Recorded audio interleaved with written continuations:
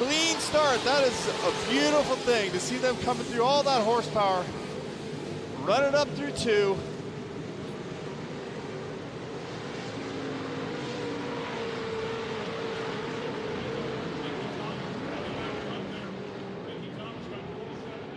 Well, was absolutely phenomenal here. A great day of racing yesterday for Mickey Thomas. He looked so clean, never put a tire in the wrong spot, nailed it. They waited for the restart to try to gather him back up. They had no chance for him, nothing for him. Yeah, and Mickey Thomas with more wins than anybody else in the category this year. He has been switched on, but it's been records or checkers for him, so missed out on that championship by just a few points. Yesterday, it looked like to me Ricky G had a lot of energy and a very fast race truck. I think some of the risk and chances that he took maybe put him in a position where he couldn't capitalize. We'll see if today is a little bit of a different result for Ricky G. Great look as they head out to the back and Cowboy Corner, of course. There's a good look at Ricky G's truck, followed up by Keegan Kincaid, who had a phenomenal weekend here 1 year ago. The 77, your Pro 2 champ, that is Jarrett Brooks. Some heat right up in the front of the group, so if there's going to be a challenge for the front, there's definitely some competitors right there as they get back along the front of the stand. 65,000 strong over the weekend here for racing in Crandon. And Mickey Thomas, like yesterday, has a bit of a gap, a bit of breathing room. About 12 car lengths between him and Ricky Gutierrez, and now Jarrett Brooks in the number 77 has moved into that third position, getting around Keegan Kincaid. Yeah, Keegan having a little better run here so far. He has struggled so far this year, but putting it together. One that we want to keep our eyes on, Doug Matag. You see him back there a little deeper, and then Corey Winters also had a fabulous year, picking up his first career Pro 2 win, was in the thick of it for the championship right to the very end. Unfortunately, one of our stars, Ryan Beat, had some trouble yesterday. He's back out on the racetrack today to see if they'll be able to get that completely righted. And you mentioned Corey Winter. It seemed like he and Mittag both had a little bit better truck later in the race, and I'm wondering if they're set up for that particular type of racing.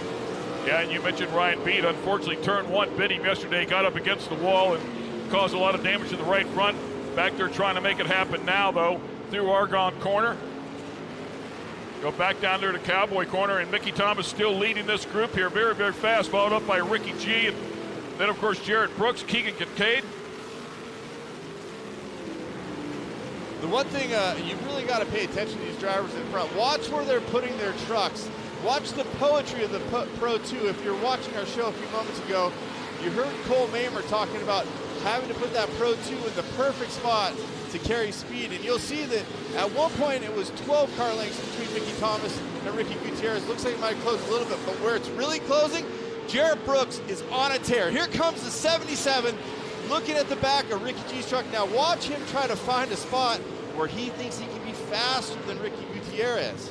Yeah, and Ricky G, I've got to tell you, of course, Charlie Schleve on that truck. He's worked with some of the absolute best. A young driver's been picking his way forward. He's really found his groove here. I'd say in about the last year and a half. Ooh, dancing it on the right side tires, gets it up on the bike a little bit. Might have cost him a little momentum there and could open up the door for Jarrett Brooks. I agree 100%. Watch Jarrett, watch his lines. He's trying to pick away. Now, what I want to say is Ricky Gutierrez is a young driver. They're all young drivers, so to speak, but Ricky, a little bit newer. He's got to not be impetuous. He's got to understand Jarrett Brooks is looking for a way. See him putting it out there? He's taking a look. Now he's going to swap to the outside. He's going to rotate the truck, look for maybe a little bit different positioning, a little bit different run. He's trying to see where Ricky Gutierrez is at. He's also trying to show where he's going to go, but maybe not go. It's a little bit of a trickery positioning because the spotter is telling Ricky G where Jarrett Brooks is. Yeah, I got to tell you, Ricky G has pulled it back out there again. He's actually put a couple car lengths on him. I saw him dig hard, a bit of a mistake there, kind of over-jumped that, and it's so easy to do going into that barn turn. Well, sometimes you want to go as fast as you can off the jump. You want to jump as far as you can, but that's not always good for traction. It's also not good for the equipment. Look at this, Jarrett Brooks down the inside, the 77, taking a look. And that's that over jump from the barn turn has cost him all the way to the gravel pit, and now it's going to cost him a spot. Now we'll see if Jarrett Brooks can make this control from the outside. He's going to go outside and try to carry the mow, and he looks like he's going to make that pass stick. Jarrett right Brooks around the outside. A little bit of contact right there. That's just a little bit of love saying, man. But I'm telling you, Ricky G's not out of this deal. He tugged him out of Argonne Corner. We'll see if he can get it again got a little bit high right there, and the truck got tight. I really like one thing I've seen so far from Ricky Gutierrez. He didn't get overly excited when he got past. He held his line, he stayed fast, he kept moving forward. He understands there's another fast driver on the track. He's still in a podium position. He needs to just keep racing forward because his track is going to change. Don't forget, Ken, there's going to be the mandatory caution. For those of you that don't race with us or follow all the time, we're going to re-rack them around midway through the race and have a restart single file. Mickey Thomas picking up this win here a couple of years ago as well. He's no stranger to winning a world championship here at Crandon, and it looks like he's on another tear. You mentioned it a day ago, how good he is, and now it looks like Ricky G having some more issues. Keegan Kincaid closing up. Well, one of the issues Ricky G might be having is when he gets into the right-hand turns, he's got that fiberglass up front in the hood, and that fender area might be obscuring some of his view. Here it's not going to be a problem setting up, but look, his setup just a little bit different than Keegan. Keegan opens it up a little bit, gets out to that outside fluff, trying to get traction, trying to get bite. He's not able to get a real run, but here he comes. He's got a run on this, going to look on the inside, goes Keegan Kincaid. Right down to the bottom. He knows how to get it done, and look at Gutierrez hit a hole and upset the truck a little bit. Again, the truck just looks really tight. Couldn't get it rotated through and loses a podium position here. Well, now he's lost that fiberglass. The obscured view is gone. Now Ricky can see where he's going in both directions, the turns and setting up for turns. This might make a difference for him. Right now, again, Mickey Thomas out in front, looking clean and smooth, but the gap is shrinking between he and Jared Brooks running in second place. Now, the legendary Keegan Kincaid sitting in that third position, looking for a way to come through, but Ricky Gutierrez is looking for a hunt here. Yeah, the Lucas Oil back machine for Kincaid, as I mentioned before, struggled. He's a reigning champ coming in here in 2022, was only on the podium one time all year long, looking for his second one here. Hard to believe, right? Amazing how things can change in the span of a year. By the way, keep your eyes on the 77 truck. He's closing the gap now, and Mickey Thomas way over jumps that one and opens up the door for Jared Brooks to do the same thing, close up on him. So inside the driver's head, the navigator, I call him, not proper. It's actually your spotter. Can be telling you where that truck is, and that can make you want to push a little harder or be a little bit more careful, protect a bit. One thing I'll say about Jared Brooks, as long as we've been watching him race, no matter what he's raced, he has always been a thinking driver. He can put the truck where he wants it. He knows where he can make the pass. He's looking to the inside.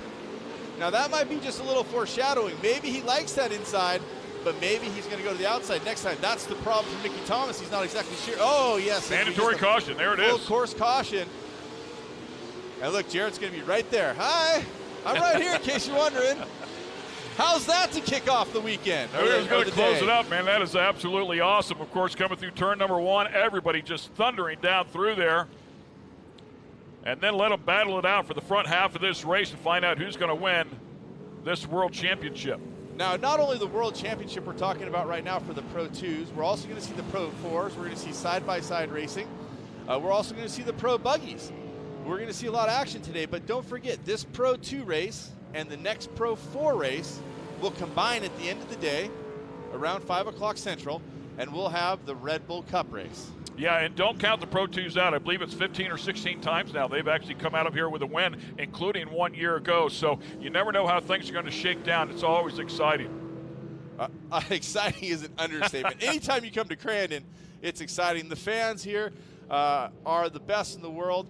Today we're racing under, looks like partially overcast skies, a little bit cooler out than it was yesterday. Yesterday pinging just around the 70 mark. I'd say it's not quite that yet today, but I heard the sun is going to break for the afternoon, and still a beautiful day to stand in the booth with you, my friend. Absolutely. Couldn't be no place else I'd rather be right here than Crandon International Raceway. Fall Crandon is always where it's at. And, of course, this is the 53rd World Championships off-road races here at Crandon. We can't thank Red Bull enough and Polaris as well for all of their efforts. And the winner of the Pro 2 and the Pro 4 get a brand new Polaris. How about that, man? That's pretty cool. That is super cool. One thing I think that's really cool, yes, there's a little bit of fiberglass missing, but we have whole trucks racing in the front of this group. No one has a low tire. It doesn't look like anybody has a flat. It looks like everybody is ready to go racing. The crowd is getting up on their feet, and we're about to restart. As we'll have the pace truck pull off, Mickey Thomas will control going to the restart, to the green. The restart zone is right there. The cones over that first jump. Looks like he will pace them slowly. Everybody nose to tail here, waiting for Mickey to pick up the throttle, and here we go. And he decided to go a little bit later. Jared Brooks looking to the bottom. Right on the back bumper. is Jared Brooks. Keegan Kincaid right there as well. Looks like a pass, another pass being taken place there, trying to get under Ricky G. That is the 42. Out Mickey Thomas way up high in the fluff. 42 of Kleinman trying to make that move, trying to get in a battle there. Right behind him would be Doug Mittag. And then Ryan Beat, who we talked about having problems yesterday. Look at him going to the inside. He's trying to go inside of Doug Mittag there, and he gets the spot on Mittag. I think he's going to make that one work. He fills the lane for him. Mittag doesn't like it. He's going to come back on the inside. Right in front of them is Kleinman. Little contact. That's going to hurt Mittag as he breaks traction. Yeah, keep in mind, Ryan Beat qualified on the pole here on Friday. Oh, a little action down underneath. Mittag feeds it right back, and Beat has to check up to keep from running into it. What I was saying when they came out of that finish line turn is that Beat filled the lane. He went inside, filled the lane. Mittag cuts way down on the bottom, fills the lane, forces Beat to check the brakes. And look at this, Beat's gonna look to pay back, goes to the inside. He wants to fill that space again. Good clean racing, no contact there. The problem is when you start getting in a beef with the driver next to you, cutting underneath, and making them hit the brakes, you're slowing yourself down, and the pack's getting away from you. Right now, Mickey Thomas, Jared Brooks, Keegan Kincaid, and Gutierrez out front with Kleinman running in fifth. Yeah, Kyle Kleinman also a threat, of course, a very talented Pro 2 driver, but you're exactly right. They created a big gap. Mittag has already closed it up a bit, but during that racing, they lost a lot of real estate to that front pack. Top three guys are starting to separate themselves here a little bit again. Let's Ricky see G and Kleinman back there just about 6 or 7 car lengths behind Keegan Kincaid. And Keegan has latched onto that front group, so now we have a tighter race to the front. Remember now, Mickey, who's leading the group, has to pay attention to what's happening behind him, which is also possibly going to slow them down just a little bit if he's blocking or filling lanes, because then Keegan can come up behind and become a part of this race. And look at this. Looks like Jared Brooks is getting quicker. He is looking for lanes. Watch him, folks. Whether you're here in Crandon or live on the web, Speed Sport TV has it all for you, and it looks like Jared Brooks trying to find a spot where he can be quicker, where he can get more trackability, comes in a little bit different here, follows directly behind Mickey Thomas here. And you know this as well as anybody, if you can stay that close to the truck in front of you, it's a pretty good bet that you're faster than that guy. It's not always going to mean you're going to make the pass, but it means you certainly have enough to hang. And it looks like Mickey Thomas very fast down that front straight. Here he is through one. High speed off the jump. We're going to set this up off the jump, and watch the undulation in the truck, the way the trucks perform, losing weight, going weightless as they build traction again, then air off of this. We've seen trucks be broken off this jump.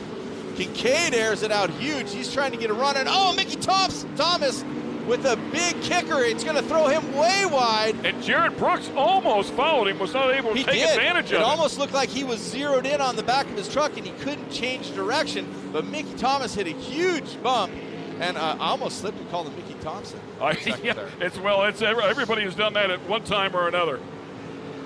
He's regathered himself. He looks great. He's really hitting the lines, and that's a hole that someone had set up on that part of the track. Look at this, a great battle a little further back as well. Right now, Ricky Gutierrez trying to get by in the 78 there at G Brothers Racing, trying to get by Kleinman. Trying to get 42. Back by Kleinman, right? Because Kleinman got around him once. True. So good move there by Kyle Kleinman as he's making some moves to pick his way forward as well. That's positions 4 and 5. Look at Gutierrez steps out. Is he going to try to rotate underneath? He does not. As a race car driver, you want to get out. You want to see that clean air. You want to see if there's a spot. You want to see if you can get the other driver to flinch. That might be why Ricky jumped out in that position. And now it looks like about 8 truck lengths for your leader, Mickey Thomas. Yeah, really stretched him back out after Jared Brooks was right there on the back bumper. Keep in mind, Jared Brooks, after winning that championship one day ago, is a 6-time short course champ now. 3 in Pro 2, 3 in Pro Lite. Extremely talented. That is maximum pressure. But Mickey Thomas has proven many times he can deal with it no problem. They're carrying a lot of speed down in there, and it seems like there's a lot of drifting wide. I wonder if maybe someone's going to try to check it up, go way outside, maybe come to the inside to look for a little bit of speed, because right now, the 3 trucks in front look pretty evenly matched. I think Jarrett is catching from here at the finish line to coming out of Cowboy Corner, but then I think Mickey Thomas has a little bit of a run down the front straight on him. Lap 8 of 10, so this one winding down. I want to throw something at you. Mickey Thomas with 5 wins on the season, nobody has more. Looking for a sixth here. Ironically, Jared Brooks right behind him wins the championship, has yet to stand on top of the box this year. Well, consistency pays off, right?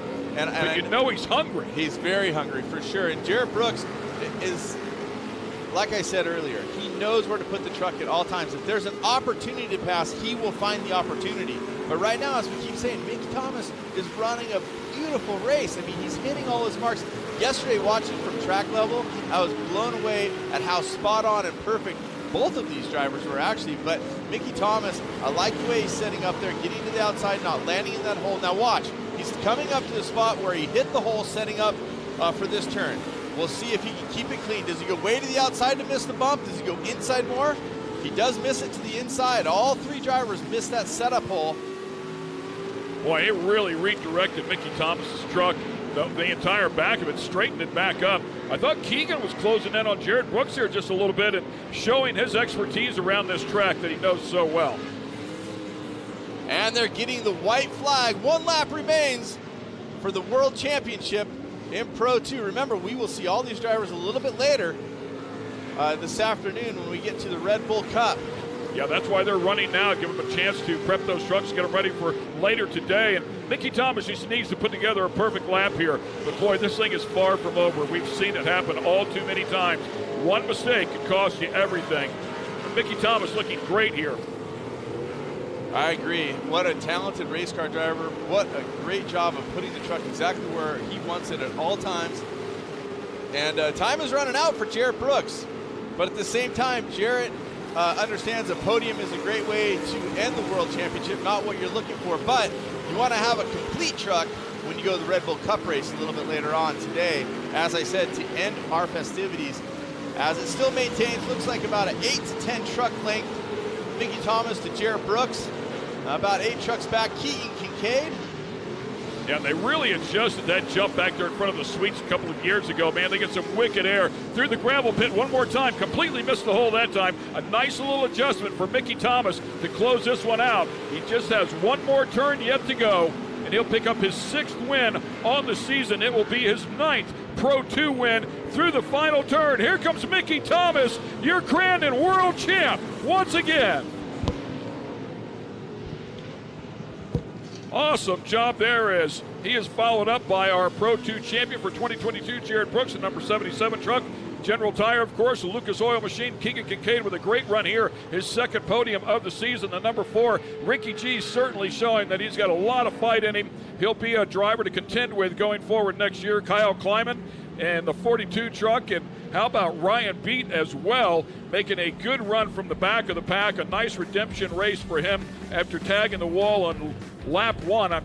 Actually the very first turn just one day ago, so certainly hurt him a day ago. But Ryan Beat coming back like he does, a champion of Pro Lite as well. Corey Winter a little bit deeper in the pack, in the thick of it for that championship, and grabbed his first career Pro 2 win a little bit earlier in the season.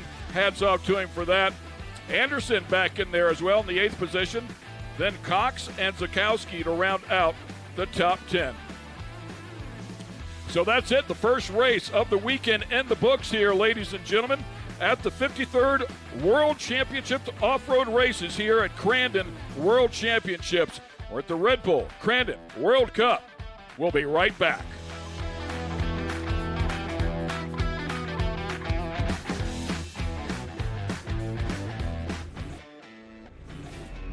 Make way for the first ever Chevy Silverado CR2. With Multimatic shocks, rugged 33-inch tires, and front and rear electronic locking differentials. Dude, this is awesome, but we should get back to work.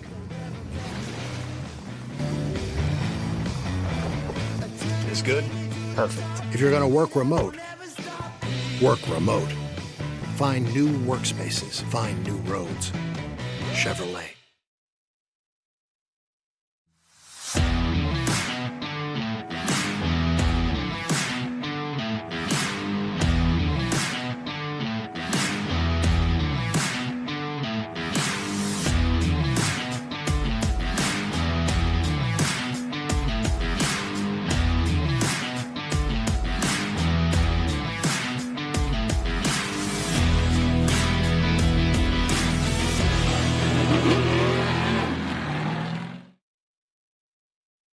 Our journey at Continental has taken us down many roads. And when we first started, they weren't even paved. For more than 150 years, we've worked hard to earn your trust. From the trail to the racetrack and beyond. The Continental mark in all its forms stands for confidence. Confidence you trust. Continental Tire.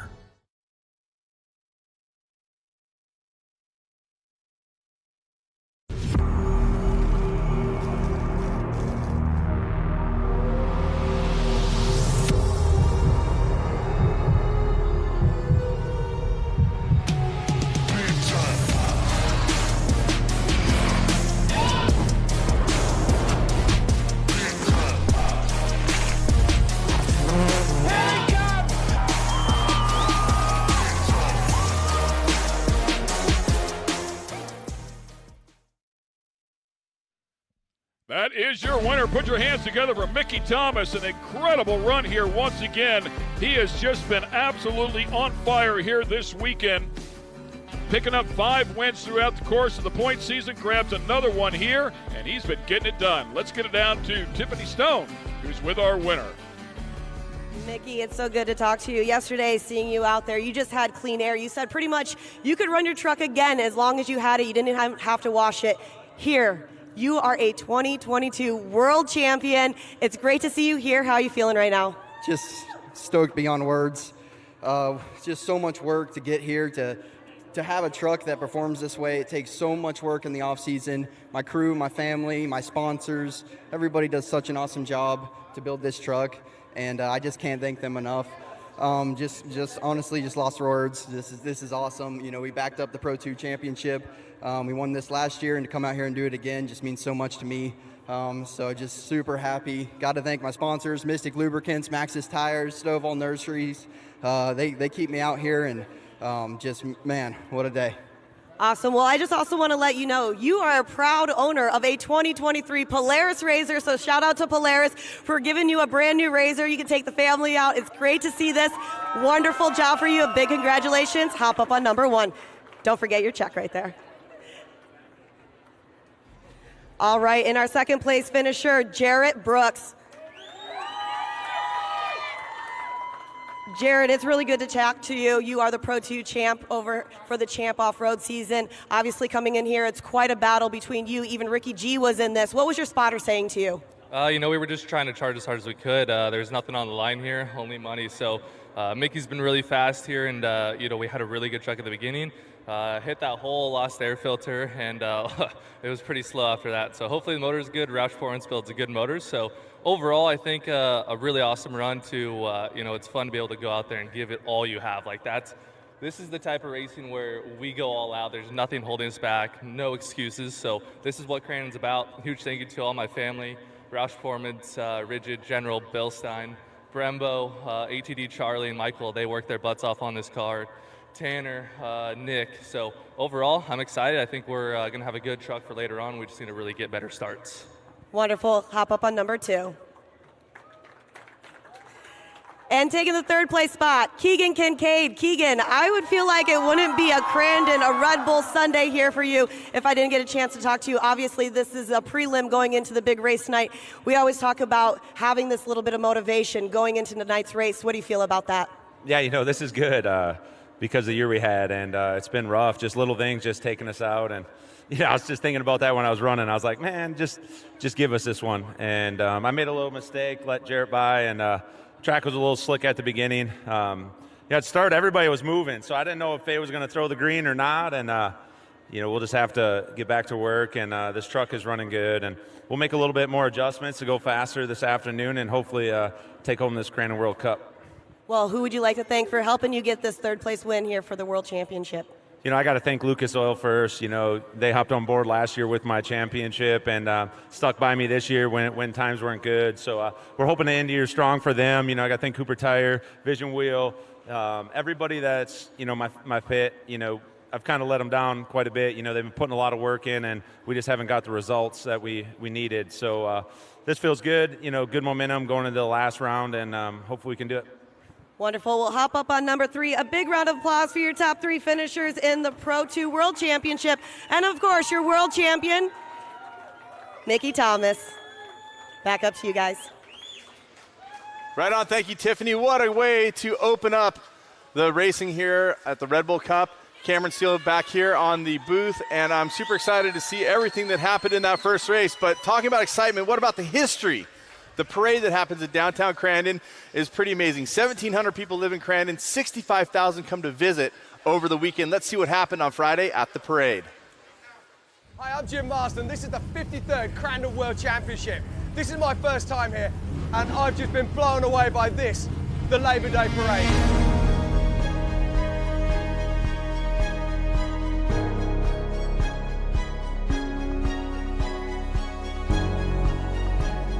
Over 400 teams walking their way through here.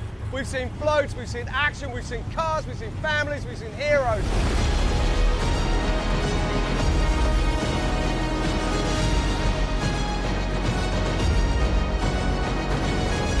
Over 20,000 people signing it, seeing all the racing drivers, seeing autographs signed, whether it be Scott Taylor, Kurt LeDuc, Carl LeDuc, so many other people as well.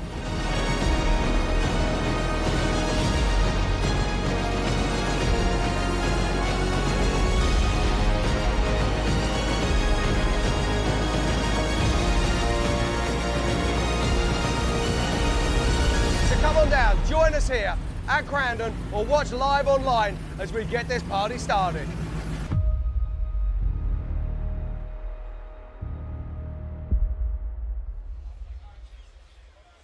Awesome having Jim Martin there at the parade and able to share. Awesome to have the fans here this morning, wall to wall, and it's great to welcome to the host booth Mickey Thomas. And I wanted to say that I accidentally almost said Mickey Thompson as you were driving. I know that that's something that you've probably heard over the years. I don't remember ever doing it in the last 5 years when I announced you for the different series, but your driving is on par with legends. I watched you yesterday from track level, never put a tire out of position. Congratulations, it's gotta feel great to win the cup race, or the World Championship race here today. Yeah, absolutely. This is the race that we want to win every year. You know, we put in all the work, all the testing behind the scenes in the off season. You know, to come to this race, pull a whole shot and win. So to come out here and do that, just so stoked. You know, I know my whole crew, everybody that helps me, I know this means so much to them and that means so much to me. And, you know, great group of fans we have here this weekend. Just couldn't be happier to do that, you know, in front of everybody here. So, man, just super stoked with that win, and hopefully we can go out to the cup race and repeat that. Well, we're going to talk about the cup race in a second, but this extended version of being able to sit with the winner is pretty cool. And one thing that I take away from what I've learned about you, and after announcing you for a few seasons, you're pretty new to this short course off-road. 5 years of racing, and you're transitioned already to world champion. I mean, that's got to feel pretty incredible. And how do you make such a quick transition to that? Yeah, you know, I got started racing pretty late. You know, almost into my 20s when I started short course racing. So, you know, I've always just been super competitive. I want to win in everything I do, and I put a lot of work in. You know, this is a ton of work behind the scenes, back at the shop in the off-season testing. I do everything we can, and I have a great group of guys behind me that help me, you know, get to this top spot. So really it's credit to them, everybody that helps me. You know, I couldn't do it without them. Also, a young Gish driver behind you, Jarrett Brooks. Someone that can apply the pressure, someone that you race against all the time, and you know he doesn't make mistakes. How much pressure does that put on you, and what is your spotter saying as Jarrett's coming and trying to make a charge? Because obviously you can see he's coming right there. Yeah, absolutely. You know, the first half of the race, Jarrett, after he got into second place, he had a ton of pace on me. My spotter, Mikey, he was letting me know, like, hey, he's putting some car lengths on you. I don't, you know, so in my head, I'm just thinking, what can I do? Where can I move the truck to maybe get some drive off the corner a little better? The track was kind of moving up as the race went on, so I was trying to move up with it. When you're leading, it's so hard to kind of, you know, dictate the pace that you can run. That's one of the biggest challenges of being out front. And I knew he was fast. He's always fast. You know, he's a great driver. And, you know, to hold him off that second half just, you know, I think just means so much to me. You know, holding off one of the best in the sport. So just super happy. You talk about moving up the track, looking for traction, looking for that fluff, looking for the racing groove, so to speak. But when you go through, all of a sudden all the other trucks come through, so you're not sure what's going to be there when you get back. Let's talk about the holding your breath moment as you're going down in the gravel pit and hit that giant hole as you're setting up for the turn, leading the race. Do you remember that? Obviously you must. Yeah, absolutely. There's a big braking hole going into gravel pit that, you know, I thought I could kind of straddle on the right side. My front tire hit it so hard that it bucked the truck real bad. You know, really lucky I didn't get a flat tire there, but Maxxis tires are so durable. You know, we beat them to death out here, and they always last. So, you know, thanks to them. But yeah, that was a big hole that was developing. I thought I could kind of, you know, saddle it a little bit, but that didn't work. So I started running underneath it after that. So that's definitely something to look out for later on. Absolutely. Let's talk one more time about the track, because we are going to be seeing you a little bit later on. Pro 2, Pro 4, there was quite a bit of rain just a day or so ago. It seems to me it looks like a heavier track, but then there was so much racing on the track. Where do you feel like the track is right now for the Pro 2 versus the Pro 4 later in the day? Yeah, you know, it was kind of fluffy on the start. It got really hard pretty quick. There was kind of that blue groove that developed, and the track moved up quite a bit, you know, there in the second half of the race. So I think as long as you kind of just follow that line, we'll see if the track stays hard for the Cup race. I imagine it will after all the racing from today. You know, and we'll see kind of how that plays out in the Cup race tonight. Right on. Well, we're certainly looking forward to it. What about changes to the truck? Will you be doing? I mean, there's only like, you know, 40,000 people listening, but what kind of changes might you make to the truck getting to it later in the race day, thinking it's going to be a little bit warmer, stuff like that? Yeah, you know, we're always looking at changes, converter gearing, any kind of suspension settings, sway bar settings. We're always making minor adjustments. I mean, my truck's been so good all weekend, I don't think we're going to throw anything drastic at it, but I think we will do some changes, you know, to some various things to help us in the blue groove situation, because we didn't really expect that kind of track condition today. Right on. Ladies and gentlemen, your first world champion of the Red Bull Cup, Mickey Thomas, congratulations. We'll see you a little bit later on. A round of applause from everybody here in Crandon. Feel free to show him some love. From a budding hero to an absolute legend, let's check in with our friend Kurt LeDuc from the parade just a couple days ago. Your family and you have been a staple here at Crandon for so many years. What does Crandon mean to you? That's a big question to ask for sure, but it's just the hype. It's the environment that these fans, these local people come out, and people all across the world come out to enjoy. They bring that hype of what's going to happen. You know, there's tons and tons of races here for sportsmen, but we know the big race is the Cup race. So the Crandon Cup, the World Championship races, all of those things are iconic races that I grew up walking these same streets watching my dad race. So it's exciting to be here and be racing and have a chance at winning and being competitive. To me, that's all of it. Just be fast enough to have a chance to win it. And that's what I want to do, and that's what we're going to strive and rip this car to shreds to get to the front for sure. And I can see all the fans are coming out, and you're signing autographs, taking pictures. I mean, part of that experience, what does that mean to you itself? Yeah, that's a big thing. Right back to the fans. These fans care. They want to come here. They want stickers. They want a picture in front of the car. You know, nobody's too cool for us and to ask questions and have the kids do stuff. So I love that the fans care. You know, it's chaotic and thrashing, and like you see, thousands of people walking down here, but it's hard to find people in the world right now that care this much about something. And it's really cool to be here and to have the last name LeDuc after my dad, and now my son is racing, third generation, and my brother, my sisters, we have all raced here. And it's just really cool to be a part of it, and to have you say, you know, we're one of the ones to beat out here is really cool. Well, keep an eye on this guy for sure as he goes for that Crandon World Cup this Sunday. A family legacy as he starts to pass on the torch. His son might be coming for him next.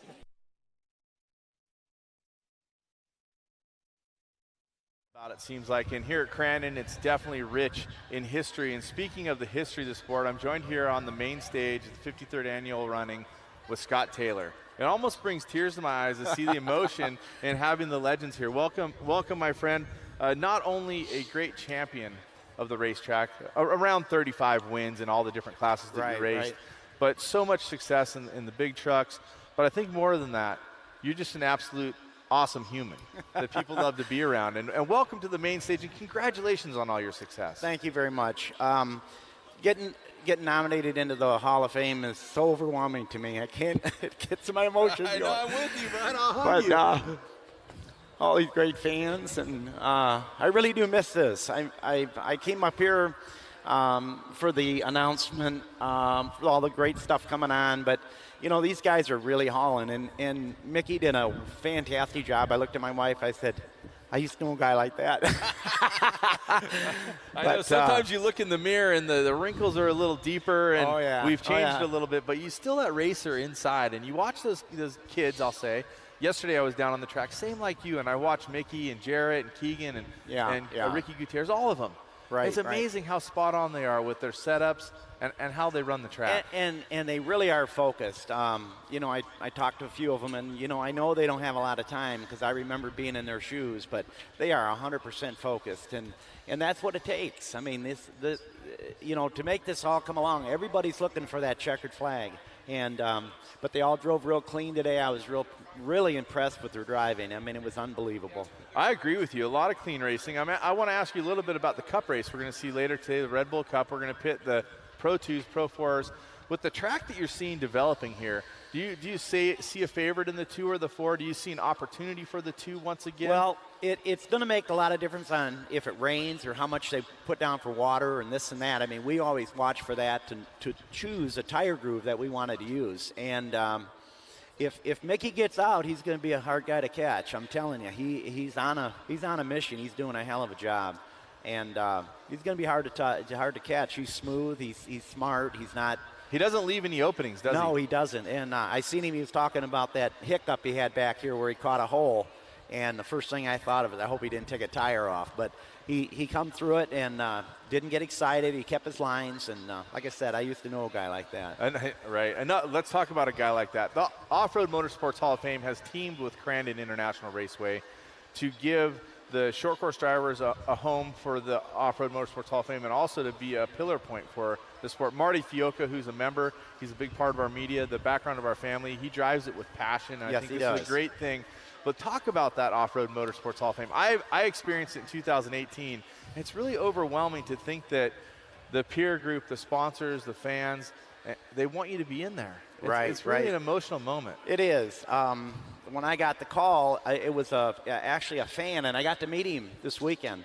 And I got to meet him and shook his hand, and we talked a little bit, but it's never been no one's been nominated by a fan. It's always been a track owner or a team owner or a crew member or a family member. And so there's a lot of, when I got the call, I was like, yeah, right, you know. And then I called Frank D'Angelo, and Frank says, yeah, it is true. You are getting inducted into the Hall of Fame. And I'm like, holy mackerel, what did I do for that? You know, it's a great surprise, isn't it? Because they keep it very veiled. They don't let anybody know who's in. And I was surprised when I started to hear the information that just came out on the web. I was like, wow, that's incredible. I can't believe. And then you stop and you stand back and you're like, huh, it feels kind of weird. Yeah, it is. And, you know, I say it's like I've been away from racing 9 years now, and but I'm still touching it. And it's like an old girlfriend calling you up and saying you want to get back together. and my wife's good with all that. But, you know, I was paid to do what I did.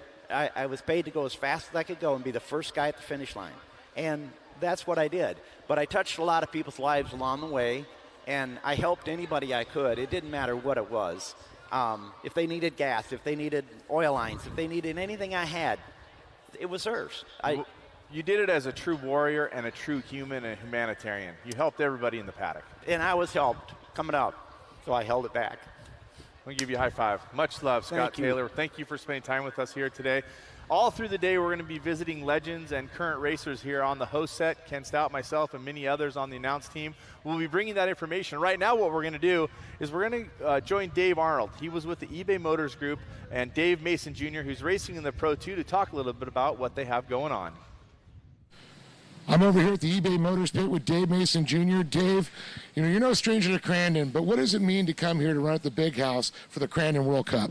It means a lot. It's the biggest track in the series. It's the biggest fan base, and you know, it's just a lot of good people out here watching some good racing. So it means a lot to come out here and support the local racing and do it in the Big House. So definitely hope to represent well for eBay Motors and Maxxis Tires and go get that cup.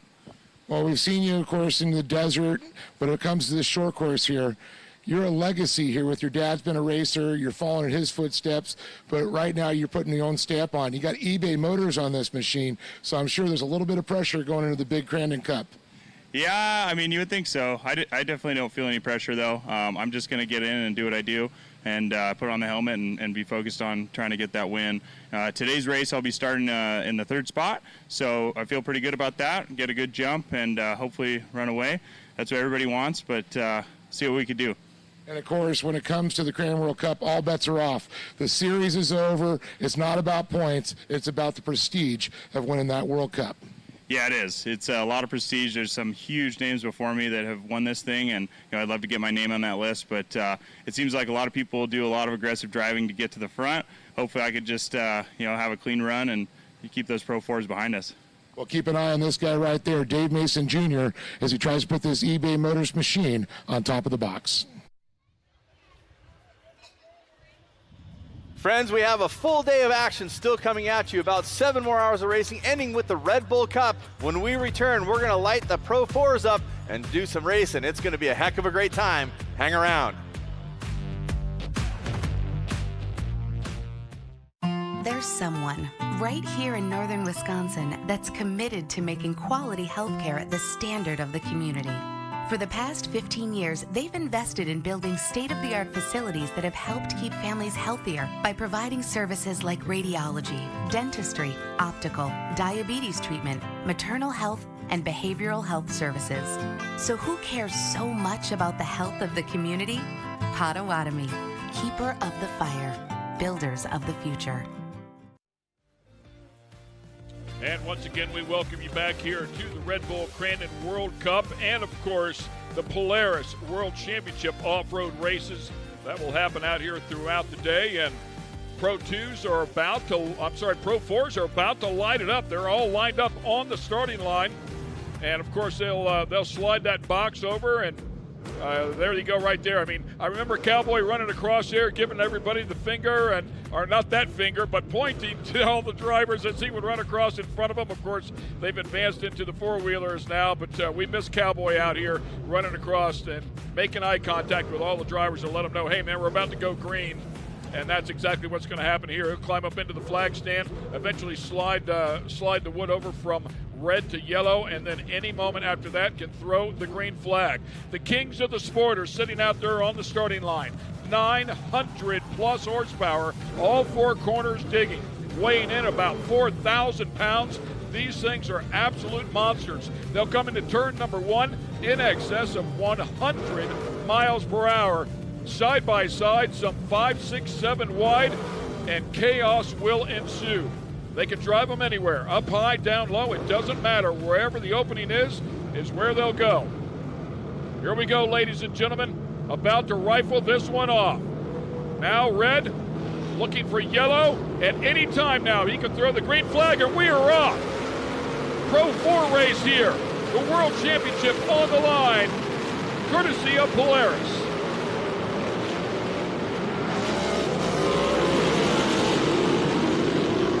Looks like it's going to be C.J. Greaves, Kyle LeDuc right behind him, Cole Mamer falling into third, Johnny Greaves right behind him. Johnny Greaves, of course, the senior veteran inside of this category, had an incredible year here last year, grabbing a couple of wins and just missed the cup race by one.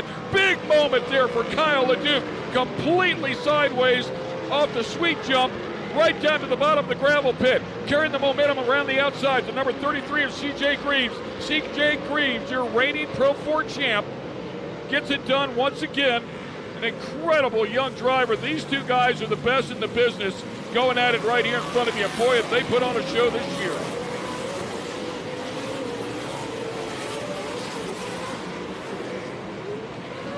C.J. Greaves absolutely ripping it here in his young career. He has been nothing short of exceptional.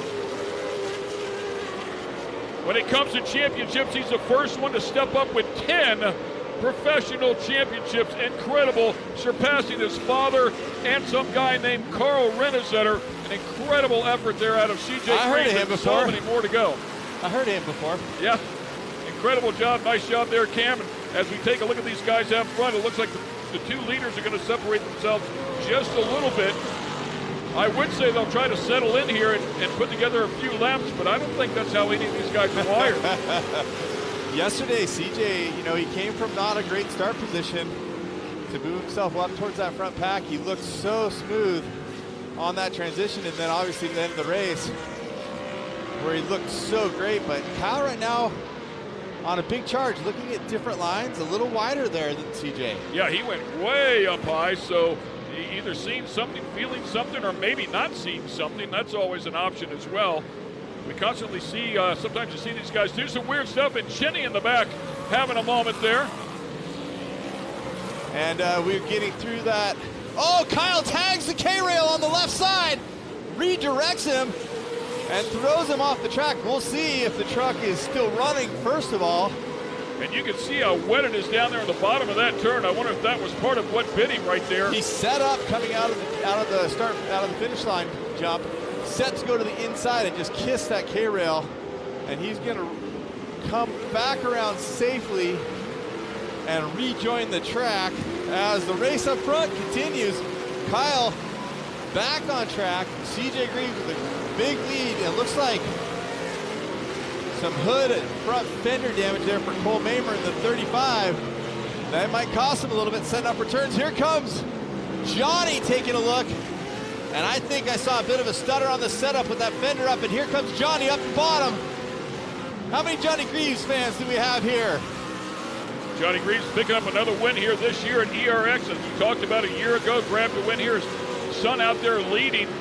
As we go back and talk about Kyle the Duke and his big moment, he had one of those a little bit earlier in the year as well. Went to dead last, came back up and won the race. Of course, he'll get the help of that mandatory caution. Then he'll have a lot of work to do to get back to the front. All right, R.J. Anderson here as well. And how about R.J. Anderson, a two-time Cup winner? Oh, just looking out of the back there. And R.J. with the great run.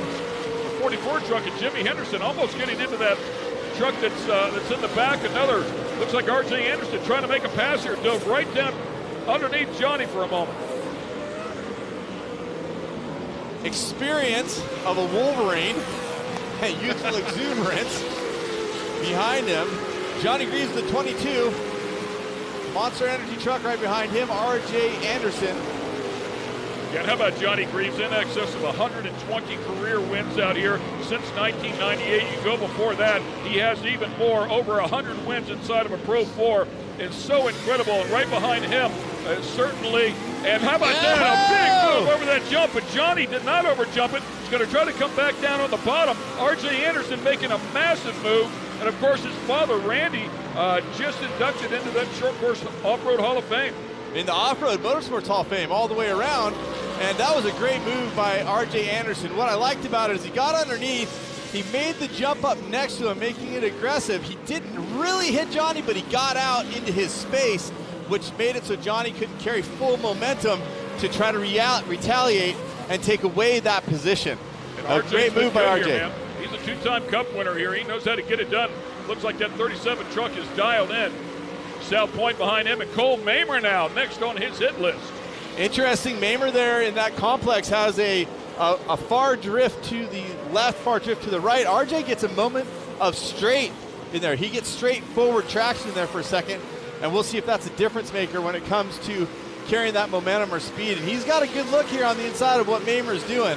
Kind of tells me that Mamer is having a tough time getting that truck rotated unless he really pitches it. And of course the fiberglass, as you see there, up in his face as he's going to try to navigate turn one here at 100 miles an hour. Right here is where it's tricky. Now watch, he has to find where he wants to land and set up. RJ's looking to the inside once again, as he did with Greaves.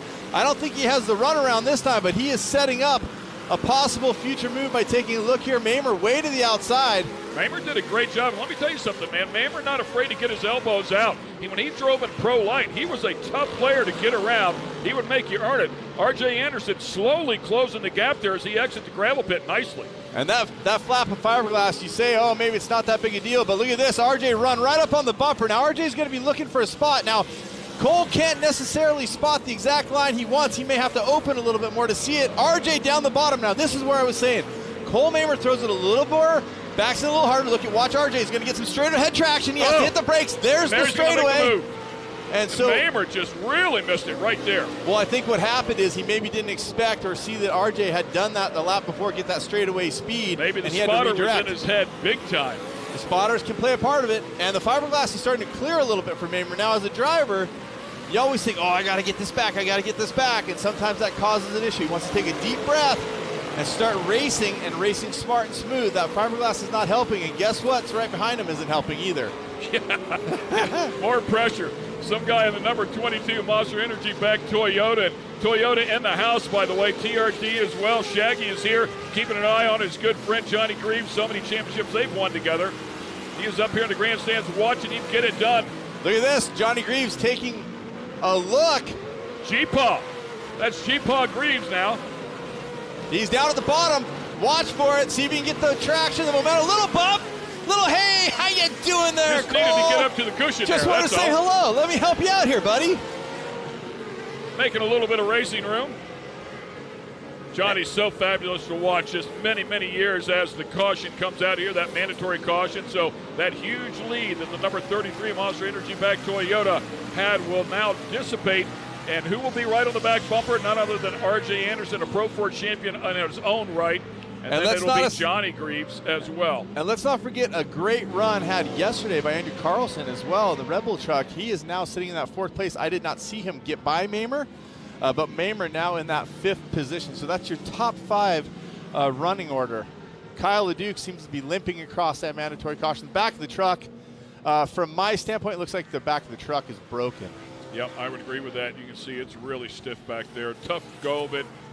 Here in this one, hopefully they can get that thing fixed up for the Cup race. Let me ask you, if he's in it for the World Championship right now, you pull in. Why do you stay out? Why not go in and start working towards that Cup race, right? Is there a starting position on the line?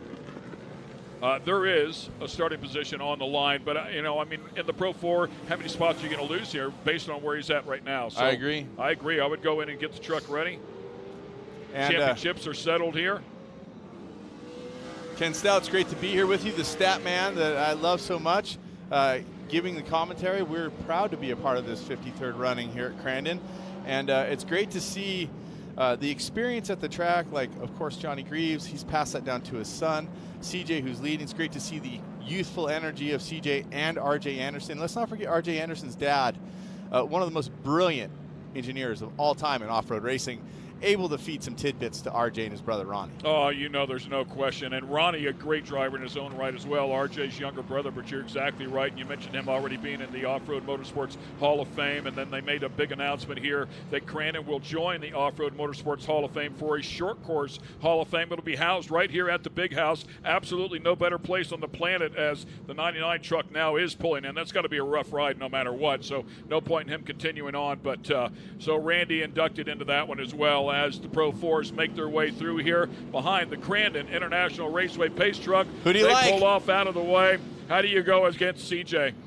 10-time champion, CJ Greaves. Now we'll see as they pour it on. Does RJ Anderson try to find a way around on the restart? Does Johnny find a way around when RJ makes that move? Puff of smoke out of the back of RJ's trucks. By the way, those 10 championships have nothing to do with the multiple UTV championships that CJ also has. Big and run. Here comes RJ. RJ was looking for a run down the bottom there. He's going to dive in there side by side. He gets a little wide. Does he have any?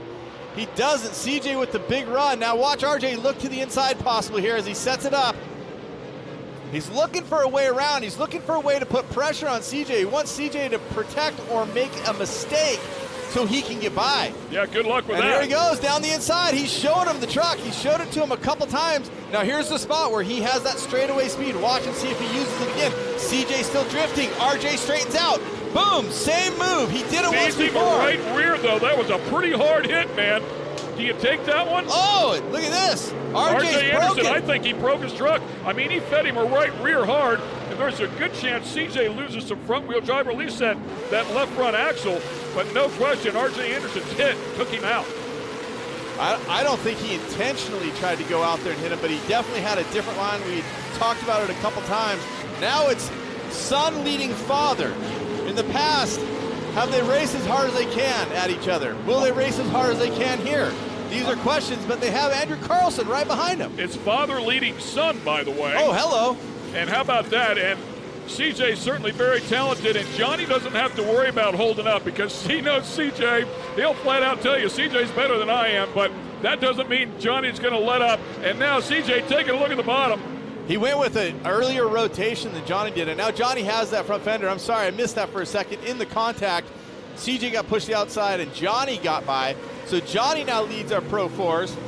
As we have about 4 laps of racing remaining. I have to make sure on that, but Johnny looking like he's on point right now. Well, if there's any track on the tour that Johnny knows like the back of his hand, it's this one here. You can see Blue Groove there through that right-hander as they enter Argonne Corner, and Johnny going up chasing the fluff as CJ runs the bottom. Yeah, I saw a little bit of that more straight line from CJ than I did from Johnny. Johnny went to the outside to catch some of that apron, some of that traction, and here they go. Poetry in motion, watching father and son do work. And you can tell the difference maybe in their visors. Johnny has the one covered with mud and CJ has the green one. So cool to watch these guys. I mean, what an experience for these two as well, right? 47 career Pro 4 wins for CJ already, and he has a long career ahead of him. And Johnny has a huge flap of fiberglass covering. It's going to be a factor on those right turns for the setup.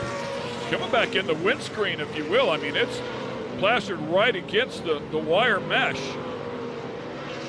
Nothing Johnny hasn't seen before in his career. There's nothing that guy hasn't seen. And this is, look at this, 3rd place. The 44 truck there, Jimmy Henderson hanging on right in front of Andrew Carlson.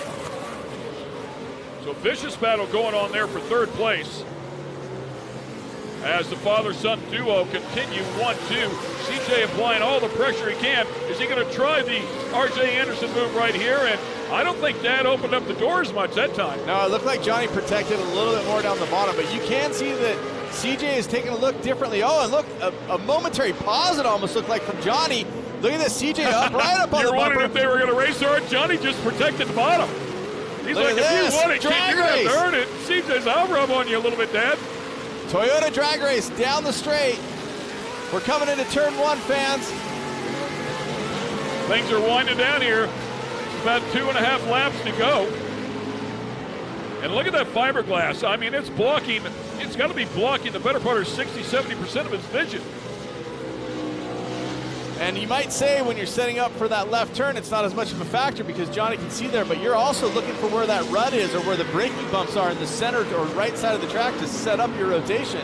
And you can see the difference here in the Pro 2 versus Pro 4 we're seeing now in the Pro 2 we saw a little bit earlier. How much more they back this in, how much more they can use different spots of the track where the Pro 2 really has to use that cushion. Look at this! CJ on the bottom, he has a run. There was a momentary pause from Dad. Johnny's got the bottom here, but no way, it's CJ. Well, he's made the move there. Johnny went just a little bit high in the last turn. That opened up the bottom. CJ slid through nice and clean, able to take the spot. Both of them drag racing off the bottom, but it's going to be CJ who takes the lead here late in this one with a couple to go, less than 2. It's a tough spot for Johnny to set up that left turn after the finish line. He can't see the K-rail where Kyle hit as well, maybe, with the way that fiberglass is set up when he's coming over the jump pointing the other direction. I know that's the open side of it, but still a lot to think about when you're setting up those turns. Because one turn affects you 3 or 4 turns later. They should be picking up the white flag as they make their way back around here. CJ and Johnny, the class in the field right now. Henderson just back behind them. Henderson finishing up well in the points here inside of the top 5 this year.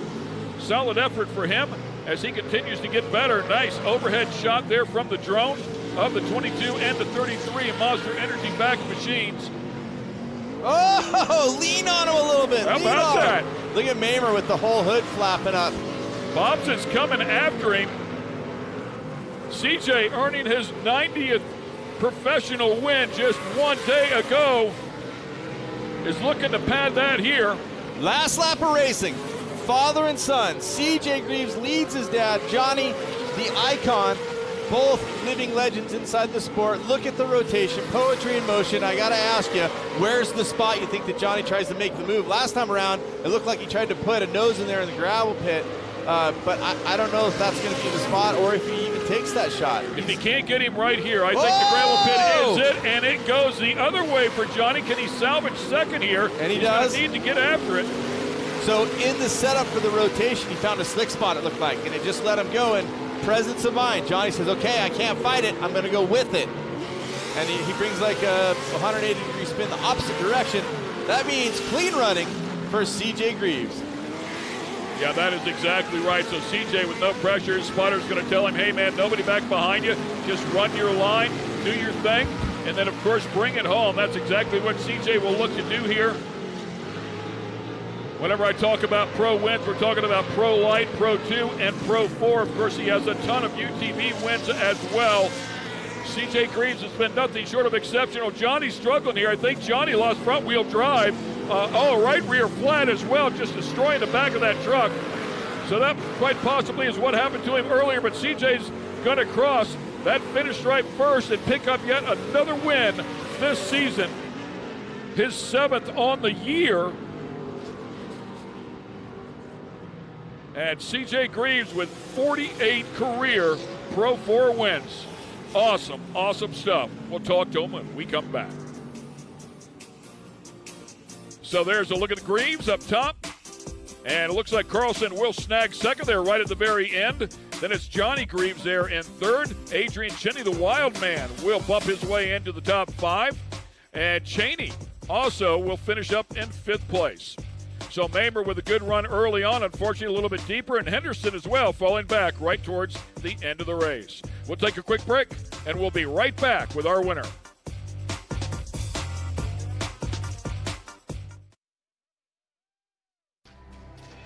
Steel-It polyurethane coating has become the choice of leading off-road builders and race teams who recognize the coating's superior performance, protecting suspensions, chassis, and other metal parts that require a proven durable shield against corrosion. Steel-It's weldability is a signature benefit that saves racing teams hours of repair time. Steel-It provides remarkable performance, making it easier to get back out onto the race course. Use Steel-It to protect your investment.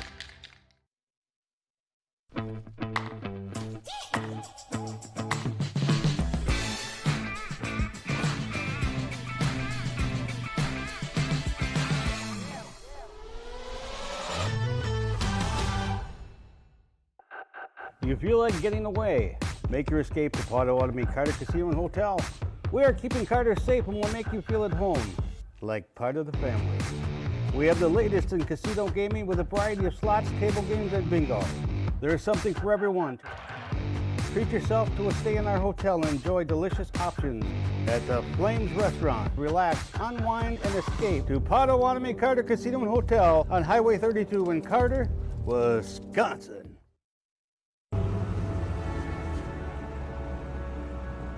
Our journey at Continental has taken us down many roads. And when we first started, they weren't even paved. We know trust isn't given, it's earned. And for more than 150 years, we've worked hard to earn your trust. 150 years of perfecting how tires are made, continuing to both raise the bar while setting the industry standard. From the trail to the racetrack, from off the beaten path to the highways and beyond. The Continental mark in all its forms stands for confidence. Confidence 150 years in the making. Confidence you trust. Continental Tire. And welcome back to the Polaris 53rd running of the World Championship off-road races. That young man right there is as good as they come. He is the future of our sport. He has already put together 10 professional championships, not counting all the accomplishments in the UTVs that he does as well. That is young CJ Greaves, extremely talented, and he is down with our Tiffany Stone. Oh, well, we're giving him a couple of moments. He's probably swamped in family and hugs. By the way, I saw he and his cousin, of course, we saw Kyle Greaves win in Pro Lite. He won that championship a day ago as well in Pro Lite, and the two cousins embraced yesterday. It was a very, very special moment for the Greaves family for sure. Okay, now Tiffany Stone is ready with our winner. We'll get it down to her. Thanks, Tiffany. CJ Greaves, a big congratulations to you. Make your way down here. It is so good to chat with you. You and I have known each other for a very long time, and to see you go out there, this is no stranger to you. You are a pro here. Now you're another world champion. How many does that make it? I mean, I think I've lost count, but you are a Pro 4 champion 7 times now. Here, you've won this. Obviously, you've got a lot of emotions. How are you feeling right now? Oh, you know, it's just a great feeling. To be out here in front of all these incredible fans is more than what we can ask for, especially after the unfortunate thing that happened last night in Ultra 4 is really a bummer. It's a bummer to the sport and the class, and I really just, all our thoughts and prayers go out to all the family members that were involved with that last night. So hopefully they're hanging in there, and luckily we get to come out here and race today. But, you know, I just got a good start, got out front, and I knew my truck's really good, and we've been working hard at it and making changes and continuously making it better.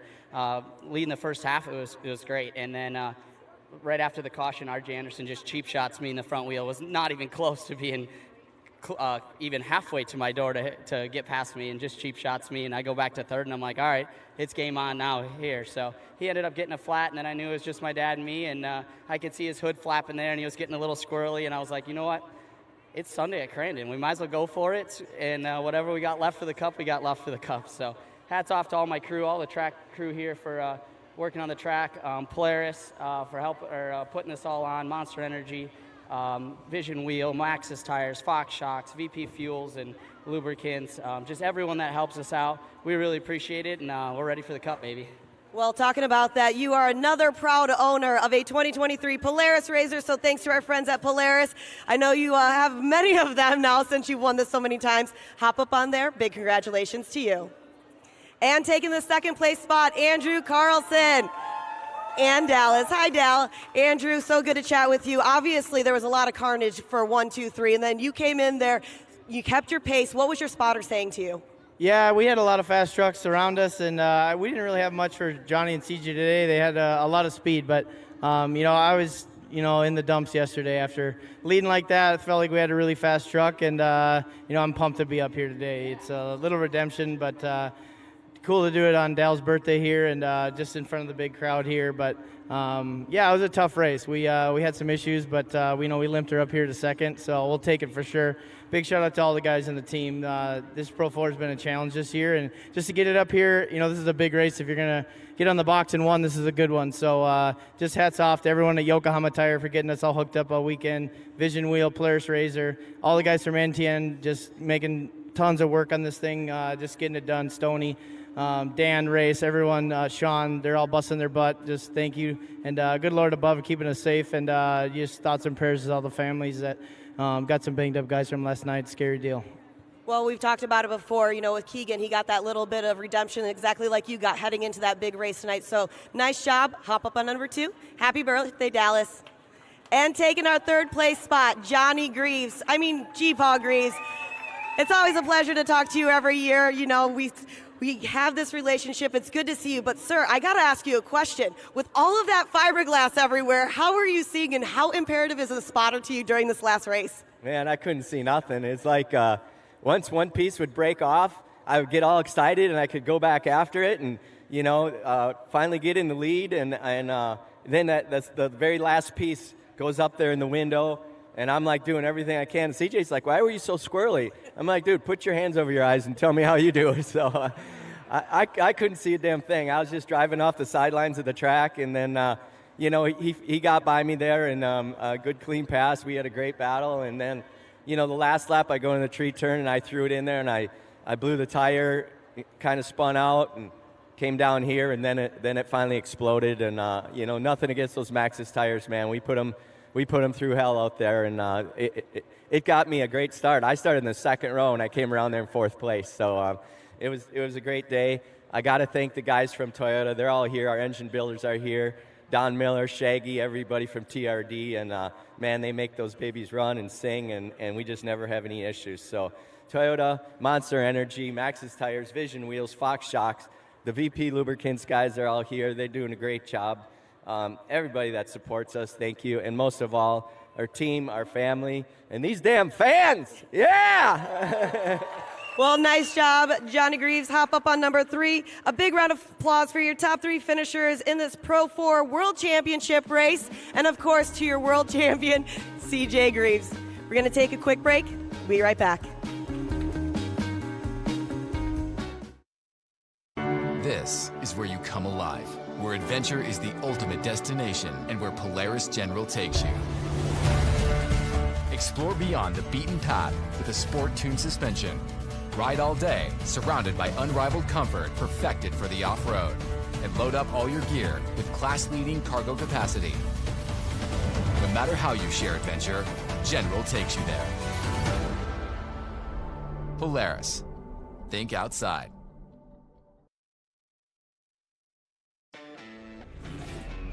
Make way for the first ever Chevy Silverado CR2. With Multimatic shocks, rugged 33-inch tires, and front and rear electronic locking differentials. Dude, this is awesome, but we should get back to work.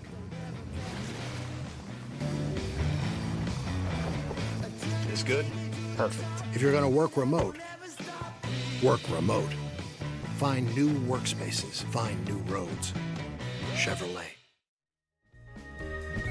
Welcome back. We have track maintenance going on here at the 53rd running of the World Championships here at Crandon. I am joined by one of our youngsters, so to speak, coming up. I've been able to spend a little bit of time with you, Andrew Carlson, and a beautiful race car driver, if you don't mind me saying. I love the way you set the truck up and put it on the track.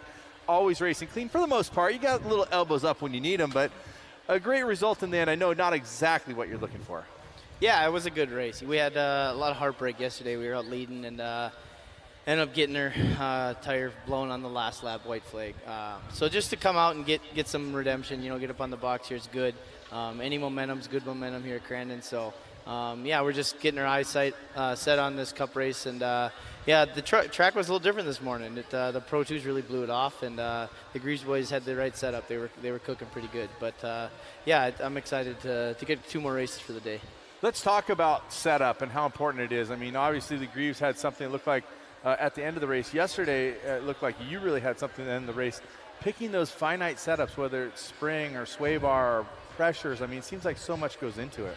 Yeah, it's a big deal. Converter, gearing, everything. I mean, shock, everything. you name it, right? For sure. I think the biggest thing in that race was the jumps were getting a little pulled out on the backside, and it's such a momentum track that you need to be hitting all those jumps flat out, and if you're bouncing when you land a little bit, it can really rob some speed, and you just got to be able to absorb the big holes. There actually wasn't that many big holes. It just got slick, and then the cushion was real heavy. So, yeah, definitely a different track than last night. But, we got to take some notes on it and go get prepped for the cup race here for sure. You'd think with the heavy rain a couple days ago that you'd have a really heavy track. Is that how it feels to you? I mean, every time we're here it rains. So it's right, okay. it's just, I think it's just part of the deal. And it makes the track crew work hard, right? Like it was dusty and it was raining in the morning and back to dusty. So it's you kind of got to watch the swing and which way it's kind of going to go. In the UTV race, they mudded the heck out of it, and it got, it looked like a mud race. And then we went out the Pro 4s and we barely went through any tear-offs. So you kind of got to, have like a middle way setup, and then, at the last minute you can make a tweak one way or the other. But so you say last minute that tweak. So will you wait until you see how the weather develops? It's supposed to clear up, supposed to get a little warmer. Then you'll make that last minute adjustment. I mean, literally already strapped in the car. Could you make a change? Yeah, not exactly strapped in the car, because once you go through tech, you can't really touch much. But, we were watching yesterday, you kind of get your baseline set up in there, and then last minute, we saw it kind of drying out last night, and we threw a little bit different tire cut on, and it paid off big. So, today we didn't nail it quite as good, but, we're getting ready, taking notes for this cup race. A great talent in our sport. It's great to see you up here. Congratulations on a great finish. We're going to get Johnny Greaves up here next, if you can believe that. So you're right in line with living legends that are happening. But before we do that, we're going to go to Dave Arnold, who's with the folks at Yokohama, talking about prepping tires for the race. Andrew Carlson, a Yokohama driver. It seems like a perfect segue. With Paul Algarin, and Paul, we're going to talk a little bit about tires, and tires are so important when it comes to race cars, hooking up, and of course getting wins out of them. Well, things have changed over the last couple of years. We've gone from project tires to DOT tires. These are the tires that everybody can go out, put in their cars or trucks and work, but when it comes to the racetrack, there's a little work that goes involved to make them that much better. Yeah, absolutely. And you know, we're proud to say that, hey, the tires that you can go off the shelf and grab, and the guys that are racing on here, go put them on your truck, because we have the confidence that if they're going to survive on a Pro 4 or a Pro 2 with 800, 900 horsepower, they're going to be just fine on your daily F-150. So, but like you said, we got to modify them a little bit for racing conditions, because the track conditions are going to change from day to day, from hour to hour. You could have a dry, blue groove track one day, and then in the afternoon, especially here at Crandon, the clouds roll in, you get a little rain, and now you better have another set up for your rains. So that's where our guys are over here working hard. Each team has their own little secret sauce on how they like their tires grooved up, so they give us some instruction, and sometimes we listen to them, sometimes we don't. So we have our own recommendations as well. We know our guys have been doing this for so many years. They know what works and what doesn't work. So, but no, it's just great having the DOT rule in effect, because it allows, I think, more tire companies that were sitting on the sideline to come in and play now, and it kind of evens the playing field. So. Well, it really makes a difference, like you said, with the tire and the grooves from those hard conditions, which would probably be great without doing any grooving. But when it gets muddy, these grooves actually help move the mud out of the tires to actually get a little bit of hookup in the dirt.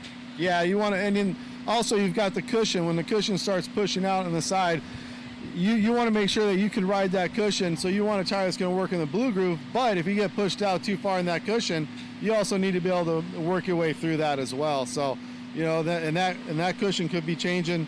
You know, you can have a tire that's set up really well for first half of the race when it's wet and you got conditions, and then second half you might fall off. And you have guys that they set up their tires for the second half of the race when that cushion gets pushed out wide, the blue groove starts coming in, and now they're coming in attacking hard that second half. So it's all on their preference and how they set up their trucks and their driving style, and there's so many factors that go into it. Well, I know one guy you got driving, and he's been pretty much driven from every condition out there, Tanner Faust. I know he's going to be running your treads and shoes out there for sure. Yeah, Tanner, he loves Crandon, and this is his second year coming back, and he's just the consummate professional driver. I mean, you put him in a rallycross car, you put him in a drift car, you put him in a Pro 2, he's going to go out there and he's going to give you the best performance that you're going to see out of any driver. So.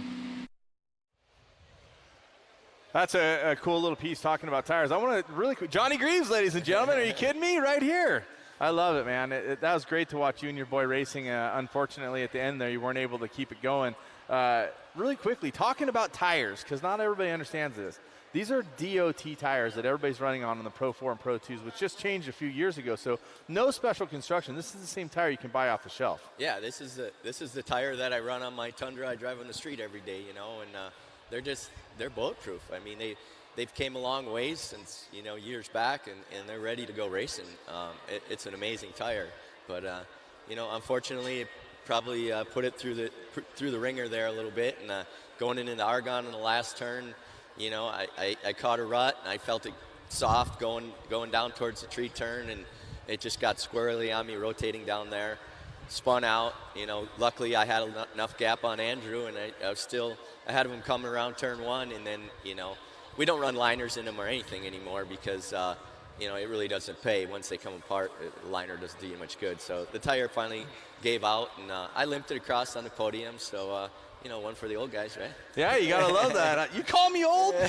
I'll take it. Hey, one thing that I can tell you about the experience in my life off-road racing was I did get to race the same races with my dad, who's now passed, unfortunately, but we never got to race door-to-door and really throw it down. How cool is that as a father to see not only someone that you trained, but your blood to be right? I mean, you guys are completely sideways backing it in. You're like, hey, that's my kid right there. I know you're not really thinking that, but. Well, actually, one lap when we were going through the gravel pit side by side, we actually both looked at each other out of the window because he was right there. And, you know, I mean, you can't see your face, but both of us are smiling from ear to ear because I know, you know, we can run door to door. You know, we even dragged off each other's fiberglass a little bit, but it's all good. I just love racing with him, and then, you know, honestly, he goes by me, and I just love seeing him set sail because the kid does everything right.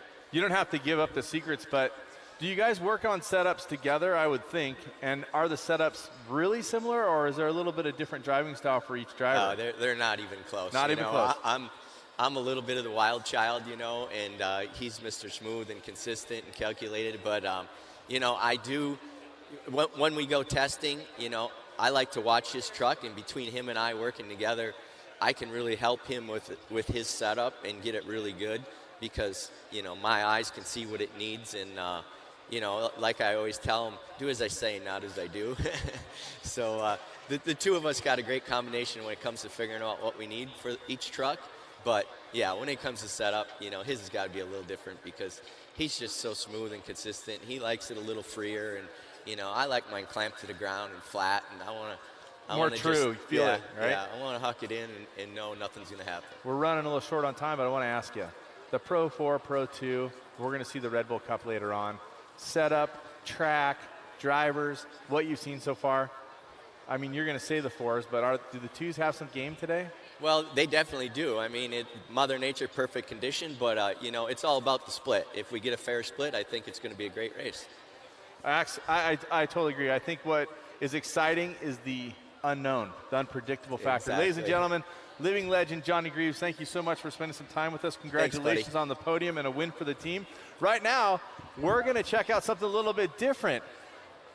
The 170s race. Wyatt Olson, 11 years old, your winner. Dave Arnold caught up with him. I'm standing here with our newest and youngest champion, 11-year-old Wyatt Olson, who just wrapped up the side-by-side 170 class. Wyatt, what's going on, buddy? Not much. Just got back from racing. Did you have a good season? Yes. So you just won the championship. How much did you win by? 39 points. So that was a big win there. Now, I know you're at Crandon. You're at the big house. It's the World Cup weekend. You got some heroes you're going to be watching tomorrow running for that Red Bull World Cup? Yeah. Who do you like? Andrew Carlson and LeDuc. Oh, some favorites, some heavy hitters for sure. Yeah. Is that who you want to follow in the footsteps of? Yeah. So what class do you want to drive after this? I know you just wrapped up the 170. What's up next with you? 570 class. 570, and then come on. After the 570, what do we got coming up after that? Pro Turbo. Pro Turbo. So you're going to make your way up to the UTVs. Are we going to see you in a Pro 4 or Pro 2 one day? Yeah. Which one is your favorite? Pro 4. Pro 4. Do you like all that big horsepower? Yeah. Well, Wyatt, I'd like to definitely say congratulations to you. What a great job out there. And I know you probably got some family watching home. You want to say hi to them?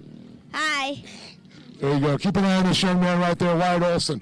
This is the future of off-road. This is where they start. We've got a lot of drivers that have been in the Pro 2, Pro 4 class. This is where they started. Trophy carts, side-by-sides. Well, Wyatt could be the next Crandon World Cup champion.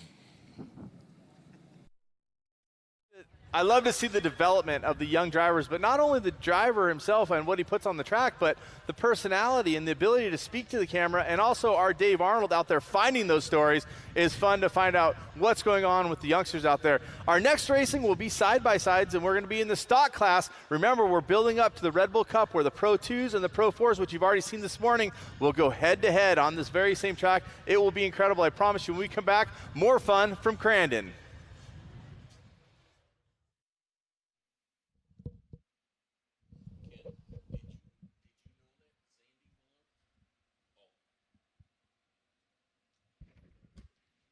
So as you can see there, the production 1,000 cars are lined up. The UTV's ready to come out here. Congratulations to Brock Hager, claiming his 4th championship inside of this division. He and CJ Greaves, who made a platform change from Yamaha to Polaris. It was a big deal, battled all year long. First and second that they finished, I believe, every race except for 2. So an incredible battle between those two. There's a look at Owen Van Eprin as well. Owen Van Eprin finishing up 3rd in the points. Also grabbed a win. Seven times he finished in 3rd place. So Owen Van Eprin, a young driver there, cutting his teeth, of course, following in the footsteps of his father. And look how many there are, man. Some 3 rows deep as they get ready to battle for their Crandon World Championship as well. The Polaris World Championships ready to dig in here, and we appreciate all of their support. It's always exciting to watch the different formats. Of course, the Polaris with the CVT style clutch and the engine a little bit different. The Yamaha, a manually shifted car. So they're a good bit different inside and how you drive them. And then, of course, there's a couple of different versions of the Polaris as well. You can see the single-seater sitting right in the middle. very well-balanced car, so everybody coming out here attacking it with whatever tool that they feel will yield them the best results. Great, of course, to have Polaris on board and all of their support along the way. That's critical to any race team.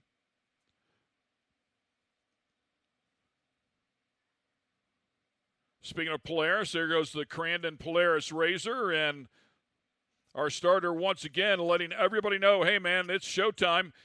Let me get up here into the booth, and we'll drop the green flag on this one, turn them loose, and find out who's going to stand atop.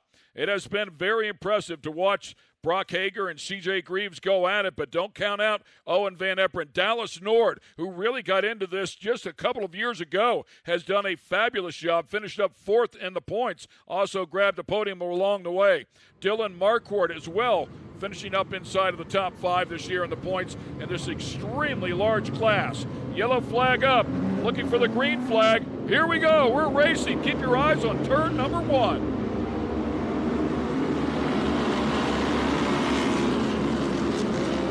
Pro stock, side by side. Getting after it, everybody making their way through turn number 1. A little slick right there, pulling the tear-offs. Underneath the Red Bull arch. Out in front of the suites, that kicker is much larger than it used to be. Everybody doing a good job so far as they head down into the gravel pit. The Polaris gravel pit right there.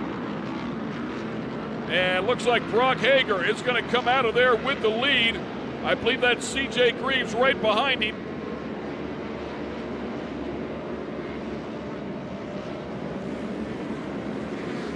And then the number 5 as well, Owen Van Eprin. So your top 3 in the points come out of there, 1, 2, and 3. Dallas Nord also inside there, the number 74 car. One of the Yamahas doing a great job as well. He's really found some speed. Look at C.J. Greaves right on the back bumper, taking a look at the inside, trying to stay out of that roost here early on when the track is wet. Couldn't get any closer to Brock Hager.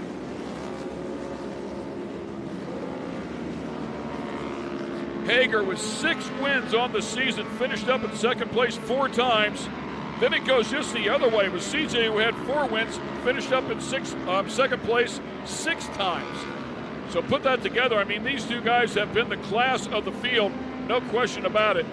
Hager backing that one in, and it looks like CJ's just going to run right into the back of the right rear, and a flat tire, I believe, for Brock Hager.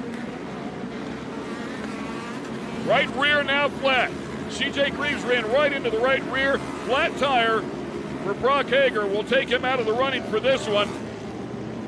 And I wonder if, there's a really good, you don't want to just blame these drivers. It's so different when you're inside of the car.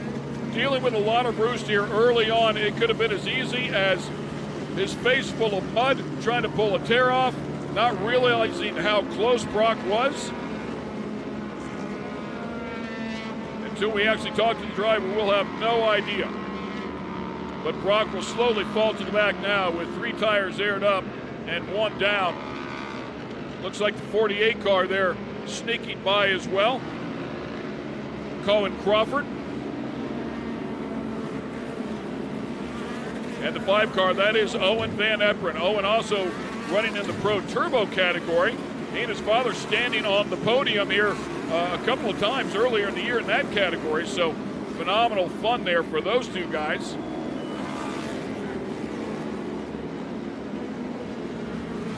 Dallas Nord there in the orange and yellow car. And the 21 car now under attack. That's Josh Bayer. 22 car right there all over him. Dylan Marquardt finished up 5th in the points. Dylan grabbing a podium, going back to this race in the spring. Round number 2 here at Crandon. Dylan Marquardt able to put it up on the box in the 3rd position. So finding a little bit of speed here again. Look at the 5 car. That is Owen Van Eprin, young driver. And now trying to hold off the 48 car, which is closing the gap here as quickly as possible.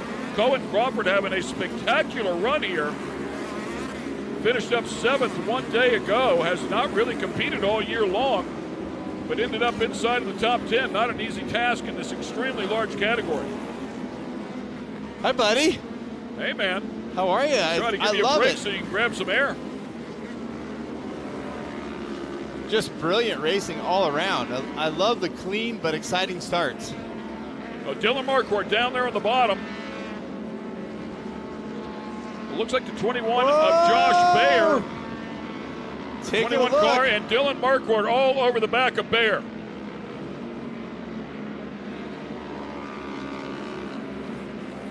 Marquardt with a solid effort, no doubt about it. Finished up here third, as we talked about. Round number 2, Spring Crandon. And the 22 car keeping pace right now, trying to get a little bit of a gap. See if he can get underneath the bottom of that thing, all over the back bumper.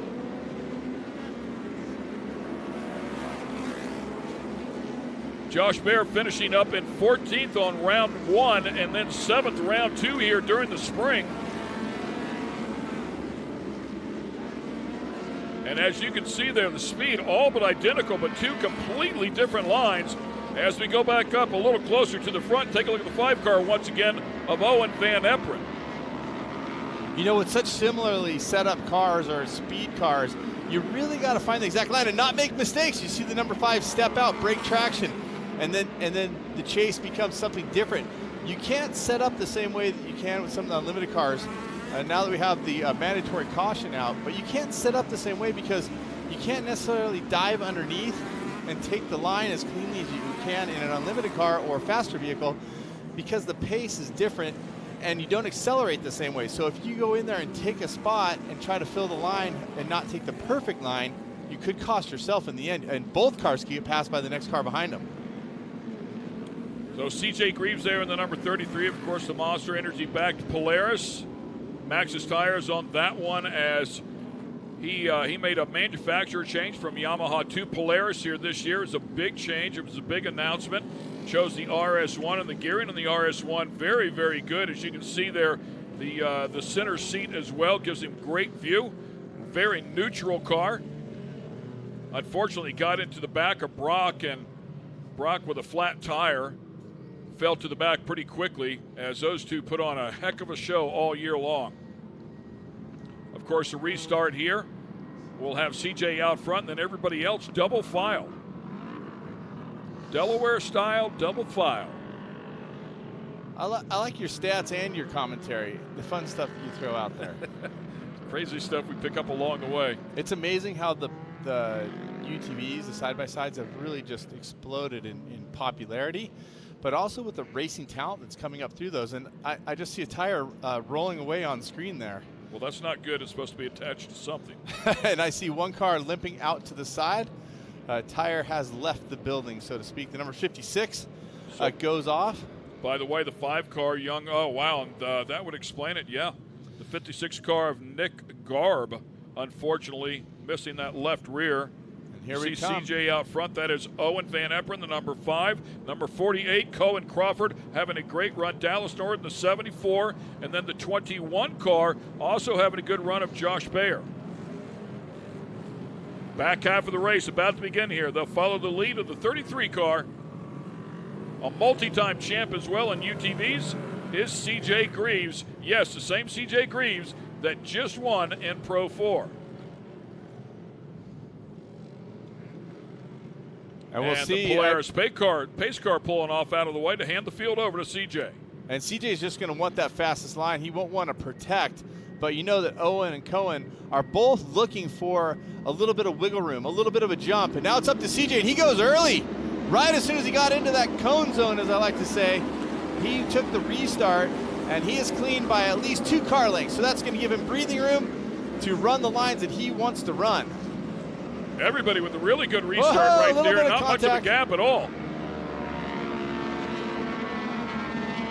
Owen Van Eprin able to hang on to second place so far.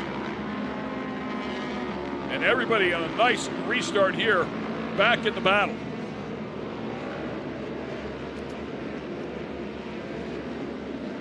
Coming back into that finish line area, CJ looking clean. Now, what's interesting for the fan at home is you may use a similar line because there is a fast line around the racetrack, but it's quite a bit of a different drive in your side-by-side versus what it is in your Pro 4. Boy, CJ's car looks really, really good coming through that final turn. That left-hander, I mean, just the set of the car is beautiful. Right out there on the edge of the fluff where the grip is. Well, what a lot of people don't think about when they're setting up their cars, especially newer drivers, they set it up for how it feels off that jump or how it sets up. If what you're pointing out about CJ's car is, I think, the trackability and how he sets that car. Because one thing that really upsets a stock class car is when you get into a line and you reverberate off of it. You come back on it and reset, meaning the car sets, comes back, and then you reset it. And one thing I really see about CJ's car is he's not doing a lot of that. He has a setup that I think lends to setting that tire. Watch him here. Watch him set, and it stays set. The car behind him took 3 different resets there in the fluff. It kind of did a little step, little step, little step, where CJ took one clean line. Part of that is driver. Part of that is setup. Yeah, and the suspension on the 2 cars, the Polaris versus the Yamaha, a good bit different as well. As you take a look at the trailing arms and then the A-arms that are incorporated on the back of the Yamaha. The damper technology is huge here. These are pro stock. We call them stock. They're allowed to adjust or make some changes to the airbox and to the exhaust. And then, of course, they're able to dial in the dampers, which you know is absolutely everything out here. Absolutely. I mean, being able to have a car that's the drivability is so key, and getting your car to sit down. See those undulations he's taking there? You see him lifting off the throttle, so he's not full throttle, like wham back, wham back. He's trying to modulate and keep a certain pace, a smooth, consistent feel. Really stretching it out here. Some nice breathing room. Dallas Nord back there in 3rd place now, I believe it is. Again, taking a look at the number 22. Look like the right rear for the 22 car of Dylan Marquardt might have been tucked under just a little bit. See him lifting up that inside tire, by the way, of the 21 and the 22. Still duking it out here. Josh Beyer and Dylan Marquardt. 5th and 8th in the points. Speed relatively close there. So these 2 guys have been battling the entire race. They'll get down underneath the lappers. They're going to have some company as well. Another car back there behind them.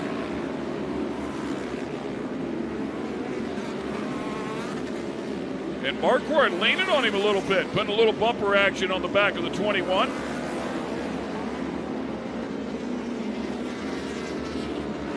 That right rear there for Marquardt, it just looks like it's tucked way in. And matter of fact, just the rear width of the diff there, that rear end just looks like it's tightened up a little bit. Sometimes those guys will do it to get the car to turn a little bit better. My experience is wider the better. Wider and as low as you can go without breaking the rules. White flag out. Cam getting his exercise in today. He'll lose about 10 pounds. He'll head back down to the booth as we keep our eyes on the Monster Energy bag number 33. Ripping the laps off quickly here is CJ Greaves.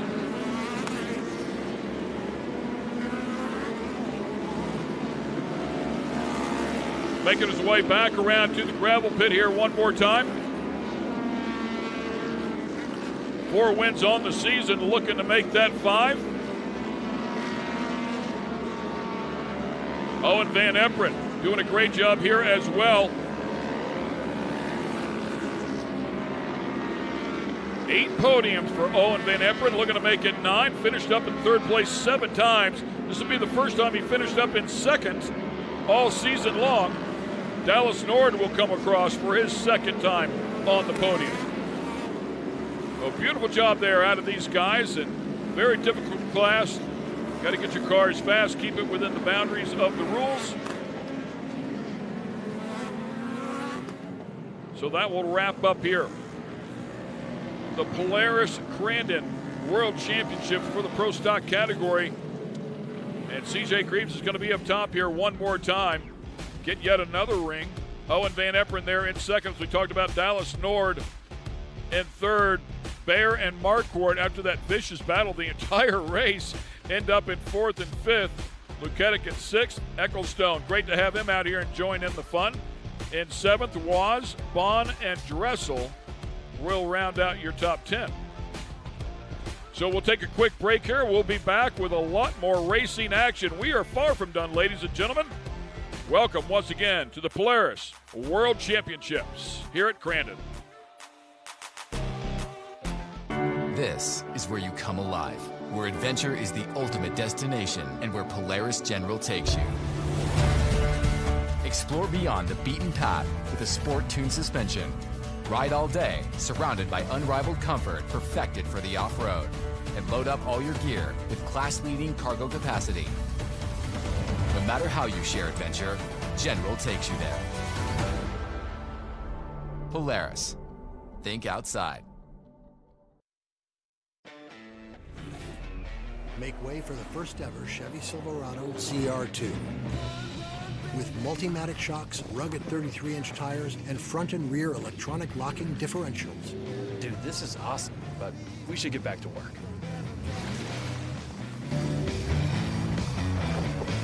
This good? Perfect. If you're going to work remote, work remote. Find new workspaces. Find new roads. Chevrolet.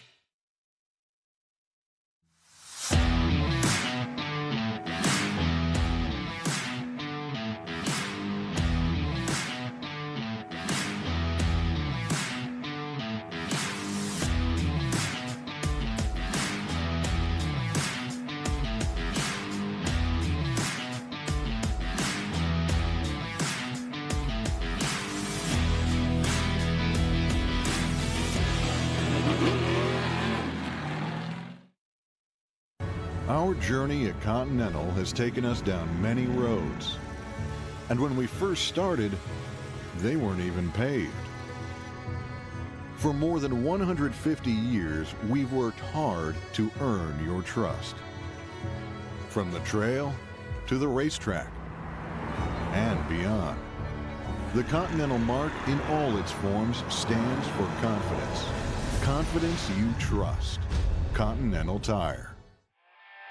And once again, we're back here at the Polaris 53rd running of the World Championship Off-Road Races. Congratulations to C.J. Greaves. Yes, C.J. Greaves and C.J. Greaves. He is getting it done here today. Congrats, young man. And once again, we'll get it down to Tiffany Stone. She's going to talk to him.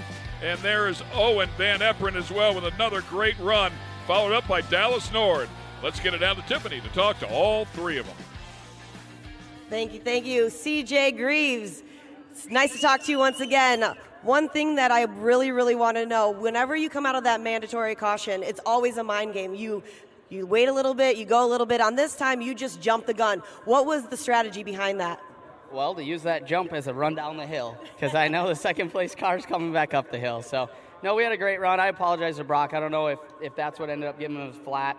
He came in a little bit wide, and that was the same thing that happened yesterday, and I was inside of him, and right as we started to crisscross, our tires just touched, and it popped us up, and then we both took off, and when he came into the left-hander over here, it was flat. So if that's what ended up doing, I apologize. It wasn't intentional by any means, just trying to race him hard and have fun. But at the end of the day, I thank all my crew, Polaris Factory Racing, all their crew and people out here, Chuck Cheek for helping me out as much as he can. Jody Hickman, he's been helping us a lot with clutching and learning some stuff right before at Crandon here, so we appreciate it. All my crew guys, they stay up late getting these cars turned around from late last night to running right away in the morning here, so really appreciate all them guys. Monster Energy, Maxxis Tires, Vision Wheel, Fox Shocks, VP Fuel, Impact Safety. Congrats to Owen and Dallas, and me and Owen are going to go try again in Pro Mod, I guess. Nice job over there. Hop up on number 1, CJ. And taking the second place spot, number 5 of Owen Van Eprin. Owen, it's great to chat with you. I've seen your career grow. It's good to be here. Walk us through what you saw for this race.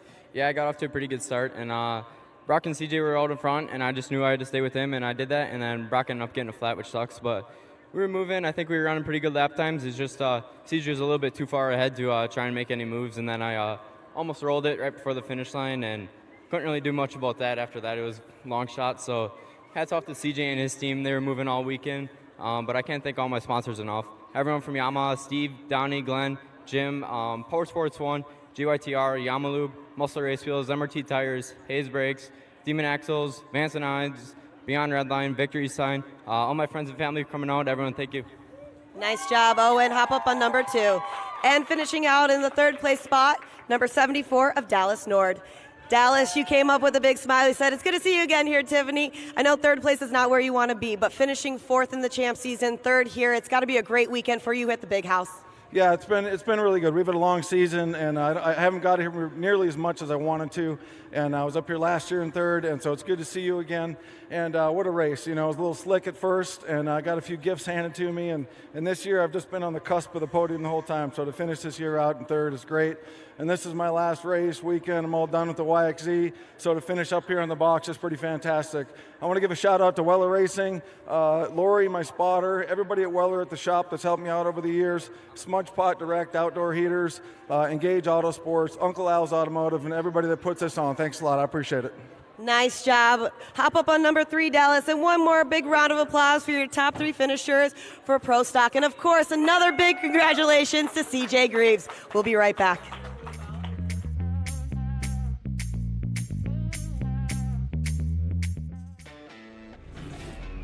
Make way for the first ever Chevy Silverado CR2. With Multimatic shocks, rugged 33-inch tires, and front and rear electronic locking differentials. Dude, this is awesome, but we should get back to work.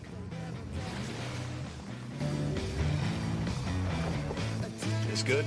Perfect. If you're going to work remote, work remote. Find new workspaces. Find new roads. Chevrolet.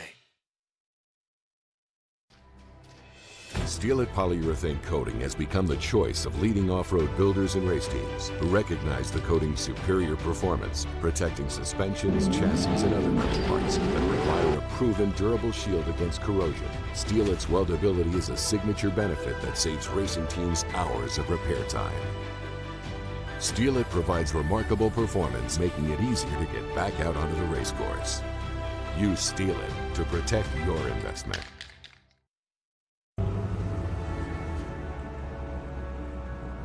Our journey at Continental has taken us down many roads. And when we first started, they weren't even paved. We know trust isn't given, it's earned. And for more than 150 years, we've worked hard to earn your trust. 150 years of perfecting how tires are made, continuing to both raise the bar while setting the industry standard. From the trail to the racetrack, from off the beaten path to the highways and beyond. The Continental mark in all its forms stands for confidence. Confidence 150 years in the making. Confidence you trust. Continental Tire.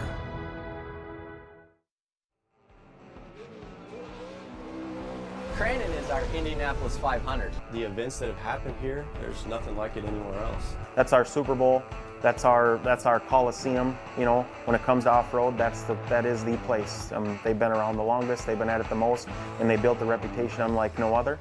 High-speed jumps and stuff like that, so it's a lot of fun to race on, but the fans make it what it is. The track is more legendary. It's not as supercross feeling. It's more floaty and wide open, and it's like a balancing act, right? Like you might gain a second here, but you're gonna lose it here, and it's just like being the top of dog of short course off-road.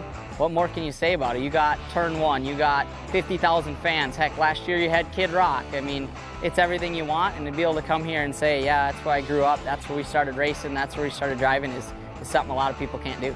You know, it's the race that people come out of the woodwork just to race sometimes, you know. So it's still got, you know, all that prestige and everything it deserves. We've had great success there, and I'm looking forward to get back in front of my hometown crowd, friends, family, and getting back to some racing. It's just an exhilarating feeling. It's just completely different, and I always say that if you are into off-road racing and you have not been to Fall Crandon, you're definitely missing out. If you've never been to Crandon, you definitely need to check it out. It's some of the best racing and some of just the best entertainment you'll find. Cameron Steele back here on the main stage, and I'm joined by the living legend, Cliff Flannery. And now, Cliff, when you watch a piece like that and you listen to everybody talk about this track that is you, do you feel the emotion that they're sharing on the TV and on the web when you hear all that? Yeah, I am, because, it makes me feel good when people brag on it like that and everything. It makes you know you're doing your job. I'm doing my job on my end, and the fans and the drivers are doing it on theirs, and I'm giving them everything I can give them to prove. We got the best drivers in the world here. When you win here, you can win any place else, that's for sure. And I just try to have the best facilities, try to have a lot of entertainment for the fans, and then have something for our sponsors to be able to come to and look at and say, you know what, this is what I can see why they're talking about Crandon. And we just try to treat everybody the same. $5 or $1 million, it don't make any difference. You're all the same here to Crandon. Well, I think it's a great testament to what the track and your style is all about, because you walk through the doors. And now I know that the town, for those of you who don't know, Crandon is about 1,700 population. About half of that works as volunteers here to make this race happen. But every person you meet is smiling. Every person that helps you is waving. And that's not just the people that are volunteering and helping, it's also the fans. It's everybody around it. I think it's a trickle-down effect, right? Or from the roots up. How you portray it is how everybody picks up on it, and it is a smiling, happy place. Yes, it is. We get that. We hear that quite a bit from our sponsors, come to town, and different people it does. But that's the way this community is. It's just a small community. Everybody pretty much knows everybody.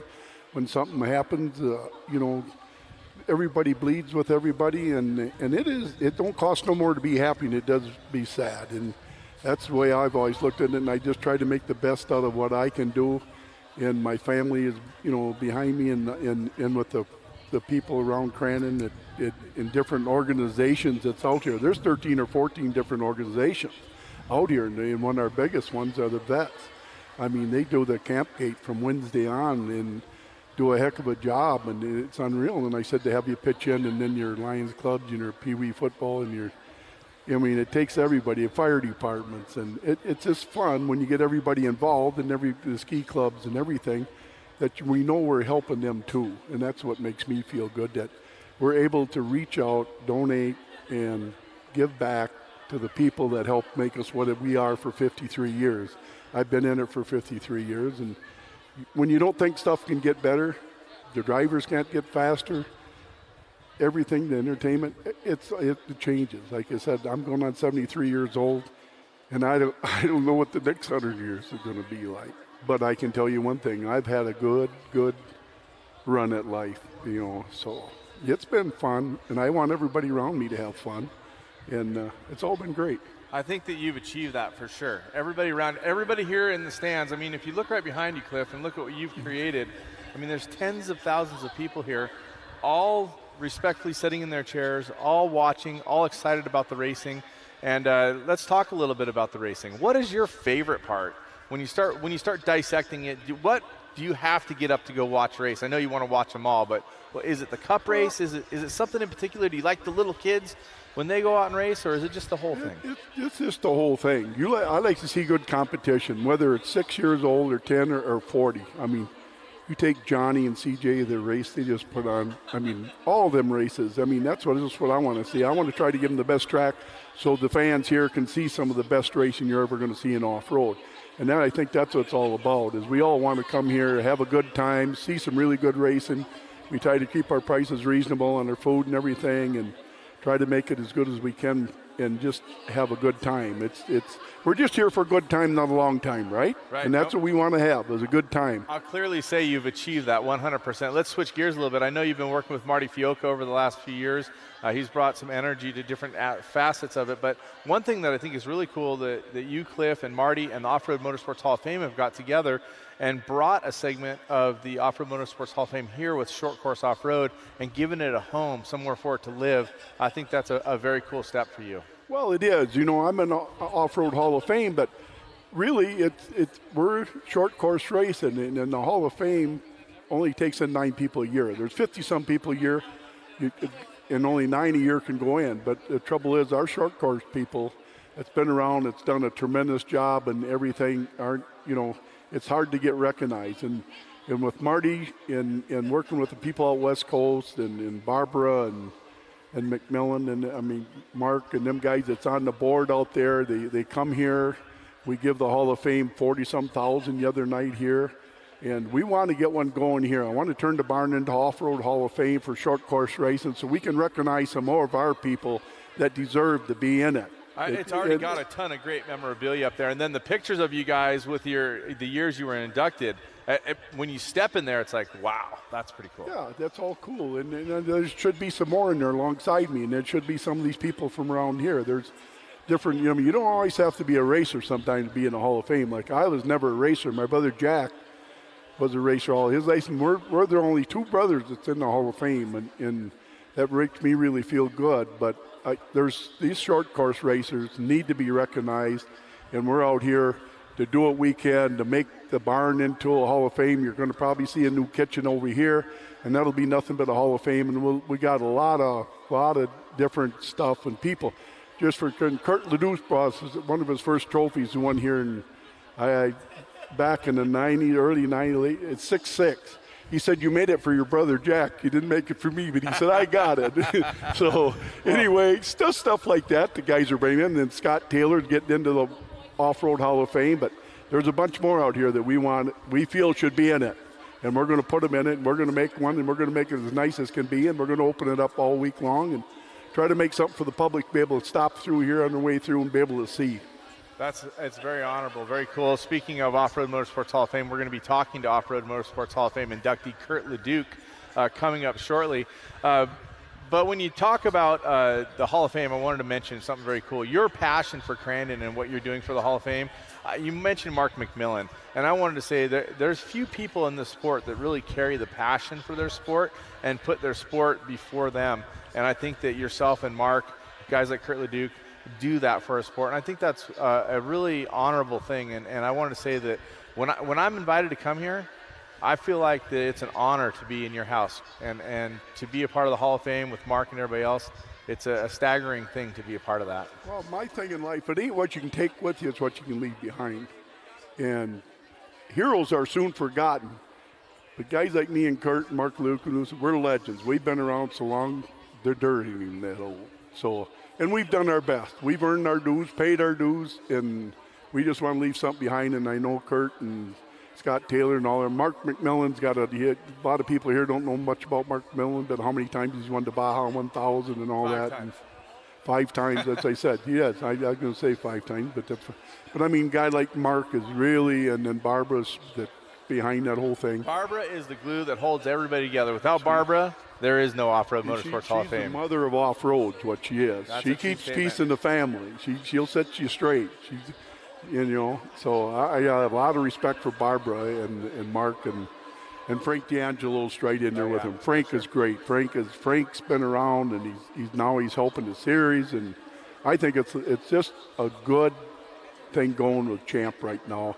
We really got our stuff something. We got over 400 and some drivers here this weekend, the most any off-road ever have. I mean, that's the amazing. little Volts, VWs, and the Rock, the King of the Hammer guys. I mean, it's just phenomenal. It is amazing. What you have created is nothing short of amazing. Cliff, thank you for everything you've done for our sport. Thank you for having me here. Right now, we're going to shift gears just for a moment. We're going to go and visit with Mark Wode, who gives us a little bit of information on how you get all that horsepower to the ground.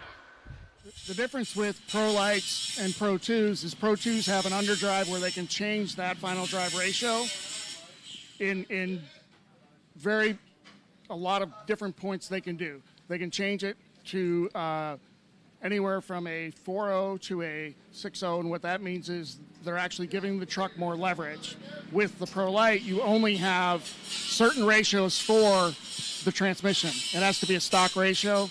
You have to run certain gear ratios in the rear end to be able to get the truck to work, because we only have a certain amount of power band with the LS3 that you have to keep it in the power band to be able to propel the truck forward. Now we're talking the different on also the transmissions. I know the Pro Lites, the Pro 2s, Pro 4s, a little bit different machines there. Yeah, absolutely different. You have a lot more horsepower in a Pro 2.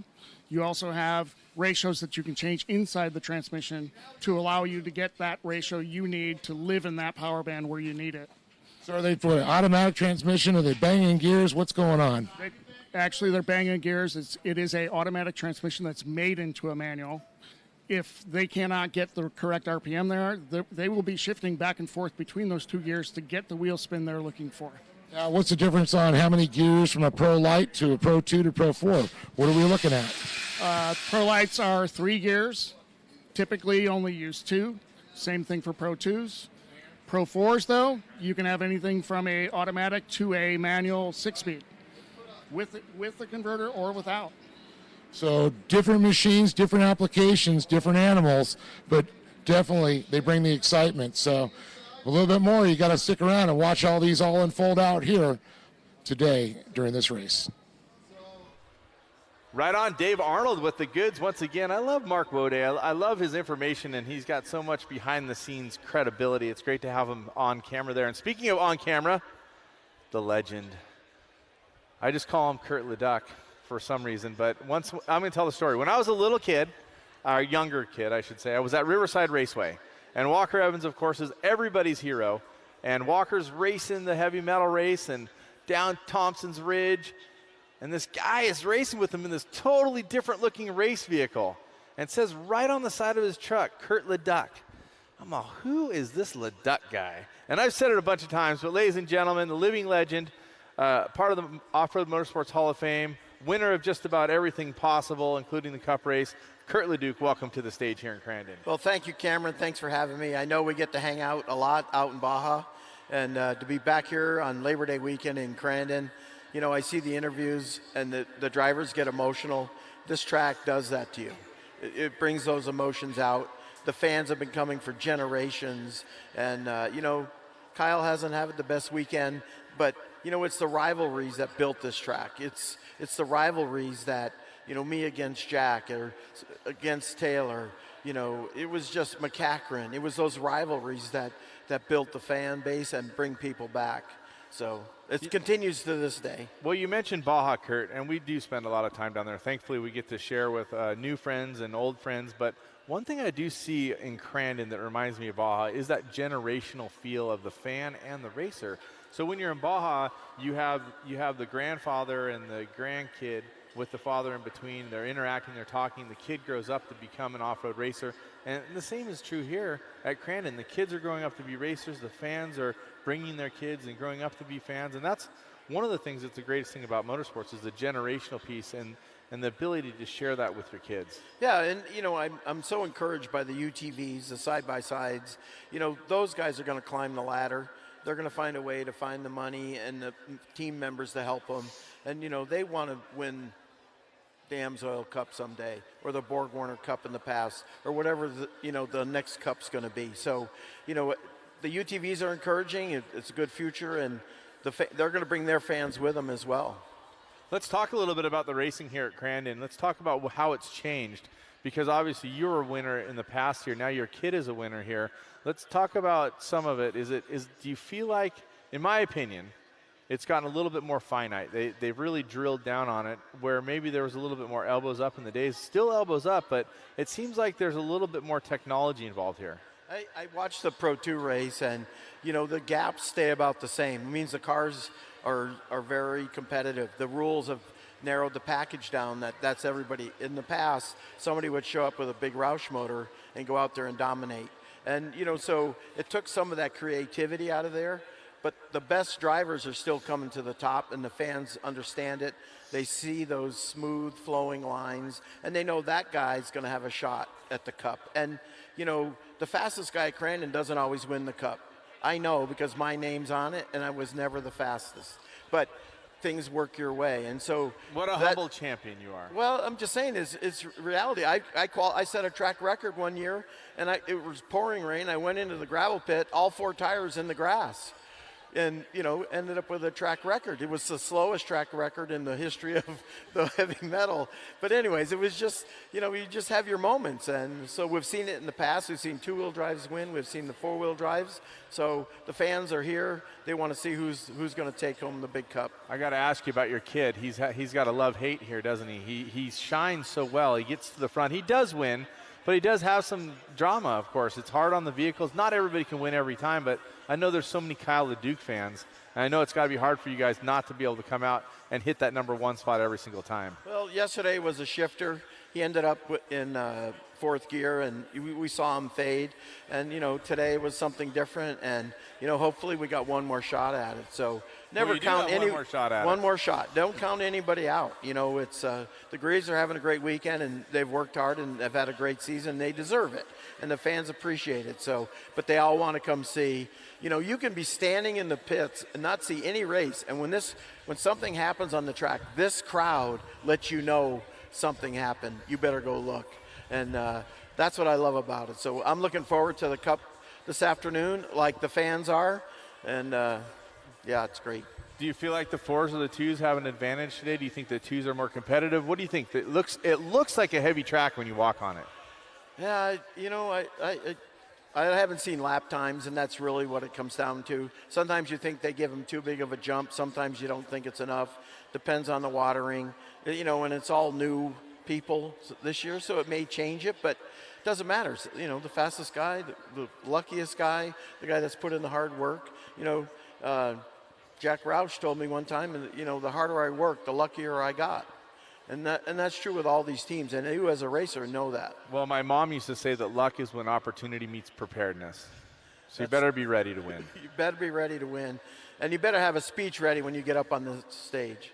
For sure, 100%. Kurt, never at a loss for words. So much fun to have you here, and I got to say, looking forward to 5 o'clock Central Time when we do get the Red Bull Cup off and going. We do have 4 more races before that, but they are bangers in themselves. So don't go too far away. And we also got to thank some of the people that are a part of making this 53rd Crandon event happen. And, of course, we're talking about people like Cometic. Cometic gaskets, sealed under extreme pressure.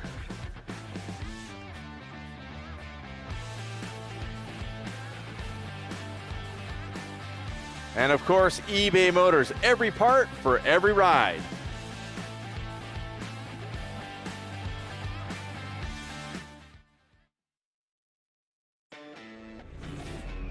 Make way for the first ever Chevy Silverado CR2. With Multimatic shocks, rugged 33-inch tires, and front and rear electronic locking differentials. Dude, this is awesome, but we should get back to work.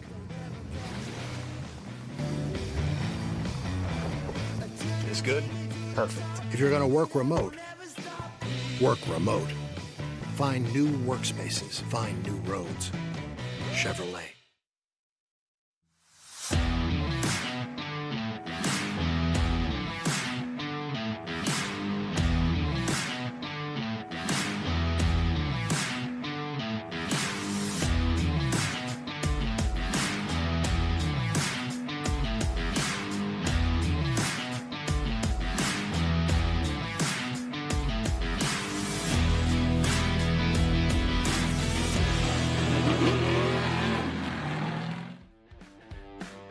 It is Red Bull Crandon World Cup Day here at the Polaris 53rd running of the World Championship off-road races, and we're about ready to start our Pro Turbo side-by-sides. As you can see, I'm lined up on the starting line over there.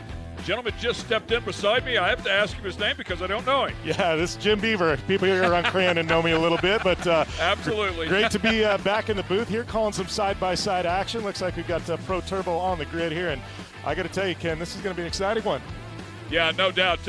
I was really surprised at Hamish Kelsey, who just showed consistency can win you a championship. Up on the podium 4 times, just 1 win, but he never got out of it. And all the other players, take a look at it like Kyle Cheney, went on a 3 consecutive win streak, put together 4 altogether, was up in second place 3 more times, but had some of those runs where he finished outside the top 20. Here they come, ladies and gentlemen, headed to turn 1. The Pro Turbo side-by-side battle is on. Looks like Kyle Cheney there, the number 91, getting the whole shot as they head into that barn corner. Man, that big jump right there is so easy to over jump at the bottom of the track. It's slick.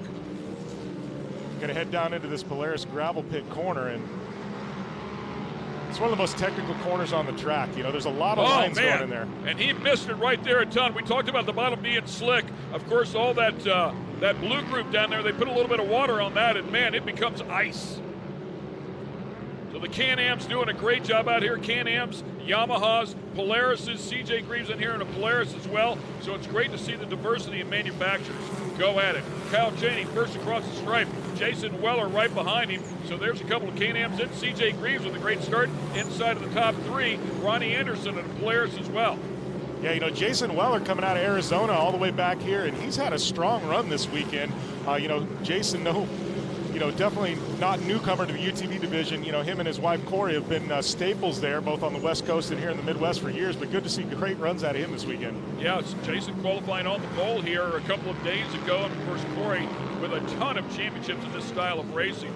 Right now, Kyle Cheney, and when he puts it together, man, Cheney's as good or better than anybody out here. He's driving away from the field as it stands right now. You know, Cheney, he's been one of those guys really diverse. We've seen him in the full-size trucks. We've seen him in the UTVs. You know, he's gone to King of the Hammers, had a whole lot of success at King of the Hammers. He's become just an all-around wheelman, and, you know, we're seeing him lay down some great laps here at Crandon. Yeah, really put together a great relationship with Can-Am. A big part of this program, as you talked about, in the Pro 4s as well. And he's been doing this for a long time, man. Very, very talented driver.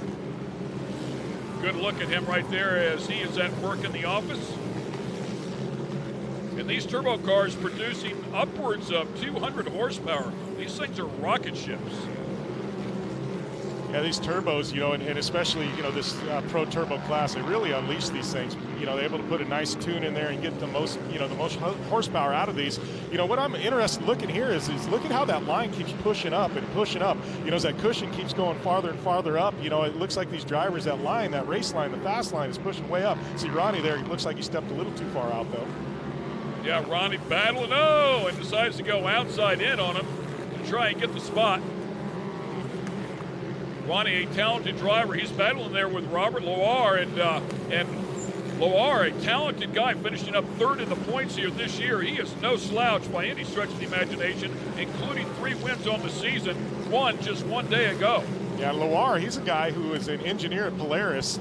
You know, so he's definitely, he knows these Polaris racers inside and out, but he was a guy who burst on the scene 3 or 4 years ago, relatively unknown, and now he's put himself as one of the top guys in the sport. And my apologies, I said he won a day ago. He actually finished second. It was Cheney that won 1 day ago, but yeah, right there with him as we keep an eye on that. That's a great battle. It looks like Ronnie Anderson getting a little pressure from one of the Can-Ams there now. Yeah, the 48 car, that is Corey Weller. We were just talking about her a moment ago. Of course, her husband is Jason, and the two of them battling in the same category. Wonder what that ride is like at home. Yeah. and back to Arizona can get sporty. Yeah, I can tell you, knowing the Wellers both, there is no love loss on the track. They race each other hard, and it is all about bragging rights of the Weller household. She is vicious, I promise you. And there are days when Jason goes without a sandwich. There's a look at CJ Greaves, that number 33 car. Once again, boy, he's had a great day here today already, picking up 2 wins and looking for a third.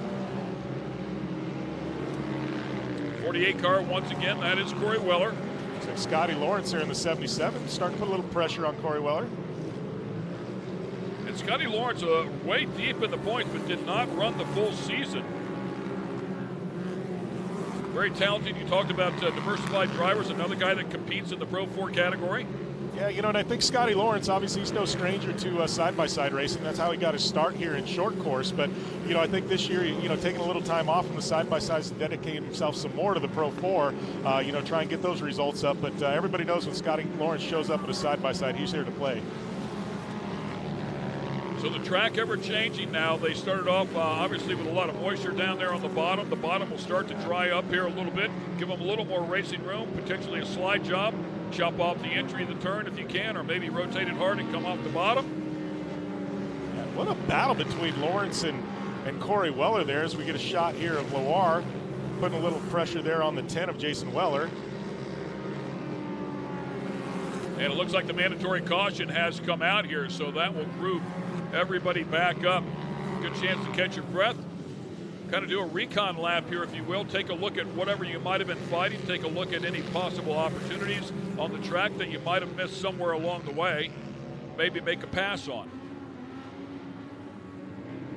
Yeah, you know, I think a lot of these drivers, too, sit back mid-pack. You get there, you know, guys like Andrew Carlson, say 12th, you know, and a guy we know who is fast. You know, he may took it a little easy, you know, trying to save the car that first half. You know, these UTVs generate a lot of heat, and then sometimes some problems can happen in the second half of the race. So, you know, now everything's going to be regrouped. I think there's a couple guys, you know, like him that we may see really start putting a lot of pressure here when we go back to green flag racing. Yeah, for sure, good strategy there to try and take care of the equipment, pick off a few spots if you can, and then save the equipment and come back at it later on. Looks like C.J. Greaves suffering some of those issues as he's lost a number of spots there going towards the back. But right now it's Kyle Cheney, Jason Weller, Robert Loire, Corey Weller, and Scotty Lawrence. Corey Weller up on the podium a little bit earlier this year as well.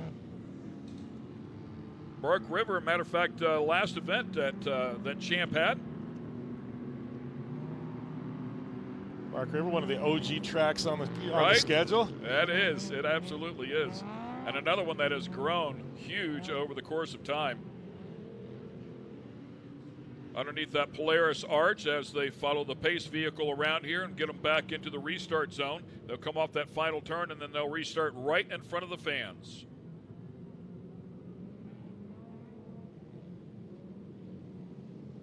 So you take this time, gather your thoughts up, maybe make a plan, take a look at who you're racing around. If you know how they race, think about where you're going to make that next attack. Try to pick a spot and make it happen early on. Yeah, and these drivers now have had a lap to really drive slow around this track. So they're looking at lines when we go back to green flag. Hey, how do we want to set it up into this corner? What line do we want to be when we go through the corner? And, I mean, we're looking at some beautiful cake dirt here. This is just shaping up to be a beautiful track today. Once again, Kyle Cheney will lead them back to the stripe, out front all by himself, and then double file everybody back. Right there in the restart zone, the cone zone. And here we go, back half of this race. Battling here in the turbo, Pro Turbo, side by side for the Crandon World Championship. Got one of those nice big rings on the line, but I got to tell you, Kyle Cheney, he's going to be tough to be caught today. I think that number 91 has been hooked up, but he's been getting a lot of pressure there from Jason Weller. And that 52 there, Robert Loire, we're going to see if he can factor in there with that Polaris. Yeah, some great people around Kyle Cheney to make sure that car performs flawlessly. They make a ton of power. Up on the bike a little bit there, Jason Weller in the 10. This track ever changing, as we talked about. Really start to dry out here. There'll be some good grip, and like you said, that lateral grip will change dramatically. And his wife, Corey, not far behind. I saw somebody on their lid. Yeah, it looked like somebody put it up on the side there. It's going to bring out the yellow flag. Be a very cool moment if husband and wife could get out there onto the podium and trying to find a number here for the car that is flipped over.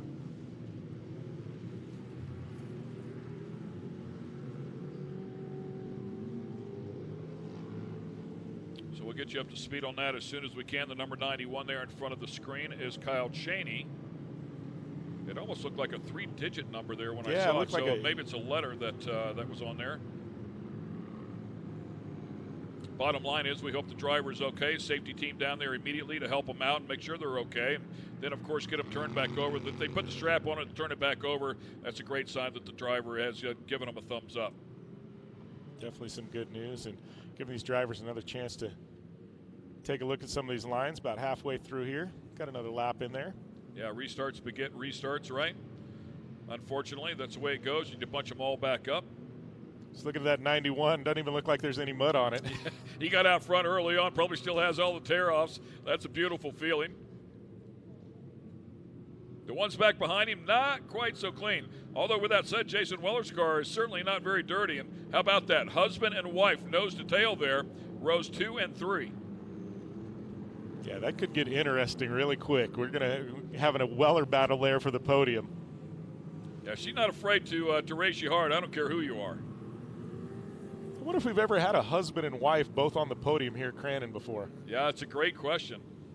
There's been some big families here that have done a lot of racing. I think back at the Connoisseurs, and I know Rhonda, there was one of the cars that had a flat left rear, but yeah, I would say it's possible for sure, but it would be cool to see again. And we can't rule out Robert Loire, that Polaris there, the number 52. He's been sitting there and kind of biding his time and putting together some strong runs, and I think we're going to see a little something. And how about that, a jump on the restart there. Kyle Cheney making everybody wait, stacked up the entire field, some chaos back behind him. Little game plan there for Kyle Cheney. Played it just right. Looks like he's already stretched out 2 or 3 car lengths on the field. Yeah, if he can get everybody to beat and bang early on and drive away, it works out perfectly for him, and that's exactly what he did. Robert Loire, as you were talking about there, all over the back bumper of Jason. Now taking a look at the inside. Two different manufacturers there, as you documented. It looked like there was a left rear down for Loire. Yeah, look, we got a couple of bumps there. Looked like Scotty Lawrence getting pushed out to the outside around that corner. Oh, and Corey Weller. Oh. Saves it. She has no right rear. Right rear gone for Corey Weller, and a beautiful save, but unfortunately she will go backwards now. Yeah, look at that. We're getting a glimpse there. Andrew Carlson, as we talked about, he's starting to push his way there into the top 5 now.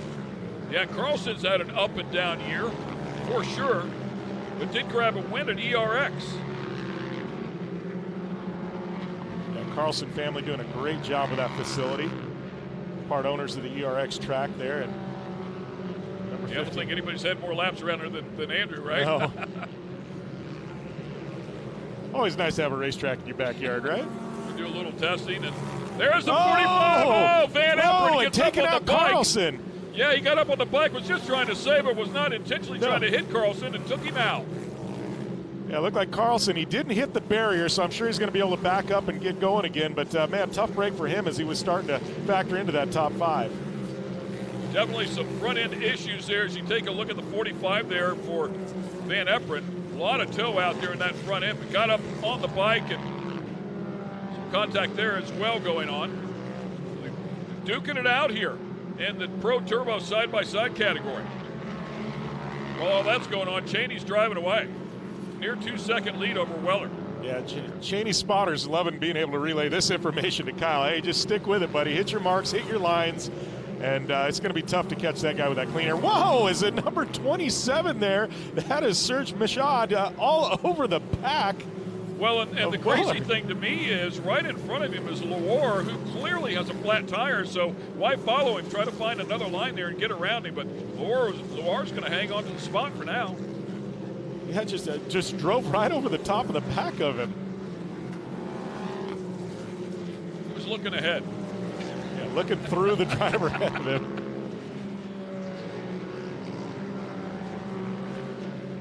They rip these laps off quickly here in this category as we go back and take a look at the leader once again, the number 91 Can-Am back machine.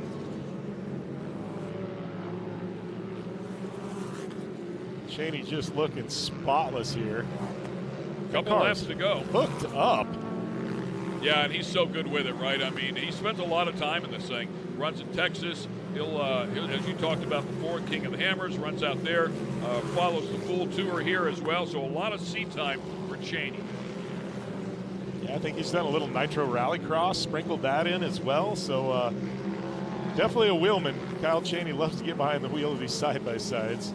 Man, just floated that through there beautifully. Great setup of the car. Yeah, you know, looks like he's going to start getting into some lap traffic, though. We're going to see how well he can pick his way through some of these lappers.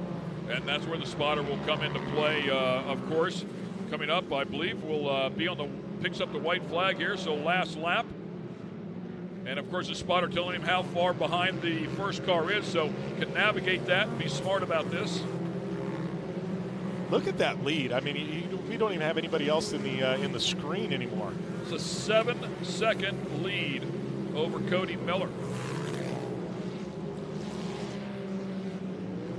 Just a clinic Kyle Cheney's putting onto that number 91 Can-Am. This goes all the way to the bottom. Looked like there was somebody up on their side on the outside of the gravel pit. Not sure what happened to Jason Weller, who was in second place for so long, but now has fallen down to 13th. So unfortunately for Jason and Corey, both of them are going to end up with a tough go of it. But through the final turns here comes Kyle Cheney looking for that checkered flag, and he's going to grab it. How about that? His 5th win on the season. He is a machine when he gets that thing sorted out. He had 2 rough rounds. Started off in round number 1 at Antigo, finished 22nd. Dirt City finished 25th. Aside from that, I'm telling you, it's a game changer if he just finishes in the top 10. So we'll take a look at all the results here. And what jumps out at you? Well, obviously we had, Kyle Chaney with a great effort. Miller, who we hadn't talked about much, sneaking in there into the podium in the second spot. Robert Loire, as you had mentioned, having a few issues there at the end with possible flat tires, still finding the box in that Polaris Razor, so great run by him. Yeah, and once again, as you take a look at this field, wow, look at C.J. Graves, unfortunately, tough go of it here as well. Corey Weller back there in 18th, but another deep field here with the turbos. Always a lot of competition. That's what it's all about. Come out here and race the absolute best. So, once again, we will take a quick break here and come back. We'll talk to our winners in just a moment from the Polaris 53rd running of the World Championship Off-Road Races.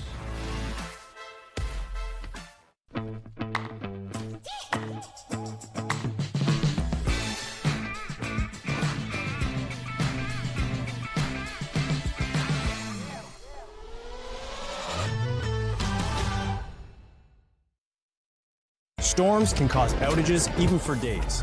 Food can spoil, some pumps, furnaces, and air conditioners stop working. Be prepared with a portable generator like this one from Champion.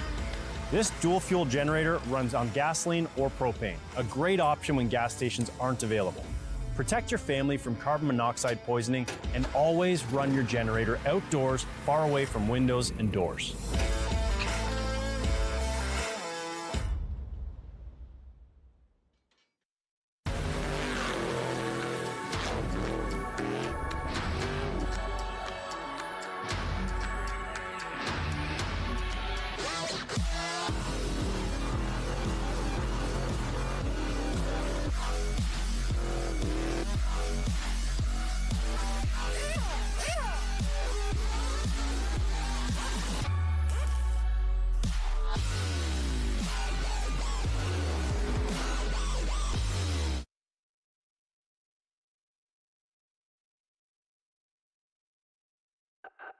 Do you feel like getting away?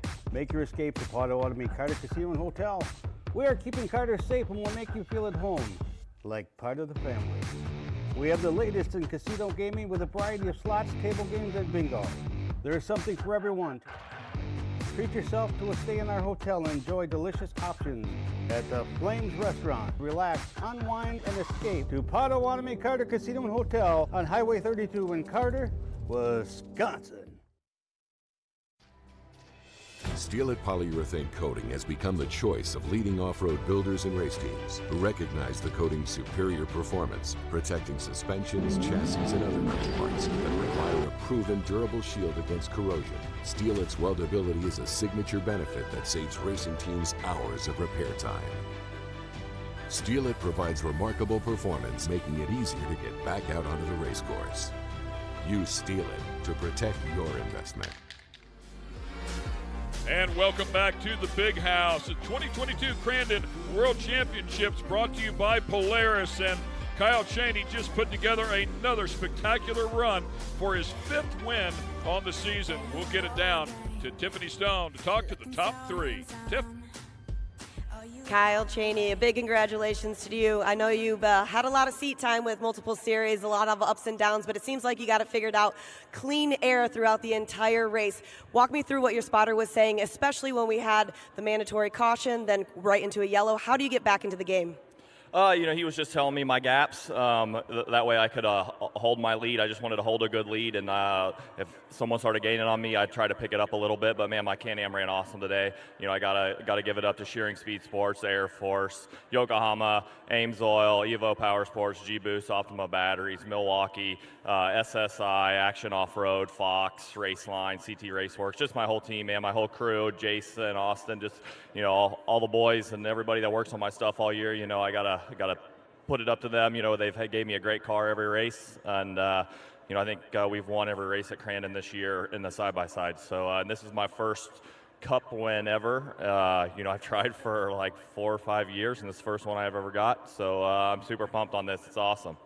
Well, Kyle, look down. Look at that gold medal right there. You are a World Cup champion here at the Big House. Like you said, it's been a few years. It's so good to see this for you. Hop up on number 1, and look at that. $15,000 to you, Kyle Chaney. Taking our second place spot, number 22 of Cody Miller. Cody, this is a Can-Am 1 and 2 for you and Kyle. Both of you got great smiles. Obviously, the track is coming up The inside a little bit drier than the outside. With that being said, how do you pick your positions? How do you pick your spots? How do you pick when you're going to dominate and when you're going to take over? Well, I'll tell you what, I had some rough luck yesterday. I broke a small part, so I was starting dead last today. And so I came around that first corner and just held to the inside, and luckily was able to pick off 10 or so of them before we got to the second corner. And then after that, I was basically just going inside, outside, any way I could go that there wasn't a car right in front of me. And I was bonsaiing stuff. I about wadded it one time on this big flyaway jump over here. And once I landed that, my car stayed together. I was like, all right, if I can finish through that, I'm gonna give it everything I got to try and get to the front. And sure enough, my Can-Am held together strong today. I couldn't thank my team enough. They work really hard. George Wyatt WE Racing suspension, got my Elka shocks tuned in. The Maxxis tires were dialed. I had absolutely great traction and great power all day. My program was spot on. I really wish that yesterday could have gone better, but to come out here and get second place behind Kyle today, I couldn't be more thrilled. Wonderful. Nice job seeing you two up here. Take second place for you. And taking that third place spot, number 52 of Robert Loire. Robert, you've got a great crowd down here. Yesterday you took second in Saturday's race. Coming out here, that's going to give you a little bit more confidence. You had a great champ season. Taking third place, with these great guys. How are you feeling right now?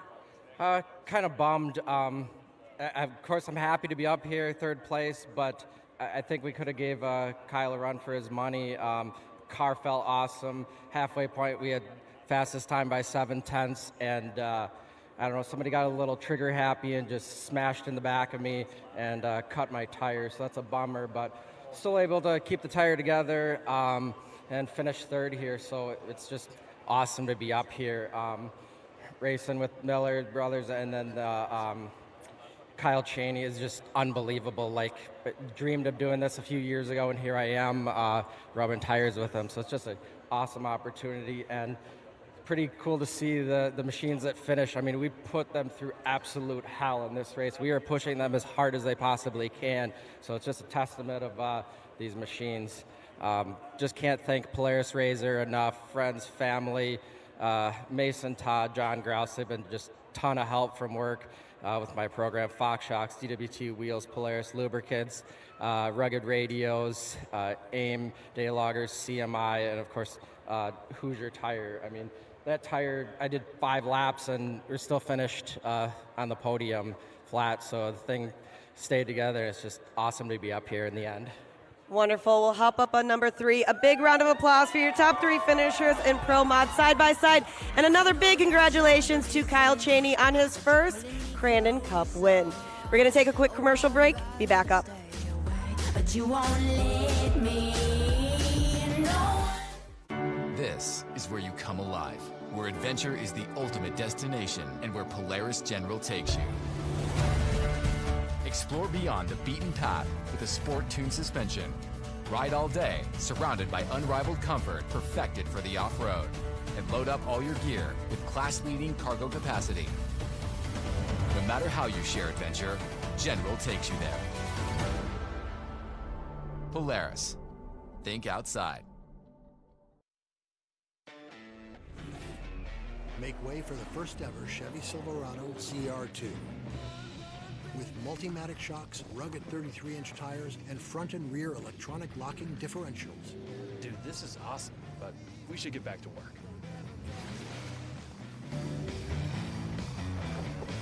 This good? Perfect. If you're going to work remote, work remote. Find new workspaces. Find new roads. Chevrolet.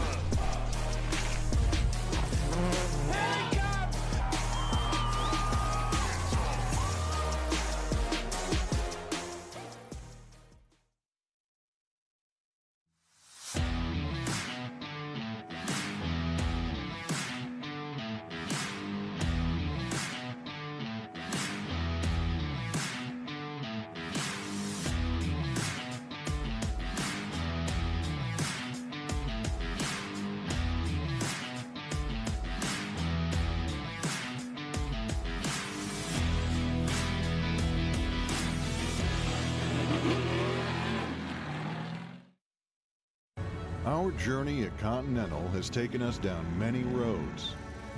And when we first started, they weren't even paved. For more than 150 years, we've worked hard to earn your trust. From the trail to the racetrack and beyond. The Continental mark in all its forms stands for confidence. Confidence you trust. Continental Tire.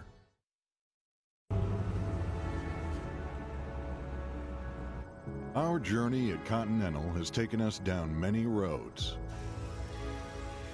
And when we first started, they weren't even paved. We know trust isn't given, it's earned. And for more than 150 years, we've worked hard to earn your trust. 150 years of perfecting how tires are made, continuing to both raise the bar while setting the industry standard. From the trail to the racetrack, from off the beaten path to the highways and beyond. The Continental mark in all its forms stands for confidence. Confidence 150 years in the making. Confidence you trust. Continental Tire.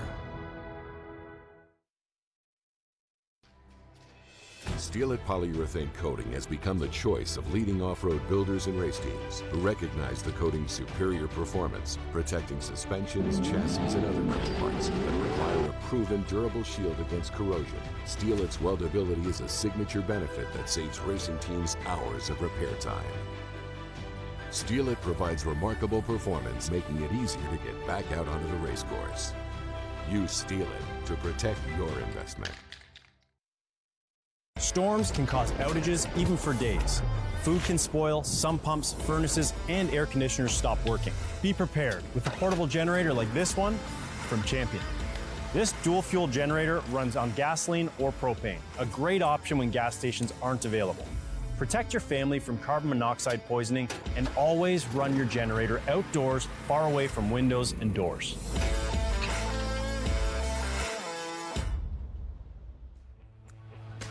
Well, I've had a little bit of privilege to hang out with Kyle Cheney as we look at some of the highlights from your race. Kyle, welcome to the stage and to the set here at Crandon, and welcome to a World Championship. That's got to feel pretty cool. Man, thanks for having me. Yeah, this is my first one. I've been trying for this for a long time. We've broke a belt last year on the last lap, and lost it then, and then there was a year before where we were really close, and we've been really close. This is the first time we've grabbed it.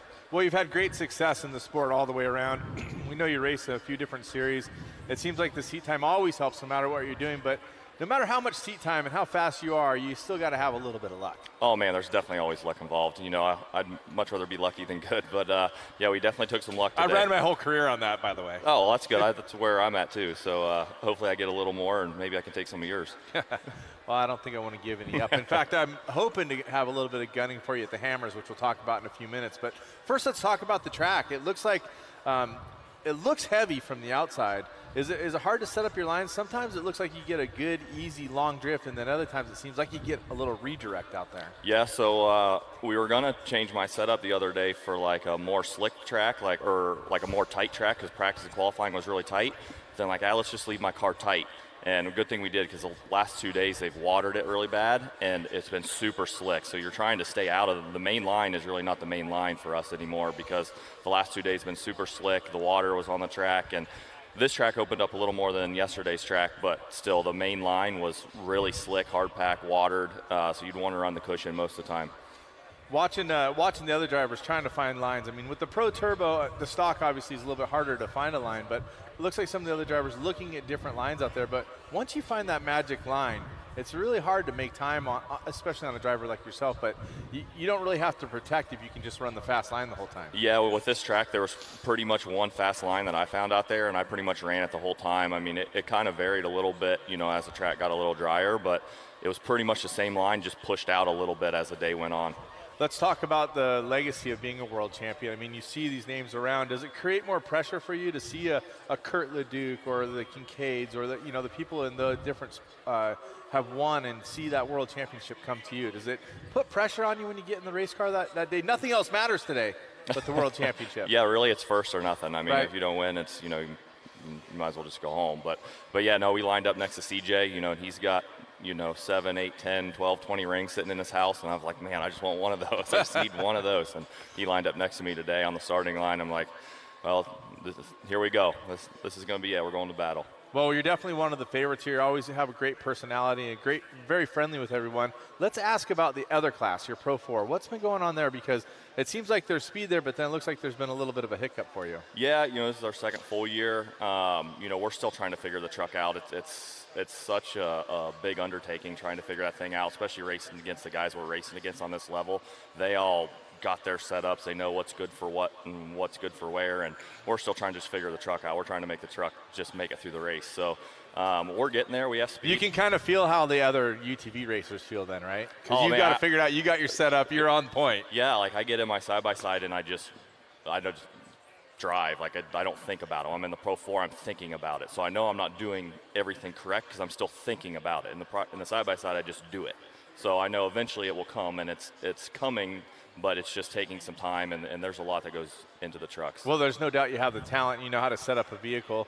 Let's talk about the changes that you're going to make. Do you think you're going to be able to make the changes you need to get in there and be competitive in the Cup race? I hope so. I haven't been back to the pit yet. We had That's some issues. the other funny part about racing the classes, right? Yeah, we just raced this morning. I got right out of the truck and into the side-by-side and haven't been back to the pit yet. So we had some issues this morning with the truck. We still finished, but we need a couple more cylinders to win the Cup race. So having we'll all see. 8 would be helpful. Yeah, having 8 cylinders would be really nice, especially to win the Cup race with everybody out there. But we're going to give it a shot for sure.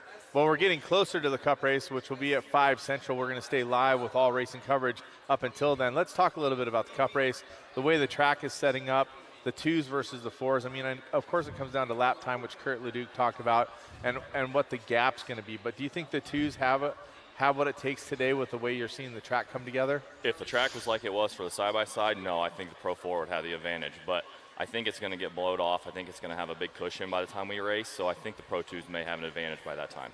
What's it like racing in front of all these fans, having 65,000 people here on the weekend? It's got to be a pretty incredible feeling. It is. I just try not to look up. When I go by, I just focus on forward and focus on the track, and to tell you the truth, I just forget that they're there. Right on. What's next for you? What's coming up? Or is it off-season time?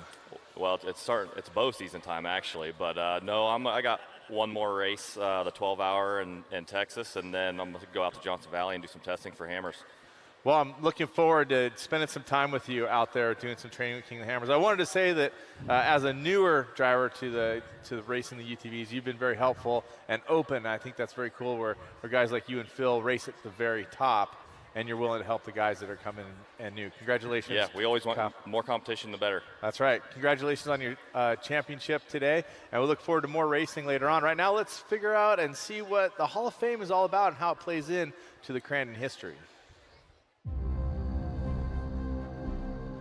Hey guys, my name is Ken Stout. Welcome to the Big House. They call it Crandon International Raceway. It's the biggest short course off-road race in the world, bar none. It's a great start to the weekend. Thursday night here, the weather is spectacular. The track is ready to go. People have been practicing. Right behind us, all the dignitaries are having something to eat, something to drink, and some of the biggest names in short course off-road history. Scott Taylor here, Art Schmidt here, Kurt Leduc here, Cliff Flannery, of course, the president and owner of Crandon, here. So the big dogs are all here to have a great weekend.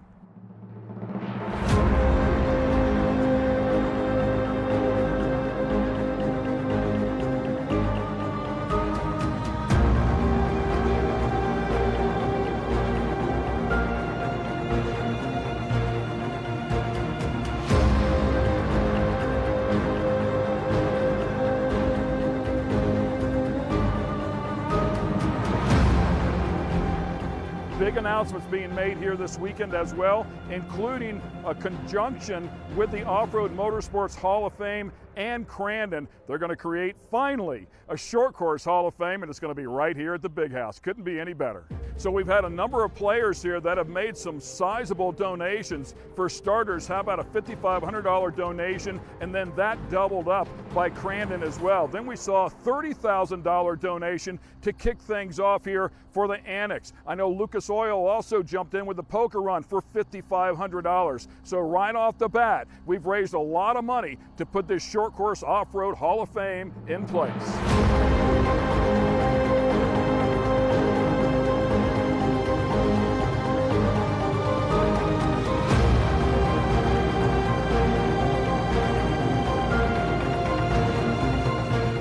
Tell you something, this sport is rich in history, and some of the best racers of all time have competed out here. Multiple championships, a number of wins, in excess of 100 career wins. These guys need a home. They need to be recognized, and that's why this is so important.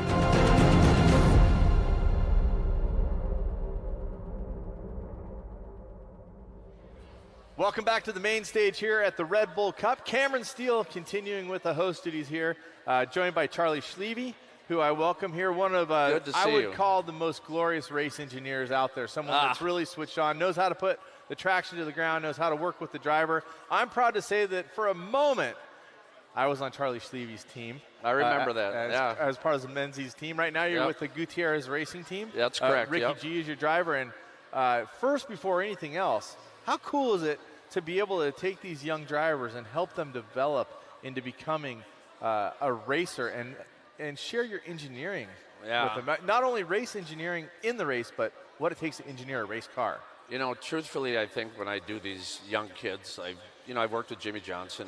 Bryce Menzies was really young when I met him, and I think it's more experiencing life first, becoming a good man and then becoming a great racer. And the history that I have with these guys has really been pretty special. I still talk to all of them, still have a good relationship with all of them.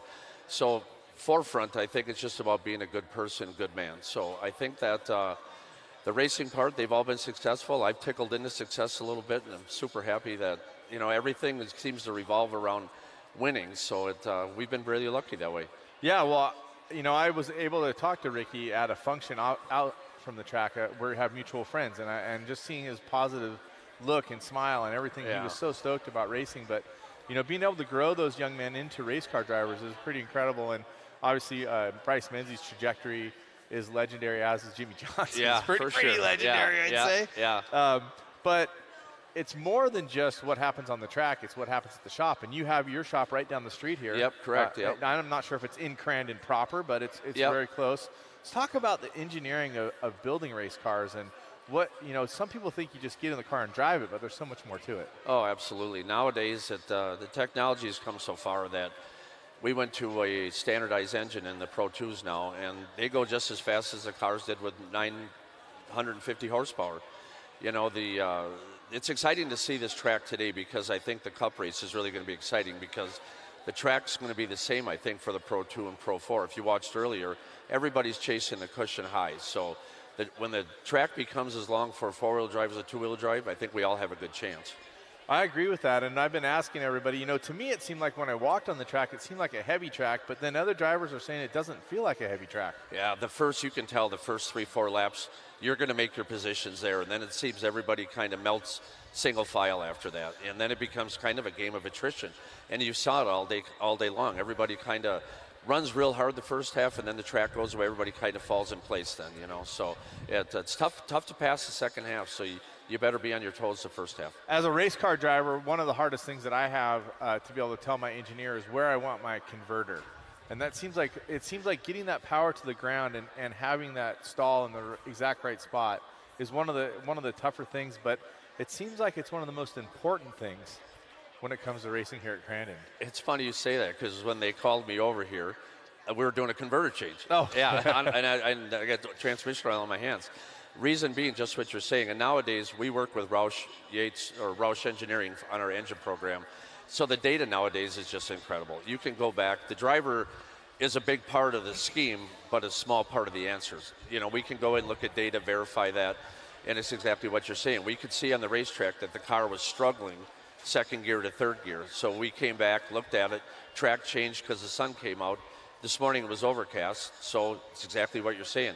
We're going to change converters, get some more RPM put into it, and we're going to come back, even if he's walking back with the steering wheel in his hand. We're going to take a shot at this thing, you know. Right on. Let's talk about the history of the sport. You know, being here, you're up here, and I know the fans are so enthralled in it. What's your favorite part of it? Oh man, just honestly, being a Wisconsin guy, you know, I've got a home here in Crandon. I live in Anago, and when I look on this hill, I really take it personal. To be honest with you, Cam, when I first came here, I got 4 older brothers, and they were all jumping in a car and said, man, we should take them along. And my mom said, nope, can't go.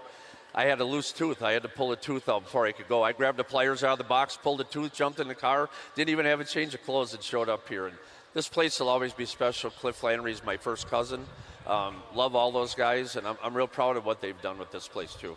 What's incredible is, I've talked about it a number of times, is how small it kind of reminds me of the Running of the Bulls, which I hosted a couple times for Network, where it's a town that grows from, you know, a couple 100,000 to 2 million people. It's kind of the equivalent here, where you go from 1,700 people to 65,000 people coming in for the weekend of racing. For sure. And one thing about Crandon and really Wisconsin in general, I've never met very many people that have put up walls instead of driveways. Everybody's willing to help you. Everybody's always going out of their way.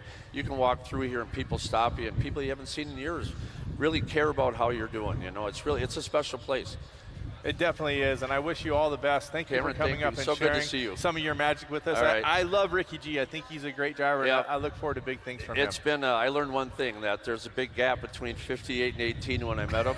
We're starting to bridge that a little bit, so yeah, he's definitely got some speed, and we're going to take a shot at it. Right on. I'm somewhere in the middle of that, too. Yeah. We're going to move All right. on, but thank you again, Charlie. All right, Appreciate good it. to see you. Thank you, What guys. we ought to do right now is take a look at what I think is one of the coolest classes that are going to be racing here, Class 11 Stock VW Bugs.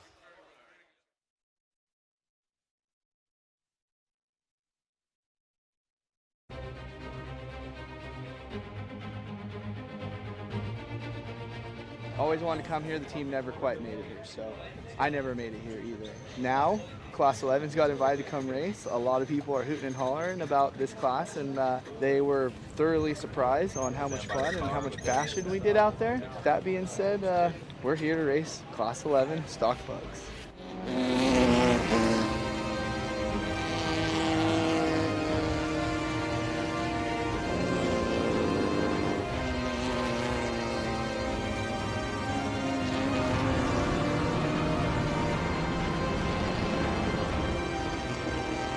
It's no holds bar. Like, don't let these cars fool you. Like, they are cutthroat, and it's rad. I mean, they're not afraid to bang bars. Yeah, it's wild. These things are wrecked, you know, at the end of the weekend.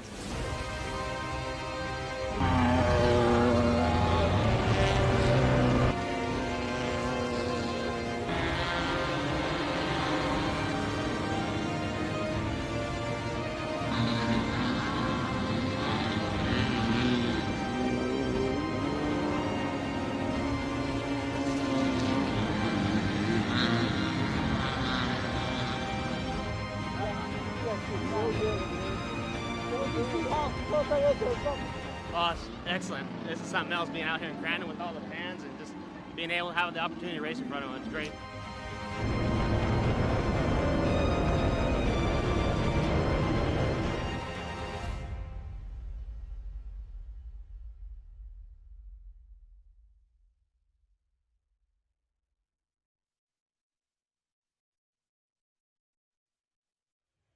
It's great to see Cisco Bio and all of the Class 11 racers out here. I love the stock Volkswagen, of course, comes from the stock 1600cc motor, which is where I started my off-road racing career.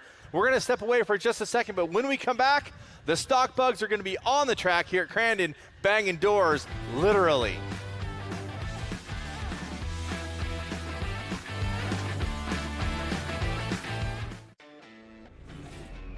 Make way for the first ever Chevy Silverado CR2. With Multimatic shocks, rugged 33-inch tires, and front and rear electronic locking differentials. Dude, this is awesome, but we should get back to work.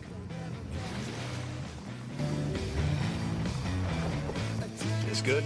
Perfect. If you're going to work remote, work remote. Find new workspaces. Find new roads. Chevrolet.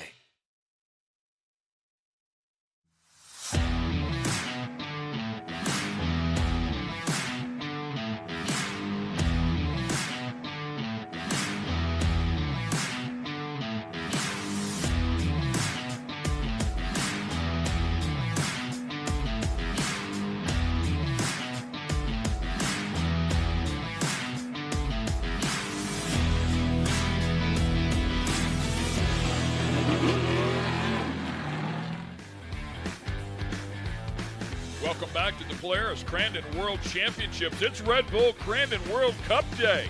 Fall Crandon, that's where it's at. We're at the big house. Ken Stout with you. Josh Felix sitting right alongside. He is the knowledgeable cat up here in the booth that knows about the Class 11 cars, and the Class 11 cars are racing, baby. They're on the starting line. Here we go. The green flag. Here we go through turn one. John Jones, 11:31, got the pole in that 57. Mike Steele, 11:33, right there.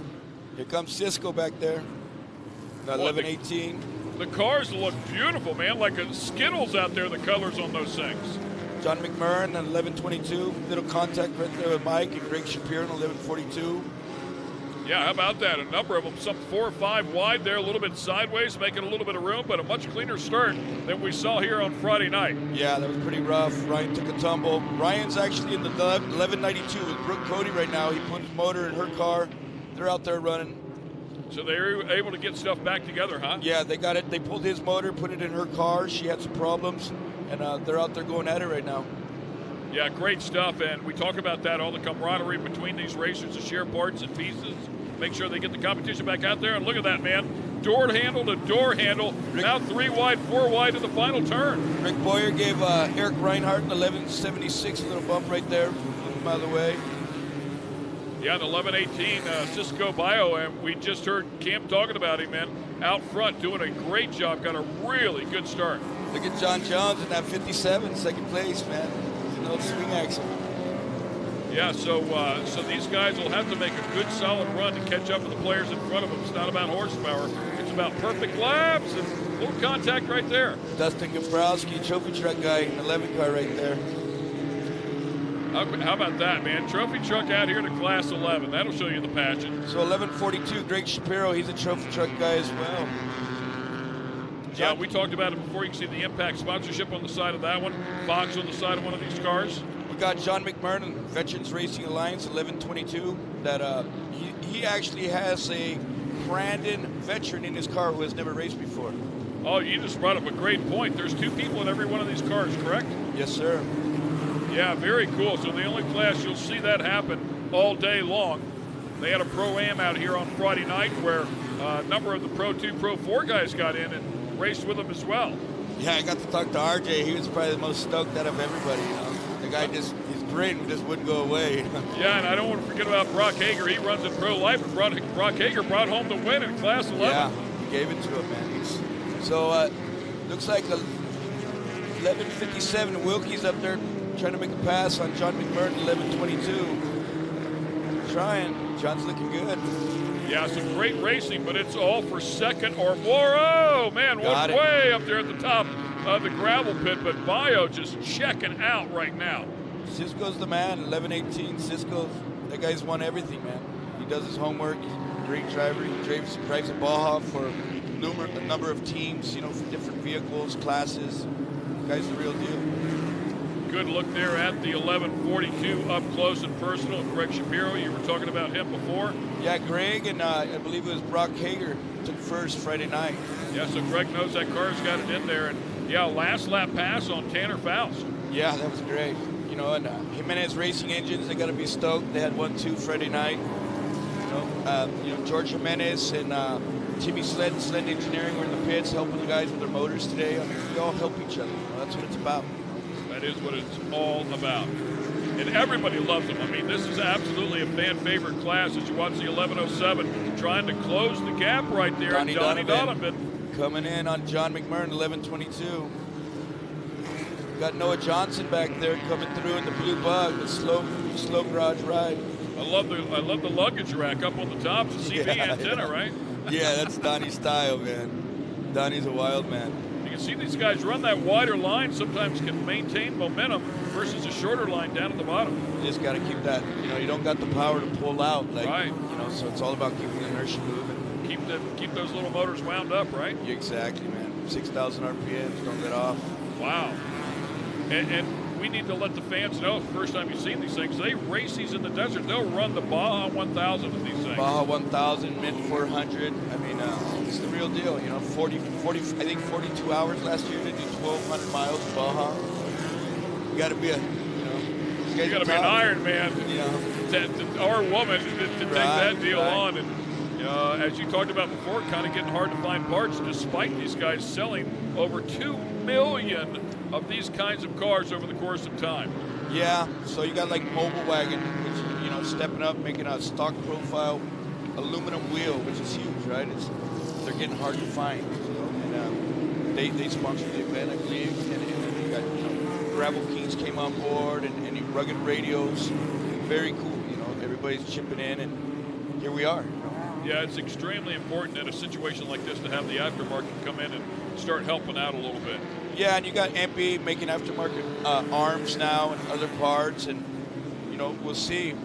Beams, you know, beams seem to break a lot. It's one of them gigs, you know. Well, I mean, I don't think they were designed to do all this stuff out here. Yeah. You know what? Right? It's pretty impressive. Some of the stuff we do, you're out racing and you just got to start giggling, you know. Like, I don't think it was made to do that, you know. Danny Vaudrell's over there in the pits. He's been working on these things his entire career off and on, and we were making, everybody was making fun of me being a big boy. He's like, because there's a passenger. He said, I got a torsion arm for you, pal. He said, pick a car. He said, we'll put one on it for you. Yeah. Make sure that car's level. Yeah, he's been picking my brain. I exchanged phone numbers and looking at tires and ideas. Yeah, he's a good cat, man. And uber talented, especially all the parts and pieces that they fabricate for the boys out in the desert. Right. 11:07 again right there as we keep an eye on Donnie Donovan staying right here in the game. Shapiro a little bit deeper in the 14th position as it stands right now, but our leader still Bio. Wilkie right there in second. You talked about Wilkie the other night, massive following on social media, and obviously very, very fast as well. Yeah, Wilkie's had a lot of success in the class. You know, he's done really well. You know, you got Cisco's out there just putting it to everybody right now, you know. Shapiro in third place, Donovan in fourth, McMurrin in fifth to round out your top five. Noah Johnson in sixth, Rick Boyer. Rick's tough as nails, man. That guy's been racing for like 35 years, you know. He's 67 years old. He's no joke, man. So I don't see a mandatory caution coming out here in this race. Do you guys have a mandatory caution? It looks like they're just going to run straight through. Looks like they're going to run it straight 10 laps. Through. Looks like they're going to run it straight through. And how big are the fuel cells on here? How far can these guys go? So everybody has their own ideas. Some guys are running like special four-gallon tanks for this kind of a race. Put it up front, kind of balance the weight. A lot of guys are running the 15-gallon tank out back. It's all preference, you know. Some guys get real technical. Some guys just run what they run in the desert. Oh, man, Warrior built. Oh, Mark Doucette and John Jones just got flipped upside down, got tangled up, man. Yeah, both of them laying there. Oh, man. Hopefully they have spotters in the car to let these guys know that two of them are laying inverted there in this last turn. Wow. Hopefully they're all right. Safety down there immediately, and thought one would get out there and kind of block, but yellow flag out there talking to the drivers. Here comes our leader, by the way. Cisco, yeah. 11-13, there goes Keith Langford, the white car. I believe this is his second race in the 11 car. Yeah, that's pretty cool, right? Your second race, you're out here at Crandon. Yeah, they're pretty stoked, man. If somebody wants to get into this style of racing, they're out there right now. It's like, hey, man, I want to do that. Maybe do it with my son. Maybe do it with my daughter, whatever the case may be. Keep in mind, there's two people in the car, so they have the fun of making those memories together with somebody. But what's it cost? What's the entry level cost you here? So you might find a car for around $15,000. If you want to buy a legit car, have it built, you're looking around $30,000, $35,000, depending if you can do the fab and whatnot. But you know, the motors they're getting up there. You know, they're pushing close to 100 horsepower now. Running stock trans, so there's a lot of stuff you use in stock. But you know, the motors, I mean, you're running like a 1600 motor, dual port, the real deal. You know. Great stuff. So one of the cars turned back over already, working on the second one here as we kind of try to keep our track workers safe. And both cars look okay. Yeah, hopefully they get going again. Mark Doucette, he's in the Warrior built car, 1132. And we've got one fired back up and taken off. Yeah, there it goes. It's all right. Cisco Blake and Greg Shapiro. Got Donnie Donovan fourth, Noah Johnson fifth. And final lap, white flag is out here. Cisco Bio, that number 1118, that Fox-backed pink VW Bug, has had a spectacular run. Goes over the Polaris sky jump right there and enters the final turn. Looking for the checkered flag as he comes back around here. That car is spotless as he's been out front the entire time. Yeah, Cisco actually, his co-driver's from Crandon. A guy named Knows his Riley. way around here, right? I guess he picked him up and last year rode with him, and here they are again, doing it again. Well, great effort out of them, no doubt about it, as he puts some 6 seconds on Blake Wilkie, and that's no easy task. No joke, man. Those guys are pushing out there. Well, the good thing is every car looks like they're okay and they're still moving. So as you can see there, Bio up top, Wilkie there in second, Shapiro in third, Donovan and Johnson round out your top 5.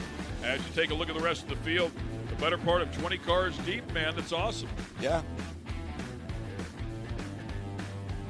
So that'll wrap things up here with the Class 11 category. Plenty more coming your way. Stay with us. We'll be right back.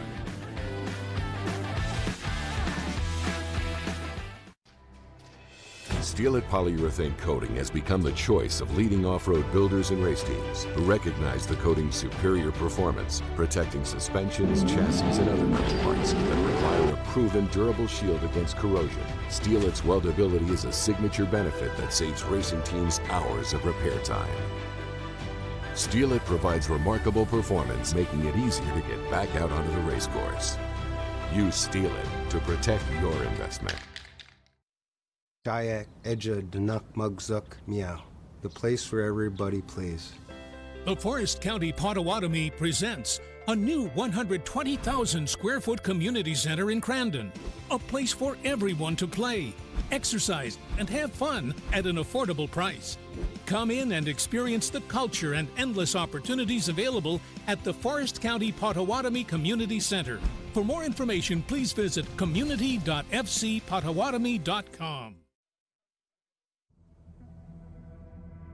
You know, as crazy as it sounds, I just don't blow the dust off my bow and go hunting.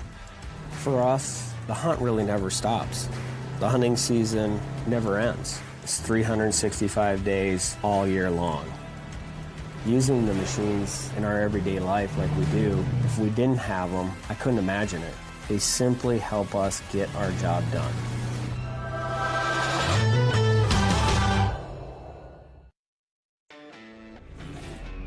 Make way for the first ever Chevy Silverado CR2.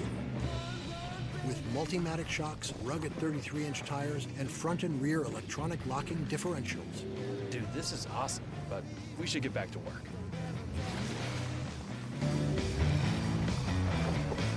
Is good? Perfect. If you're going to work remote, work remote. Find new workspaces. Find new roads. Chevrolet. Our journey at Continental has taken us down many roads. And when we first started, they weren't even paved. For more than 150 years, we've worked hard to earn your trust. From the trail to the racetrack and beyond.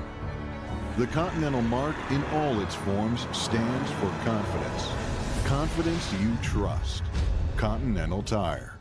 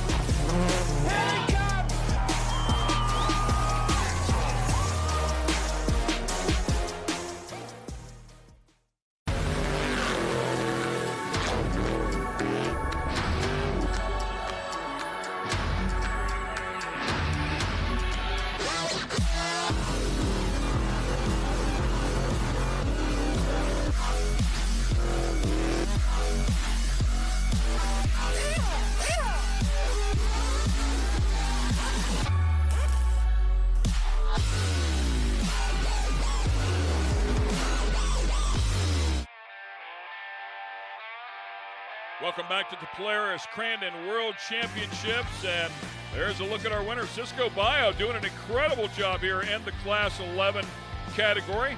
And Tiffany's down there, of course, to talk to the top three. Once again, these guys are awesome. Keep in mind, 2 in every car. Tiffany? Cisco, a big congratulations. You've got that power stance going on right now.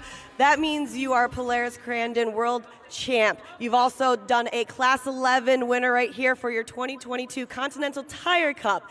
You've won many things, including a set of Raceline wheels, and then we've also got a special guest that wants to present you with more. But to get to there, you had to do a lot of driving, and you did that today. Walk us through how you're feeling. Yeah, I think we were kind of confused off the start because I think we're north to being up front, qualifying up in front, going in front, and I guess they played a trick on us and inverted us, so that made it much more difficult to get through the field, but we made it, and we're back-to-back Crandon Class 11 champs. And talking about that, there's a bunch of people you got to thank that helped you get there. Obviously, you got a great co-driver. You got a great group of friends that you race against. I know you've got a good feeling. Yeah, I want to thank Riley. He's nearby from here, local, and he rode with me both years. I want to thank Marty for putting this all together. And then as far as our sponsors go, I want to say Fox, Rugged Radios, Llantera Guerrero, Oxo, Race Prep, Jimenez Racing Engines got Friday night, got 1-2, and now he's got a 1-3. And Palapa Boy Racing, Yokohama, thank Tanner Frous for driving with me on a Friday night. And again, just really everyone that put this together. Wonderful. Well, I do want to introduce you to the CEO of Boxo, Chris Stoller. Chris just has a few words and a special gift for you. Cisco, we're so proud of you and the entire Class 11 group. Present you with a 35-inch flip-top 5-drawer toolbox for your very own. Congratulations to the entire Class 11, and especially you, brother. Thank you. Well done. Awesome. Well, thank you so much, Cisco. Make sure, I don't know if both of you are going to be able to jump on there, but you definitely try it. You also got a $5,000 check. Like I said, you've got that 2022 Continental Tire Cup as well. Congratulations. Taking the second place is Blake Wilkie. Blake, it's so good to see you out here. You've done so much for the sport. It's really good to see you come back, especially after racing, like Baja, the Mint, and then this is going to be on that list. It shows the caliber of the race that you're having here and especially what the Big House means to you. Walk me through exactly how you're feeling right now. It's a great feeling. I mean, I've got goosebumps, and I'm wearing a jacket right now. Yeah, I mean, that start inversion made it definitely interesting. I think a lot of cars banged up some of those fenders and got some body damage. I knew the 4 fast cars were all next to each other, so figuring out who got through that, the field in front of us first was probably going to be able to get a little gap and run with it. And Cisco got through that stuff flawlessly. I think every fender on my car right now has a little damage because I wasn't lifting. Well, it's good to see you up here. You are a Rigid teammate. I know that they're a part of your program, and I know you've got a bunch of other people you'd like to thank. Yeah, my title sponsor, XComp, they really helped keep my whole program going. Boxo, who's provided the tools in the shop, Pedal Commander, Heatwave, my apparel company, Shreddy, Justice, she's never been in a race car, so this was her first time in a race car. Wait a minute. I got to pull this. I'm sorry, Blake. This is your first time in a race car, and you've got to do this at the Big House. You've got this experience in front of all of these great fans. They all know that I like to ask this question. To you, in one word, how are you feeling right now? I'm speechless. Like, when he asked me to co-drive for him, because I've always looked up to Blake Wilkie, all my life. Awesome. Well, it's good to see that. Sorry, Blake. I mean, you just got to give her that time to be able to be in front of this great group of fans right here. Let me give you a little bit more time to finish up. Yeah, so she's my friend's daughter. Weight is a big thing when you're dealing with 82 horsepower, so I'm like, go get your USAC license. You're riding with me. And it worked out. Second place is a good feeling, and me and these guys are always up here, so maybe next year. Awesome. Nice job. Hop up on number 2. And rounding out the top 3 finishers, Greg Shapiro. Greg, make your way down over here. You said it was good to see me again, so that means you're doing something really good. You guys raced under the lights Friday night. Obviously, it's bright and sunny.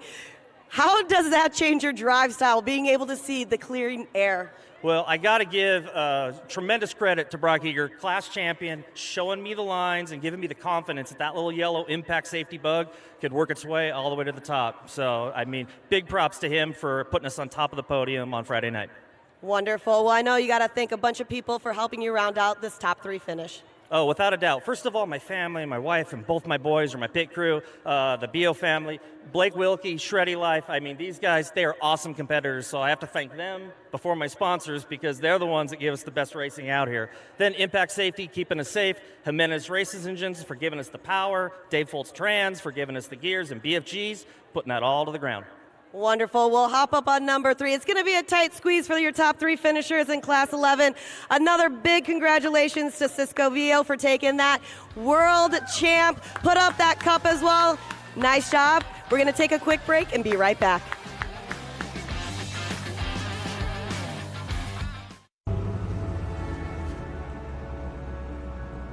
Our journey at Continental has taken us down many roads. And when we first started, they weren't even paved. We know trust isn't given, it's earned. And for more than 150 years, we've worked hard to earn your trust. 150 years of perfecting how tires are made, continuing to both raise the bar while setting the industry standard. From the trail to the racetrack, from off the beaten path to the highways and beyond. The Continental mark in all its forms stands for confidence. Confidence 150 years in the making. Confidence you trust. Continental Tire. Welcome back to the World Championships here at Crandon. Cameron Steele on the host stage once again. Lots of fun bringing you one of my favorite Baja personalities, Cisco Bio. Cisco, congratulations on the World Champion moniker for Class 11. Back to back. Oh, sorry. Well, don't let me get in your way at all. Hey, but really, how cool is that to see the Class 11s out there racing? And I don't just love the fact that it's the colorways of the cars. It's Skittles. Yeah, Skittles.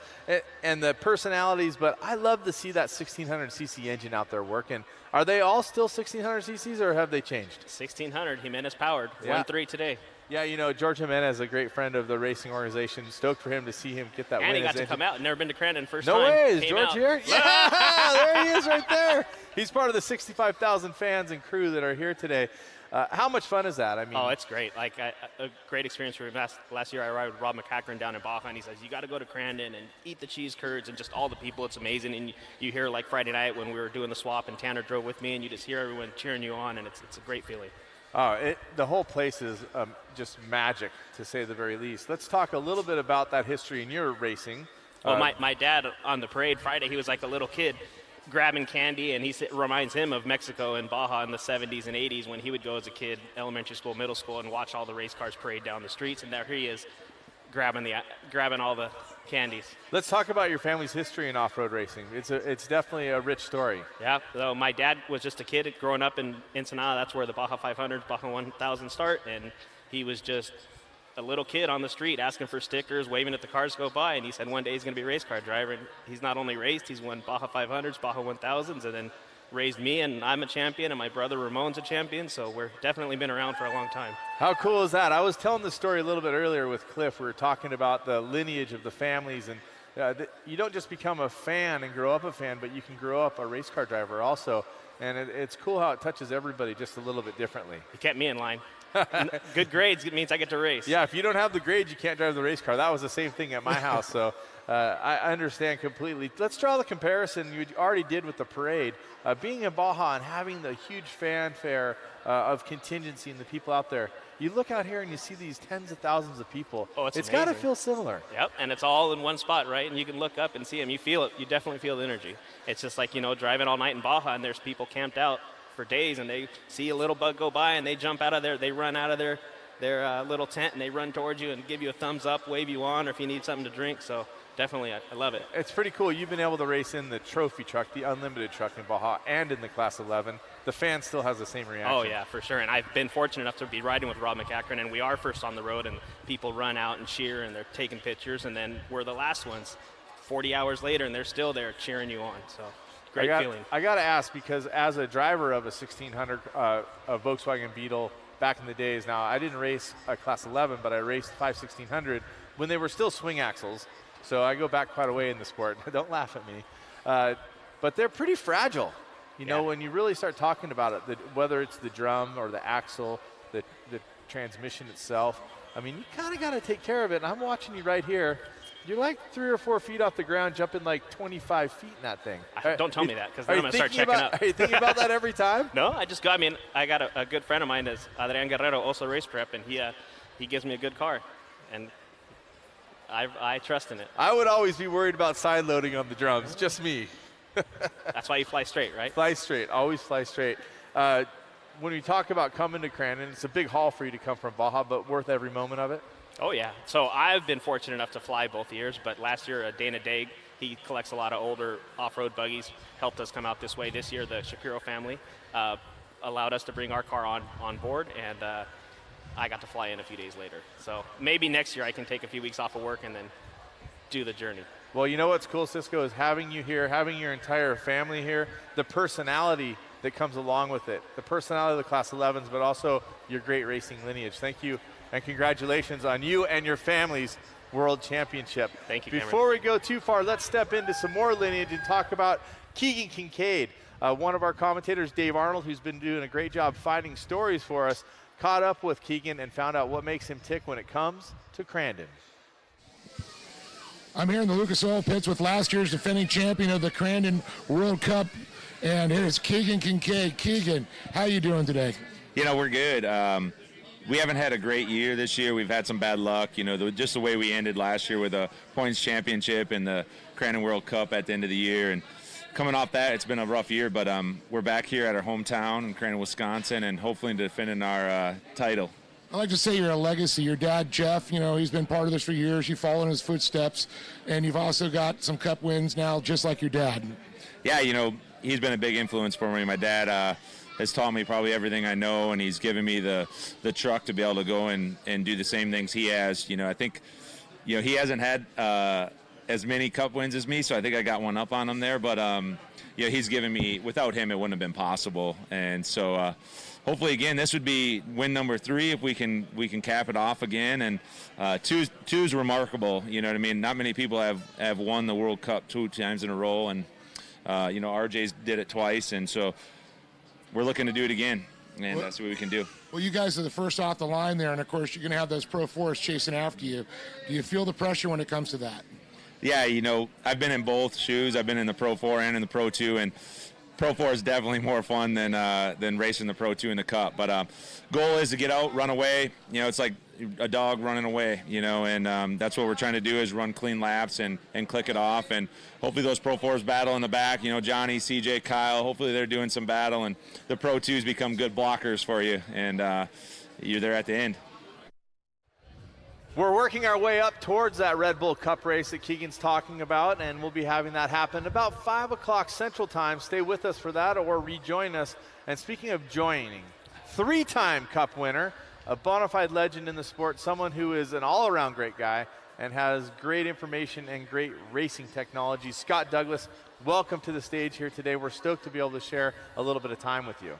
Yeah, I'm stoked to be here and be here at Crandon. I mean, if I'd love to be in a race truck, but being here with the crowd and being at Crandon, this is one of those events that it doesn't matter when it falls in the year, you can't miss it. I mean, it's quite an event, and with all these people, I love seeing my fans and being here. I know it's got to be hard. Just for me, when I go to a racetrack and I'm not racing, it's hard to walk through. I walked on the track yesterday. I'm like, damn, I'm walking on the track. You being a 3-time Cup winner and having all the other accolades in the sport, this is something that you helped build, you helped create. It's got to be a little bit tough to come back sometimes and not race. Yeah, that's true. And it is neat because, I mean, first time I was here, I was 94, I believe. And what they did, what Crandon's done with this since then is incredible. But even then, I came from a desert background, had numerous championships and Baja 1000 wins and this and that, and then come to short course in 94 and started doing this with Herzogs, and it was incredible. And now to see what it's become today is just really something, how it's grown. But you know what? This fan base has been here all along. It's awesome. Absolutely. And one of the things that I think is interesting is you mentioned your off-road background and your start at the Baja races. It's almost like your short course career surpass that. Like, it's like people know you as a short course driver, and sometimes it doesn't resonate, even with me, that you're a Baja racer. Yeah, and it gets overlooked a lot. It's kind of funny because I guess the bulk of the exposure came from the short course stuff. But my first race was the 1980 Baja 500, and my brother and I got a truck, and we raced Class 8, which was one of the big classes. We ended up finishing the thing, just a lot of attrition. I think there was 20 or 22 in the class or something like that. We ended up finishing 5th just because we overcome a lot of obstacles and finished, and we were just hooked from there on out. Started building another truck, downsized to 7S, and then was, multi-time 7S champion, and was racing against Rob McCachran and a lot of big stars, because the manufacturers were in the mini truck class at that point, and it was an awesome way to start your career. It's very cool to hear the trajectory of how everybody did it and how they made it work for them. And for you, it became a career. How many years professionally racing? I did 35 years professionally.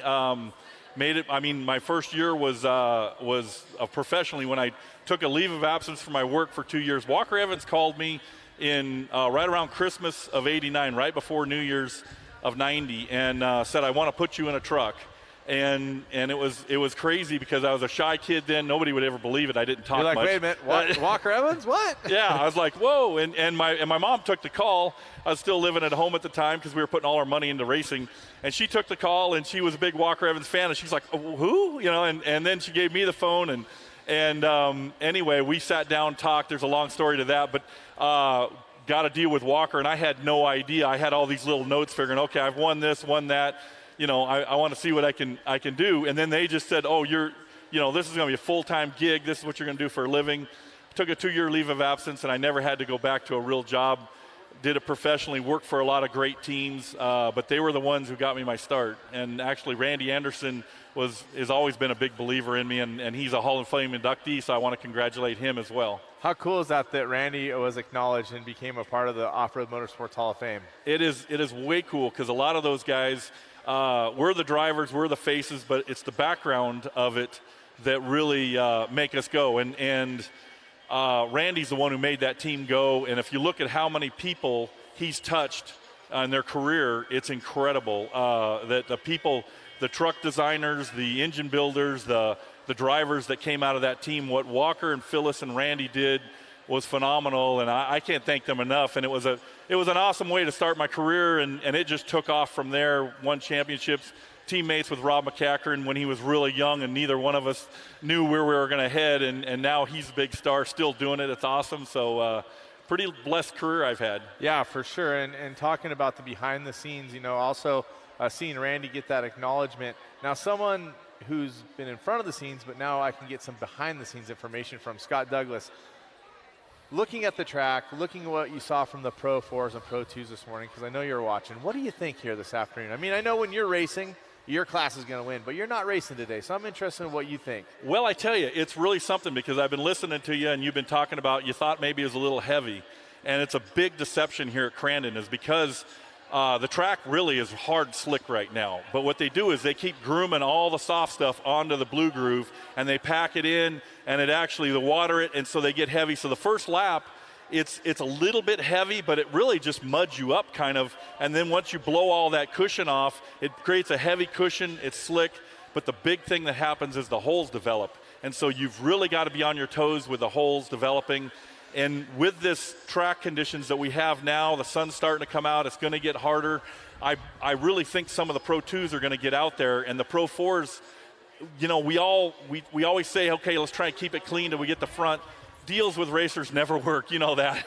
And so if one or two of them can get through, because when you're in a Pro 4 and you're racing against these Pro 2s and they get such a head start, people don't realize that we've got to race them differently. They have different lines than we have. They come in and they run the cushion. We come in and diamond the corners, and we have to take and be aggressive. When we catch them, we have to pass them immediately. If you play around with it, you're either going to get past or you're not going to win the cup.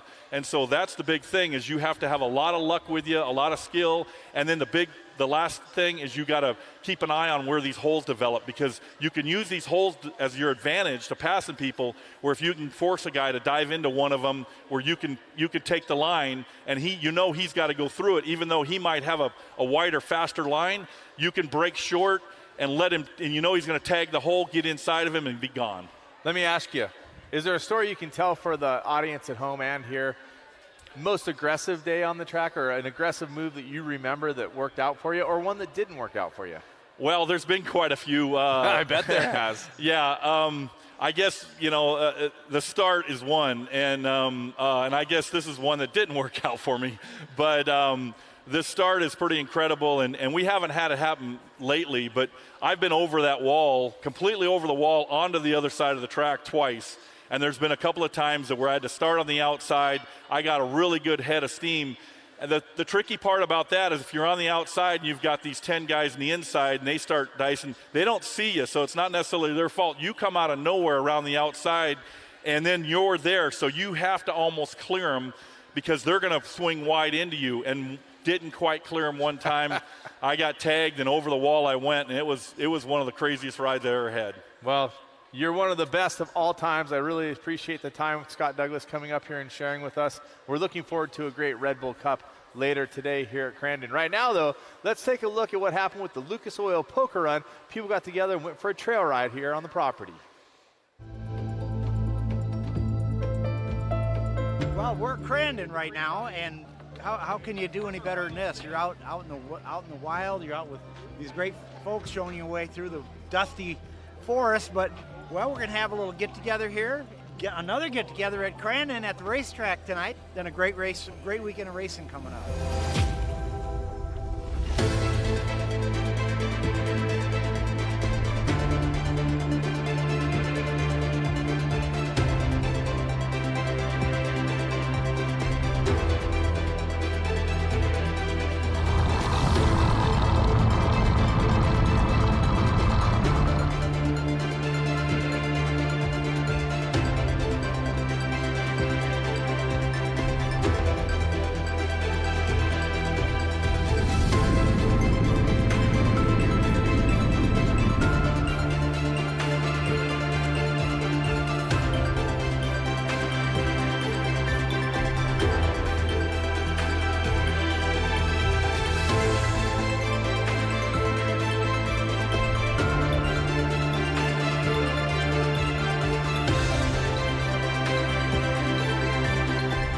County was happy to partner with everyone at the racetrack, the Forest County ATV Association. We're happy to do what we can to make this event go smooth, and looking forward to partnership in the future. So much awesomeness and fun going on all over here in Crandon. Right now what we're going to do is we're going to step away just for a moment as we start to thank some of the people that make it happen for us here at Crandon, but more racing to come. Speed Sport Live from the Red Bull Crandon World Cup is presented by Cometic Gaskets, sealed under extreme pressure.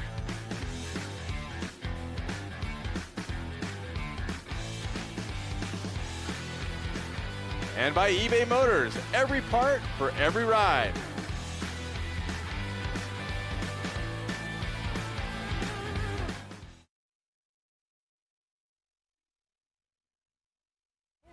Since 1934.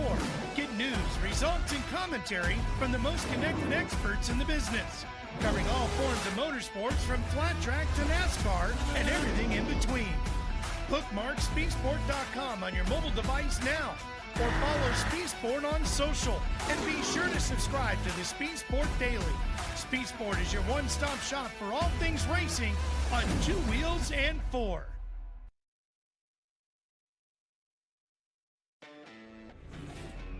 Make way for the first ever Chevy Silverado CR2. With Multimatic shocks, rugged 33-inch tires, and front and rear electronic locking differentials. Dude, this is awesome, but we should get back to work.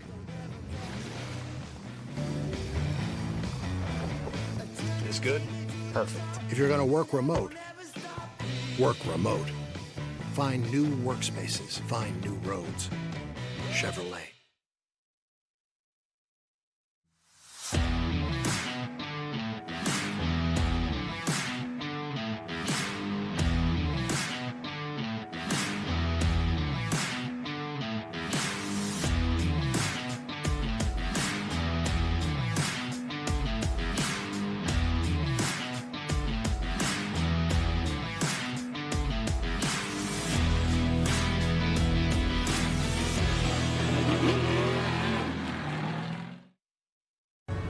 Our journey at Continental has taken us down many roads.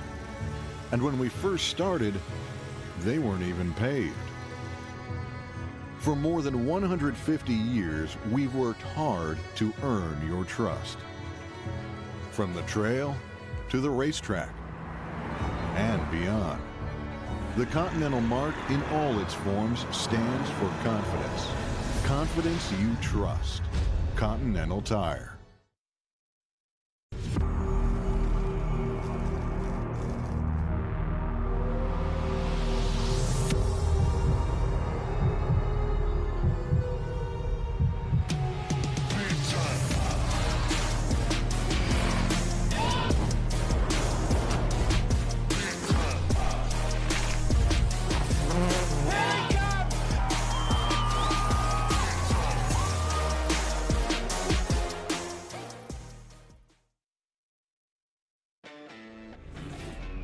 Make way for the first ever Chevy Silverado CR2. With Multimatic shocks, rugged 33-inch tires, and front and rear electronic locking differentials. Dude, this is awesome, but we should get back to work.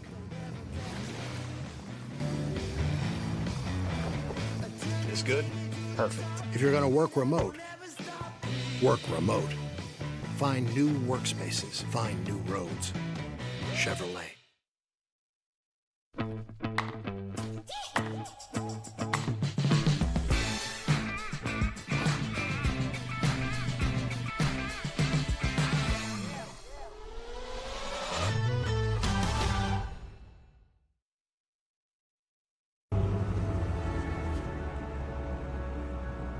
Our journey at Continental has taken us down many roads. And when we first started, they weren't even paved. We know trust isn't given, it's earned. And for more than 150 years, we've worked hard to earn your trust. 150 years of perfecting how tires are made, continuing to both raise the bar while setting the industry standard. From the trail to the racetrack, from off the beaten path to the highways and beyond. The Continental mark in all its forms stands for confidence. Confidence 150 years in the making. Confidence you trust. Continental Tire.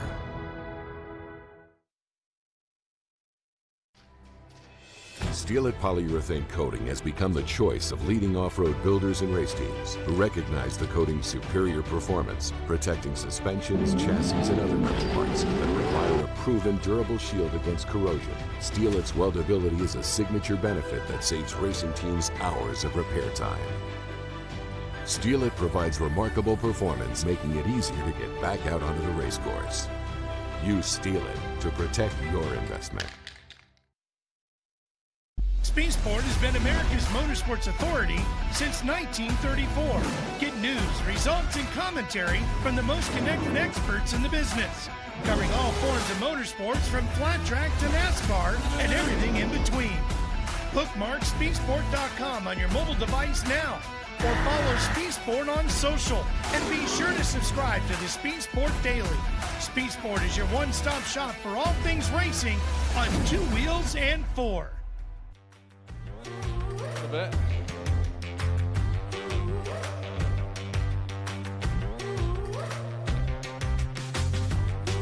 And we're back here as we get ready to go pro buggy racing. One more time, we welcome you back here to the Red Bull Crandon Cup Day. It's a big one for sure.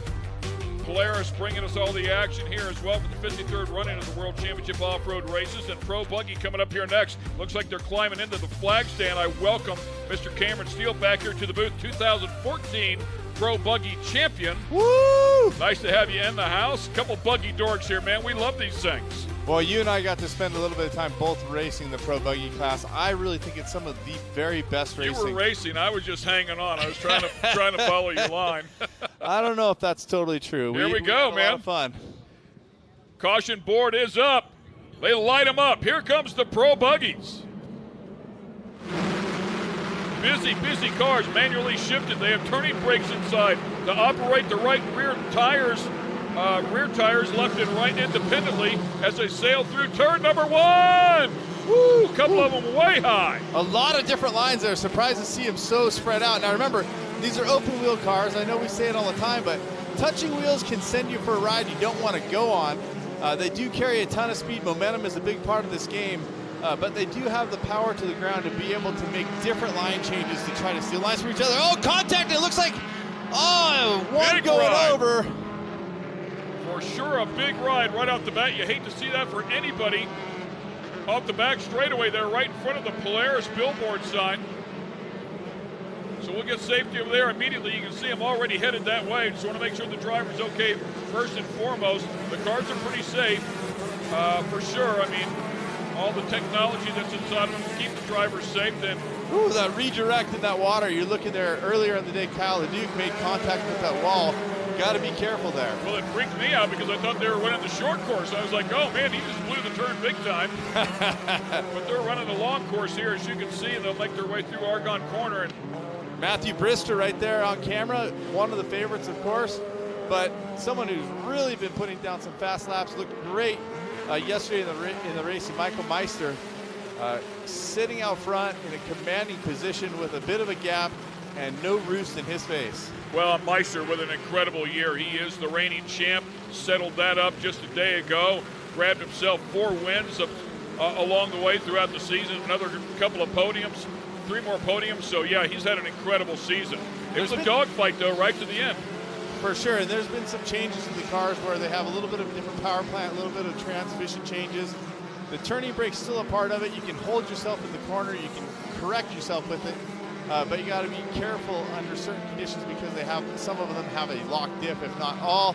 As we get down into the drifting, Brister going big and wide. Yeah, you just mentioned something there that the fans might not think of. On the slick track in the beginning, if you start to over-rotate, you can use that turning brake to save you and go the opposite direction. Absolutely, but it is an art form, especially on a wet track. You grab it to correct yourself. You got to be off the gas, like I said, with the lock diff. But, man, it can send you quickly the other direction. Both those front buggies choosing to go a little bit wider than that water, but right now Brister on a tear. He's on the move. He's taking it from about 10 car lengths to maybe 3, and I like how they drove around that mud there at the bottom in Aragon. Yeah, Meister, Brister, Steinhardt, Kirkham, and Hester, your current top 5. Don't count out Everts. Booth also has been extremely good, and Schwalbe, that's the son of legendary Scott Schwalbe, back in there in the 8th position. There's definitely some hitters here in the class and a couple legendary names. Larry Joe being one of them, far back in the pack. And I love to watch the buggies try to choose their line, but what you're going to notice here is they're going to become a preferred line. And they're going to try to make moves around each other, but look at the drifting of the cars, the back and forth. It's just flexing itself a little bit in that loose topsoil with just enough mud on it to make it slippery, like a slip and slide. Yeah, these first couple of laps are a handful for sure. I remember them all too well. And you guys are magical with these things. They're light, they're nimble. It's easy to redirect the front end. You talked about the rear end being locked up, a spool, if you will, with all that rear weight with the engine sitting back there. These things inherently do not want to turn, so you have to learn how to rotate these cars. Dale Everts there with a good look at the number 7, a Baja 1000 winner in his own right. Great race car driver. Yeah, and Everett's having a great season, finished up 4th in the points, grabbed a win right here at Crandon in Spring Crandon, so he knows what it's like to stand on top of the box here. Well, you can just see how, so the front of the car is very lightweight. You got to be really careful how you direct it. You're driving off the back quite a bit, but you can see that some drivers are a little bit more tenuous on how they drive it through some of the sections where it's wet or slippery because, again, you can get a lot of push and you can redirect that front end very easily. Good look there at Mark Steinhardt, the number 31 car, another legendary name out here at Crandon. And hanging on to it is Steinhardt right there, huh? Steinhardt had to really, all the talent he has. He came in hot. He wanted to set it up a certain way, but it started breaking away from him, I think, a little bit. He had to stay with it in a different direction. It opened up the possibility for the car behind him, but the problem is what happens sometimes when you're racing nose to tail like that is you're following that car in front of you because you can't see the mark to hit, so you start following his mark. he goes a little wide, he has a little bit of a misstep, but you're already misstepping with him, so you can't break and make that change to capitalize. As a driver, you want to look as far ahead as possible, but certainly one of those things you need to be wary of, right? Absolutely. I mean, you want to get sucked into the mistakes of the other drivers. You want to hit your marks, and sometimes you want to try to make a pass and make it racy, but sometimes it doesn't make sense to do that. Sometimes it's better to just follow, but at the same time, if you follow, then you're going to get sucked into that mistake. So we'll see how it plays out here. 2 different lines here, going down to the bottom, trying to get traction. It's slippery down there, still wet. Steinhardt going to the outside, trying to run as much momentum as he can, but this is close racing for 3rd place. Yeah, Steinhardt and Kirkham. I wonder if something happened there to Brister, because he lost some 3 seconds behind Meister, who's really stretched it out now. Keep in mind, we'll have that mandatory caution. That'll bunch everybody back up. Obviously, a lapper down there on the bottom having a mechanical issue. And the other thing you talk about, what happened to Brister? Well, what might happen is the course might come in. The first couple laps, wet, snotty, slippery. Then the course starts to come in a little bit. It's less heavy. It becomes more trackability, and you can pick a racing line. And sometimes cars are set up for early, where it's slippery, and some are set up later for when it gets more tacked in. Wow, look at the pace truck out there drifting around. On it. Going after, we saw him just a moment ago. You saw one on the side, Jack Hanley at the 972. So unfortunately out of power there. So they're sending a truck after him to get him picked up, and pretty incredible driver there behind the wheel of the pace truck. Well, they got plenty of seat time being out there hurrying to any kind of incident or emergency. Good look at that number 31, Steinhardt. But going back to the front, this is Meister. Yeah, Meister, number 1. Brister, yeah, and then a little closer battle there between 3rd and 4th, but everybody's strung out pretty far here. And I think you talked about it before. When the track is wet, everybody will have to deal with it. You got to get sorted out here in the beginning of the race. After they bunch them up here for the caution flag, and they're on a much, much grippier track, game on. Absolutely. I think there's more raceability for sure a little bit later on, especially with the pro buggies, because they can redirect. You talk about the turning brake that they have, but right now there's a lot of open racing, meaning there's not a lot of nose to tail, but when we get that mandatory caution, probably in the next lap or so, look at this setup, just throwing down, going wide, letting it carry, trying to carry as much momentum as well as getting around the corner. Last time I looked, I want to say 1.4 seconds on the field. I mean, that's a big number. Of course, he's out front, some clean air here, but still, that's a massive gap. Now, if I was driving that front car, and I'm sure he's thinking the same thing, you want to go just fast enough where they're not really catching you, but you want to drive not too hard to make your car hot or to overuse your car, because right now he's got a little bit of breathing room, and no matter what happens when the mandatory caution comes out, he's going to have traffic right on his backside. So you don't want to really build a huge gap. You want to save your car to make sure you're ready to race in that next part. You want to be the first one to the mandatory caution, but do it as slow as possible. That's exactly right. But you always say you got to be just slow enough to win, right? You can't win if you don't finish. It's all cliche, but at the same time, it's the facts of the facts. The mandatory caution's coming out right now for Meister.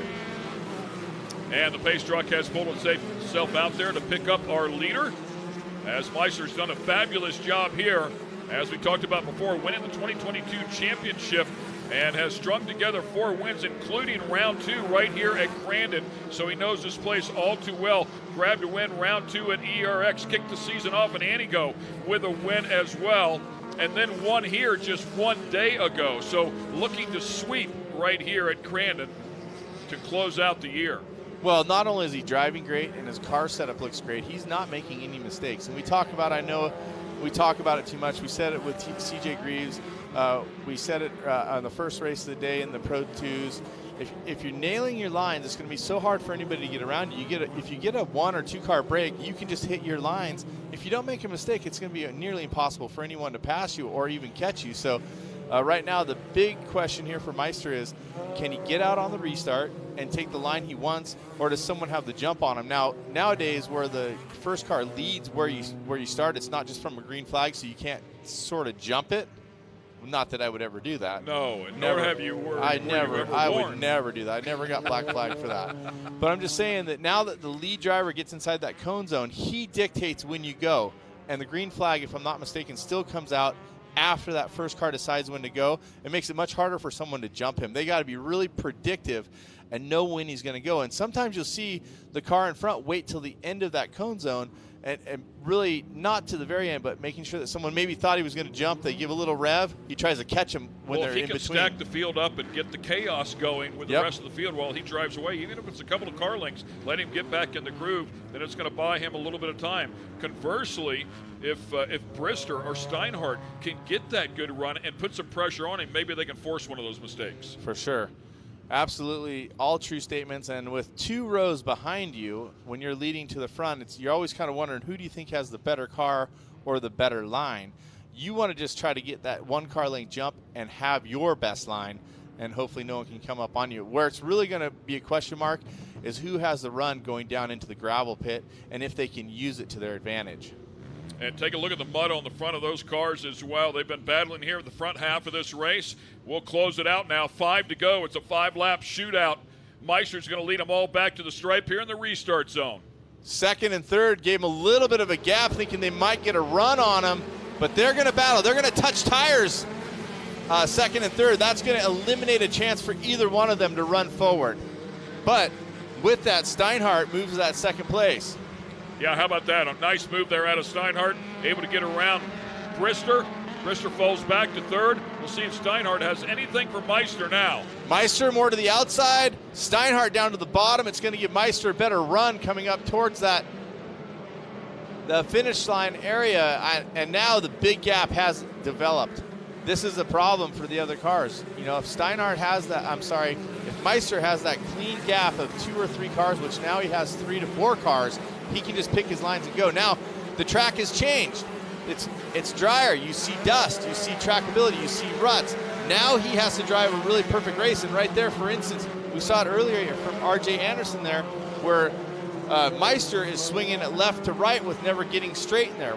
Steinhardt got straight and got a little bit of traction moving forward there. Anytime you're moving forward, traction is faster than when you're sliding side to side.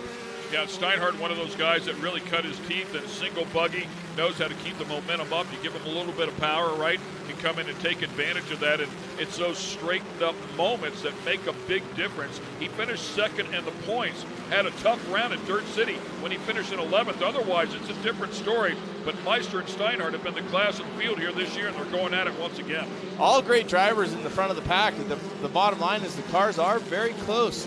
And it really comes down to driver technique and if they can keep that forward momentum going. And this jump right here, I mean, you're carrying quite a bit of speed. You see that Brister goes off to the side a little bit more to the right. He likes that drive down into the gravel pit as you're getting a great shot here. Everett's trying to go a little bit lower than Brister, but can he make it work? Does he scrub too much speed being down there on the bottom? And Everts has really cut his teeth on this. I mean, he'd only had a little bit of experience. It's a few years ago. You talked about him coming out of the desert and has really applied himself, become quite the short course racer.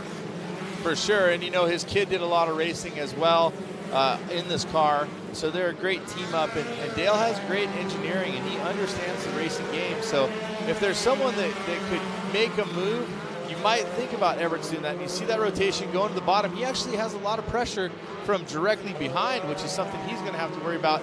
You want to drive forward at all times, but you also got to be wary of the fact that someone can come in and chop your line or steal your real estate coming from behind. And he's close on Brister here. And I'm sure Dale every now and again chatting with his brother as well, who's extremely talented. Sprint car racer, is tuned and engineered on some of the biggest names out here in short course off-road as well, Pro 2 category. So, yeah, there's a lot of knowledge in there underneath that cage as we watch them pick their way through turn number 1 once again at speed. This is the race now. Second, third, taking a look. First is quite a ways out, maybe 12 car lengths over second. Second is about maybe 8 or 10 car lengths over Brister in third. So it's third, fourth, and fifth where we're seeing a bunch up, where we're seeing a race develop. Right now in the front, going very wide in the gravel pit, is Meister. Steinhardt with a similar line. Actually, everybody out running that cushion now. No one's trying to drop to the bottom to try to find a line there because it's just not carrying the speed. Really hoped we'd be talking about our buddy Larry Jobe. Unfortunately, in the back of the pack, he had a great season, picked up a win earlier in the season as well, but dead last out here today. Clearly an issue there in the opening part of the race. Look at the run on Brister. Battle right here, huh? Brister getting it back. Brister is on it. Here he comes. He's trying to make a move. Watch him rotate, go to the bottom. He's looking. He's not trying to press. What he's trying not to do is scrub off the speed by sliding too much. He's going to try to find a place where he can run on Steinhardt. Now, we're taking a look at Steinhardt's car. It looks like it's all good and all together, but maybe Brister has his car set up for a drier condition later in the race. Quick little lockup. You could gather that out of the left rear for Steinhardt as he's set up for that tight 180. That's exactly what they do. Pull back on that turner brake, lock up that inside rear tire, rotate the car, get off that brake, and stay on the throttle, right? 100%. It gives you the option to have that setup capability. And watching Brister, he's trying to, what I see from Brister is he's looking at some dry spots. See him jump to the Right dry there? yeah. He jumped to the dry. He's trying to get that traction. He's trying to keep the wheels from spinning. When you're spinning, you're not tracking forward. I know it sounds simple to do, but as a race car driver, I think Brister's been opening this up more, and now Steinhardt's on that outside a bit, and we'll see. Here is the key. When you're coming off that corner, did you scrub more than the other guy?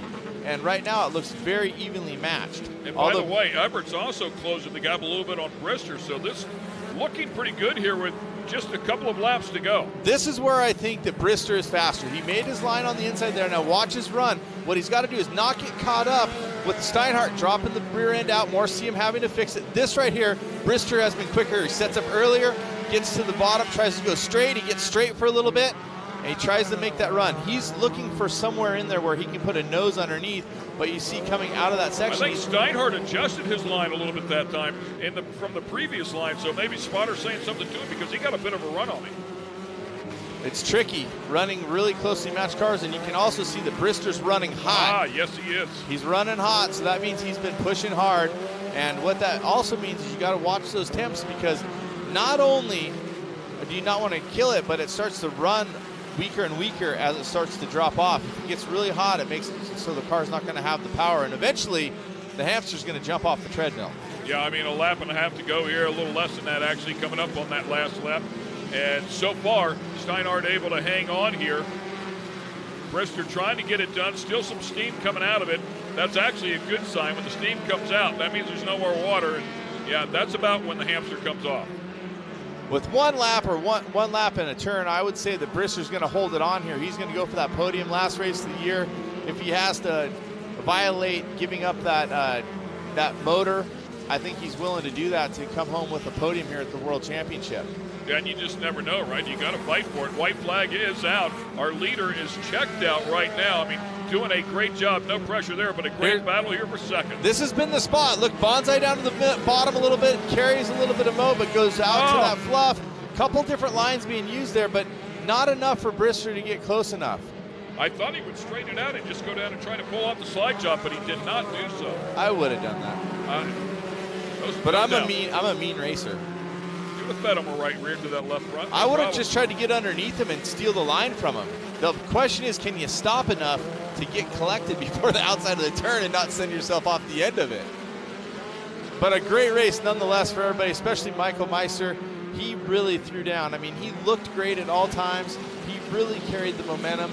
And you see the recorrection there from Brister. He's trying to carry that speed. He's trying to keep it straight and smooth as much as he can. He's trying to land in the dry. He's trying to do everything he can to get a little mo, and he's got it. He carried enough momentum there, but the question is, where can you pay off with it? Now he's going to take a look. It's too many car lengths to try to make something happen here at the gravel pit. If you're closer, you can run up the inside and try to slide underneath him and try to break and stop that. But what would eventually happen there, in my opinion, is if he did get underneath, he would stop both their momentum and Everett's would get to it. Here we come to the checkered flag. Congratulations to Michael Meister. Puts some 7 seconds on the rest of the field there. Incredible effort, no doubt about that. Mark Steinhardt able to hang on despite the pressure from Brister. Solid effort there as well. So good race here in the Pro Buggy category. And great to see a resurgence here in terms of number of cars. Over 20 cars in this battle here one day ago. Meister up top there as we take a look at the results for our Pro World Championships and Red Bull World Cup Super Buggy results. Mark Steinhardt right there in second place. Matthew Brister. Then we have Everts and Schwalbe. That is Ryan Schwalbe to round out the top 5. Great battling here once again, and of course we will talk to the top 3 when we come back. Stay with us here at Crandon.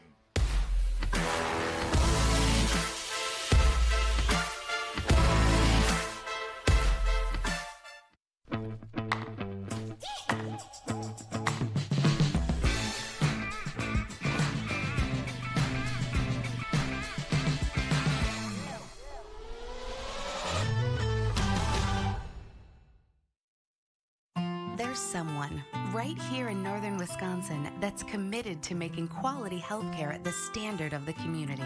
For the past 15 years, they've invested in building state-of-the-art facilities that have helped keep families healthier by providing services like radiology, dentistry, optical, diabetes treatment, maternal health, and behavioral health services. So who cares so much about the health of the community? Potawatomi, keeper of the fire, builders of the future. Speedsport has been America's motorsports authority since 1934. Get news, results, and commentary from the most connected experts in the business, covering all forms of motorsports from flat track to NASCAR and everything in between. Bookmark speedsport.com on your mobile device now, or follow Speedsport on social, and be sure to subscribe to the Speedsport Daily. Speedsport is your one-stop shop for all things racing on 2 wheels and 4.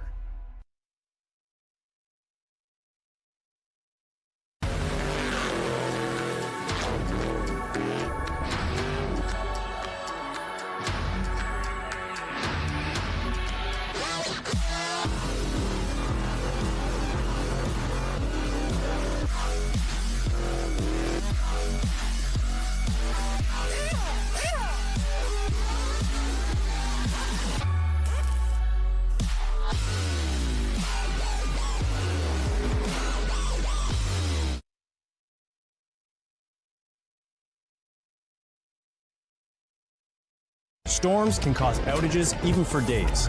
Food can spoil, some pumps, furnaces, and air conditioners stop working. Be prepared with a portable generator like this one from Champion.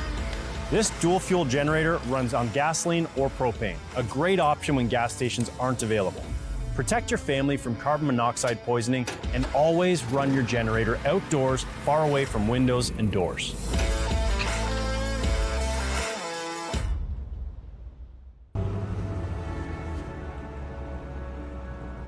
Our journey at Continental has taken us down many roads. And when we first started, they weren't even paved. We know trust isn't given, it's earned. And for more than 150 years, we've worked hard to earn your trust. 150 years of perfecting how tires are made, continuing to both raise the bar while setting the industry standard. From the trail to the racetrack, from off the beaten path to the highways and beyond. The Continental mark in all its forms stands for confidence. Confidence 150 years in the making. Confidence you trust. Continental Tire.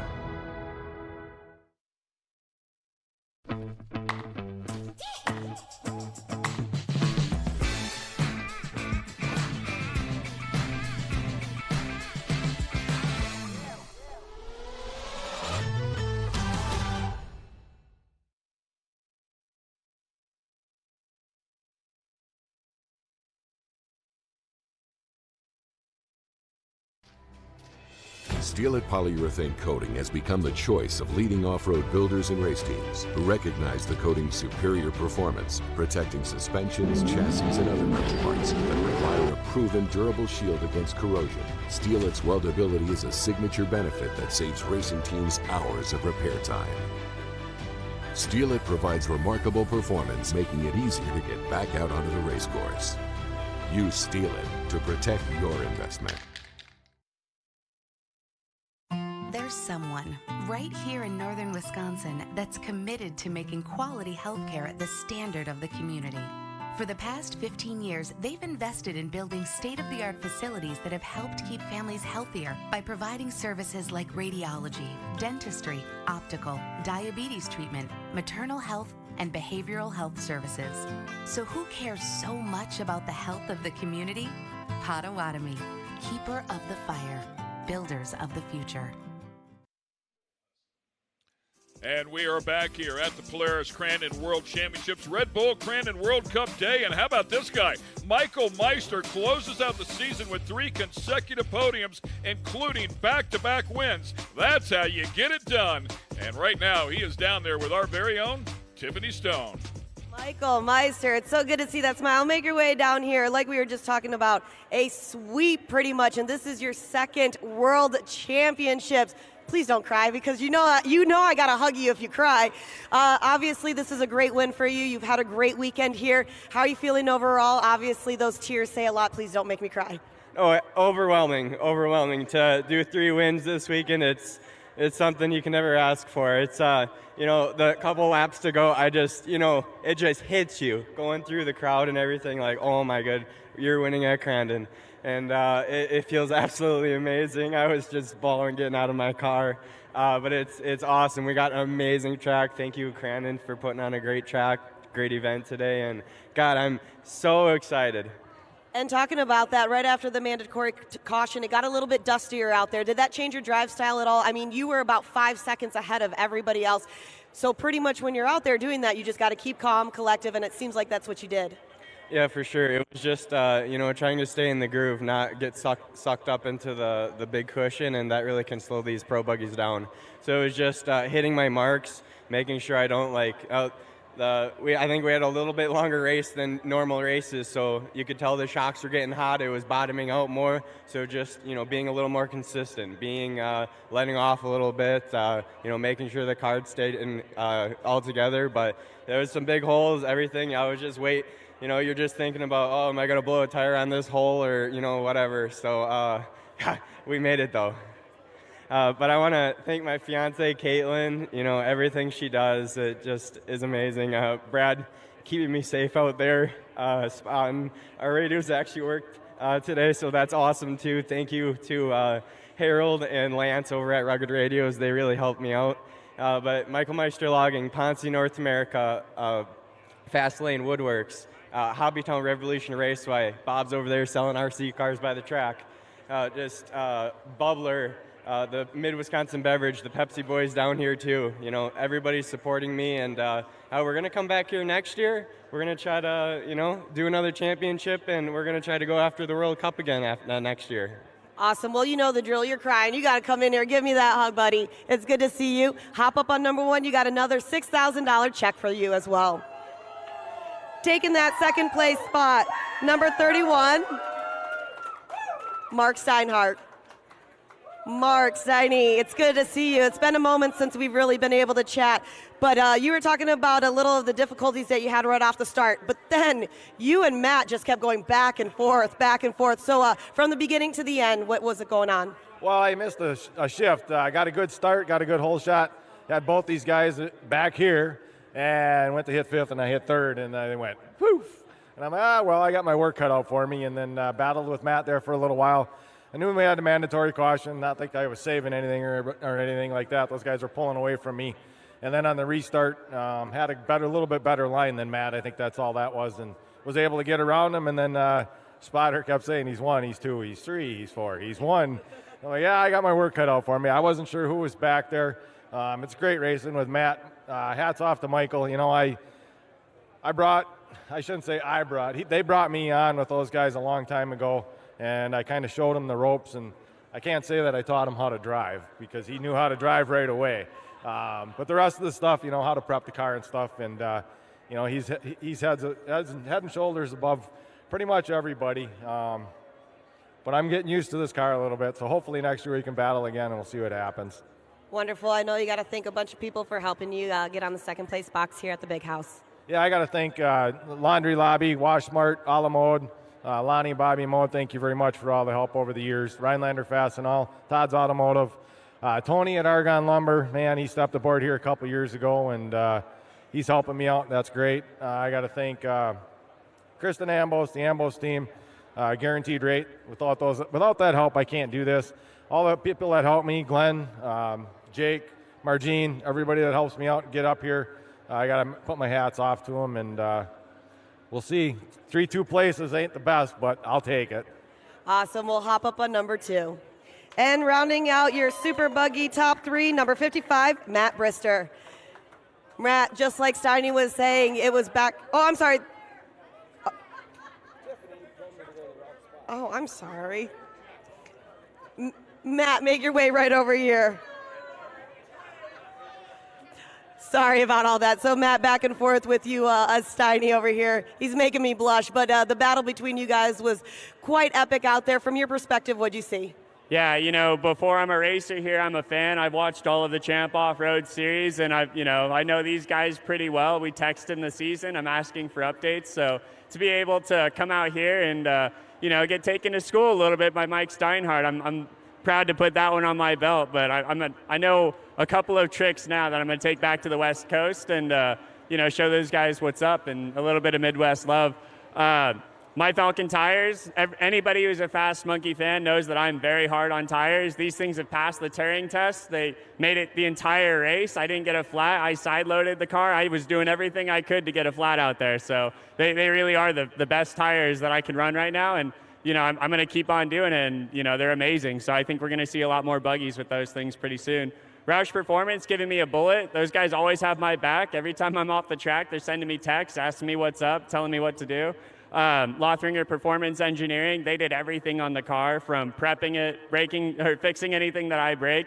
They come to the races, they cheer for me, they spot for me, and they really are family to me. So Kevin, you guys, I owe you guys a lot. My mom and dad, Fast Monkey Performance Engineering, it's not easy for them to come to these things and to support me and let me do these things. So I'm very thankful, and I'm proud of what we've accomplished so far. Vision Canopies, they gave me plenty of shade, so this metal is going to stay cool whenever I come back to watch the Cup race. And of course, Falcon Tire, Roush Performance, Rancho Performance, Axle, Vision Canopies, and all of the Fast Monkey fans, everybody cheering for me out there at Crandon. Thank you guys very much.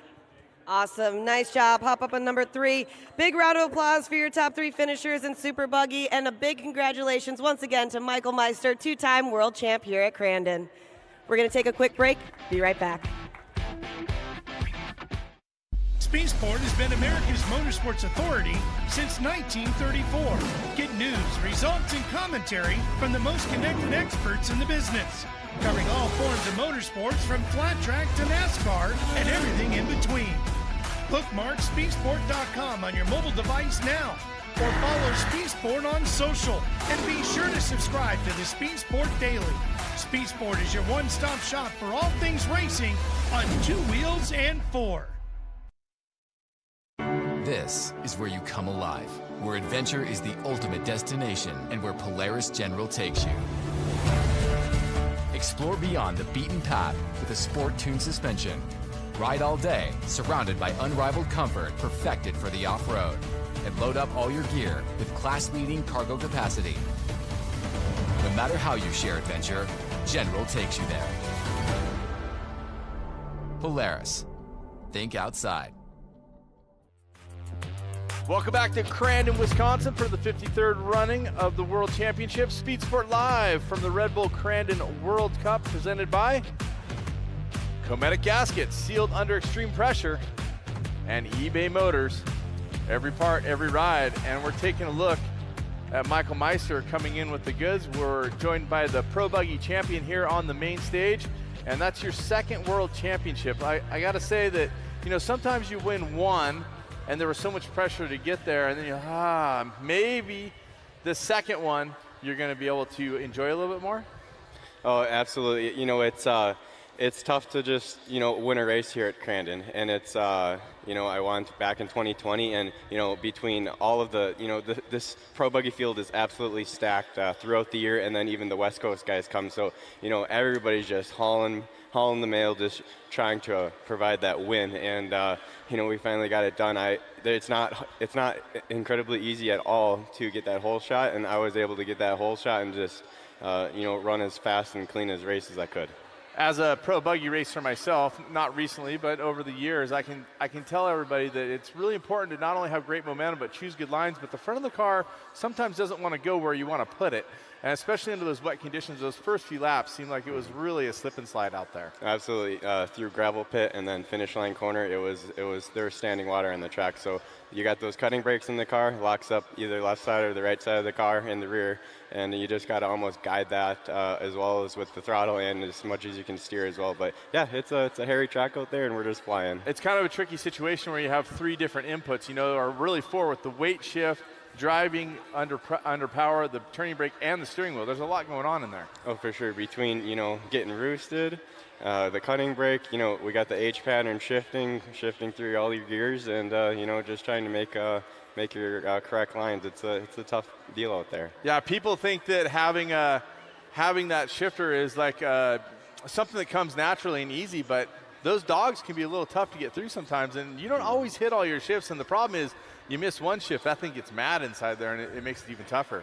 Oh yeah, you got to give it a little throttle blip and let off the gas, and these transmissions they're tough, but something can happen, and you can feel those gears when those dog rings shift, and it's they get chewed up occasionally, but that's part of the class, and it's it's a fun time. It looks like you're pretty excited. What's it like to win in front of all these people here? Oh, incredible. It's, looking over, all the faces, all the people just standing around and sitting. It's a surreal feeling. It keeps growing and growing each and every year, and, we're going to keep coming back for sure. Right on. Well, congratulations. It's an honor to get to spend some time with you. And, Pro Buggies, for me, I think, are one of the best and busiest drives out there. So to be able to hang on to that and have such a clean race, I'm impressed by what I see from you, and having a banger weekend like that. I mean, really took everybody to school. That's got to give you some great feeling going into next year. Oh, for sure. It's a little more momentum, but yeah, this Pro Buggy class, you got the best bang for your buck. We're running just as fast as Pro 2 sometimes, or Pro Lite, sometimes Pro 2 at times, and we got a little engine in there, but we're still going just as fast. So yeah, it's a fun time and best bang for your buck. Right on, Michael. Congratulations. We're stoked to see you up here. And we're going to continue on with more of our coverage here in Crandon today. And you can see the giant crowd has amassed here getting ready for that Red Bull Cup. Michael Meister joined me for a few minutes. We're going to have a couple more guests come in over the next 10 or 15 minutes. We're continuing on. The Red Bull Cup will be coming later today, starting around 5 o'clock Central Time. We do have a couple more races to go. Again, the Cup race later this afternoon will include the Pro 2s and Pro 4s in a combined format with a split start, and they will race based on the times they put down in the race. They'll try to separate them as evenly as possible, and then they will try to see who gets to the finish line first, a Pro 2, which line will start in front, or a Pro 4. And as you can see, it's a packed house here in Crandon. They're saying 63,000 people strong over the weekend. I believe that absolutely to be true. And speaking of cool things that happen, as we've been here over the weekend, there has been some developments with the Off-Road Motorsports Hall of Fame. Barbara Rainey is here, who is really the one that the driving force of Off-Road Motorsports Hall of Fame. And now it has a home here in Crandon, at least for short course, but I have a feeling it can be more than that. But just the relationship being built, there's short course drivers in the Off-Road Hall of Fame, there's desert drivers, but the synergy is all one and the same. That's right, Cameron. We're very proud and honored at the Off-Road Motorsports Hall of Fame to announce some big news here at the Big House. We will be opening up a short course annex here in Crandon, and we have some great plans for that. You yourself are a Hall of Fame inductee, class of 2018, and I don't know if people realize that anyone can nominate someone for the Hall of Fame, and April is nomination month, so if you know somebody who needs to be in the Hall of Fame, you submit an application, and then during the summer, it's a very difficult process for a voting committee to narrow down the 50 or 6 nominees to the quality class. This year, the class of 22 will be inducted on October 30th at the South Point in Las Vegas. A couple of familiar names to the short course world. Scott Taylor will be inducted into the Hall of Fame in Las Vegas on the 30th of October, and also Brad Lovell, who won here last night. So they were selected for the class of 22. All the information on how to nominate someone who's in the Hall of Fame is at ormhoff.org. We like to say legends live at ormhoff.org. And they definitely do, Barbara. We thank you for all of your passion and effort and everything you do to put forward into the Off-Road Motorsports Hall of Fame. I'm proud to be a part of that. It's always a little shocking to be voted into or brought into something like that. I was with Scott Taylor this morning. He was talking about it. You could see the emotion for sure. But thank you, Barbara Rainey, for everything that you've done for our sport. And right now, you can see a rollout of cars. This is the Ultra 4 class, which is going to have their World Championship race. And they are driving, and you can see the safety crew stepping onto the wall. They're moving forward in the missing man formation in honor of Zandy Willems. And Zandy passed away here last night during the Ultra 4 race. So fans, if you'd like to stand and show honor for Zandy, of course, everybody up. And it's always a tragic moment, obviously, when someone passes, and to have someone pass doing something they love, that they have great passion for. You can see the passion in the tears of the drivers that are around here today, and you can see the passion with those that didn't even know him. But they know him as a racer, and we'll take a moment and just watch the Ultra 4 cars come by in memory of Zandy.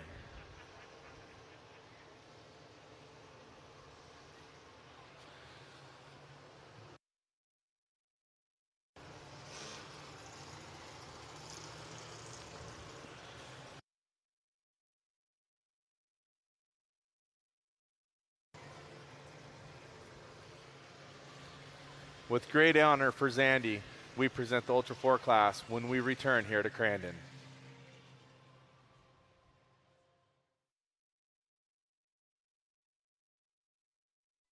There's someone right here in northern Wisconsin that's committed to making quality healthcare the standard of the community. For the past 15 years, they've invested in building state-of-the-art facilities that have helped keep families healthier by providing services like radiology, dentistry, optical, diabetes treatment, maternal health, and behavioral health services. So who cares so much about the health of the community? Potawatomi, keeper of the fire, builders of the future. Steel-It polyurethane coating has become the choice of leading off-road builders and race teams who recognize the coating's superior performance, protecting suspensions, chassis, and other metal parts that require a proven durable shield against corrosion. Steel-It's weldability is a signature benefit that saves racing teams hours of repair time. Steel-It provides remarkable performance, making it easier to get back out onto the race course. Use Steel-It to protect your investment. You know, as crazy as it sounds, I just don't blow the dust off my bow and go hunting. For us, the hunt really never stops. The hunting season never ends. It's 365 days all year long. Using the machines in our everyday life like we do, if we didn't have them, I couldn't imagine it. They simply help us get our job done.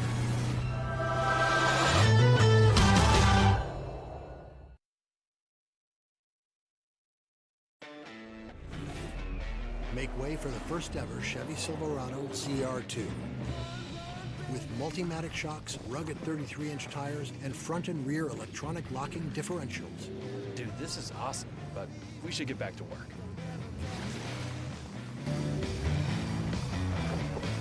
This good? Perfect. If you're going to work remote, work remote.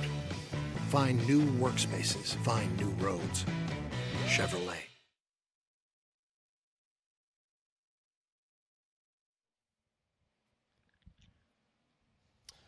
Okay, and hello Crandon. This is the Red Bull Crandon World Cup for the Ultra 4 4400 class. And just look at these cars now as they make their way round the infield, showing their respect for their fellow racer. I'm Jim Marsden, and in the booth next to me is Miles Hasselquist. Miles, how you doing? I'm doing as good as I can, buddy. Now, 4400 class racing, if nobody knows what this is out there, we race races around the world, starting with the Mecca that is King of the Hammers. That's where it all started back in 2007, and since then, we've reached out into the furthest corners, and our race family has become incredibly extended.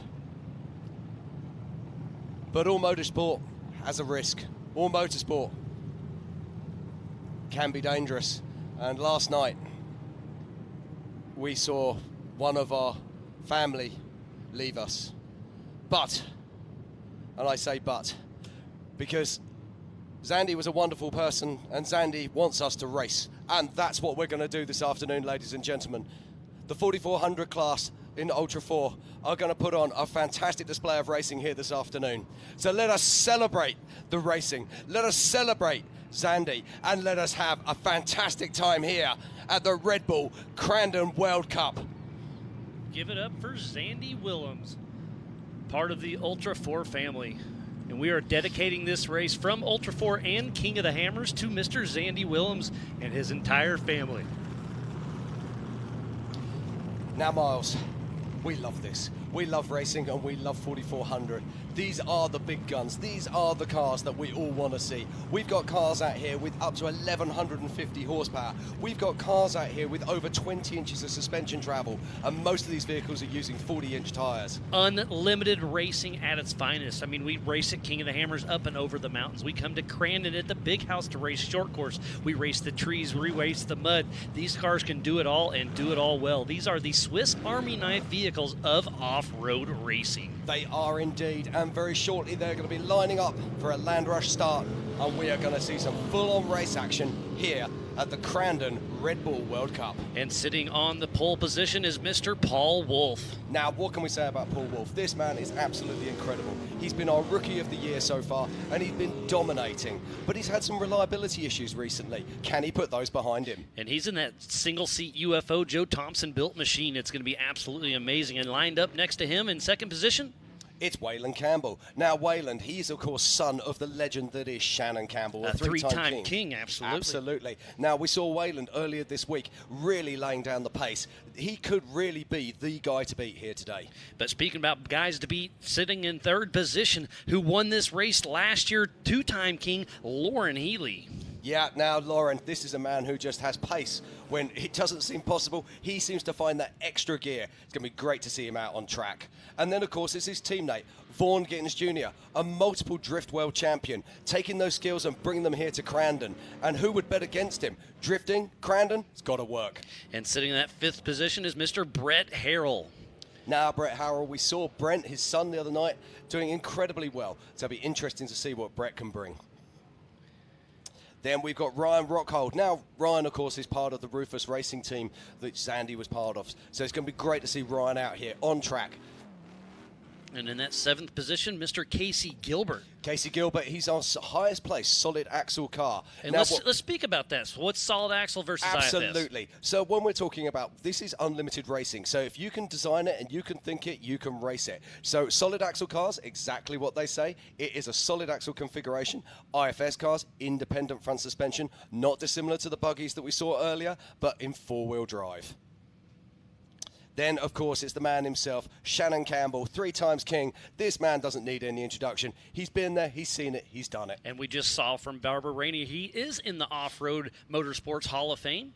He is indeed, and he's been playing with his vehicle, trying to tune it, making some changes, changing out torque converters, and all different things to make his car as fast as possible around this legendary Crandon track. In that 9th position, Josh Blyler with a fill-in driver of Jared Erdman. Yeah, now that's a car that I'm really looking forward to seeing out on the track. Again, a solid axle Miller car. Expect great things. And then in 10th position goes, actually, Christopher Branton was supposed to race, but I think he has a blown-up engine, so we'll see what happens there. And then in 11th position is Paul Herschel. With 1,150 horsepower. It's going to be insane. It's going to be insane. Watch Paul. You cannot miss him. He's in the orange car with obstacle written down the side, and just watch him as he takes on the Bronco Rocks. There's sure to be fireworks with him. In 12th position is Tom Prendergast. He took a pretty good tumble in Sturgis just about a month ago. He's been working on that car to get it going, and he is ready to go racing. He is indeed. And we've got our starter. He's looking to get this race underway. And look at that lineup of cars, Miles. It looks absolutely fantastic. And we'll run through the rest of the crowd right now before we take off. We have John Grounds, Bill Kuntz, Frank Vonderheide, Chad Hunt, Eric Blaze, Aaron Smith, Kevin Taylor, Brent Moffitt, Roger King, Tad Dowker, Jeremy Jones, and Patrick Peterson. Now, let's not forget that Jeremy Jones was also running in our 4,800 class the other day. So we have multiple classes in Ultra 4 racing. You saw them all race yesterday out back in the rigid Rage on the Rocks, but today we are staying on the short course, but we will be running across the Bronco boulders right here front and center and in front of a sold-out crowd here at the Big House. For the Red Bull Crandon World Cup, Ultra 4 is about to take off. It is indeed. There is our starter making his way towards the tower now. This is a points race for Ultra 4 Racing, Red Bull Crandon World Cup. They'll give a championship ring out. There's $7,500 on the line. This is going to be a show you do not want to miss. I believe this is a 10-lap race. No caution in the middle. It's going to be wide open racing, and it's going to be amazing as they're getting ready to take off to the Forest County Potawatomi, turn number 1. We're looking at thousands of horsepower lining up there on this line.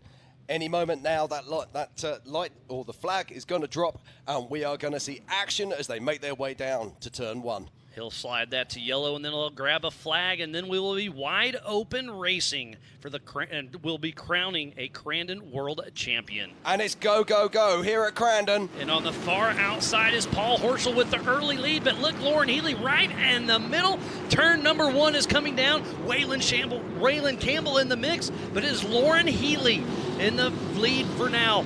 On the outside, Paul Horschel, Waylon Campbell, Paul Wolf, Casey Gilbert, Shannon Campbell, Vaughn Gittin Jr. Wow, wow, wow, what a start here. Absolutely incredible stuff there, but it was Lauren Healy who took the whole shot. Closely behind him is Waylon Campbell, and then just behind him is Paul Herschel with that comedy 1,100 horsepower. And what a great shot we have there. Brent Harrell, Jared Erdman, Tad Dowkey, Ryan Rockhold, and now we are back to the gravel pit with Lauren Healy out front, Waylon Campbell. Yeah, we saw Lauren Healy there with one wheel off the ground as he powers round these corners. As Lauren Healy gets ready to throw it into Calamity Corner, heading out to the Bronco Boulders. And this is where you'll see, well, this is a little bit different than what you're used to. And these rocks are big, they are gnarly, they can eat up some tires, but they are flying over them. They are indeed. They've got to be so careful here. One flat tire will be the end of the race, and they make their way round to Argon. There's a great battle with Casey Gilbert and Vaughn Gittin Jr. Straight axle versus IFS. We're back to the front of the field pack. Paul Horschel, Paul Wolf. And there, of course, is Shannon Campbell as he makes his way down towards Cowboy. The first lap through is Lauren Healy, Waylon Campbell, Paul Horschel, Paul Wolf, and Shannon Campbell in the top 5. It is. It looks like Vaughn Gittins Jr. did manage to get past Casey Gilbert. And he's going to put those drift skills to work, and he gets around Gilbert, but they're going to keep on rolling. Now, I just want to talk very quickly about Vaughn Gittins Jr. He's running some very, very clever suspension, so it'll be interesting to watch him as the race progresses. Fox Live out, but that there is Paul Wolf as he makes his way under the Red Bull arch. And Shannon Campbell is hot on his heels, trying to reel him in. Again, I love the different cars. Obviously, during the race today, all the classes are the exact same, but here it's kind of run what you run, build what you want, get outside the box, and these cars are absolutely amazing. They are. This is Shannon Campbell, so it's a rear engine configuration, same as the car in front of him, which is a Joe Thompson built car. The UFO we know them as, and that's being driven by Paul Wolf. Just look at the air they're getting now as they make their way into the Calamity Turn. And they are both single-seat IFS cars on the center screen as they're all heading back into the Bronco Boulders. And the fastest lap of the day right now goes to Mr. Lauren Healy with a 1 minute 30 seconds. Yeah, it looks like Lauren Healy's checking out right now. That's only about 10 seconds off some of the fastest laps today, and they're running through the Bronco Boulders, so it's pretty impressive. It is indeed, and it's that man again, Shannon Campbell. But look at this, Vaughn Gittins Jr. is catching him. So much action out here on track. Shannon Campbell and Vaughn Gittin Jr. battling out. Again, there's a single seat versus a 2-seat. Vaughn Gittin Jr. has Eric Davis riding shotgun with him. Does indeed. Just look at the way this car just carves around through these bends. Lauren Healy starting to pull away with this just a little bit. What a great race for watching the Forest Potawatomi Turn 1 here at the Big House during the Red Bull Crandon World Cup for Ultra 4 Racing. Jim, this has been a great start. This is so much fun. Love seeing them out here racing for Zandy. Indeed. It's our passion, it's our lives. We absolutely live and adore Ultra 4 racing, and it's so good to be able to bring it here to the Big House. See, once again, we watch Vaughn Gittins Jr. I believe Vaughn's running in, at the moment, 6th position and trying to hunt down 3 times King of the Hammers champion, Shannon Campbell. But that is our current race leader. That is Lauren Healy. This is our this is our 5th year racing here at the Big House, but our 3rd year running for a points race, and we just love coming back to Crandon. We do indeed. But just look at Lauren here. He's given us a masterclass in how to drive. He's starting to get a little bit of a lead on the rest of the pack. He won this race last year. He is just an absolute on fire. And that is another Horschel-built single-seat car. And we know Horschel's not too far back. Just incredible to see how flat it is. He's really got that dial. And just look at the pace he carries down through turn 1 there as he makes his way back into the short course. And again, I just love this style of racing, and going through the Bronco boulders just shows you how tough these cars actually are. And they are still trying to chase down Lauren Healy. Waylon Campbell's not too far off him, but Lauren's right in his zone. We have 7 laps to go out of this 10-lap race. Yeah, as we watch Lauren now powering his way through the Polaris gravel pit. We'll get a little hang time off the Polaris legendary leap. We're back to 2nd place, Mr. Waylon Campbell. Monster Energy Nitto Tire athlete. Wayland is looking for a win here. Never won here at the Big House. And you wouldn't bet against it right now. Just look at the pace of this young man. Astonishing stuff as he crosses the rocks. Just look at that, Miles. Just the tires are dancing, but it's just floating, just kind of like you're at home. You're just skipping a rock right across the top. These cars are built by themselves at the Campbell workshops. Run a 492 cubic inch motor. All 3 drivers up front are Nitto Monster athletes, so they've got to be super excited for where they're setting right now. And those Nitto tires are looking good. Yeah, now, isn't it? It does actually look like Waylon has closed the gap to Lauren. And there is no competition yellow during this race, something a little bit different we do here at Ultra 4 Racing. And Lauren Healy just pitching it into turn number 1, but Waylon Campbell's not letting up much. Okay, I'm just looking here at the score sheet, and we've got a new fastest lap bin laid down by Paul Herschel in a 1:30.242. So by 0.3 of a second, this is absolutely insane. All 3 of the top 3 ran a 1:30. So within a half a second of each other. That is absolutely insane. The thing that gets me with this, and it blows my mind every single time, these cars are built in totally different workshops with totally different sets of ideas All and skills. 3 of them, yeah, they're exactly. all 3 different. And yet they are running within tenths of a second of each other around this incredible course here at the Red Bull Crandon World Cup. As they head back into the Bronco boulders, Lauren Healy up front, Waylon Campbell right behind him, and look at him getting a little slideways there as they pop out of the Bronco boulders. I'm very impressed here with Waylon Campbell. He's putting the pressure onto Lauren. Can he make him force a mistake? These are 2 extremely fast drivers in our sport. They are at the top of the game, and it is great to see them having such a great day here at the Big House for the Red Bull Crandon World Cup. Who's going to be the Crandon World Champion? Right now, it's looking like Lauren Healy has the advantage. It does indeed, but never count out that man in the background. Waylon Campbell. Now, there was a puff of smoke from Waylon's car there, so we're just going to have to keep an eye on that.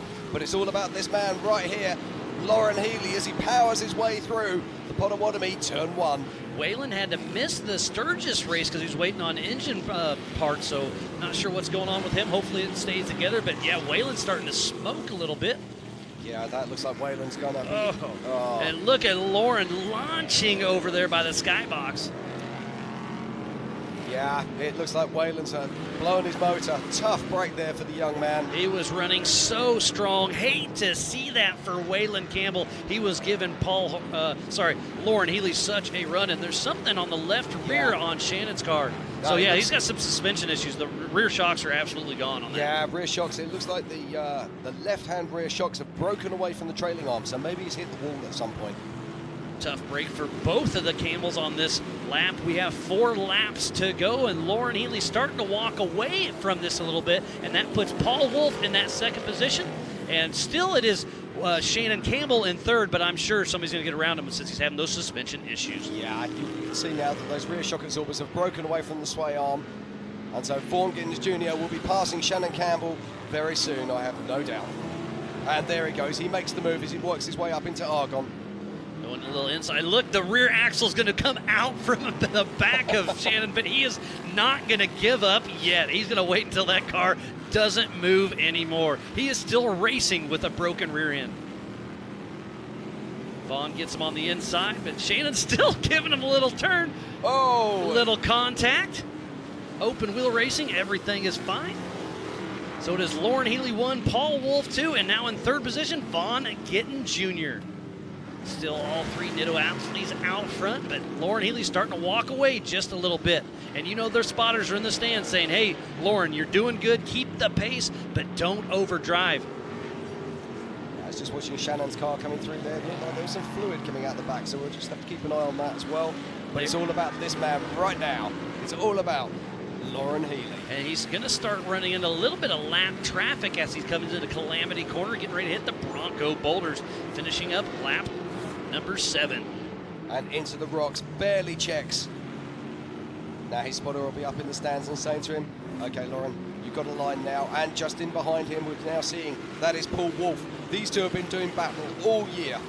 He gets around Bill Kuntz, a lap traffic driver. But yes, Lauren Healy and Paul Wolf have battled out all season long. It has came down to the final lap multiple times. Sometimes we run on adjusted time. Obviously, short course, it is a physical finish. But on adjusted time, it's came down to seconds. And we don't know until the next competitor closes. Indeed. Now Paul Wolf blew his motor at the last race. So this is a brand new motor. And I was having a little chat with him. I try to do my homework on these guys and gals. And I said, hey, what are you going to put back in there? He sends me back, it's a junkyard engine. You know, all in good fun. I know that's a lie, but he wouldn't give me his little tricks and trades. That's a very expensive junkyard, that's all I can say. But Lauren Healy there, and just in the background, that is Rusty Byler's vehicle. There's Ryan Rock holding the center with Brett Harrell out front of him. This is a great battle mid-pack by Brett Harrell and Ryan Rockhold, part of Rufus Racing. They go into Argonne Corner, doing a little inside-outside. Does he have the power to get around Brett Harrell? It's a full-on drag race. It's a Horschel car versus a Jimmy's 4x4 car. I think I'm right in saying that the Horschel car there, being driven by Brett Harrell, does have a Danzio motor in there? Yes, it does. A Danzio big block at that. And look at this. 2 IFS cars being hunted down by a solid axle car of Rusty Byler. That is Jared Ehrman driving for Josh Blyler. 2 laps to go, and it's still Lauren Healy out front. Paul Wolf, Vaughn Gittin Jr., Shannon Campbell, Casey Gilbert, Brett Harrell, Josh Byler, Chad Hunt, John Grounds, Bill Kuntz, Tom Pendergast, Waylon Campbell, Paul Horschel, Pat Dowker, Jeremy Jones. Yeah, we saw Paul Herschel. He actually pulled to the side of the track earlier on, so really tough luck there for Paul. But that's one of the vehicles he built. That is Brett Harrell there in the obstacle Herschel car, and he's still ahead of Ryan Rockholder. Still running a strong race here at the Big House during the Red Bull Crandon World Cup. We are here at the Big House with Ultra 4 Racing. And look at the huge wheel stand by Ryan Rockhold. Sent it a little bit too hard in the Bronco Boulders, and there is an issue with Ryan Rockhold. Hate to see that, but he is driving the wheels off that machine. We flip back to Brett Harrell and Brett Jared Harrell Ehrman. Charging away there from the car of Josh Byler. But just look at the pace of this Miller solid axle car. And you just recently finished one of these cars, Jim, and you know how amazing these cars are. I'll let you know, I'm racing it in Poland next week. But right now, it's all about this man. It is Lauren Healy. And just look at the pace. He's not consolidating his lead. He wants to build his lead. And Paul Wolf is right on the rear end. This is the physical battle for first and second as they come up against lap traffic. And the white flag is out, so next time around they will be getting the checkered flag. Oh, Paul Wolf is looking to make a move here on Lauren Healy as they head down towards Cowboy. The last lap of the day, and it is a drag race. Lauren Healy on the inside, Paul Wolf on the outside. A little inside-outside action. I knew they were setting up for that. A little, they touch tires a little bit. Paul Wolf gets into Lauren Healy just a little bit. It's going to be an absolute drag race as they're still heading down towards the Forest County Potawatomi turn number 1. And it's Paul Wolf who has the lead. from Lauren Healy, who's been leading the entire race. So what has Lauren got now? Can he find a way to get back past Paul Wolf? Lauren's a little bit loose. He is driving super hard right now, trying to catch back up to Paul Wolf, and it's going to be interesting as they head into the Polaris gravel pit as they hit the skybox jump, and he is coming in hard on the inside. Excuse me, Mr. Wolf, that's my line, and I'm having it, says Lauren. One more corner to go. So what has Paul Wolf got? Can he do anything on Calamity Turn? Last corner to go. Calamity corner. Who's it going to be? Is it going to be Lauren Healy or Paul Wolf? And it is Lauren Healy grabbing the checkered flag with Paul Wolf right behind him. It is indeed. What a fantastic race. That's why we love Ultra 4 Racing Miles. That's why we come to the big house here at Crandon. And what an incredible Red Bull Crandon World Cup. Absolutely amazing. In third place goes the teammate of Lauren, Van Eprin Jr. So Fun Haver Off-Road Team first and third.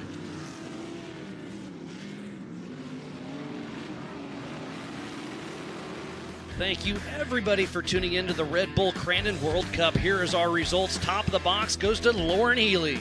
In second position, we just saw an incredible battle as Paul Wolf pulls off the second place. In third position, wrapping it up, is Van Eprin Jr.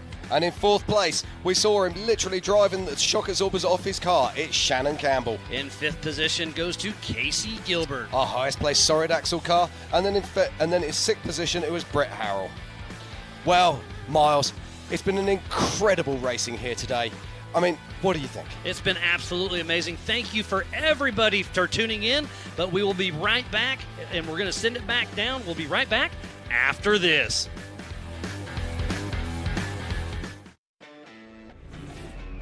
Make way for the first ever Chevy Silverado CR2. With Multimatic shocks, rugged 33-inch tires, and front and rear electronic locking differentials. Dude, this is awesome, but we should get back to work.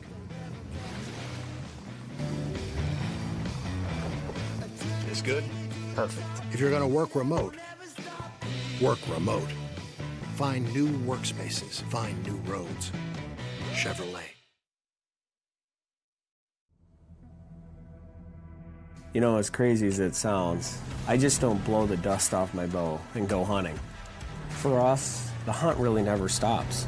The hunting season never ends. It's 365 days all year long. Using the machines in our everyday life like we do, if we didn't have them, I couldn't imagine it. They simply help us get our job done.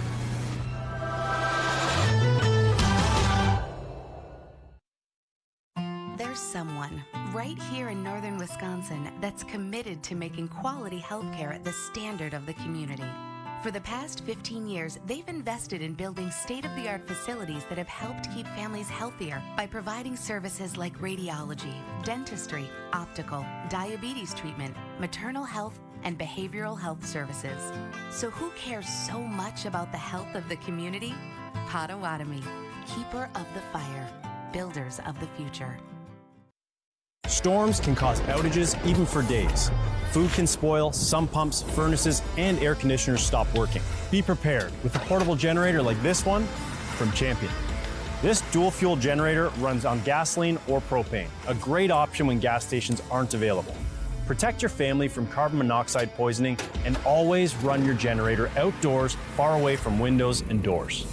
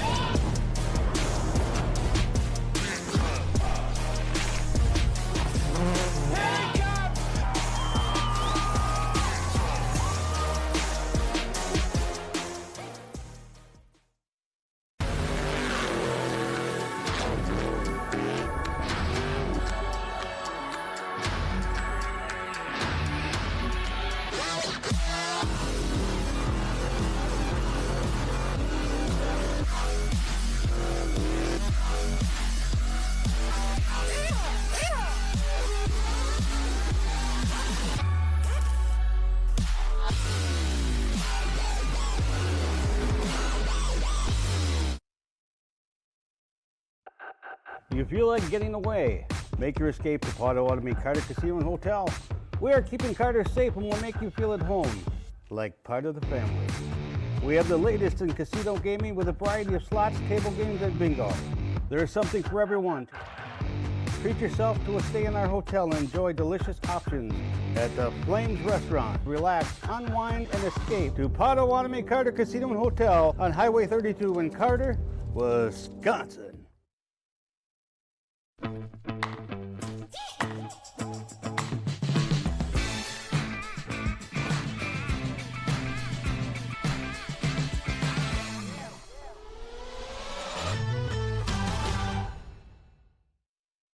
This is Mountain Dew.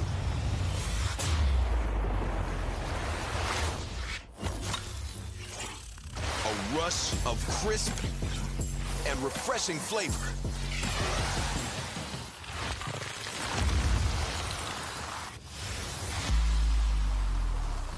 Delivering a bold citrus kick.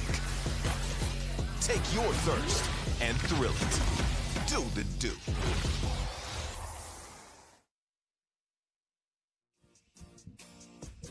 Okay, and welcome back to the Red Bull Crandon World Cup. And there is our winner. That there is Lauren Healy, the winner of the 4400 class. And he won this race last year, backing it up once again. Look at the smile on Lauren Healy's face. And we're going to send it back down to our one and only Mrs. Tiffany Stone, your show. All right, Lauren Healy, if you can make your way right over here, sir. Lauren, just want to grab some quick words for you. That was pretty much a drag race all the way to the end between you and Paul Wolf. I know you guys were out there racing for Zandy today. I know you've got some time, so I'm just going to let you take this and see what you need to say.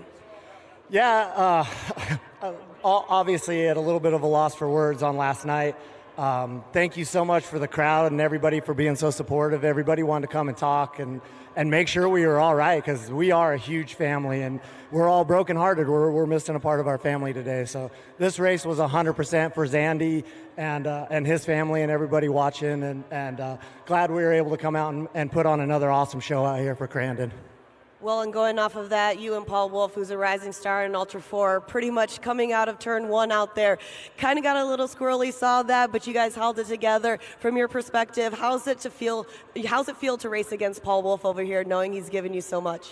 Yeah, Paul showed up this year at a Moab, and I thought I had a race clicked off with like a 3-minute lap, and he beat me by 30 seconds or something on adjusted time. And that's when I realized this boy was here to battle with me. And it's been an epic year, honestly. Him and I have been 1-2 back and forth almost every race we've been in this year. And I think it's great for the sport. The emotions and the adrenaline that comes with it revives something inside of you for sure. Well, who would you like to thank for getting you that top spot, making you a world champion here at Crandon, and of course, $7,500? Yeah, I mean, this is 5 in a row at Crandon for me, so I'm so pumped to race here. This is always one of my very favorite races of the year. We have an amazing team here at Fun Haver Off-Road. My crew, my mechanics, everybody just absolutely kills it on this team. My family's always here watching, and they're probably at home watching right now as well, so I love you guys. And but we have, this Ford Bronco, like I said, it's 5 in a row for this Ford Bronco, and we've been out here killing it. No flats on our Nitto tires. MBRP exhaust was ripping all week long, so and that Shell Rotella keeps that Ford motor ripping. So definitely we have an awesome team, and so grateful for everybody. And I don't know if Porter's standing over here, but he's been with me from the very beginning. And this is his last weekend with my team, so I just want to give him a special thank you for everything he's done for us. We're going to miss you, buddy. Well, thank you. Hop up on number one. Big congratulations to you. And taking that second spot, the 218 of Paul Wolf. Paul, make your way over here, sir. Paul, make your way over. It's good to see you out here. We've seen you in Rock Bouncers. We've seen you in side-by-sides, and now this second place here at the Big House. You're a rising star in the Ultra 4 world, racing with, Lauren and Vaughn and all these great drivers out there. What you feeling right now? I'm super excited. This race was, for Zandy, like we said, and really happy we can come out here and put a great show on. And racing with these guys is awesome. I've watched Lauren and Vaughn for a lot of years. Now I get a battle against them. So it's pretty cool. Wish I'd have came out on top, but hey, second place is still awesome. And talking about that, you know, we keep speaking about that last drag race to the very, very finish, back and forth, back and forth. I know the smile, you of course wanted 1, but 2 here. But being able to do that and, you know, being able to thank all your sponsors, what's that really, really mean to you? It's huge. We had a great car. We had some few issues. We put an oil pressure D-rate in it. And when I get airborne, I'd let off the throttle and the car would die. So I had to refire it coming down that last corner, and he snuck under me and nothing I could do. Who would you like to thank for making you second place here at the Big House? I got to thank all my sponsors. Chris Hickman, he's out here somewhere. He's a huge help. I wouldn't be in that car without for him. And then I got Ryan Tewksbury, another guy that's a huge help. And then the Rufus Racing team, them guys are awesome. They've encouraged me all year, and huge shout out to them. Awesome. Hop up on number 2 right over there. And taking our third place spot, the number 25 of Vaughn Gittin Jr. Vaughn, it's so good to see you up here. I love that Eric is always here. Eric Davis, it's always good to talk to you too. You guys are, you know, a 1-3 for the Fun Haver team. Walk me through how it feels to be here at the Big House. It feels absolutely amazing. I mean, look at the amount of people that are here, and these are just true hardcore race fans. The energy is wild, and you know, unfortunately, we had one of those days last night we never want to have in racing, and it felt good to be out there. The entire Ultra 4 family putting this race to Zandy and his family, who are no doubt going through a very tough time, and you know, it was a battle out there. I didn't get as good a start as I did last night, and I was playing it a bit smart because I knew some people were going to attrition out, so I wasn't pushing as hard through the rocks as that Bronco can go. And sure enough, you know, we just made our way up through the field. And, you know, anytime I can be on the podium with my teammate and Paul is, you know, third place doesn't feel too bad. So, you know, really just pumped to be here, grateful to be standing here talking to everyone and putting on a show. You know, we're learning every lap, you know, and being up with, you know, 20-year vets, and it just feels really good. I'm really grateful for the Fun Haver Off-Road team and everyone that supports us getting here. Monster Energy, you know, Optima Batteries, Nitto Tire, just putting the magic under us. Fox Shocks, you know, we're running live valve out here, the same shocks that are in the brand new Ford Bronco, and they just constantly adjusting and helping me out there. So, yeah, it's just absolutely amazing what these trucks can do, and yeah, just really grateful for everything we got going on. Awesome. Eric, I just want to ask you one thing. You know, it's really impressive to always have a co-driver out there, especially with this and seeing you guys. And from your perspective, how important is a co-driver, especially in these Ultra 4 vehicles? I mean, it's not that important for some people, but I like to keep my boys' head right. We're a great team, and I mean, I wouldn't want to be out of the car, I'll tell you that. It's a good time. He's my secret weapon. Awesome. Well, you and your secret reppin', try to hop up on number 3 over here. A big round of applause for your top 3 finishers in the Ultra 4 4400 class. Of course, another one for Lauren Healy up here. Big congratulations. We're going to take a quick break and be right back. Speedsport has been America's motorsports authority since 1934. Get news, results, and commentary from the most connected experts in the business, covering all forms of motorsports from flat track to NASCAR and everything in between. Bookmark speedsport.com on your mobile device now, or follow Speedsport on social, and be sure to subscribe to the Speedsport Daily.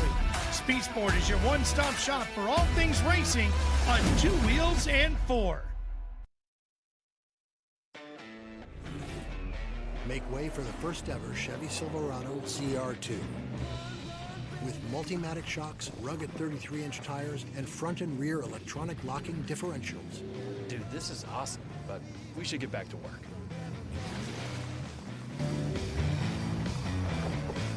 This good? Perfect. If you're going to work remote, work remote. Find new workspaces. Find new roads. Chevrolet.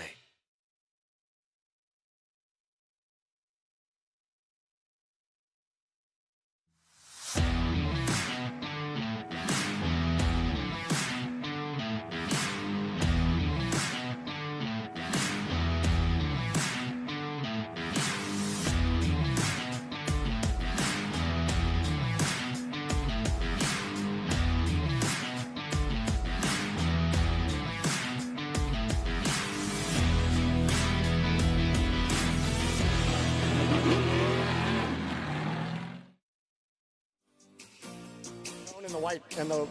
This is one of the cool moments here in Crandon where Mav TV gets some of the fans out in one of the pieces of equipment, and that is a wonderful drone shot. Now, our drone pilot might be the most talented driver or pilot on the racetrack today. If you watch that drone working, it is a thing of beauty, and these guys are just rehashing it a little bit. Welcome back to the Crandon main stage. Cameron Steele here with you. We're getting set for Pro Lite racing in just a little bit, but right now I have Lauren Healy and Paul Wolf here with me first and second in the Ultra 4 class. And Lauren, a great spokesman for our series, for our racing. I also race in Ultra 4 against Lauren and Paul. A hard day to go racing, but very eloquent with your words on the podium. I know we're all thinking about Zandy, whether we knew him closely or not. I have a little story where he actually towed us after we ran out of gas in our UTV. I jogged it back to town to try to get fuel, and Wayne waved him down and he towed us into town. I mean, he's a fixture and a part of the community, and your well-spoken words are very appreciated. Yeah, I mean, absolutely. Like you're saying, that's the spirit of the Ultra 4 family, and it's the off-road community in general. You know it in trophy trucks or UTVs or whatever. We're a big family. We go out there and we put our helmets on and we get it on, but when we're done, we're all hanging out in each other's pits and sharing parts and helping each other. And so we lost a part of our family last night, and we're all very heartbroken right now. And you know, for his wife to go out and say, because at 2 in the morning we were all talking about not racing today, and in respect for what had happened last night, and his wife said, no, you know, Zandy would say, go get it on, boys. Like, that would be the spirit of Zandy, and so that's what we all did. We all put our helmets on, and we were a little cautious out there for turn one a little bit, and making sure we all got through there. But yeah, a lot of emotions and hearts on our sleeves today. Well, I agree with you, Lauren, that going out and racing is what a racer would want us to do. I think it's respectful to be out there, and I know, Paul, I see the emotion going on for you. Yeah. It's tough to get out there and go to war and battle, but you guys did a great job. I mean, you put a great show on. I think it's very honorable for you guys to be out there and able to bring that together. Definitely. It was a great race, and like you said, it's a family, man. Zandy and Lauren both have come up to me since I'm new this season and gave me pointers and helped me even from walking up here on the stage, you know, making sure, you know, I take my Hans off to make sure I got my logo showing. They help me all the time be professional, and so we're definitely a huge family. Obviously, we'll go run each other extremely hard on the track and practically, you know, shove each other off the track. What we got to do to win a little bit, a little rubbing. So it's definitely good to have a family like that is race you that hard and then turn around and you know, take care of you in the pits. For sure, and let's talk a little bit about the racing. I know the emotion is there, but I did want to say that one of the wildest moves I've seen so far in today's racing, or yesterday included, was if, Paul, you get to the front, I know there's a break or something happens in Lauren's car. You guys come around turn one, which of course is one of the most wild things in all of motorsports. Lauren, you're so wide, right? You're trying to make a run on Paul, who's now in the lead on the last lap. Do you know how close you came to that tire barrier on the outside? Because as you come off of one and you shift off that jump, that weight shift, had you caught that tire, it would have been disastrous. Well, and I don't know if you saw about 5 years ago when Shannon hit that tire, and he went for one of the most amazing rides Crandon's ever seen down through there, and that flashed through my eyes real quick. But down there in the tree turn in Cowboy Corner, you know, I had a broken front end, and my passenger front wasn't giving me the bite, and I couldn't get through that corner, and the car was pushing, and Paul came in, and we touched tires, and we both drag raced as hard as we could down that. And I knew if I had any chance, I had to get to him in the gravel pit.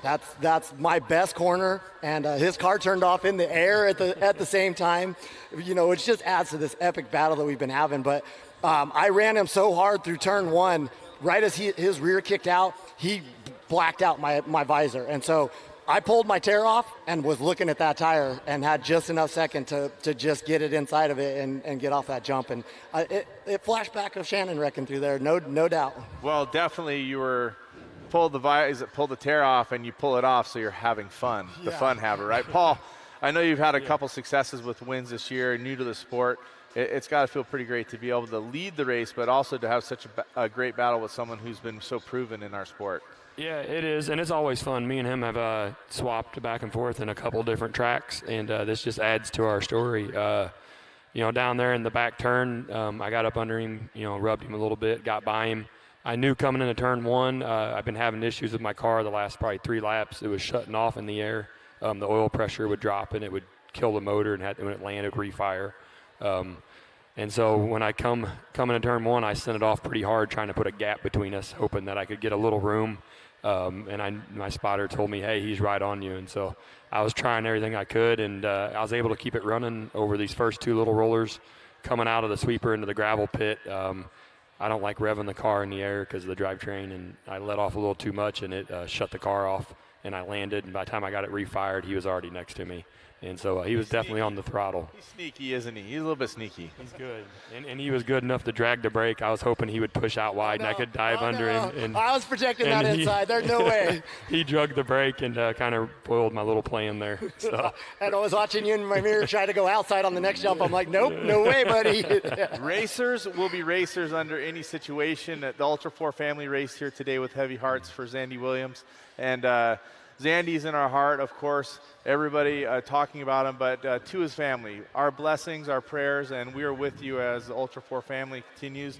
Right now, we're going to shift away from this. You guys, great job. I love seeing the smiles and the energy because I think that's exactly the way he'd want it.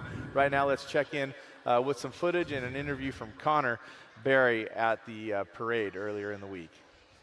It's all about the lifestyle here at the Lucas Oil Parade. The families are out here. They got the dogs. They got the little mini-me here going on with the little animals. And it's all about the family atmosphere here. People enjoying race car drivers, signing autographs. Speaking about race car drivers, we got a CBR driver here, General Tire. It is Mr. Connor Berry. Connor, you're the rookie out here getting ready to come here at the Crandon World Cup this weekend.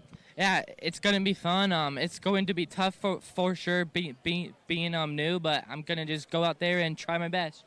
Well, it's all about the weekend. You've been running all season long with the series, but coming down to the big race, the Crandon World Cup, it's the Red Bull Cup. That's what you're going for this weekend. Yeah, for sure. Our goal is just to end the year on a high note, and if I could get the good start and just go and run some clean laps, it would be cool to get that win.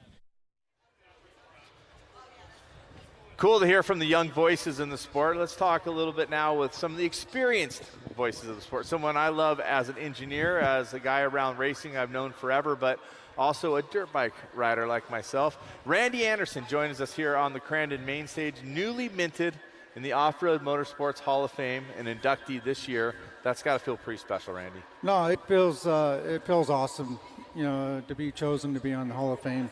I know a lot of people in it, and I've been around the sport a long time, so I'm jazzed to be in it. It's a little weird, right? It's a little weird, but I got to go against people like you. Now I'm trying to catch up. I hear you. Now, for people not familiar, I mean, Randy, really a huge part of so many different drivers' careers, but really it seems to come down your relationship with Walker Evans. So many people talk about it. I know you've touched so many different drivers, including Rob McCachran and many others that have been a part of your team, but it's not just the great drivers, but great engineering and race engineering behind the scenes that really makes it possible. Oh, absolutely. I mean, I've been fortunate to have a lot of great drivers with Walker Evans and people like Rob McCachran, Scott Douglas. But I've been more fortunate to be involved with a lot of factory Chrysler performance engineers back in the day, then GM engineers and Goodyear tire engineers. And it's something that doesn't happen in today's world. So to be involved with the manufacturers like we have been in the past. Right, so now you're here at Crandon. Let's shift gears a little bit because we're seeing young guys around here, and a couple of those young guys are your kids. Yeah, I got a couple kids. A couple kids? They do pretty good, right? I mean, they're all right. Yeah, they're all right. They just kind of show up and do what they want, and they run up front a lot, so they're on their own deal. They do make their own decisions, got their own team, their own building, everything's their own, and everybody thinks that I'm like behind the scenes, and it's like that's really not the case. I still have a business to run, and it takes a lot of time, and they do their thing and doing quite well at it. Well, you've raised 2 great race car drivers for one, but also 2 very personable young men that have a lot of integrity and great style about them. I think that's something you and Mama should be very proud about. She did a great job. Right. I'm more of the hothead. She's more of the calm one, fun-loving, and I'm more of the intense. Okay, so for everybody here that doesn't know, Ronnie racing a Pro 2 will be on the front row. Yep. And RJ racing a Pro 4, who's won the Cup race twice. If I'm not mistaken, will be on the back row. How do Mom and Dad watch both? And is it just kind of a quiet moment where we don't cheer, or we cheer for every moment that looks great? I know there's no favorites with kids, but there's no favorites, and that's the way it goes, right? You cheer for the one who's making the pass and making the run at, right? You just keep going back and forth and hope, you know, they give it their all and that everything keeps running and they end up 1-2. Doesn't matter which place. I think there's one thing I did want to say, that they are also very proud of you. I know it can be a little bit uncomfortable getting into the Off-Road Motorsports Hall of Fame, but talking to Ronnie and RJ, they are both very proud of their father, which they should be. You. And congratulations for being inducted into the Hall of Fame, Randy. Thank you. Right now, what we're going to do, it's time to go racing. The Pro Lights, they're a little smaller, but they're so fast and fun. I'm going to send it to my good buddy, Ken Stout, up in the booth. Thanks a lot, Cam.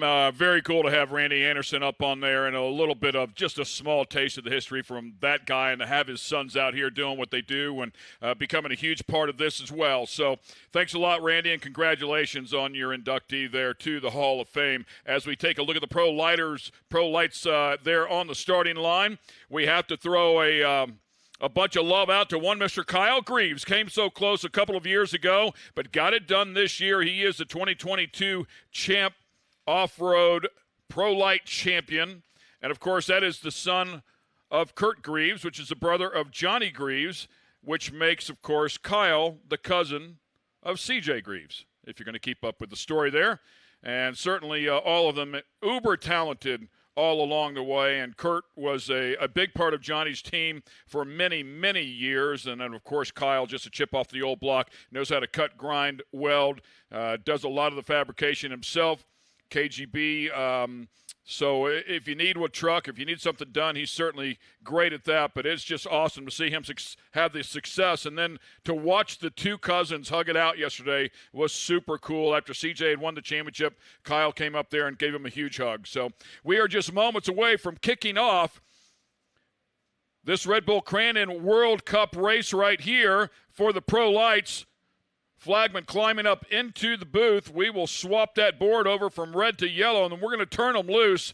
Some players in here: Kyle Greaves, Brock Hager, Trey Gibbs, Carson Parrish, Brody Ecclestone, just to name a few. As you can see, a couple of rows deep. They'll stand on these things. V8s underneath the hood, 500-plus horsepower. The automatics are rumbling already as well. Here we go, ladies and gentlemen, Pro Light. Headed down towards the Potawatomi. Turn number 1 here at Crandon. We already lost the hood. Dancing down that long straightaway, and it looks like it might be Kyle Greaves that's going to get the whole shot here. Look at those guys up on 2 wheels trying to save it. A little bit of contact in there as well. Looked like Maddox Bailey and a couple guys got together just a little bit, but everybody made it through. All is good. Oh, it's a big contact coming off of turn number 2. Track nice and moist here to keep the dust down, but these first couple of laps are just an absolute handful, and it is Kyle Greaves who comes out of there with the whole shot and a nice lead over Christopher Polvorti. Polvorti up on the podium just a day ago. Christopher, a talented young driver, much like Kyle Greaves. A lot of success inside of these trucks, and we've got one over. Pretty sure we got one over there in Calamity Corner. The camera cut away from it, but there it is. And sure enough, it is the number 14. Was just talking about Brody Ecclestone. And unfortunately over there, they'll get safety to him immediately. We are running long course here, so they'll have a little bit of time, see if they get him back over without throwing a caution or possibly just a corner caution. But want to make sure the driver is okay first as we keep an eye on the number 5 of Trey Gibbs. Trey Gibbs finishing up 3rd in the points this year. Had a couple of wins along the way. And a total of 7 podiums. Solid effort. Trey Gibbs extremely good in the Pro Buggy ranks as well. Great to see him stepping up into Pro Light as they make their way back down here through Forest County Potawatomi. Turn 1 once again. Greaves has been hooked up, man. I mean, much like his cousin CJ, these guys know this track like the back of their hand. ton of laps here. Asked him if he'd been tested. He said, no, man, we just made sure the truck was perfect. Paul Vorty, of course, a couple of years ago with a perfect season. Extremely rare, extremely hard to do, but was able to do so here in Pro Lite. See the 31 of Jacob Rosales back in there and got a little contact with Maddox Bailey. Those two duking it out, and battling right now is the 44 and the 50. The 44 of Johnny Holcher and the 50 of Mason Prater.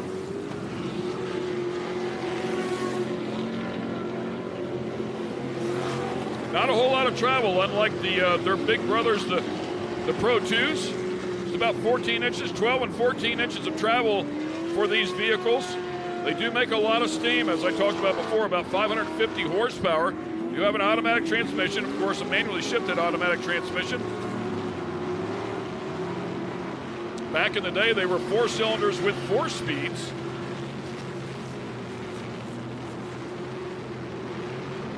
Made that rule change a number of years ago. Initially in an effort to save money, but much like everything else in racing, that didn't work out. But they are fast as it goes now. They're a handful, and they'll beat you up. Damper package is critical here. Much like everything else, not only to be fast, but to take care of your driver. Kyle Greaves way up high, chasing some grip up there in the fluff, doing a good job of maintaining that momentum, and pulls that lead right back out on Paul Vorty. Of course, we'll have a mandatory caution here. Matt Wood there in third place, having a great run, just ahead of Trey Gibbs. Travis Milhausen Jr. also doing a great job inside of the top 5. Johnny Holcher, Mason Prater, Jacob Rosales, Maddox Bailey, Robbie Hornsby, who's had an incredible run out on the West Coast. Glad to see him make the trip over here. Was in UTVs a couple of years ago and finally made the step, had an opportunity to get into a Pro Lite. And I want to say picked up the better part of 5 wins, if I'm not mistaken, here this year inside of Pro Lite. Pretty spectacular effort.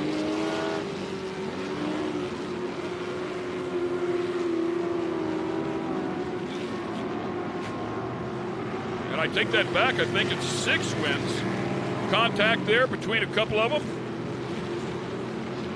6 wins, a total of 7 or 8 for the career for him, and one of them pulling off out of the way, a lot of steam out of the back. It's tough to see a number. Back around the front, we talked about one of the hoods missing. We try to pick up a number. A good look there at the Optima Batteries, number 94, Christopher Paul Vorty. Christopher has worked with Corey Kruisman for a long time. Corey Kruisman, of course, a standout short track racer, winner of the Chili Bowl, run the Indianapolis 500. Extremely talented teacher, not only race car driver, but teacher as well out on the West Coast. And he and the Paul Vortys have spent a lot of time together. See the 50 car in there of Mason Prater. So Paul Vorty, as you can see, some damage there to the number 94. Got into something, went backwards, and another one rolled over there. And you see the radiator fluid pouring out of that one. Very scary situation right there. If it gets on a tube or something where it can run down and drip onto the driver, is pretty sketchy for sure. Something they try to be aware of whenever they're building these trucks.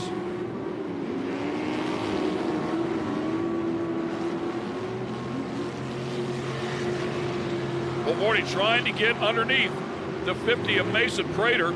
That is Travis Milhausen Jr. just ahead of him in the number 10 truck. Maintaining pace here. Milhausen with a podium finish at Bark River just 2 rounds ago.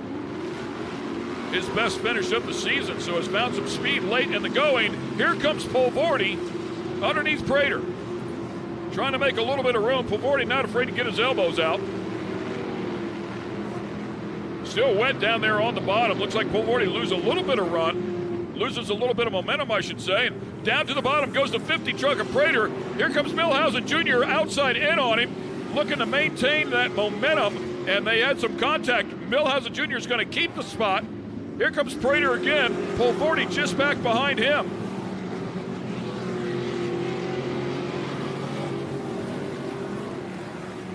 Lap 4 of 10, we should be seeing that mandatory caution here next time around.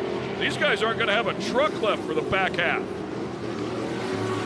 The 44 of Johnny Holcher right there behind those guys, waiting for something to happen and capitalize on 2 or 3 spots possibly. And another pass as Prater goes in front of Milhausen Jr. Here comes Pulvardi now with a big run down the back.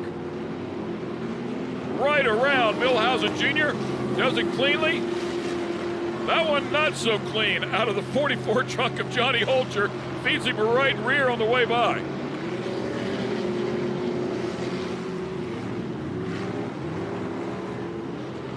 Big speed here. Oh, man. Pulvardi hits 2 holes, picks up the inside tires twice around the Forest County Potawatomi turn number 1. Over jumps the jump, goes way wide. Might have broke the truck in the process, did everything he could do to have to stop it. So a big mistake there out of Pulvardi after working so hard. And it's so easy to do. You look at it from the outside, you look at that jump and you think, oh, there's no way they're going to overjump that turn. But it is very easy to do, as you can see right there. These trucks carry a lot of speed and really fly. Tough break, too, as they come back to that mandatory caution. So we'll group everybody back up here. 31 truck of Jacob Rosales running back around the pace truck. That thing all beat up. Fiberglass everywhere here as they chase the Polaris Crandon World Championship ring. This class has been known to get pretty rowdy. This is nothing new for the Pro Lights.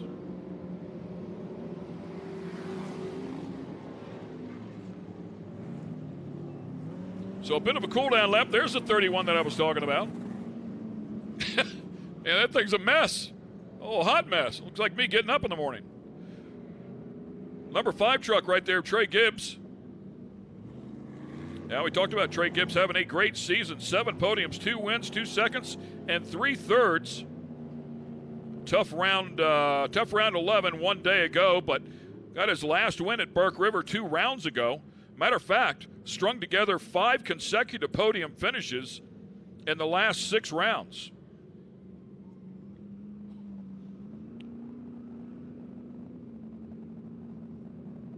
Kyle Greaves out front, 4 consecutive podium finishes, including 2 wins between Antigo and ERX. Put together another win at Burke River. And then, of course, a win just one day ago to seal the deal. Came in here. It was tight at the top between Greaves and Hager. Just 1 point between the two coming into the weekend before qualifying. Does not get any closer than that. Exciting stuff. Of course, Brock Hager just uber talented, no matter what it is that he gets behind the wheel of. Matter of fact, we saw him come out here and grab the win in Class 11. They had the Pro-Am on Friday night, so hopped out of the passenger seat and into the driver's seat, passed a couple of cars and grabbed his Class 11 win. Also does a great job out in the desert. I want to say, if memory serves, a champion in the 6100 class. Okay, Kyle Greaves bringing him back to the cone zone, as Cameron Steele calls it, the restart zone. Delaware double file style restart. Here we go.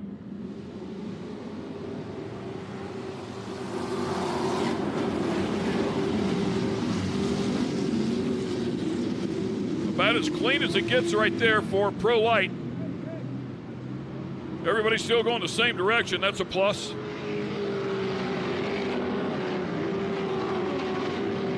Kyle Greaves way up high. Again, hanging those left side tires just a little bit. A couple of routes down through there if you want to take that bottom line, but you're going to lose some momentum as they head over that Polaris ski jump. Oh, we got one spun all the way around in Calamity Corner. Spins it, does the whole full 360 and keeps going. The Danny Sullivan spin to win. Got a little work to do to come back and win, but kept it going anyways.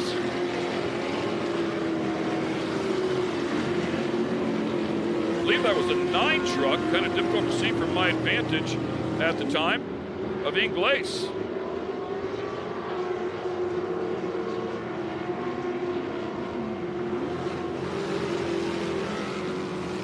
So good look here once again at the 50 truck and the 5 truck of Trey Gibbs, over rotating just a bit. Has to gather that one back up. 50 truck of Mason Prater. Prater, another young, talented driver here, continues to cut his teeth in short course off-road, now up into the Pro Lite ranks, where so many champions have made a name for themselves and stepped up into Pro 2 and Pro 4.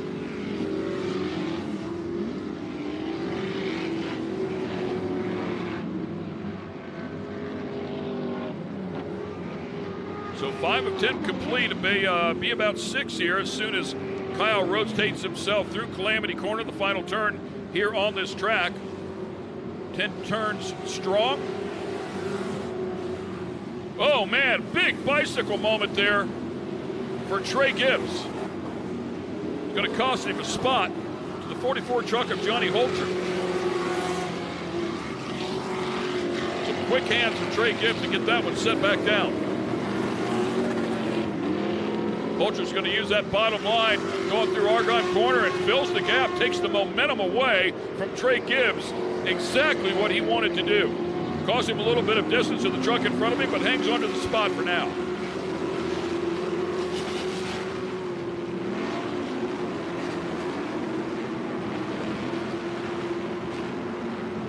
And as Christopher Polvordi back there behind those guys, and they are showing Polvordi on the lead lap in the 5th position.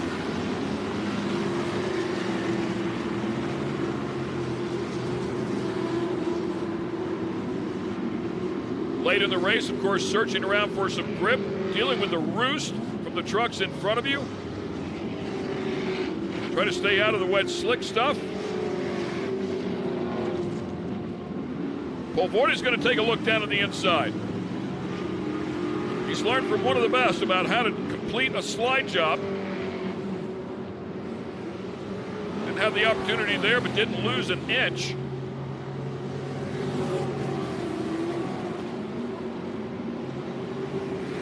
These guys all used to racing each other out on the West Coast as well, so a lot of seat time, knowing what the other driver likes to do or tends to do, and try to find a weakness. See if you can capitalize. Gibbs down there on the bottom of Holcher. Holcher almost gave it up.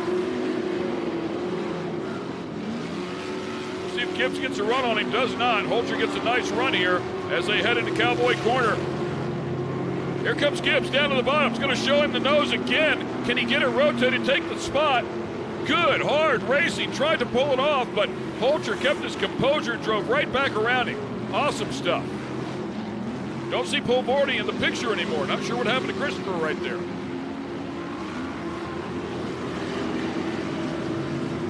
Gibbs not done with him yet. Kyle Greaves checking out here. A 4.5 second lead. Just to cap off the weekend. Of course, he's got to finish this deal up, and another couple laps to go. Anything can happen. Millhausen Jr. again, and Prater. These two have been duking it out the entire race. Hardly any fiberglass left at all on Prater's truck.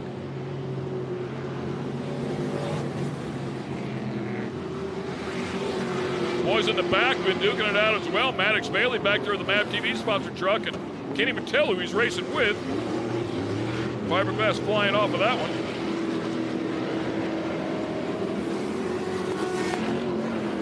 Millhausen Jr. having a great run out here as we come back to our leader. KGB Customs is Kyle Greaves built, and of course we'll do custom work. They have a beautiful, I believe that's an old Chevy panel truck that's sitting by their pit. It's absolutely gorgeous. But the kid is crazy talented, early 20s. Nothing he can't do, not afraid of working on anything. Has put together this program, picked his way forward a little bit at a time, come out of the UTVs.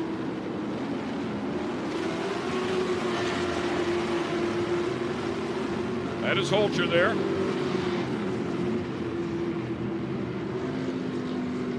And Trey Gibbs right there behind him.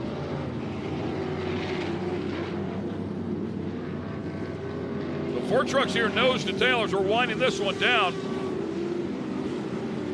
Greaves is going to make his way back around here and take the white flag. Here we go, last lap, ladies and gentlemen.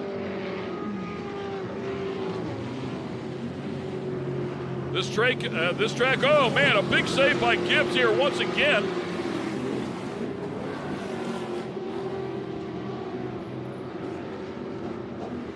As we stay on this battle here, Greaves is well out front.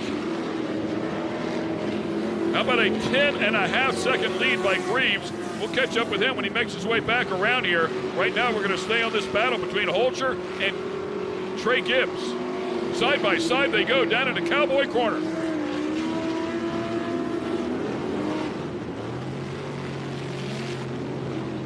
Gibbs gets the position. Holcher goes outside in on him. We'll try to hang on here again as they head down into the Forest County Potawatomi turn number 1 for the final time. Greaves out there running test laps. But at the end of these test laps, he's going to get a super cool ring.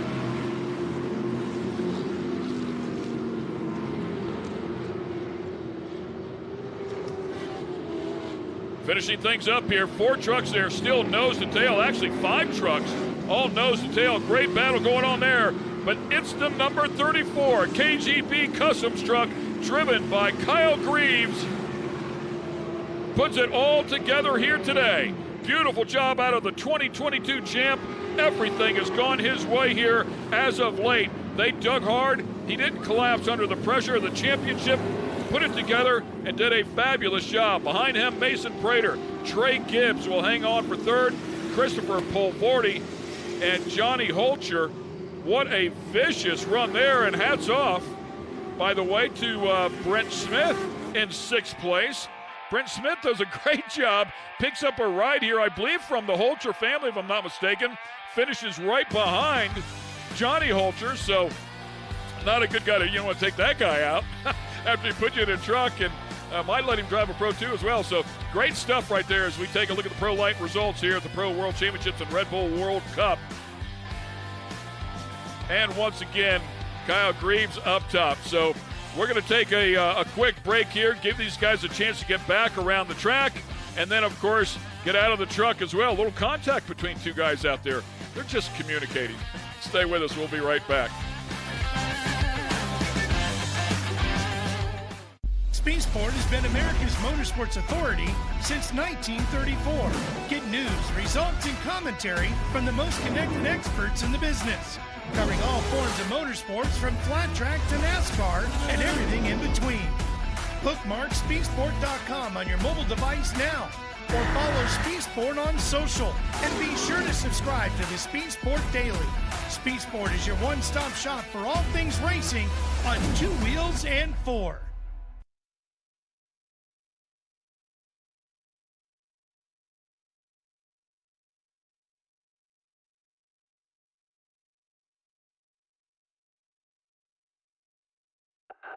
Do you feel like getting away?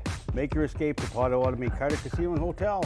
We are keeping Carter safe and will make you feel at home, like part of the family. We have the latest in casino gaming with a variety of slots, table games, and bingo. There is something for everyone. Treat yourself to a stay in our hotel and enjoy delicious options at the Flames Restaurant. Relax, unwind, and escape to Potawatomi Carter Casino and Hotel on Highway 32 in Carter, Wisconsin. Make way for the first ever Chevy Silverado CR2. With Multimatic shocks, rugged 33-inch tires, and front and rear electronic locking differentials. Dude, this is awesome, but we should get back to work.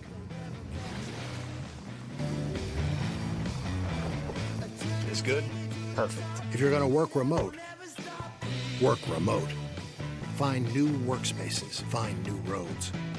Chevrolet.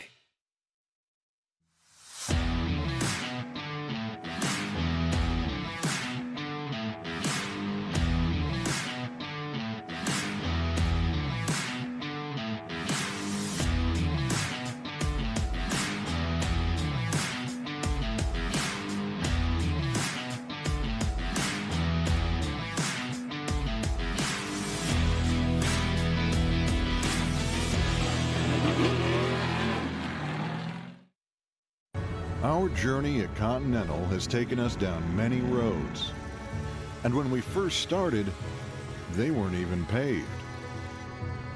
For more than 150 years, we've worked hard to earn your trust. From the trail to the racetrack and beyond. The Continental mark in all its forms stands for confidence.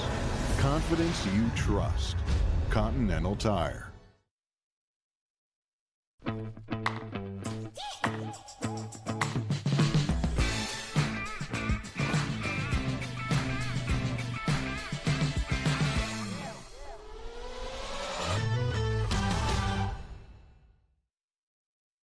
Speedsport has been America's motorsports authority since 1934. Get news, results, and commentary from the most connected experts in the business, covering all forms of motorsports from flat track to NASCAR and everything in between.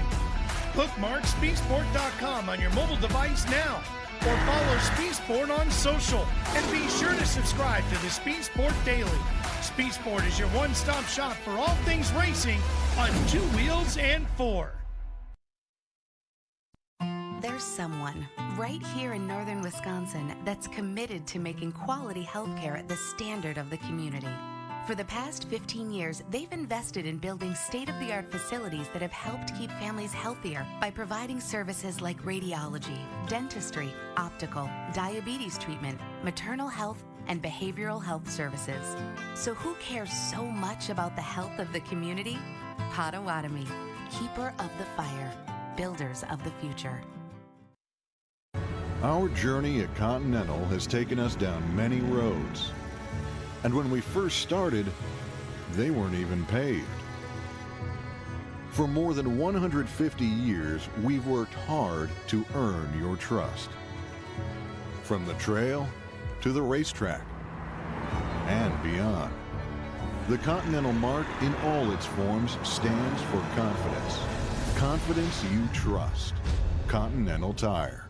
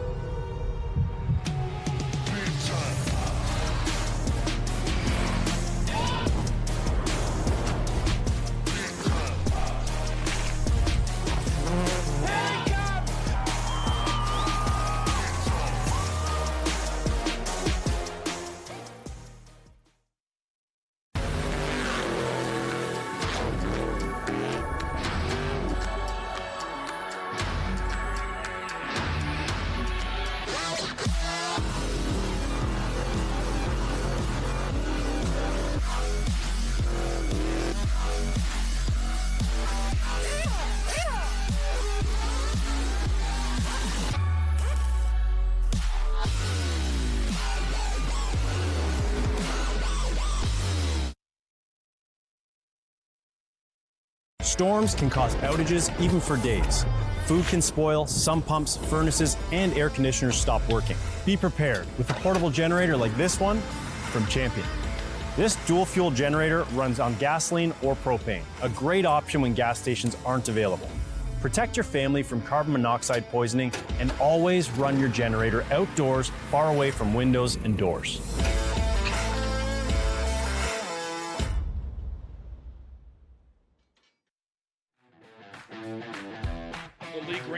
Thing. Just touch and base here. Of course, as you can see there, Kyle Greaves up on top of the truck and once again gets it done. Kyle, an outstanding young man, super driver here. Great to see him enjoy the success out here at his home track. His father, Kurt, the same exact way, has worked so hard. Congrats, young man. Great stuff for sure. Followed up by Mason Prater and Trey Gibbs.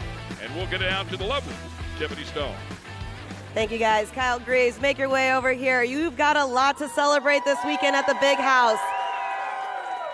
Not only are you the 2022 Champ Off-Road Pro Lite champion, now you are taking home your first Crandon World Cup championship. You are a world champion here at the Big House.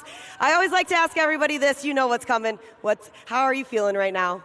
I mean, Crandon's been getting the best of me for 5 years now, and we finally finished the race. We won, we got the championship, and then we came out and we led every lap, pulled both hole shots, and took both wins, and that is a hell of a feeling. I mean, I can't give it up to all the Crandon fans. I mean, there's so many people here. I've never been up here on Fall Crandon, so it's honestly awesome, but I got to give it up to my team. They've been working their butts off all year long, and they do anything I want to do. If I want to change the setup, all right, we'll go at it. So I got to give it up to my mom, dad, my brother, Amber, Kyra, Isaac, Y. John. I know he's out there. Matt, man, this team is one to beat this year, and we definitely proved it this weekend. So I can't give it up to everybody. Them Kenda Mud Trains got the whole shot, and I got to thank KGB Customs, Kenda Tire, Ultra Wheel, Aaron Precision, VP Racing Fuels, ATD Charlie. He's been helping me out all year and the last 3 years, and man, just everybody. It's a great way to end a year and a weekend. Awesome. We'll hop up on number one. You've got a $6,000 check right there for you. Soak it all in, Kyle Greaves. At least you're a better driver than hopping up on those boxes over there. Taking the second place spot, number 50, Mason Prater. Mason, when you walked up here, I was just talking to you and Trey, and between you, Trey, Johnny, that was just a battle out there. From your perspective, what did we see? A whole lot of dirt in my face and just praying that I can make it through. It was a tough race. There's so many fast guys out there, and we got a decent start, got up to about 6th, and then at halfway, I kind of had to put my head down and keep on moving forward, and the truck was great. I mean, it was just such a tough race trying to stay alive, and those last few laps trying to battle with the lapper and trying to keep Trey from catching me was just insane. And talking about that, it's a beautiful track out there. Track conditions are wonderful. I know you got to thank a lot of people for helping you get second place in this Pro Lite race. Yeah, of course I can't thank my parents enough. They funded this for the past 12 years, so I can't thank them enough.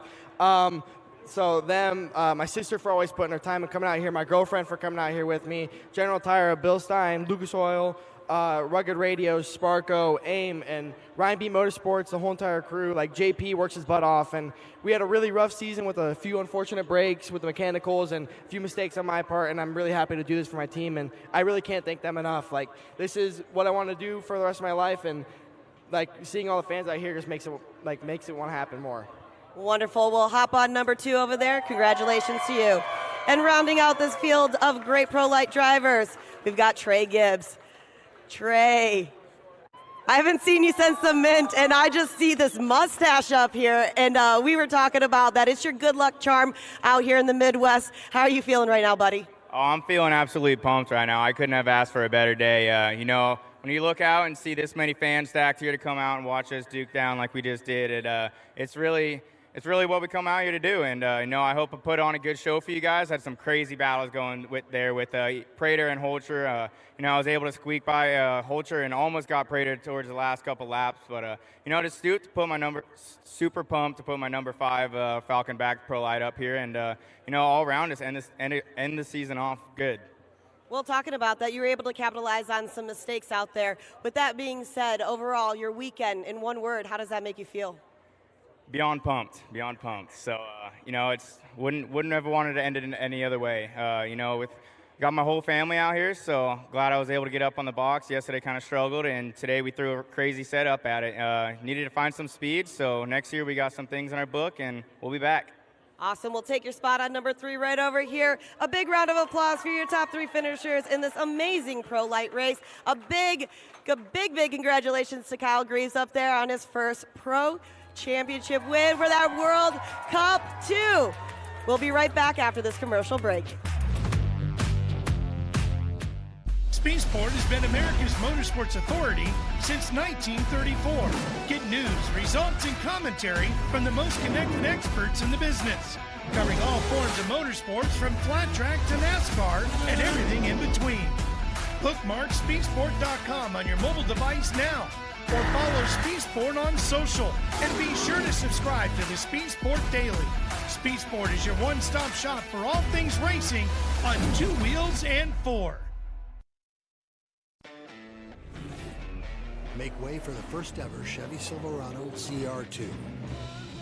With Multimatic shocks, rugged 33-inch tires, and front and rear electronic locking differentials. Dude, this is awesome, but we should get back to work.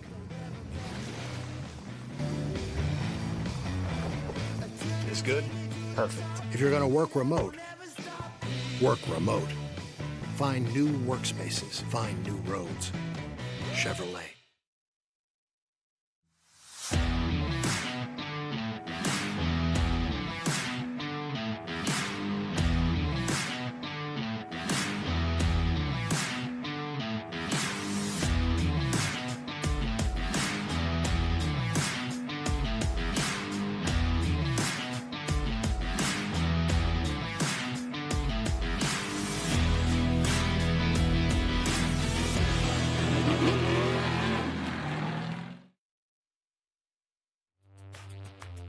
To Crandon and the Red Bull Cup race coming up very soon.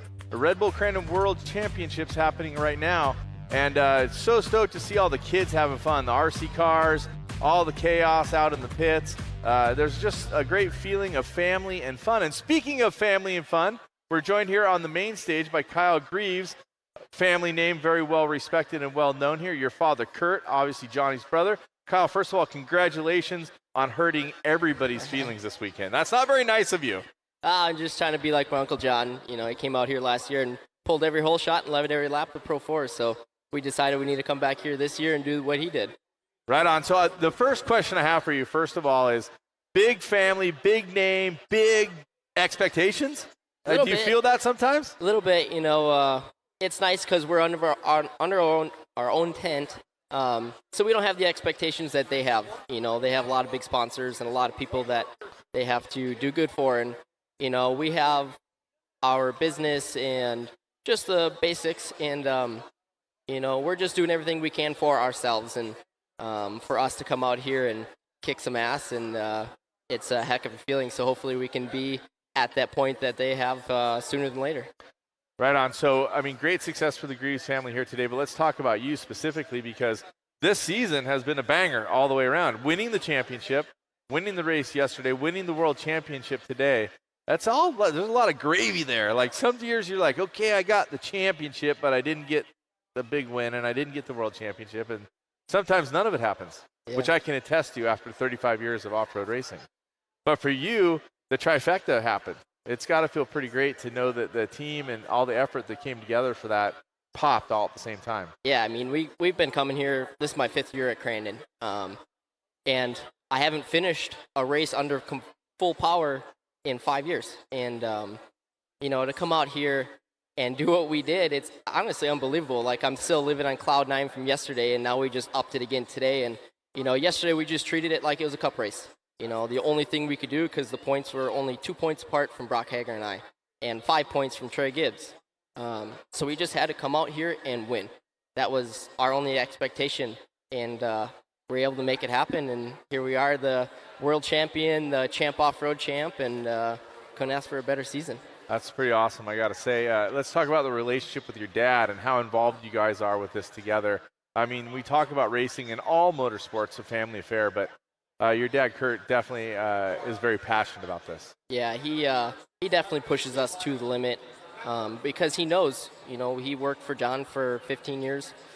So he knows where you have to be every single weekend to get that championship. And if it wasn't for him, you know, we definitely wouldn't be here. So I definitely got to give it up to him. You know, he's got so much knowledge that I'm still learning. And I feel like I know a bunch, and then he comes back with more. And here we are, you know, we're just making more traction out of the truck, and hopefully we can keep doing it. A lot of people don't talk about that. We talk about setup and the engineering and traction, the forward bite, and keeping the truck moving forward. We're about to see the Red Bull Cup race here shortly. And one of the things we talk about is you can steal someone's line, but you got to have enough momentum to keep it going. This track is a fast track, so to speak. So it's hard to chop lines. It's hard to do some of that, but you also need to find that beautiful traction. Yeah. And sometimes it's a little tricky to do all of that at the same time. Yeah, I mean, you know, Crandon's been doing a heck of a job all weekend just prepping the track and watering it just right, you know, where it's not too slick, but it's not too dusty. And I've been running mud trains. A lot of people run all trains, so we have to run that fine line on the edge of the cushion just for the traction for our tires. But we also have John Hoffman out here, and he's been killing it with our suspension. He's always adjusting, and we have Chad Matag. He's been helping us with converters and gearing, and it's honestly, it's a group effort to be where we are. It's a magic potion. Yeah. It's not just get in there and smash the pedal, right? No. All right. You have ultimate knowledge. What do you think is going to happen in the Cup race? Well, 2s, 4s, your family in front? It can be a little dicey both ways. Yeah, I mean, Mickey Thomas has been fast all weekend long. For sure. CJ's been really fast as well. So, you know, it's gonna be close. I think they're gonna finally have it this year where they're gonna come down to the last lap where it's 2 against 4. Last lap, brawl for it all. And for me, I'm hoping it's my family. Right on. Well, you're a great champion. We're stoked to have you here. Congratulations on all your success. Give your dad a big hug for me if I don't see him. But he's a great part of the paddock and a great part of everything that happens here at Crandon and in short course off-road racing. Absolutely. Yeah, I appreciate it. Right on. Congratulations. Right now, we're going to talk to another champion that we caught up with earlier. Dave Arnold was able to catch up with Kyle LeDuc, one of our huge stars of the sport. Also still kind of a youngster, and he's got a lot of personality and a lot of style, especially out on the track. Caught up with Kyle LeDuc. Kyle, your family and you have been a staple here at Crandon for so many years. What does Crandon mean to you? That's a big question to ask for sure, but it's just the hype. It's the environment that these fans, these local people come out, and people all across the world come out to enjoy. They bring that hype of what's going to happen. You know, there's tons and tons of races here for sportsmen, but we know the big race is the Cup race. So the Crandon Cup, the World Championship races, all of those things are iconic races that I grew up walking these same streets watching my dad race. So it's exciting to be here and be racing and have a chance at winning and being competitive. To me, that's all of it. Just be fast enough to have a chance to win it. And that's what I want to do, and that's what we're going to strive and rip this car to shreds to get to the front for sure. And I can see all the fans are coming out, and you're signing autographs, taking pictures. I mean, part of that experience, what does that mean to you itself? Yeah, that's a big thing. Right back to the fans. These fans care. They want to come here. They want stickers. They want a picture in front of the car. You know, nobody's too cool for us and to ask questions and have the kids do stuff. So I love that the fans care. You know, it's chaotic and thrashing, and like you see, thousands of people walking down here. But it's hard to find people in the world right now that care this much about something, and it's really cool to be here and to have the last name LeDuc after my dad, and now my son is racing, third generation, and my brother, my sisters, we have all raced here, and it's just really cool to be a part of it, and to have you say, you know, we're one of the ones to beat out here is really cool. Well, keep an eye on this guy for sure as he goes for that Crandon World Cup this Sunday, a family legacy as he starts to pass on the torch. His son might be coming for him next.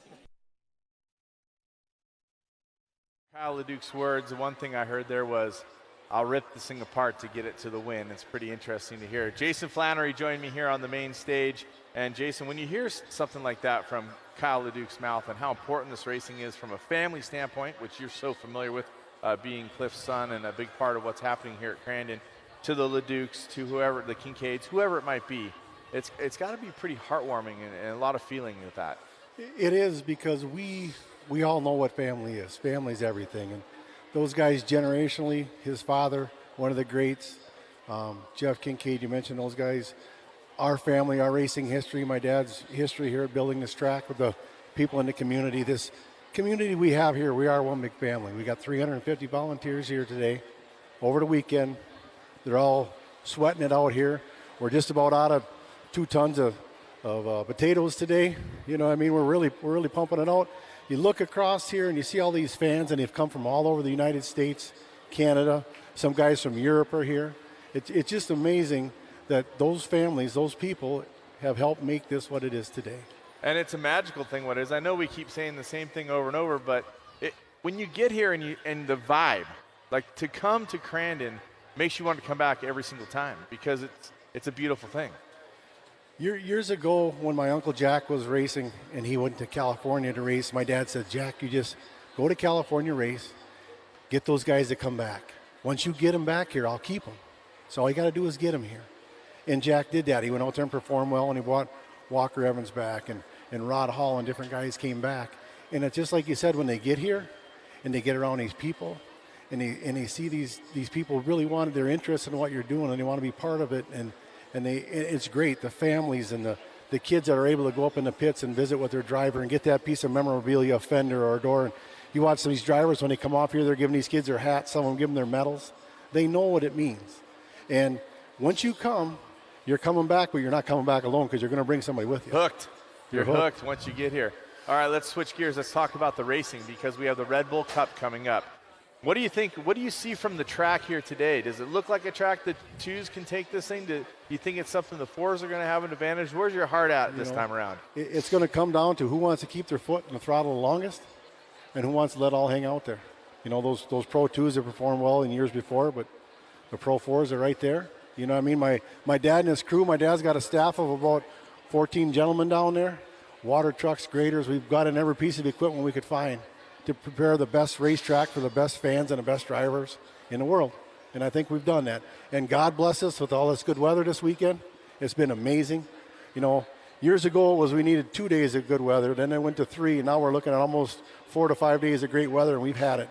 You know, second to none fans, racetrack drivers, we've got it.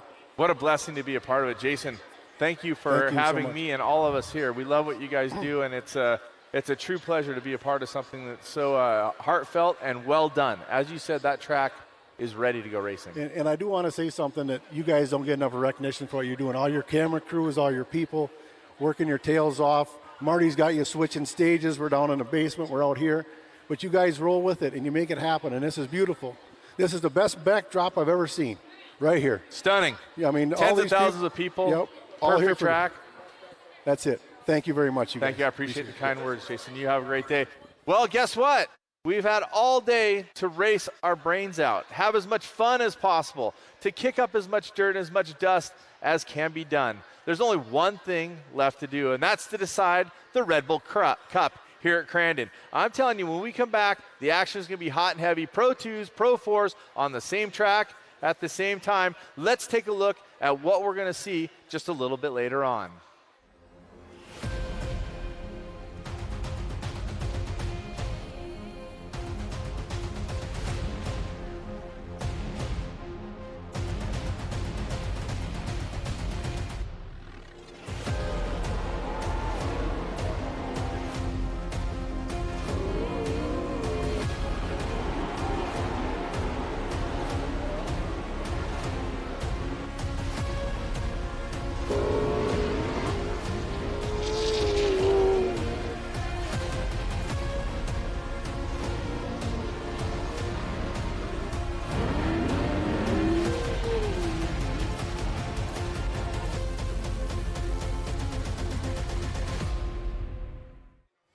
Oh yeah, it is time to party Crandon style, the 53rd annual running of this World Championship race, brought to you by Polaris, and Marty Fioca joins me on the stage. Cameron Steele here with the coverage for the Red Bull Cup.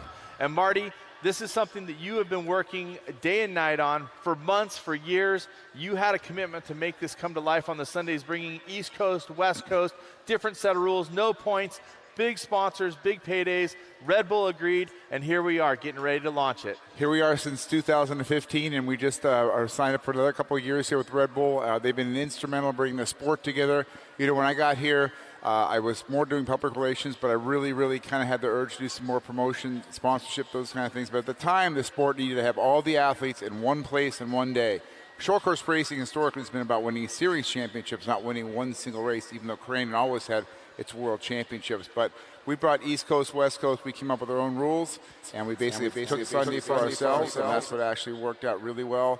And the result you see after all these years is this wonderful fan base that are here, you know, bringing Ultra 4, bringing Class 11s, getting creative with the schedule, just switching things around, trying to make it more of an off-road lifestyle festival as opposed to just racing. Obviously, we have the world's best racing, but it needed a little music, a little concert with Kid Rock in 2019, just mix it up, you know, and the result is what we have here. And, you know, having Cameron Steele here and all the crew here has been great, but really it's about the fans and the hard work of the Crandon volunteers that make this place happen, and the hard work of the staff and Tina Kuloff and everyone who's worked so hard all summer.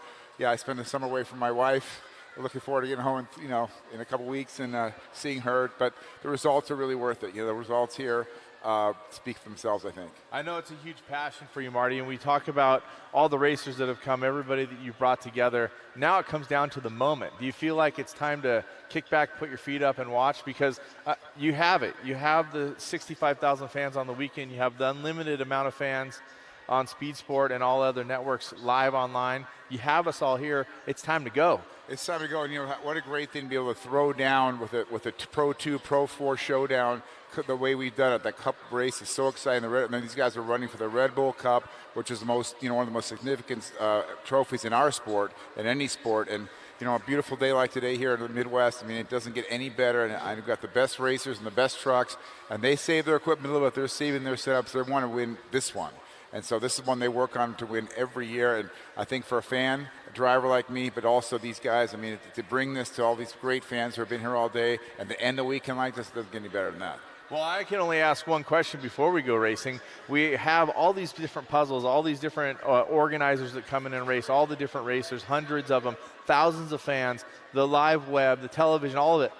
What's next, Marty? Because it seems like you have unlimited ideas. You got something in your back pocket already? Yeah, we already have something coming for next year. I guarantee you. We've been working on it. It sounds like we have a few big additions if I can pull them off. And it's been great just to have the ability to extend the weekend out, have people come camp. I mean, this is all about camping and family and fun and night and day. And this is what everybody needs to be. I always say the Indianapolis 500 is where you need to be Memorial Day. Well, Labor Day, it's all about being Crandon. It's all about being American.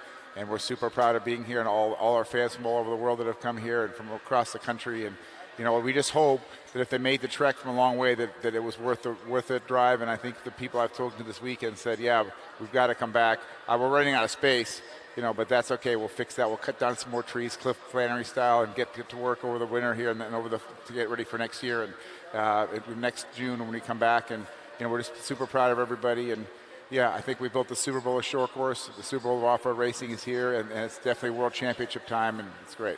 Putting your feet in the fire. You said it's time for the Red Bull Cup. What do you got? 2s, 4s?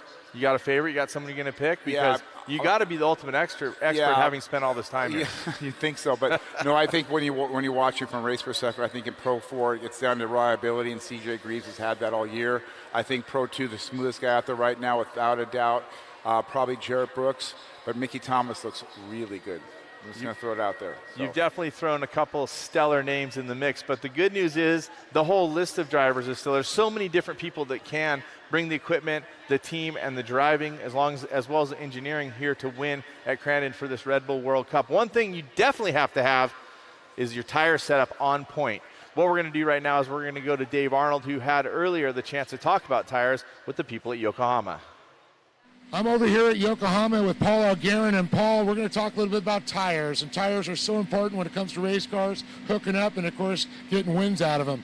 Well, things have changed over the last couple of years. We've gone from project tires to DOT tires. These are the tires that everybody can go out, put on their cars, their trucks, and work. But when it comes to the racetrack, there's a little work that goes involved to make them that much better. Yeah, absolutely. And we're proud to say that, hey, the tires that you can go off the shelf and grab, and the guys that are racing on here, go put them on your truck, because we have the confidence that if they're going to survive on a Pro 4 or a Pro 2 with 800, 900 horsepower, they're going to be just fine on your daily F-150. So, but like you said, we got to modify them a little bit for racing conditions, because the track conditions are going to change from day to day, from hour to hour. You could have a dry, blue groove track one day, and then in the afternoon, especially here at Crandon, the clouds roll in, you get a little rain, and now you better have another set up for your rains. So that's where our guys are over here working hard. They're grooving up. Each team has their own little secret sauce on how they like their tires grooved up. So they give us some instruction, and sometimes we listen to them, sometimes we don't. So we have our own recommendations as well. We know our guys have been doing this for so many years. They know what works and what doesn't work. So, but no, it's just great having the DOT rule in effect, because it allows, I think, more tire companies that were sitting on the sideline to come in and play now, and it kind of evens the playing field. So. Well, it really makes a difference, like you said, with the tire and the grooves from those hard conditions, which would probably be great without doing any grooving. But when it gets muddy, these grooves actually help move the mud out of the tires to actually get a little bit of hookup in the dirt. Yeah, you want to, and then also you've got the cushion. When the cushion starts pushing out on the side, you want to make sure that you can ride that cushion, so you want a tire that's going to work in the blue groove. But if you get pushed out too far in that cushion, you also need to be able to work your way through that as well. So, you know, that cushion could be changing. You know, you can have a tire that's set up really well for first half of the race when it's wet and you got conditions, and then second half you might fall off. And you have guys that they set up their tires for the second half of the race when that cushion gets pushed out wide, the blue groove starts coming in, and now they're coming in attacking hard that second half. So it's all on their preference and how they set up their trucks and their driving style, and there's so many factors that go into it. I know one guy you got driving, and he's been pretty much driven from every condition out there, Tanner Faust. I know he's going to be running your treads and shoes out there for sure. Yeah, Tanner, he loves Crandon, and this is his second year coming back, and he's just the consummate professional driver. I mean, you put him in a rallycross car, you put him in a drift car, you put him in a Pro 2, he's going to go out there and he's going to give you the best performance that you're going to see out of any driver. So.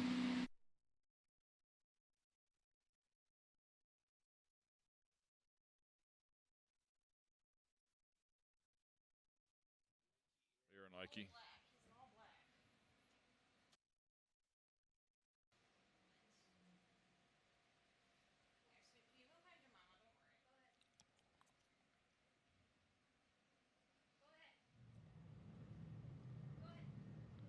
So we have the cutest little boy up here that has an Air Nike shirt on. I'd say about 3 years old. We're not real sure what the name is. It sounds like he's saying maybe Riker or something in that neighborhood. Certainly the young man is, we know where he's at. What we're struggling with is where his parents are. So we have some lost parents, clearly. So if you are missing the cutest little boy with an Air Nike shirt on and a big smile on his face, we have him right up here at the top of the grandstands, turn number 1, where the announce booth is. Come on up to see us.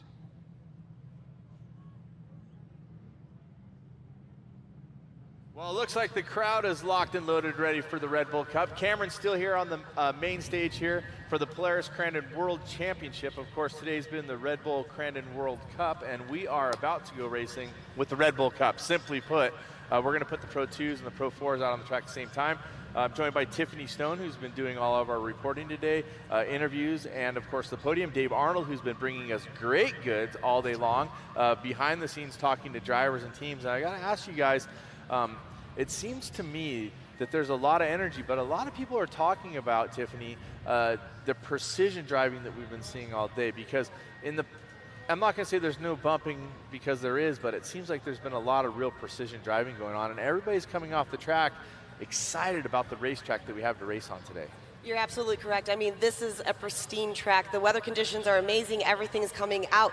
Earlier today, we saw a little bit of blue groove, but of course, now the dust is coming out because of the vehicles that have been out there. I'm pretty excited. We've always talked about the Pro 2, Pro 4.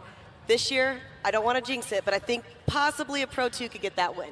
Well, it's happened a number of times before. I don't have the exact count, but I do have the list here. And I can tell you the last time it happened was Keegan Kincaid just last year in 2021. So when you're talking about it, Dave, you're in the pits, you're roaming around. What's the stress level like? What are they talking about? Tire grooving? Are they talking about that trying to get that forward bite? Is it springs? Is it sway bars? Where's the stress level right now? Or is it just the unknown because we're going from cloudy skies to sunny skies? Well, and I think that's part of the problems you're talking about there with the track conditions so good right now. Some of the guys are saying, well, we saw some weather reports there. We had to maybe groove the tires for a little bit of muddy track, which you want to open things up a little bit. With these DOT tires, you have to just get that just right. They're the everyday tire you can buy for your trucks, go out there. But when we come out to the track, they groove them out there to get that dirt out of there so you get that forward bite. So that was one of them. Another one was when I was talking to Cole Mamer about that, and he's saying, well, we got a Pro 2 over here, we got the Pro 4. Well, I've got to worry about that forward bite in that Pro 4 right now where we're setting the other truck up. So the way the track's been so fast right now, they haven't had to worry about as much forward bite as they normally would because it's sticky. I mean, these guys have done such an incredible job doing the track prep out there. It's been just on rails, and that's what it's been. That's why we've seen these fast conditions. And we're not just stalling, we're not just stretching it out. We're talking getting ready for the Red Bull Cup. Now you got to remember that the Pro 2s and the Pro 4s raced just this morning, just a few hours ago. So prep is a big part of it. We put a hard time on it. We're going to go racing at about 5 p.m. Central. So we're under 30 minutes away from that. But we're talking about what's been happening here on the track, and I think there's been some great stories, and one that really rises up to me was the speed of the Greaves boys, Tiffany, and they're always fast. They have tons of championships, tons of wins. Sometimes it seems like there's a better battle, but one part of that mix that hasn't really been able to rise to the occasion, yesterday because of a shifter, today because of a broken suspension part, Kyle LeDuc.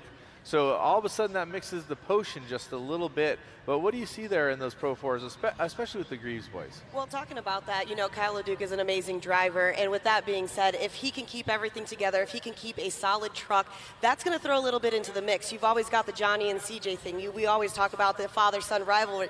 But I've talked to him plenty of times, and they're saying, hey, once we go out there, that's out the window. But you throw Kyle LeDuc in that, it's going to change a few things up. And then you've got some other great drivers out there as well. So with this staggered start from the Pro 2 to Pro 4, anything could happen. And like I said, if Kyle LeDuc actually keeps this truck together, that's going to throw some stuff in there, and this is what's going to make an amazing race for us, for you, for the fans, for everybody that's actually watching. Yeah, and that's one of the things you mentioned about Kyle LeDuc. I know he had the problem with suspension that Cameron just mentioned, and I saw, his dad Kurt was over there. They're rebuilding the shocks, getting that all set up there. So that's on their mind too, getting that suspension right. But with the Greaves boys, they're so fast out there. This is their home track. This is their backyard. They come here, they drive all the time. I know Kyle's been, doing the whole season there, but these guys have had a little bit more access over the years, getting their times and knowing those positions, where to put that truck on the track for the fastest line. And I think with it being the good weather, that's going to be the key. It's going to, keeping those fast lines going. Well, we've talked about the number of wins, and we've talked about a lot of things here at racing today. One person who I think is the ultimate stat man and one of the best commentators in any commentating, but also in off-road racing, is Ken Stout. He's been running our booth and our action today. I want to ask Ken to join in.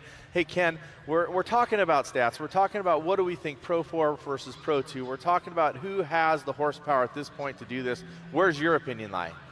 They just said that they're going to put me on camera, so let me turn around and put my best face forward here. That will help out for sure. The first thing, when Tiffany brought that up, the first thing I thought of was 2002.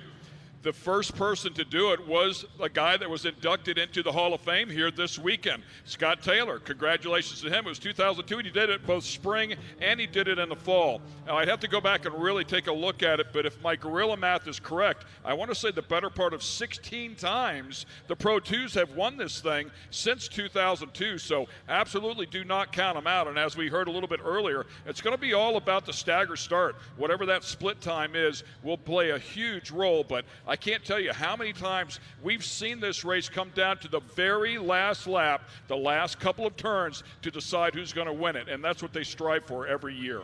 I think, Ken, also one of the things we should talk about, and you can bring a little bit more on this, I think, Ken, the reliability of the 2 seems a little bit more true than the 4 because of the less spinning parts. This becomes a factor. Yeah, I don't disagree with you, and certainly in years gone by, I would have to agree with that. However, I think the technology, the parts and pieces have come so far, as you well know. You guys are using them out in the desert now, all-wheel drive stuff that's surviving 1,000 miles. When you take a look at CJ Greaves' record here throughout the year, that truck is absolutely not failing. Honestly, I think I know Tiffany had brought up Kyle LeDuc. Kyle LeDuc's had some flat tire issues. I know the truck has had some issues. What we saw out here a little bit earlier today was an internal part of a shock that's not even required for the shock to function. It just failed on him. So it was just one of those little things. He's had one of those years where little things have bit him, but I think the Pro 4s are certainly solid enough to run this thing on the mat all the way through and track these Pro 2s down, but the Pro 2s will make them earn it. The big difference is, as you know, the Pro 4s can go high, they can go low, they can go anywhere the Pro 2s aren't. Well, Ken, a wealth of knowledge at all times. I talked to Kurt LeDuc. He said it was an $8 part that wasn't important, but it was important enough to fail the race car, right, Dave? We see Kyle going around at a pace that's unacceptable to us fans. What is the old phrase? To finish first, you first must finish, and that's one of the things. You got to have these parts, and we've seen 30-second circlips and washers that have caused problems to it. But another thing to think about too, and I was probably thinking about this, I talked to a couple of the drivers, with the stagger start, and we talked about that. Well, you got a lot of Pro 2s that these Pro 4s got to go through. Well, when you got a lot of them and some are trying to get, they have to go a little bit higher line because the Pro 4s can, like you said, can get down low and take that line away. Well, you're going to have traffic to get through. And that's the thing, that's going to be the biggest one to contend with. We saw Johnny Greaves really making that run last year on Keegan Kincaid, and it came down to that getting through traffic. Well, the one thing I will point out for sure that Scott Douglas was talking about earlier in the day is the Pro 4s have a tendency to get in a fight with themselves, right? And they start banging, and they start taking each other out, or they start moving back.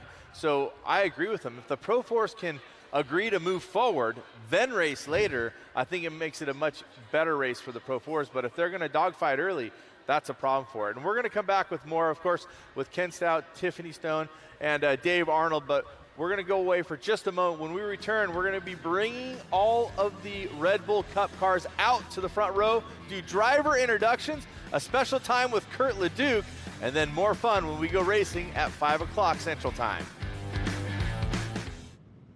Speed Sport has been America's motorsports authority since 1934. Get news, results, and commentary from the most connected experts in the business, covering all forms of motorsports from flat track to NASCAR and everything in between. Bookmark speedsport.com on your mobile device now, or follow Speed Sport on social, and be sure to subscribe to the Speed Sport Daily. Speed Sport is your one-stop shop for all things racing on 2 wheels and 4.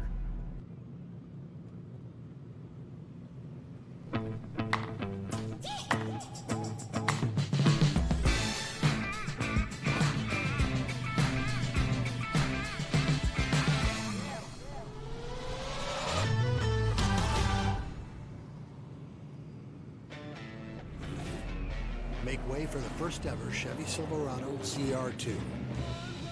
With Multimatic shocks, rugged 33-inch tires, and front and rear electronic locking differentials. Dude, this is awesome, but we should get back to work.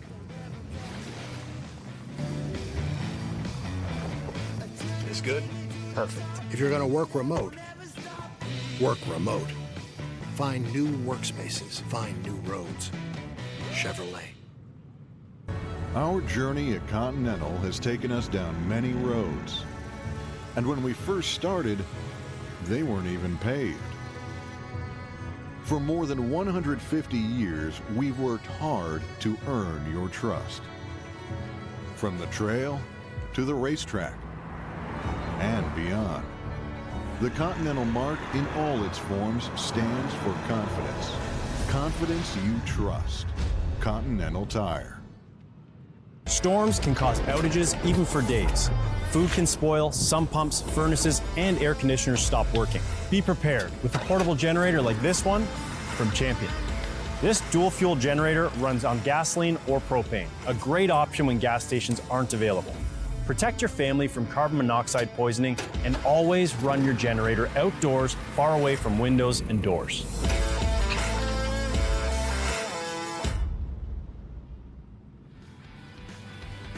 Speed Sport Live from the Red Bull Crandon World Cup is presented by Cometic Gasket, sealed under extreme pressure. By eBay Motors, every part for every ride.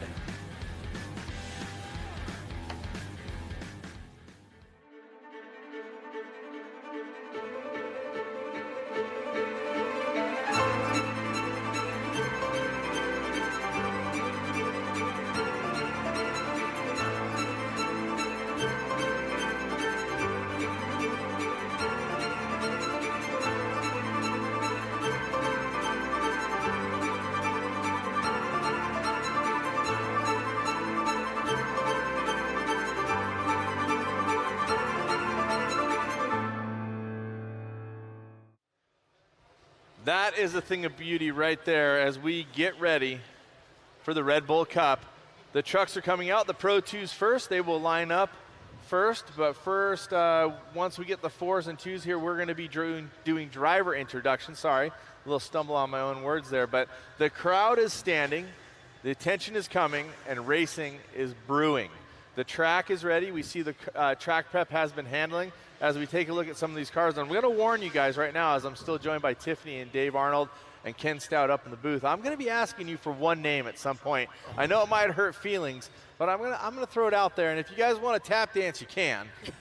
but I'm warning you so you can try to put something together for it. I will say this. After watching all of the racing and the track development, I think we have great drivers and a great track ready to race here today 100%. I think there's no questions. It's not too rainy.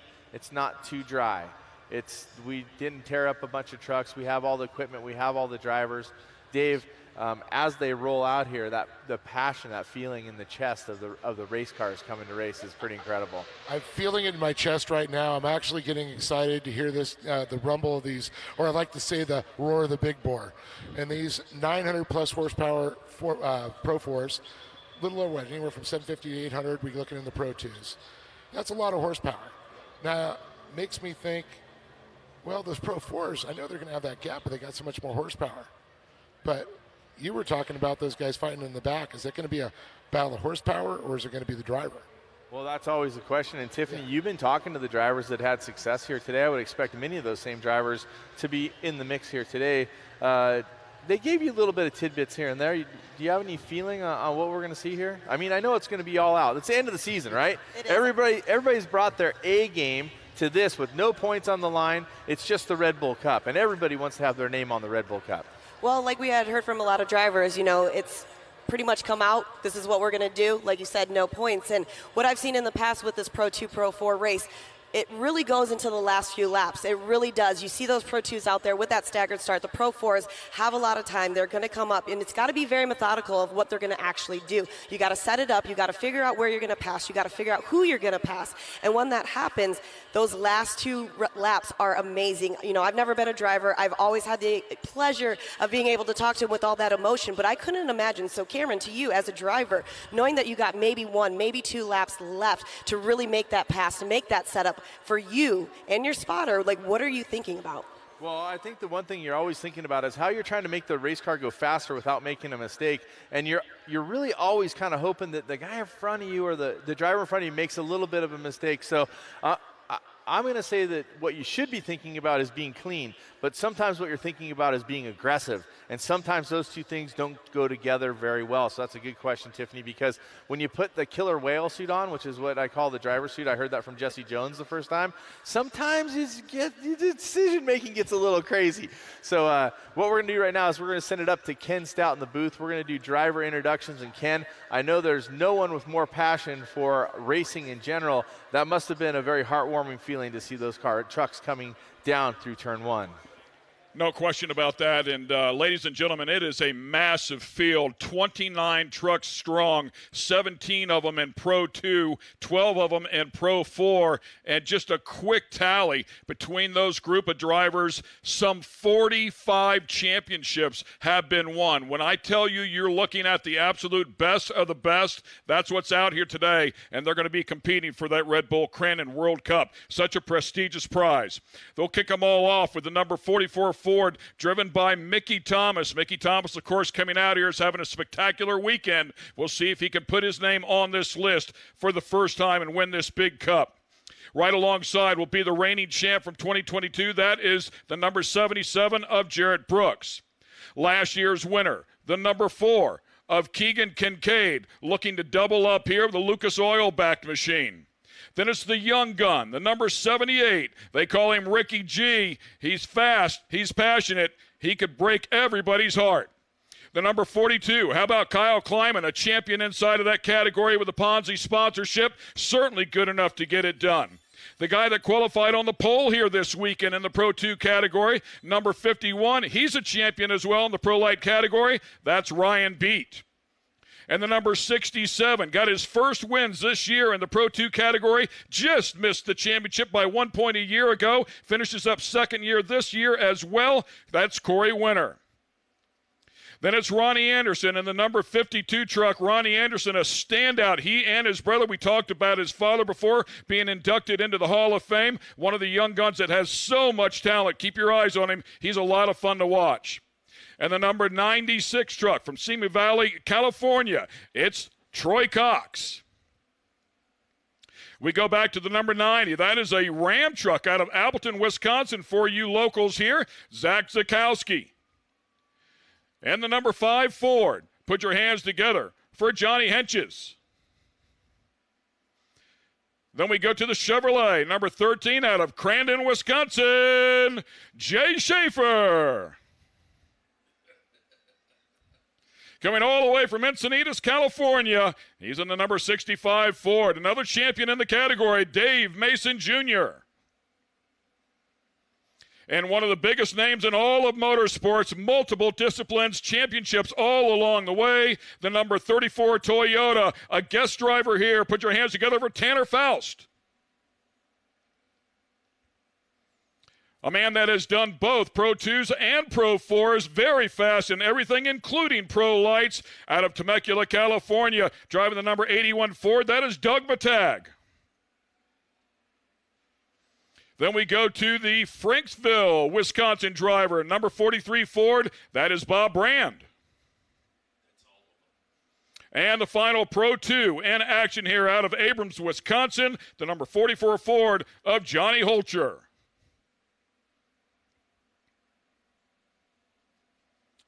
We go to our Pro 4s here. And the number 18, that is the number 33 right there. My bad. How do you go the wrong way with this guy, right? Is the number 18 starting in the 18th spot? That was the mistake. But the number 33 winning the championship here again. Ladies and gentlemen, you know who this young man is. 10 professional championships under his belt. Leads the way here. Pro Light, Pro 2, and Pro 4. He is the man. CJ Greaves, certainly one of the favorites out here today. Out of Elk River, Minnesota, right alongside. This is how they finished, by the way, a little bit earlier. Andrew Carlson, the number 15 Ford, certainly a player out here as well. Then the legend, as we talked to before, driver the number 22 Toyota, knows how to get it done. Certainly would not be his first rodeo to stand on top with the wreath around his neck. Put your hands together for Johnny Greaves. Out of San Diego, California. They call him the Wild Man, and he is absolutely all of that. Driving the number 11 Ford, that is Adrian Chinney. Next truck over, the number 91 Toyota out of Millersport, Ohio. Did a great job in the UTVs as well. Great to have him in the Pro 4 category. This is Kyle Cheney. Coming from Holtville, California, stepping up through the ranks, coming through the Pro Lights. Put your hands together for number 35, driver of the Ford, Cole Mamer.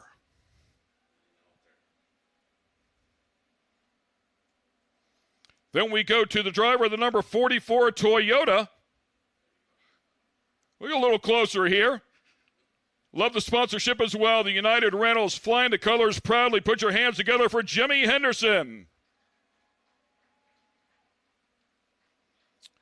How about a former Cup winner, two-time winner, in fact, Pro 4 champion as well. We saw his brother just a moment ago. Again, out of California, this is R.J. Anderson.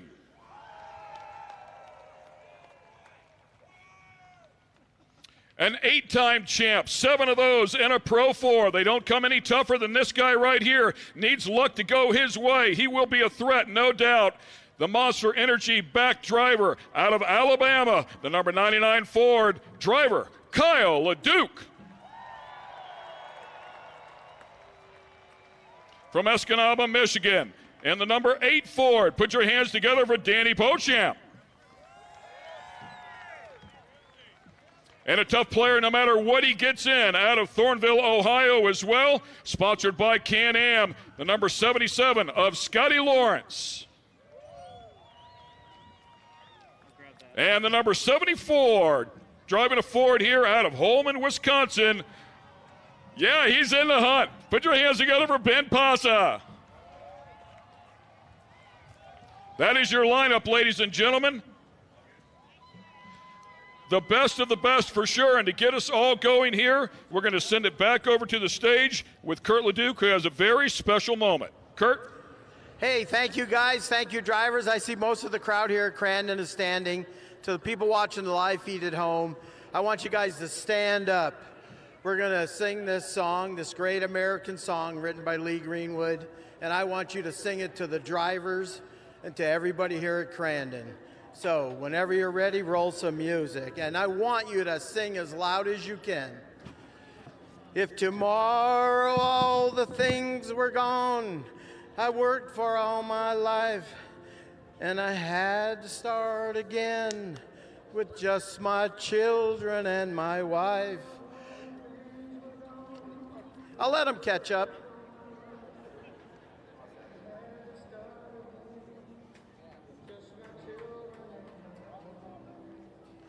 I thank my lucky stars to be living here today, 'cause the flag still stands for freedom, and they take that away.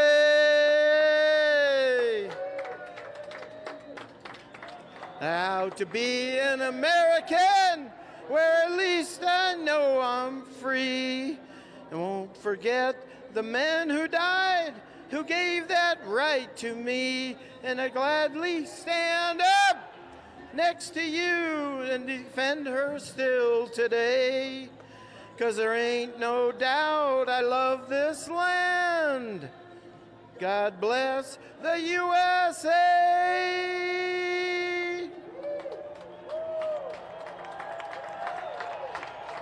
Woo!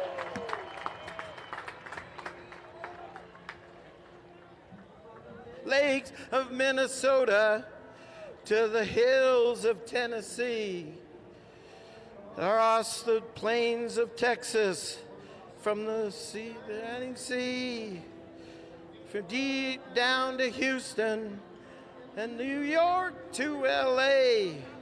There's pride in American art. The time for a thing to say. Hey. And I'm proud to be an American, where at least I know I'm free. And I'll forget the men who died, who gave that right to me, and I gladly stand up next to you, defend her till today. There ain't no doubt I love this land. God bless the USA. Woo. Proud to be an American, where at least I know I'm free. And I won't forget the man who died, who gave that right to me. I gladly stand up next to you to end her still today. 'Cause there ain't no doubt I love this land. God bless the USA.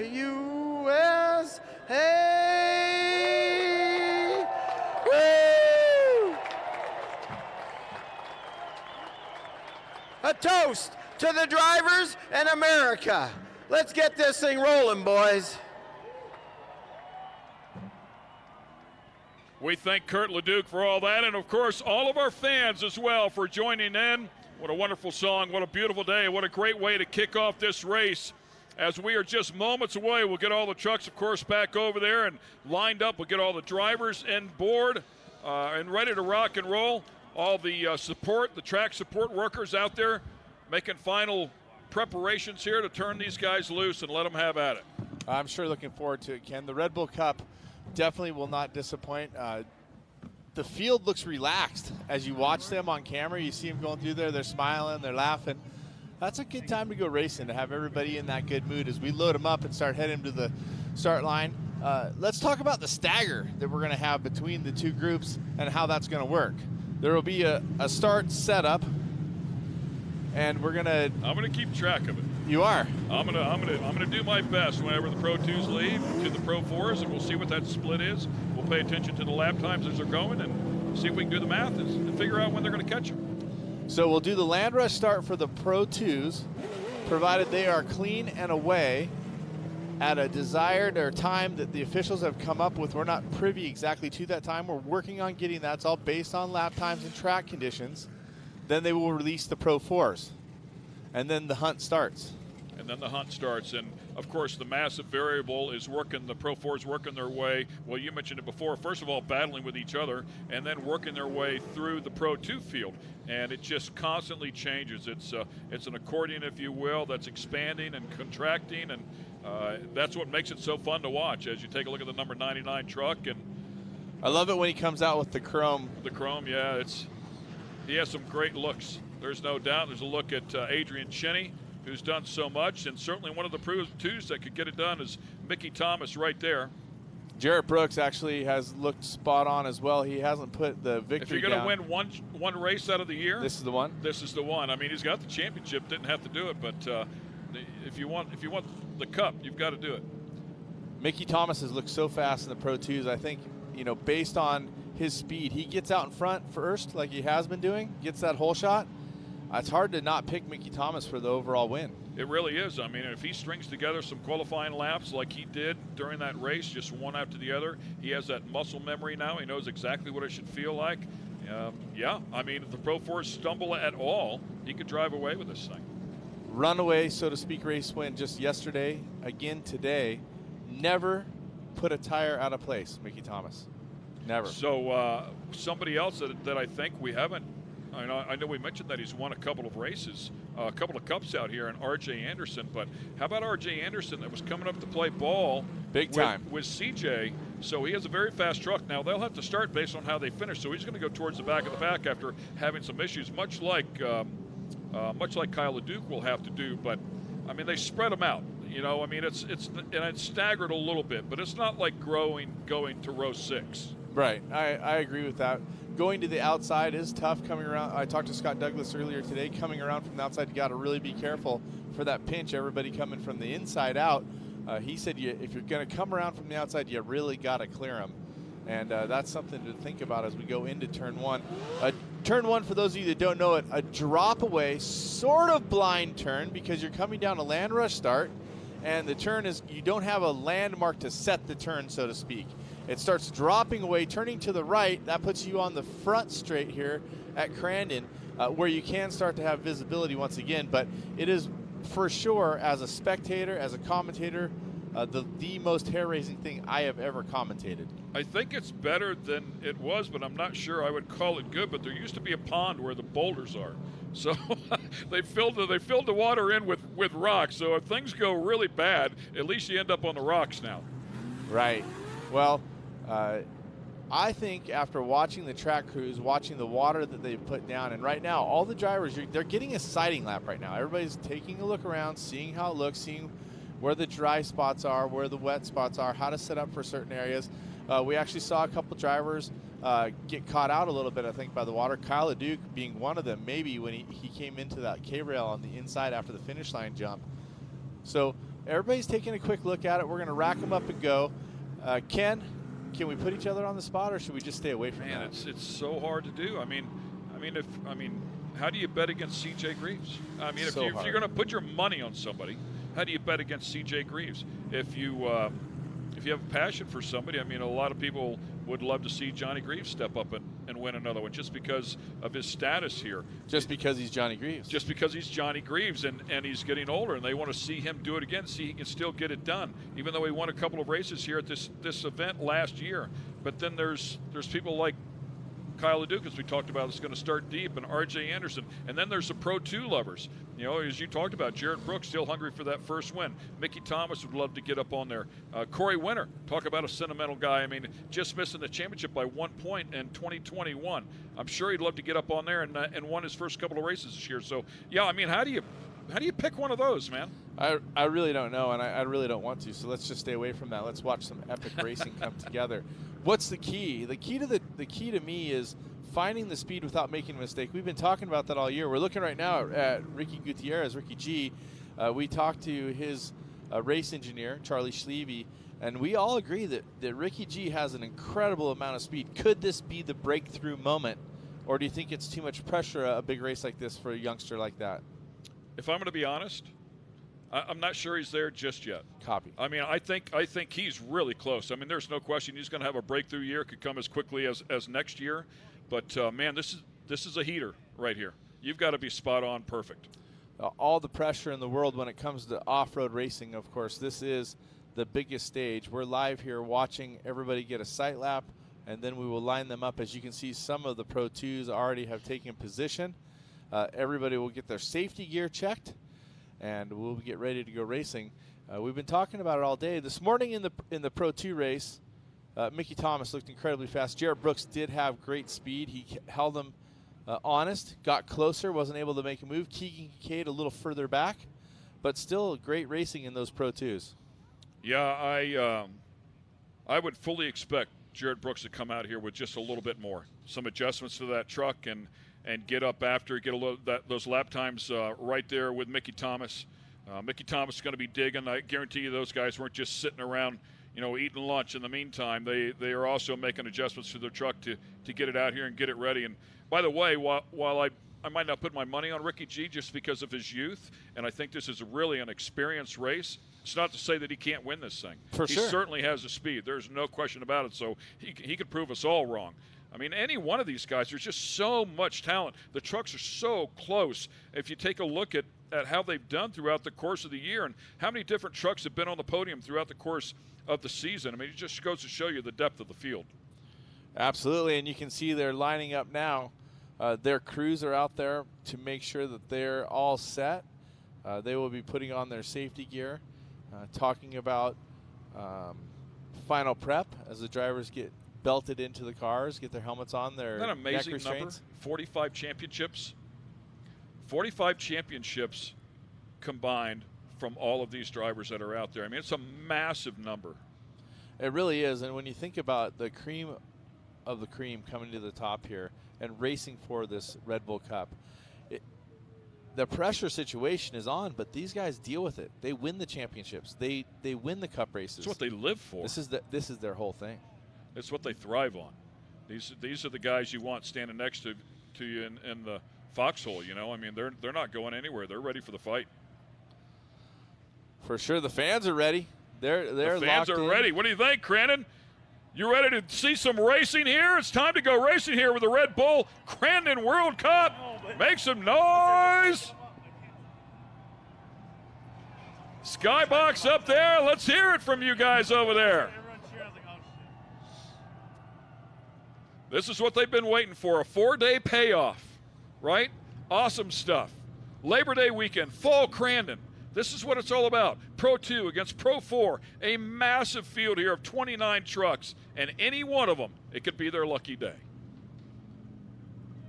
You got to have the skill, the engineering, the drive, the driver, but you also got to have a little bit of luck to get it done. You always have to have a little bit of good luck, right? Racing luck. That's the way it goes. As you take a look at all the crew members out there, and looks like Ricky G putting his helmet on now. But you see all the crew members out there strapping these guys in. Special moment too, by the way. This last couple of moments with your crew member, a real personal time as you put your helmet on and get focused. Start to get in line with your spotter. Speaking of personal moments, while we have a moment, congratulations to Robert Stout, your son, winning today. Very cool. Not racing here, but in his own right, putting something great together. Thanks a lot. Yeah, man, they were down there with the Stadium Super Trucks and Robbie Gordon. They were competing at Bristol on the track, on the typical Bristol short track, and had a great run. So he grabbed the win in the overall this weekend. So congratulations to him, and a very tough and tricky truck for sure to drive. But thank you very much.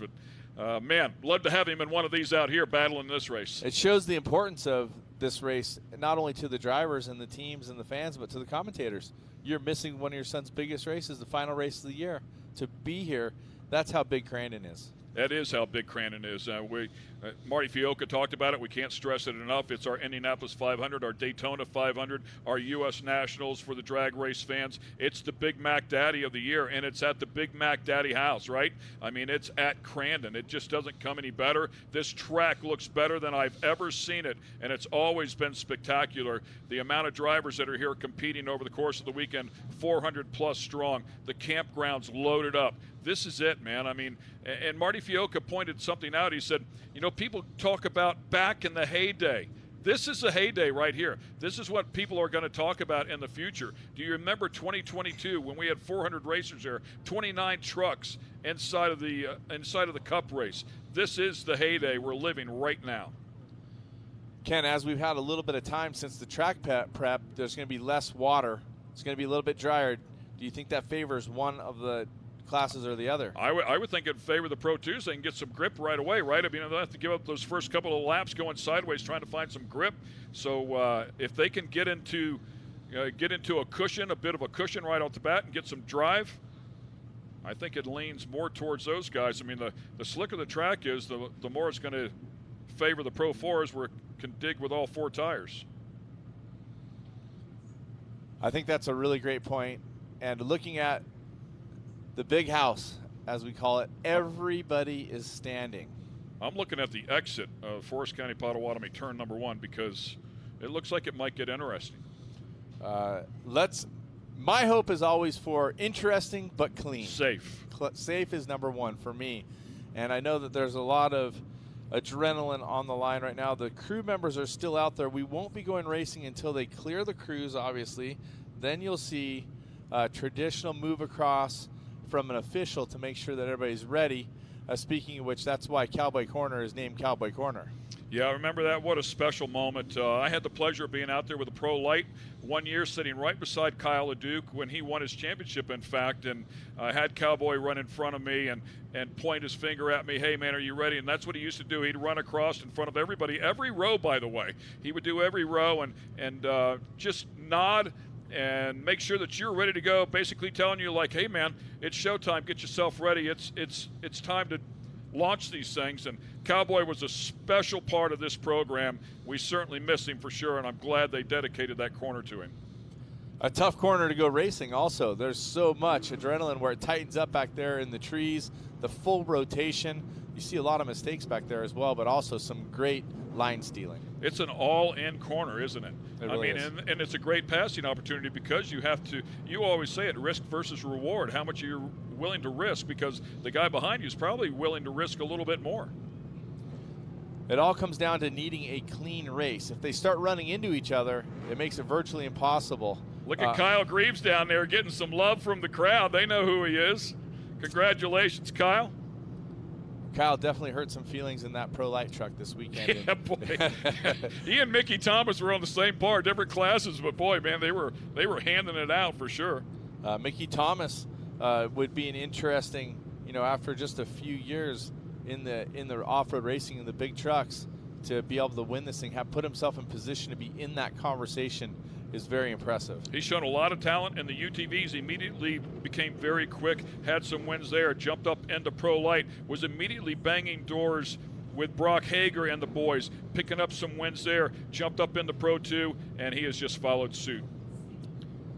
And we're starting to clear the field, it looks like. Crew members running off. You can see the Steelix starting line in the background there. They're telling them, get the truck started. And you can hear the horsepower coming to life. The big V8s are rumbling, ladies and gentlemen. We are not far away now. The difference in the trucks, the front row is 2-wheel drive. They have a cast iron motor, a little bit less horsepower possibly, but they're running the great times they used to run with the bigger horsepower. The Pro 4s coming off that second row, all-wheel drive, digging. I love the fact that they have the Pro 2s all the way back using the full starting line now. They used to start them just at the entry of turn number 1. But now they have to navigate that entire straightaway. Flagman about to enter the booth. Everybody's fired up, cleaning the throats of those big bore engines and ready to turn them loose. As Dave Arnold mentioned, 750 to 800 horsepower for the Pro 2s, 900 plus for the all-wheel drive monsters. We'll get a split here, try to keep everybody up to date on when we think they might be able to catch the Pro 2s, if in fact they can catch them at all. The box will go from red to yellow, and the green flag will come up, and we'll be racing Land Rush start, Red Bull Cup. Crandon, are you ready for some racing? Here we go. The Red Bull Crandon World Cup. Caution is out. Green, we're racing.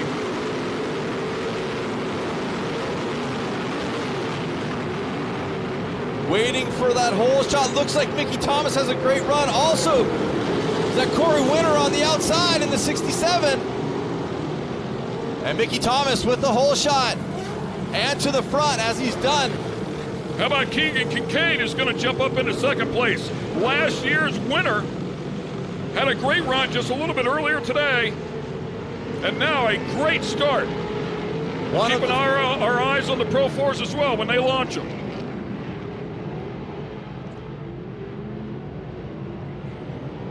We have caution big yellow flag is caution. out.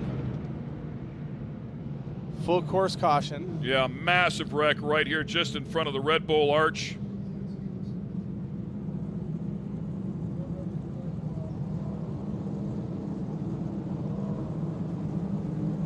Of course, first and foremost, we want to make sure everybody is okay. Safety crews on it right away. We see Jay Schaefer's, we just introduced these guys a moment ago with the number 13 truck and Jay Schaefer involved, and then another truck that's inverted there as well. Difficult to see the number from this advantage.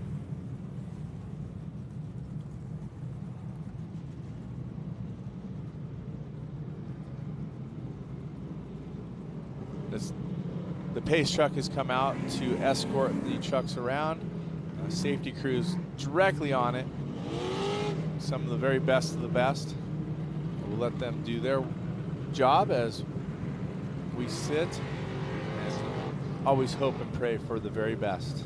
Yeah, I always call them the silent heroes. I mean, you never hear from them until you need them, and when you do, they are there all but immediately.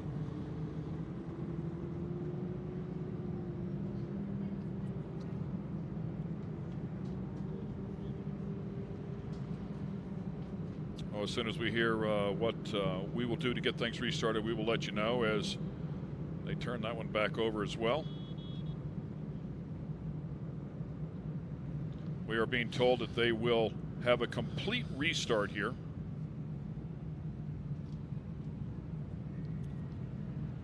Which means that we will reline up the Pro 2s and just waiting it.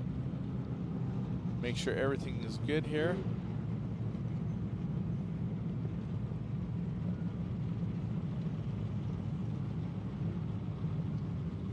I believe that is Zach Zukowski there, number 90. And of course, as we talked about before, the number 13 of Jay Schaefer.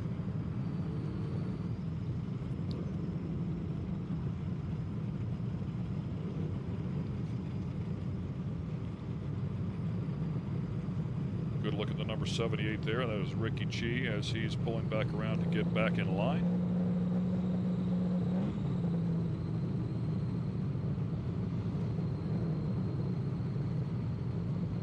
Of course, as we call the race action, we typically are following monitors up here for the folks at home for the live stream, so to look out of the window and see that is typically not protocol for us, but the fans out there keeping an eye on it, of course, happen right in front of them there. The safety aspects of these trucks is nothing short of exceptional. The cages that are mandated, of course, and as you know, all these trucks have to go through a stringent tech process to make sure that these things are up to the safety standards required for both the truck itself, the chassis, the cage, and of course the drivers and all their safety equipment. For sure, and one of the greatest things that we've all benefited from is all the improved and safety equipment that has come to light over the last decade or so. Incredible equipment. So we're going to get everybody lined up. While we're doing that, we will take a quick break. We want to make sure our drivers are okay. We'll take care of that business as well. So stay with us. We'll be back here to the Red Bull Crandon World Cup in just a moment. Speedsport has been America's motorsports authority since 1934. Get news, results, and commentary from the most connected experts in the business, covering all forms of motorsports from flat track to NASCAR and everything in between. Bookmark speedsport.com on your mobile device now, or follow Speedsport on social, and be sure to subscribe to the Speedsport Daily. Speedsport is your one-stop shop for all things racing on two wheels and four.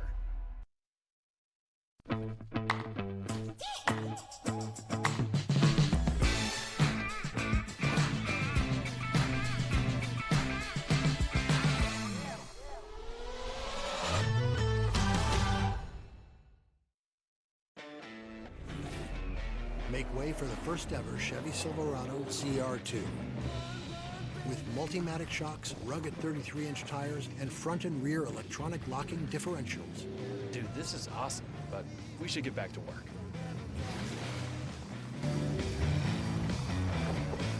This good?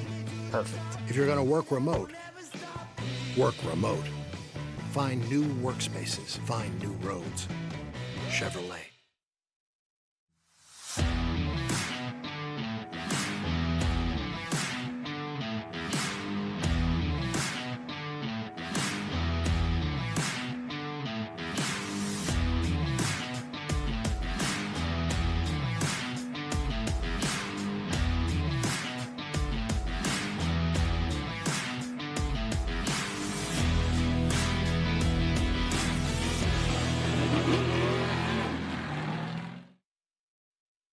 Our journey at Continental has taken us down many roads.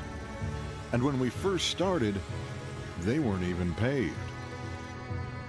For more than 150 years, we've worked hard to earn your trust. From the trail to the racetrack and beyond. The Continental mark in all its forms stands for confidence. Confidence you trust. Continental Tire.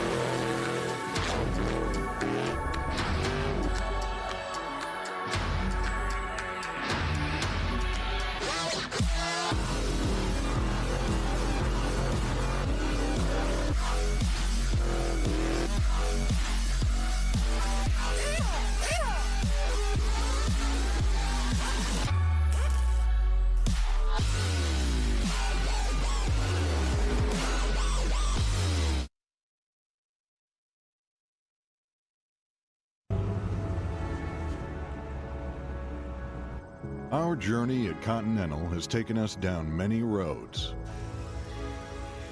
And when we first started, they weren't even paved. We know trust isn't given, it's earned.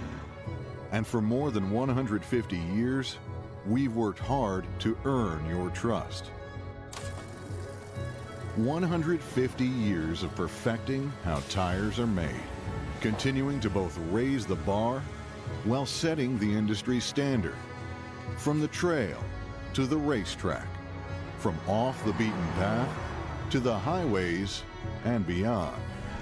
The Continental mark in all its forms stands for confidence. Confidence 150 years in the making. Confidence you trust. Continental Tire. There's someone right here in northern Wisconsin that's committed to making quality healthcare at the standard of the community. For the past 15 years, they've invested in building state-of-the-art facilities that have helped keep families healthier by providing services like radiology, dentistry, optical, diabetes treatment, maternal health, and behavioral health services. So who cares so much about the health of the community? Potawatomi, keeper of the fire, builders of the future. Steelite polyurethane coating has become the choice of leading off-road builders and race teams who recognize the coating's superior performance, protecting suspensions, chassis, and other metal parts that require a proven durable shield against corrosion. Steelite's weldability is a signature benefit that saves racing teams hours of repair time. Steelite provides remarkable performance, making it easier to get back out onto the race course. Use Steelite to protect your investment. You feel like getting away? Make your escape to Potawatomi Carter Casino and Hotel. We are keeping Carter safe and will make you feel at home, like part of the family. We have the latest in casino gaming with a variety of slots, table games, and bingo. There is something for everyone. Treat yourself to a stay in our hotel and enjoy delicious options at the Flames Restaurant. Relax, unwind, and escape to Potawatomi Carter Casino and Hotel on Highway 32 in Carter, Wisconsin. And welcome back to the Polaris Crandon World Championships. Of course, we are finally down to the Red Bull Crandon World Cup race. That's what we are all waiting for all day long. Off to a tough start here. But most importantly, we saw him climb out of the truck. That was great news. Zach Zakowski able to get out of that one after a scary moment there right in front of everybody. But glad all the safety options did their job. Glad we had safety there to get him over there, or to get him out of the truck, go over there and do what they had to do. So a good ending to a bad situation, if you will. For sure, and always a tenuous moment as we wait for safety and the driver to get out and to acknowledge, and in this case, just being precautious. The good news, all is well. And we are re-racked for another land rush start, which, like I said, always makes my hair stand up a little crazy. And, well, you know what all these guys are thinking? It's like, man, I got through there one time. Well, all but two. But the rest of them were thinking, we got through there one time, and now we have to do it again. It's I don't think there's any words that can describe the butterflies and the nerves that all of these guys get. Now, you talk to any of them, they'll say, yeah, turn one, opening lap. I mean, there's nothing else like it. These drivers are just as nervous as all of us, I think. More so. Yeah, probably more so. And there's a couple holes there you can see as they are getting told to bring them on. So we are going to re-rack it. The Red Bull Cup ready to rock here at Crandon. One more race to finish out this World Championship weekend. So we know the process now. We've seen it all day long, as do the drivers. Being told to fire everything up. We'll get ready to get this thing started here one more time. Hopefully things go a good bit smoother this time around. Well, we only have to get 2 rows off clean, right? Or two groups of racers, I should say. 2 groups of racers, for sure, as the Pro 2s are ready to go. Of course, as we talked about before, there were 17 of them, down to 15 already. Good look shooting straight up that long straightaway, which you just can't see him, but there's a lot of whoops in there. It is far from flat. And it was dusty and it looked a little bit loose, so traction not exactly prime, but it will be interesting as we have the red go to yellow, then green. And he's done it different all day long, so nobody can get a feel for any sort of pattern here and jump the start. Caution's out, showing ahead of green. Look at him, he waits, now we're green. Keeping everybody honest in the biggest race of the day. All those nerves. Here they come once again. Everybody's 4 wide and they all are contact in there. Corey Winter to the front. Mickey Thomas second. Climbing with a big moment there, able to get it righted. Keegan Kincaid way wide going into 2. Yeah, for sure. Gathered it back up. Winter yeah, Corey Winter's going to get the whole shot here. Mickey Thomas looking to go out and around the outside. And it looks like about a 38-second split. The 52 truck there of Anderson getting involved. Here comes the thundering Pro 4s.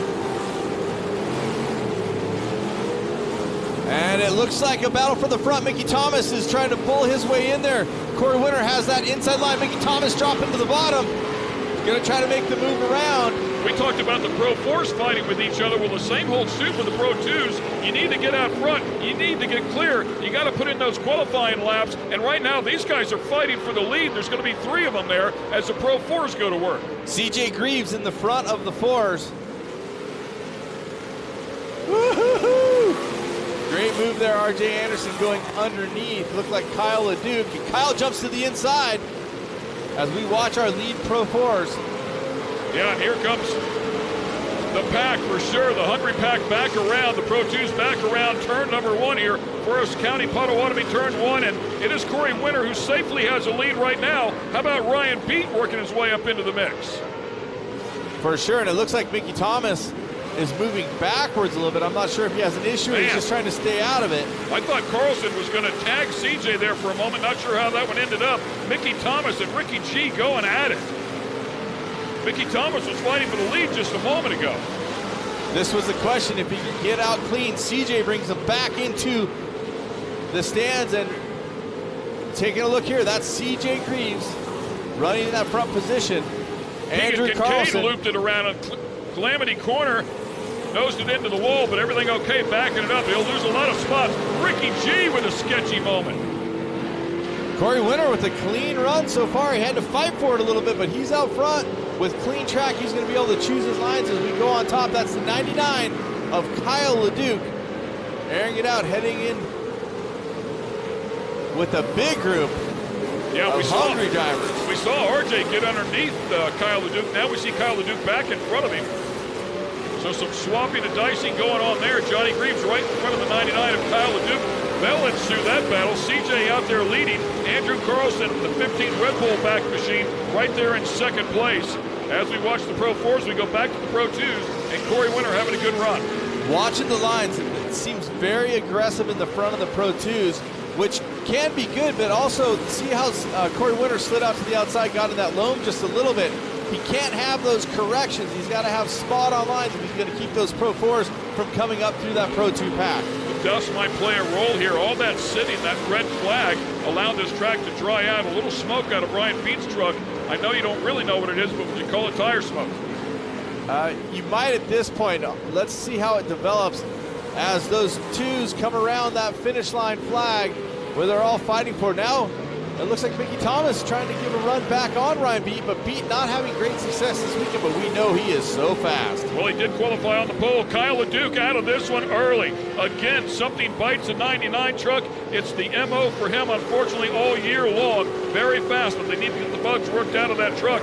Andrew Carlson still in second. Now Johnny Greaves bumps up, and right there on the back corner, back bumper as we look at Corey Winter once again. Oh, Corey Winter over. Big moment. And it's going to catch Mickey Thomas because he was right there on that inside. So now Mickey Thomas is going to go back a few car lengths. Also gives Corey Winter some great breathing room as he's out on the front straight, coming down in front of the fans, headed for 2. He's got about 12 truck lengths on Ryan Beat.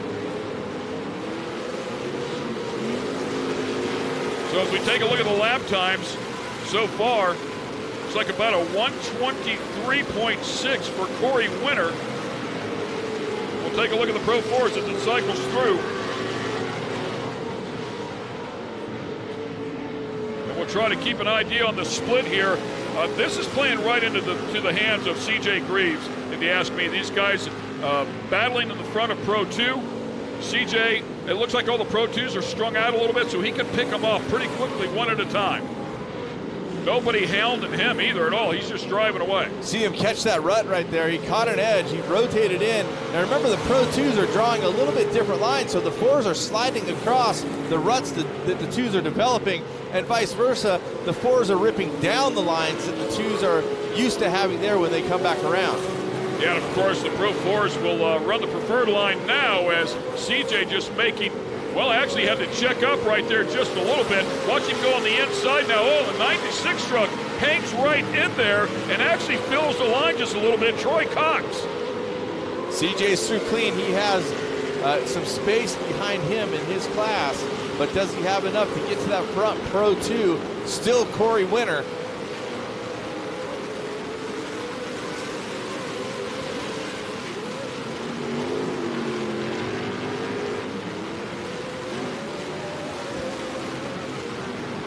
We'll get Corey Winter, let's see if we can get a split on him now and CJ to find out what the difference is in starting line and see how much he's closed up, or has he closed up any? The hard part about the Cup race is there's so much action everywhere, it's hard to know where to look. And look at that move, going down to the bottom. Yeah, CJ already making his way into Calamity Corner. And we saw Corey Winter go wide out here in front of us. He gave Ryan Beat the hope, and Ryan Beat is underneath for the lead in the 2s.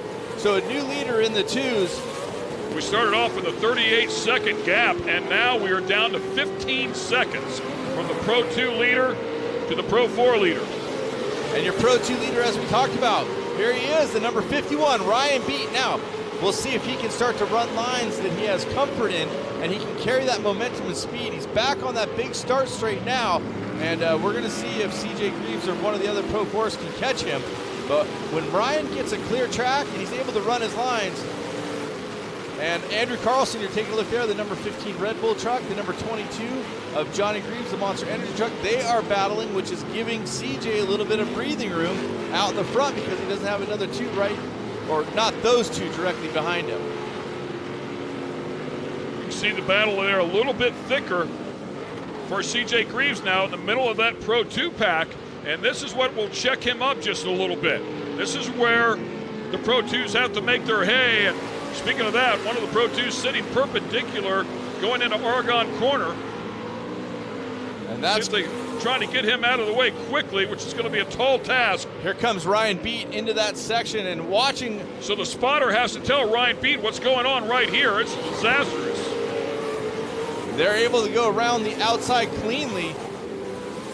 And back on board with CJ Greaves.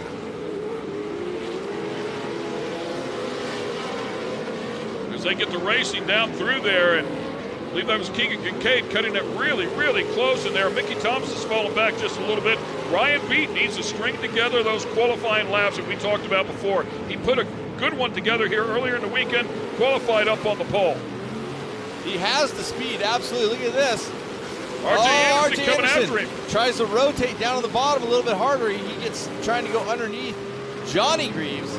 Not able to do it. Here's Beat. Now you see him drifting that rear end quite a bit. A lot of time that scrubbing speed, he wants to drive as much as he can on the apron, but the Pro 4s are blowing that apron off. That traction isn't there that he wants and he's used to when he's racing the Pro 2 without the 4s on the track. And of course, he'll keep chasing that line. That's what these guys that are fast continue to do. And CJ closing up quickly, isn't he? He's in third place overall now. Taking a look at CJ, he's not that far behind Beat and Mickey Thomas. Andrew Carlson would be the next Pro 4 in the mix. It was 15 seconds. It's down to 6 seconds. And the fact that they're spread out the way they are, as I said before, is really playing right into the hands of CJ Greaves. He can really go after him. 4 laps of racing to go, or 3.5 at this point, and we'll see if Ryan Beat can put down the laps and get this Red Bull Cup victory.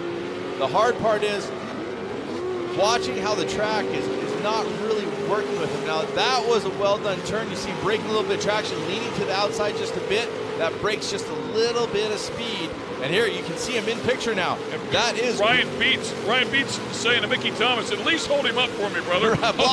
Make him earn it. This is Ryan Beat and Mickey Thomas, both in the Pro 2 category. The next truck is CJ Greaves, and you'll be able to see the gap directly on screen here momentarily as CJ is running down these 2 Pro 2 trucks. That Toyota has been flawless here this weekend. He has been spot on, looking for the trifecta here, the hat trick, if you will. Comes out there, gets the win, the final points round, then picks up the Crandon World Championship a little bit earlier today, and now looking for a cup win. Underneath the rotation. Now watch, he's going to try to set this up. He's going to try to out-track him. He checks up on the brakes. Good idea. You don't need to do it all at one time. They're in their last 3 laps of racing, though, so he needs to get by Mickey Thomas. Now watch. Oh, a little bit of contact there. Mickey Thomas hangs it a little bit longer. CJ straightened it out a bit for traction. Made a little contact there. So now it's down to only Ryan Beat in the Pro 2. And here is the attack from CJ Greaves. Yeah, it was tough. CJ wanted to slide across that rear bumper and just didn't time it absolutely perfectly. Like you said, I think Mickey Thomas hung the back end out a little bit longer, but now looking to go in the outside lane and just ride underneath him. Here we go for the lead, ladies and gentlemen. It's going to be CJ Greaves through the Forest County Potawatomi turn 1. Ryan B comes right back at him. Now the question is, can Ryan run the pace? He does. CJ checks up. He might get him right here. Can he hold it? Can he hold the line? He does. He fills the line. See him drifting sideways. I don't think I've ever seen that before. The Pro 2 drives back around him in the middle of a turn. Amazing effort out of Ryan Beat. CJ is going to go outside and then down to the inside. Watch Beat get to that fluff on the outside. A little bit of contact, and CJ goes to the front. Looks like that right rear for Beat might be getting a little bit soft as well, but what a vicious battle. You couldn't ask any more from Ryan Beat than that. And hey, it's not over just because he's out there. Still have to finish all these laps, right? 2 more laps to go, and anything can happen. Absolutely, but CJ Greaves has been on a mission. He has kept it clean. He checked up when he needed to. There was a little bit of contact there, of course, with Mickey Thomas, but incidental. I don't think on purpose. Just one of those situations. You can see how played. Even though Ryan Beat came back after him, he just waited, got him in another turn. So it was just a racing deal. I'm sure Mickey Thomas not happy. That right rear actually looked okay right there as it came around turn number 1. Just spectacular drive. He has had an incredible run here all weekend long. Spot on is that truck you talked about. Are they good enough to make it to the end? And that was the one example that I had right there with CJ's truck. We heard Johnny talk about it. He and his son so dialed in together. Johnny dialed in with the truck. CJ dialed in with the driving. Needs to make his way through one final turn here in Calamity Corner and look for that checkered flag. And there it is. CJ Greaves is your Red Bull Crandon World Cup winner.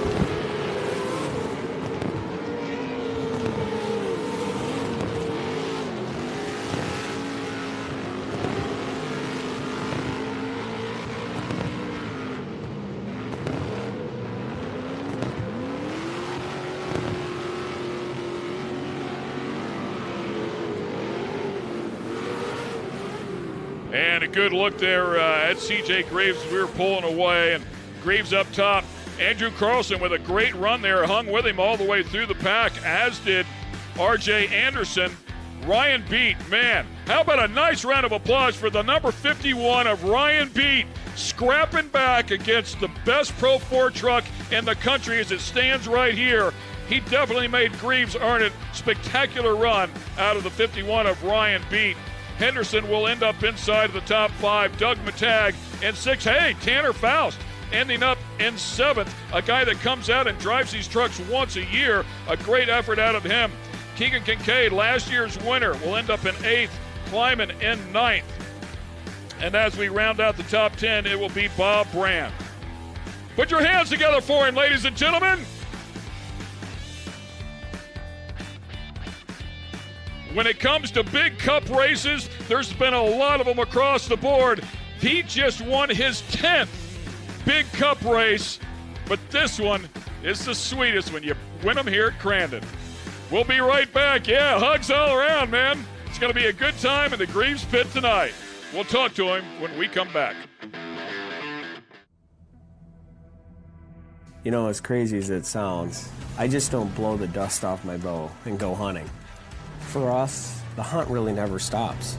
The hunting season never ends. It's 365 days all year long. Using the machines in our everyday life like we do, if we didn't have them, I couldn't imagine it. They simply help us get our job done.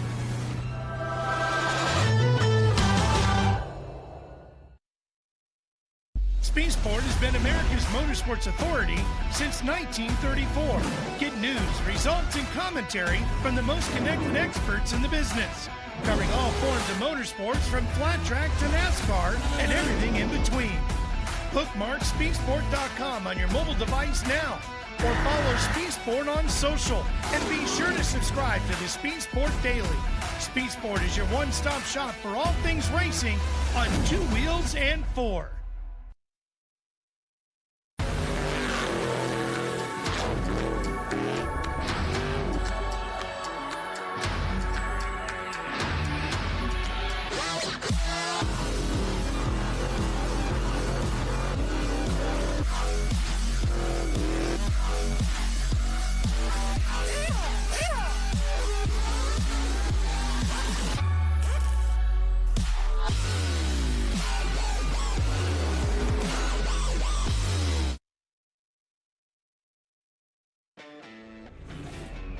Make way for the first ever Chevy Silverado CR2.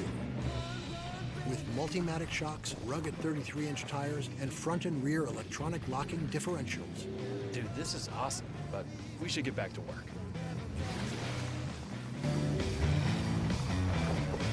This good?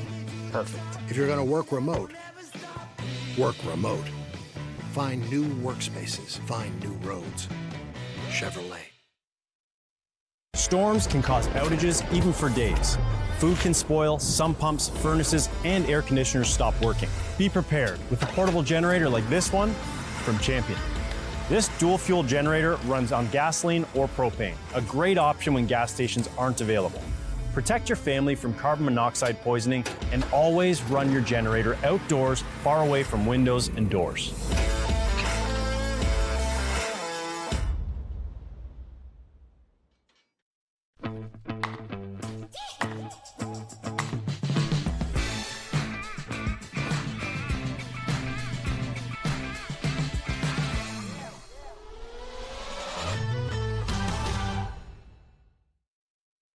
Our journey at Continental has taken us down many roads. And when we first started, they weren't even paved. For more than 150 years, we've worked hard to earn your trust. From the trail to the racetrack and beyond. The Continental mark in all its forms stands for confidence. Confidence you trust. Continental Tire. Steel-It polyurethane coating has become the choice of leading off-road builders and race teams who recognize the coating's superior performance, protecting suspensions, chassis, and other metal parts that require a proven durable shield against corrosion. Steel-It's weldability is a signature benefit that saves racing teams hours of repair time. Steel-It provides remarkable performance, making it easier to get back out onto the race course. Use Steel-It to protect your investment. Kayak Edja Danuk Mugzuk Meow, the place where everybody plays. The Forest County Potawatomi presents a new 120,000 square foot community center in Crandon. A place for everyone to play, exercise, and have fun at an affordable price. Come in and experience the culture and endless opportunities available at the Forest County Potawatomi Community Center. For more information, please visit community.fcpotawatomi.com. Speedsport has been America's motorsports authority since 1934. Get news, results, and commentary from the most connected experts in the business, covering all forms of motorsports from flat track to NASCAR and everything in between.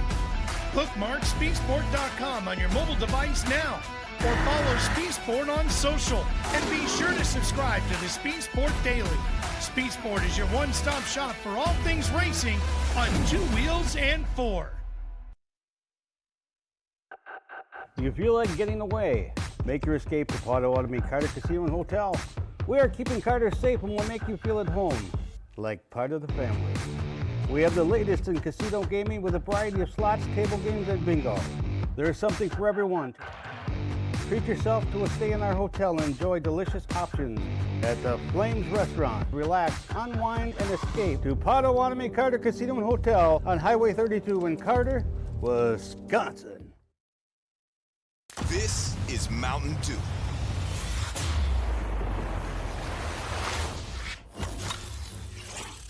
A rush of crisp and refreshing flavor.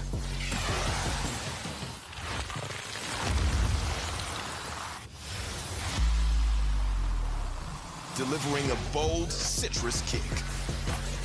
Take your thirst and thrill it. Do the Dew.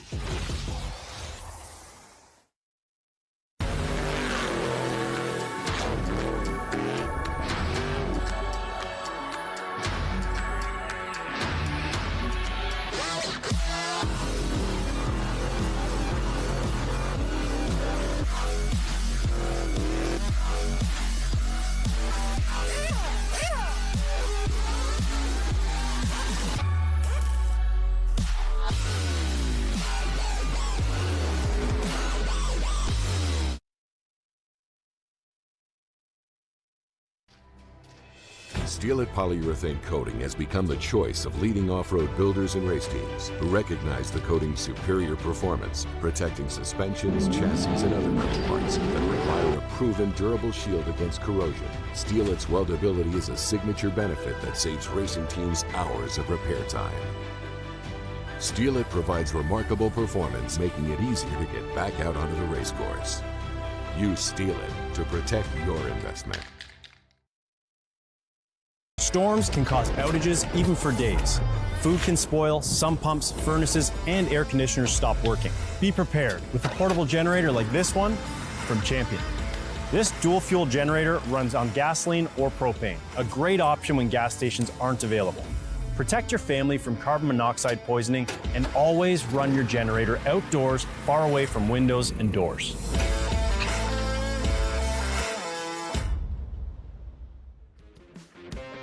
Once again, welcome back to the Polaris Crandon World Championships and the Red Bull Crandon World Cup. He's done it 4 times now in full Crandon. He's done it behind the wheel of a 2-wheel drive. He's done it behind the wheel of a 4-wheel drive. And he's done it again the 4th time here. That is his cousin. Jumps up there. The Greaves boys get it done here. 2 champions. What an exciting moment. Let's get it down to the celebration circle with Tiffany Stone. Thank you so much, guys. This has been a crazy day. This has been an incredible day. We're going to start off this celebration with our 3rd place finisher, number 37, RJ Anderson.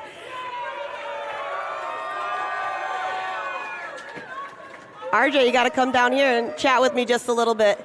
I want to talk with you.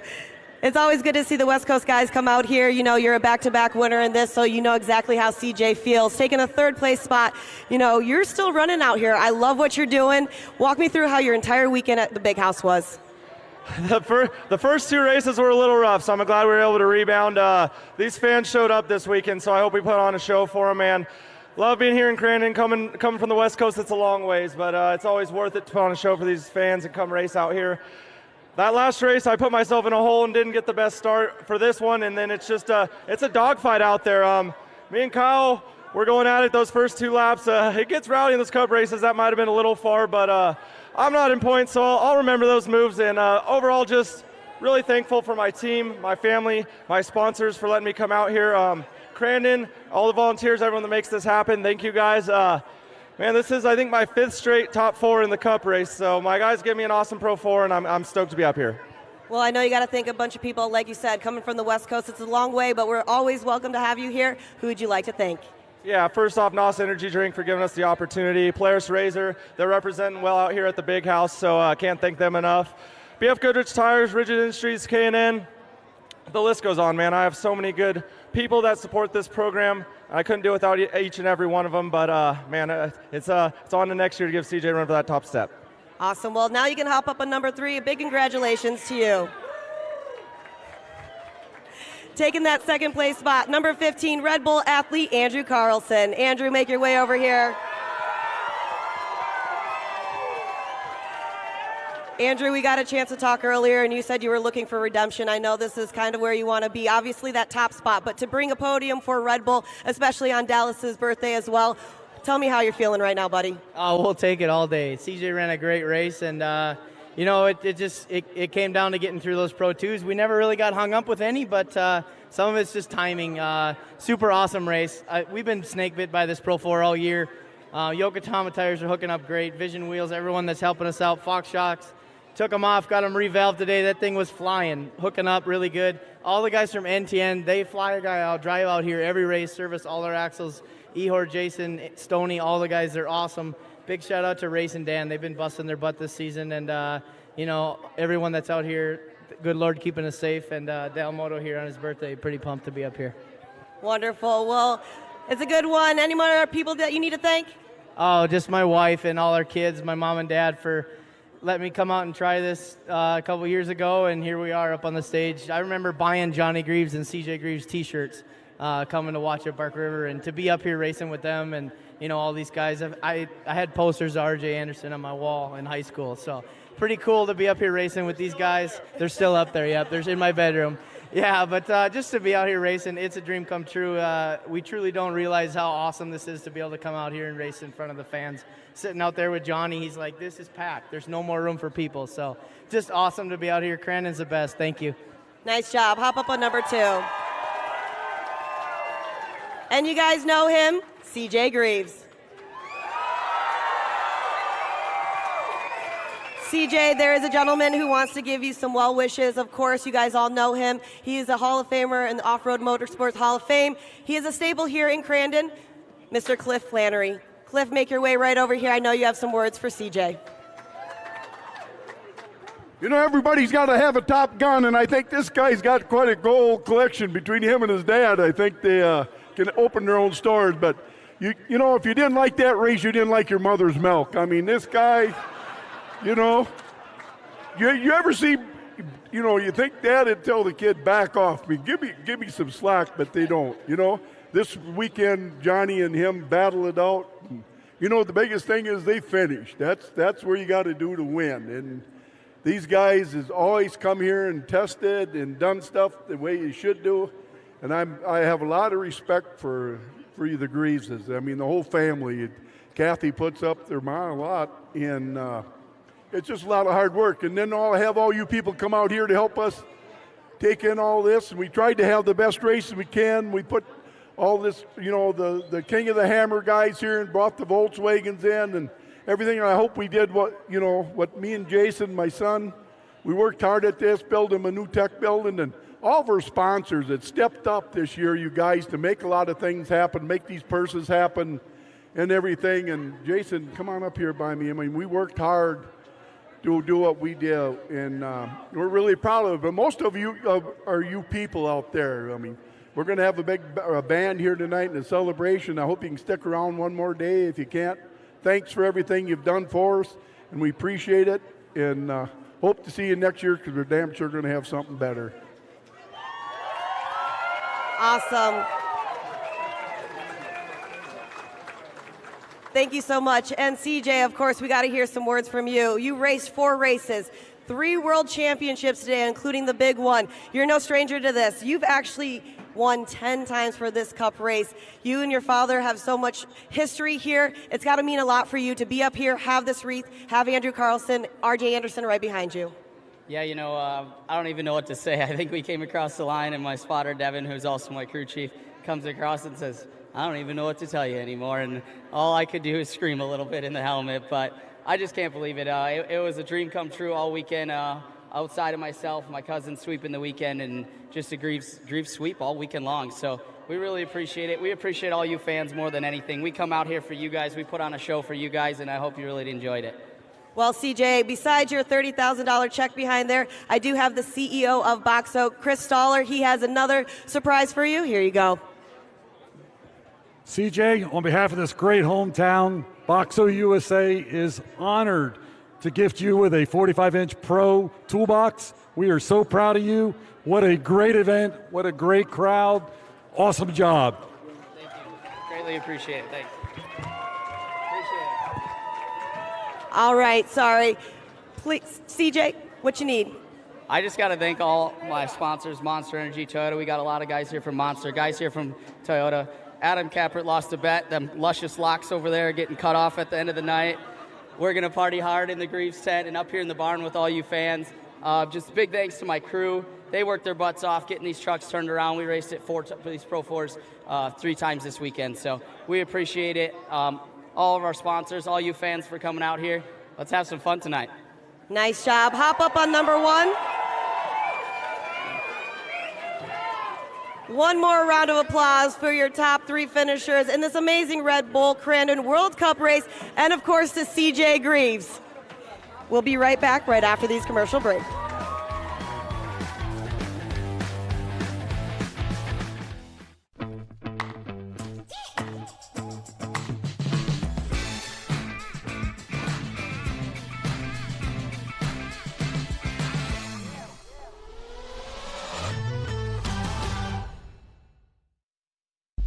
Sport has been America's motorsports authority since 1934. Get news, results, and commentary from the most connected experts in the business, covering all forms of motorsports from flat track to NASCAR and everything in between. Bookmark speedsport.com on your mobile device now, or follow Speedsport on social, and be sure to subscribe to the Speedsport Daily. Speedsport is your one-stop shop for all things racing on 2 wheels and 4.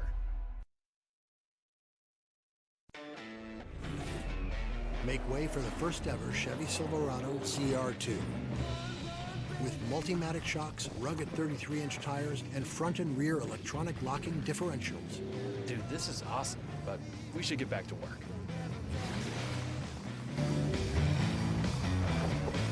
It's good.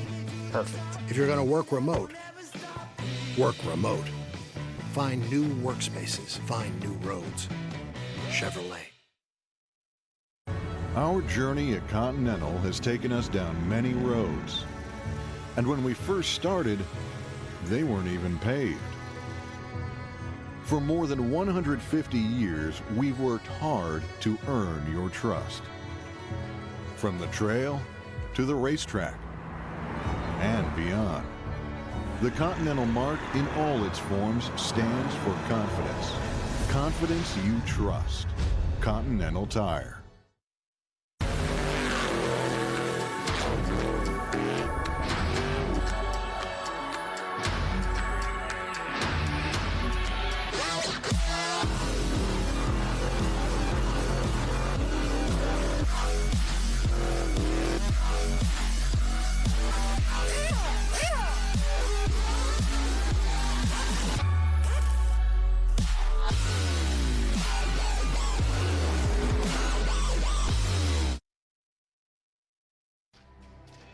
Steel It polyurethane coating has become the choice of leading off-road builders and race teams who recognize the coating's superior performance, protecting suspensions, chassis, and other metal parts that require a proven durable shield against corrosion. Steel It's weldability is a signature benefit that saves racing teams hours of repair time.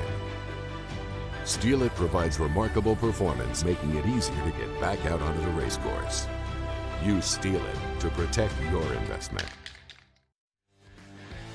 Speed Sport Live from the Red Bull Crandon World Cup is presented by Cometic Gasket, sealed under extreme pressure.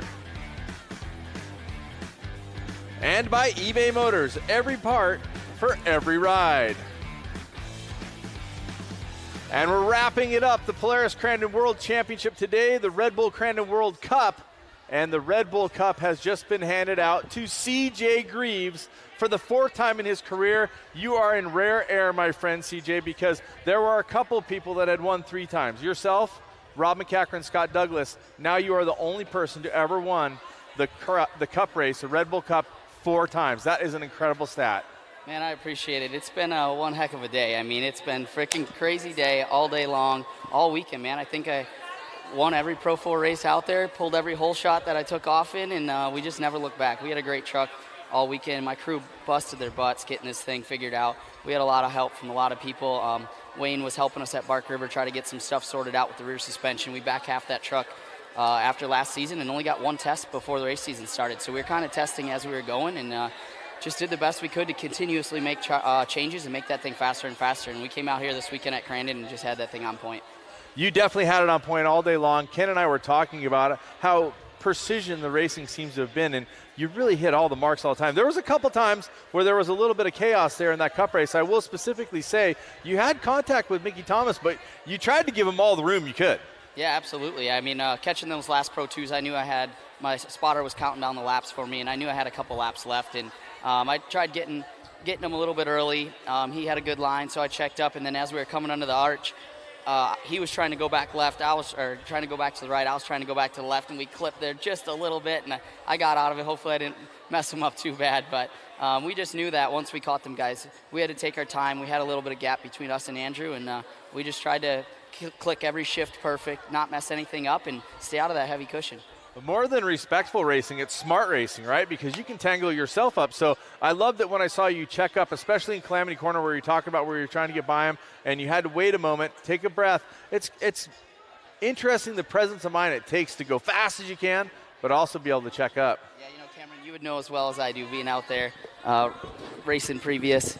Sometimes you got to race smart. That's what it takes. You can't go out there balls to the wall and just take it and go for it every single turn. A lot of time it'll turn around and bite you in the butt. So we just tried to play it smart, tried to play it cool. We know these Cup races are long, and the biggest part is getting to the finish line and being under full power. So glad we were able to do that, come away with the win, get both Cup races, spring and fall, and then be able to sweep the weekend, myself and my cousin Kyle. So it's been an incredible weekend for the Greaves, and hopefully we can celebrate tonight. That was something I wanted to close on, talking about the lineage, the history, the family. I mean, Crandon is rich with history, right?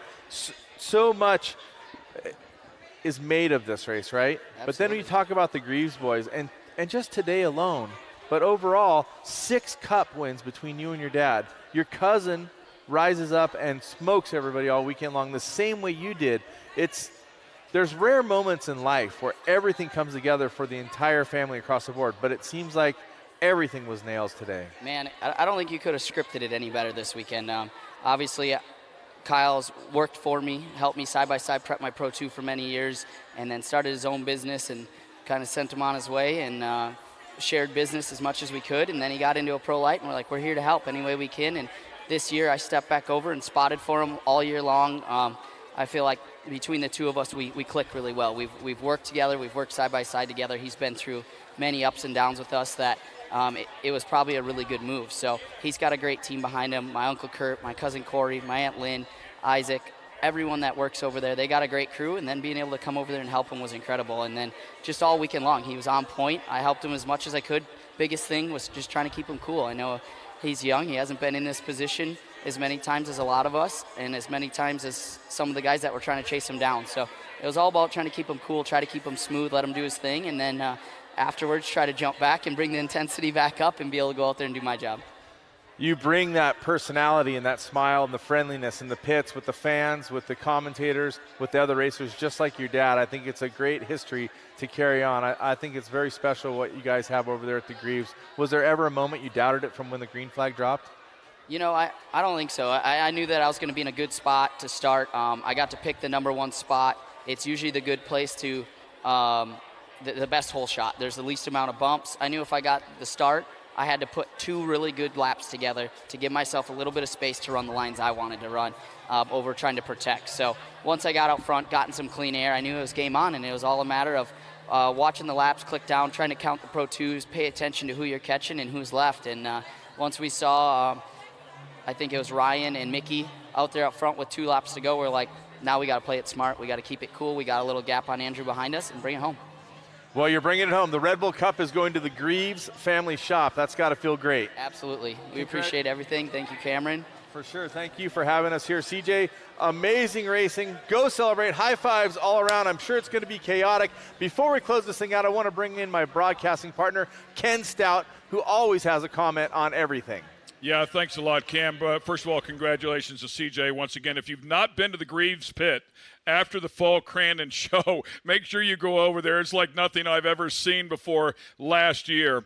Once again, this race delivers, right? The highest of highs, the lowest of lows. Our thoughts and prayers with Zandy Willems and, of course, their entire family. It's been a tough go here for this weekend. And then you see the highest of highs of what the Greaves have been able to bring. That's what you get here with Fall Crandon. The announcement of the Hall of Fame coming here to Crandon, right where it belongs for the short course off-road racers.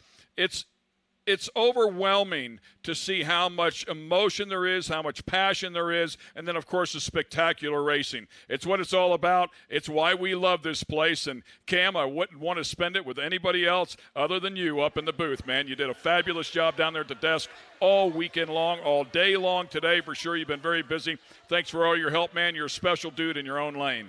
Thank you very much, Ken Stout. I also want to thank our announce team, Jim Beaver, of course, Miles Hazelquist with the Ultra 4 crew, and Jim Marsden, all part of this group, and Tiffany Stone doing our interviews all day long. And, of course, my number one, Ken Stout, thank you for putting it all together. I got to tell you, that's going to do it for the Polaris Crandon World Championships. That's it for the Red Bull Crandon World Cup. The cup is going to the Greaves. We have a whole gaggle of them here right now celebrating. As we talked about, our prayers, our thoughts are with Zandy Willems' family. Of course, he was lost here racing in an Ultra 4 car during our race weekend last night. We want to say we are thinking about you, we are praying with you, and the entire Crandon family and off-road world is behind you. God bless you, everybody. Thank you for tuning in to the Red Bull Cup today. It was an amazing time. For the rest of the team, I'm Cameron Steele saying we'll see you next time when we come back to Crandon.